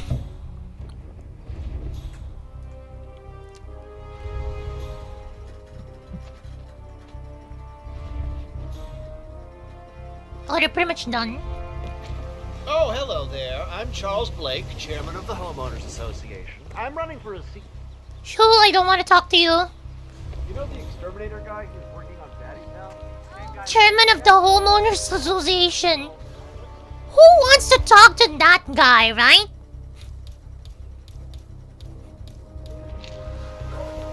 Who wants to talk to him? Shoot his foot. No, no, no. How dimly good come on, what? No, no. No. No. No. No. No.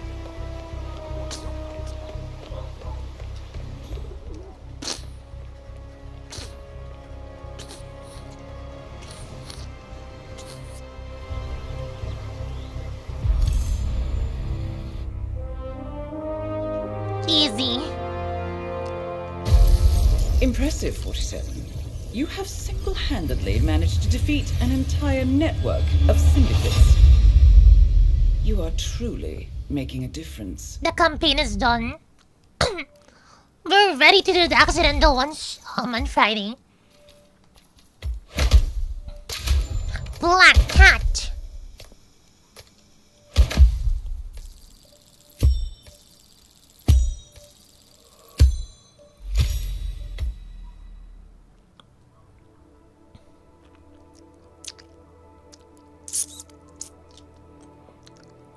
So tomorrow I'm gonna have you guys vote where we do Lego Batman or we do some music tomorrow. I'll be finishing up Dart off camera. You have taken down 4 connecting syndicates. I just realized, by the way. And a clear signal that no one is safe. So take some time. You deserve it. Let me know when you're ready for your next assignment. That will be ready in time for... Like, that art will be ready in time for Bikini Day. It'll be right on time!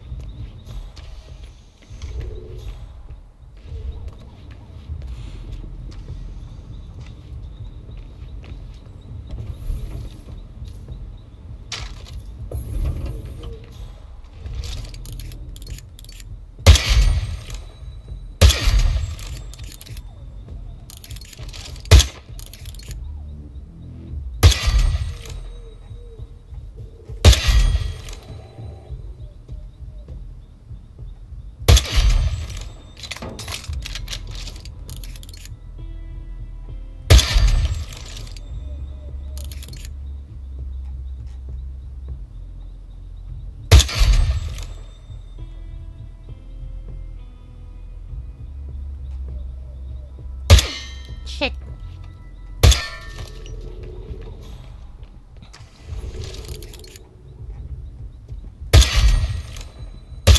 Now I remember why I don't use this gun.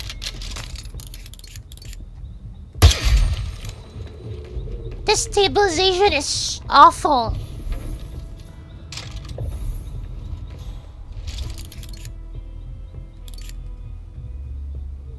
Do you see how different it was?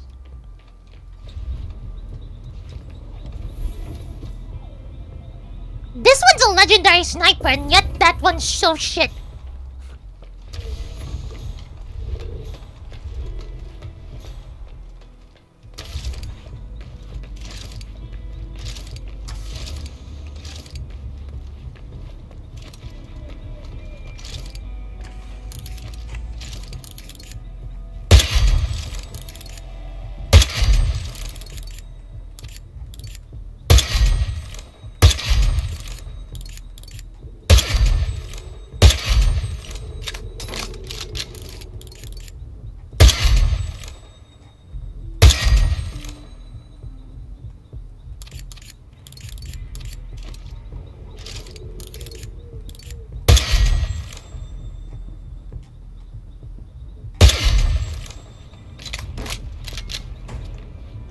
But yeah, let me show you the quest for me sorting. Technically, we have two possible options. There's this one, PsyOps. Where's the other one? There's this one, espionage.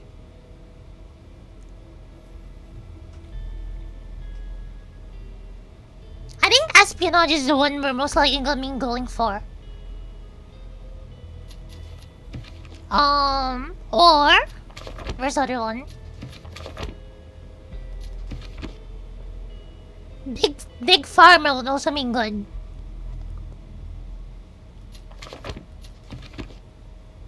Oh no, eco-crime is what we're gonna be doing. There you go. This is the one we'll be doing. Zara, look.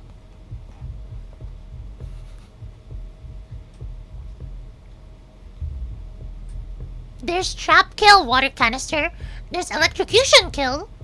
There's burning kill, accident. Accident kill, drowning kill, trap kill, oil canister, poison target, make target slip. Oh, by the way, some of these require you to like shoot the container. So we're gonna be allowing that for that one. For example, the gas canister, you have to like it's either there's already fire or yeah.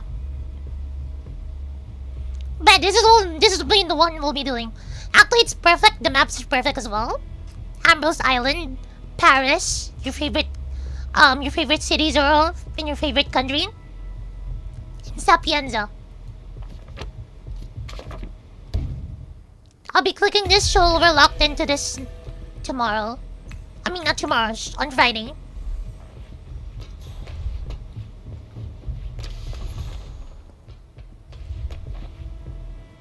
How about these, by the way, Zorl? What if the prestige ones are like have weapons you need? Can I just kill one person with that? Like for example, silence pistol kill, epic. Submachine gun kill, epic. What about that one?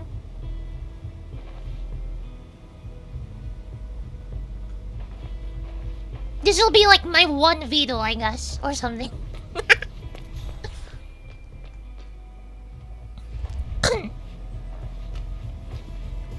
It's part of a challenge. This could be like my one thing. Oh no, it's one. You have to do it on the main target.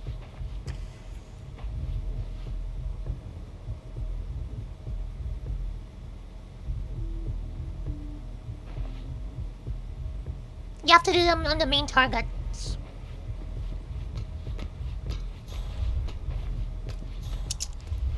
It's not counted if it's not a target kill. No, it's only one though. You only have to do it once to get the points. Like you have to do it once to get the points. And then the rest, like, Zara, think of it as like my one, I guess, what do you call this? How many? Depends. The early maps are like 1 to 3 targets. Later maps are 3 to 4. Some of them I think the most targets I've seen is like 4.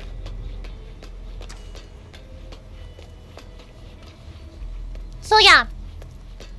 If it's only 1 target, I can't use it in damage. For example, like, let's have a look here. Here it's 2 targets. Yeah, I only have to do it in 1 map. Like, when it shows up as a prestige objective, I could pick that.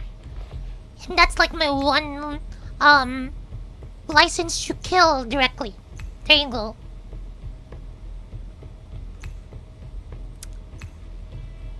Like, for example, here, look here. Trap, poison target. Trap, kill, oil canister, poison target. This one is, eliminate guards with SMG. I'm gonna have to use an SMG on guards here to fulfill the objectives. Yeah.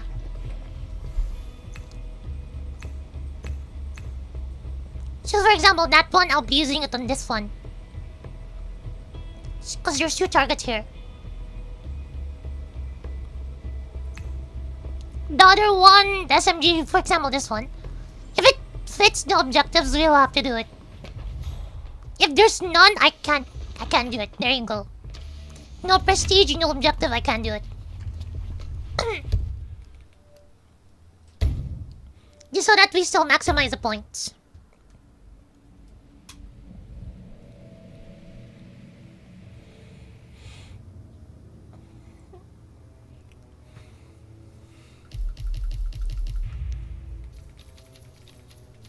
There, that's gonna be it for today.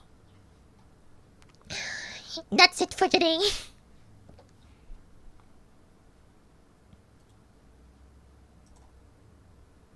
I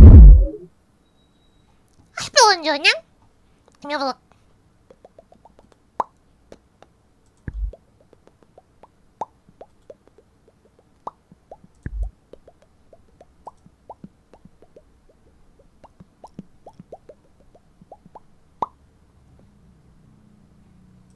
Why were you gonna crash out earlier, huh?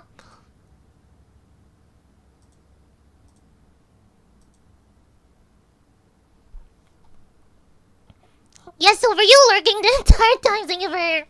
Thank you. Otsumon.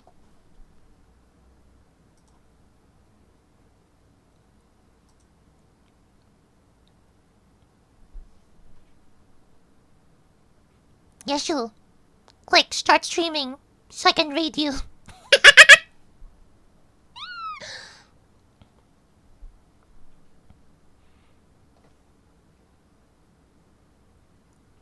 Yes, you. Start streaming so I can raid you. Damn, I should have checked the list. No, I'm on break.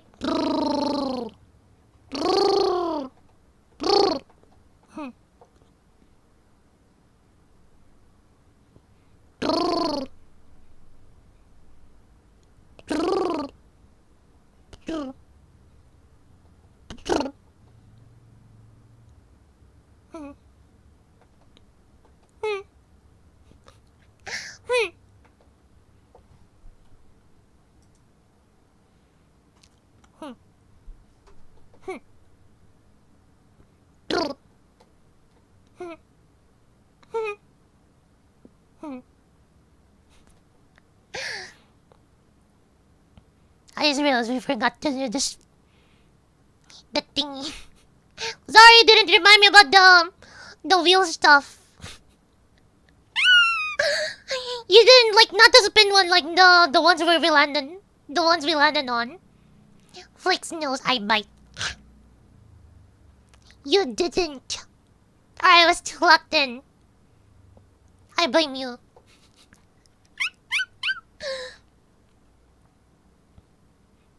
Yours is meat spins. first thing tomorrow when we start stream, we'll do the wheel spins. The wheel spins, then yeah, unless we get 1K tomorrow.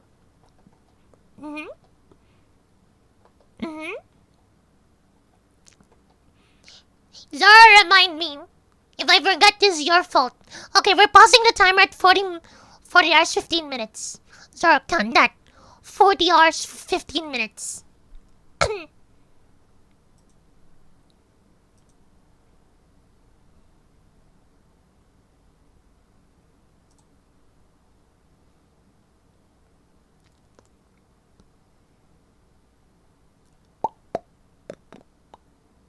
Let's go ring Kaji. We haven't ringed Kaji in a while.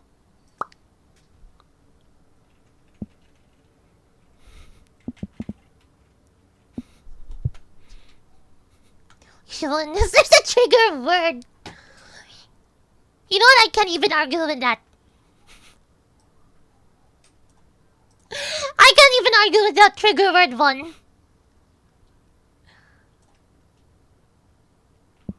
That shit is real. That shit is real.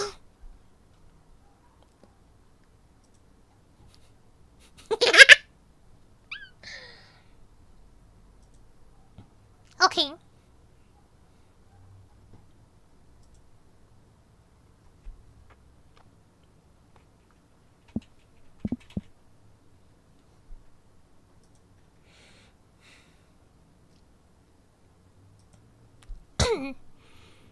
Okay, chat, it's gonna be for the next stream.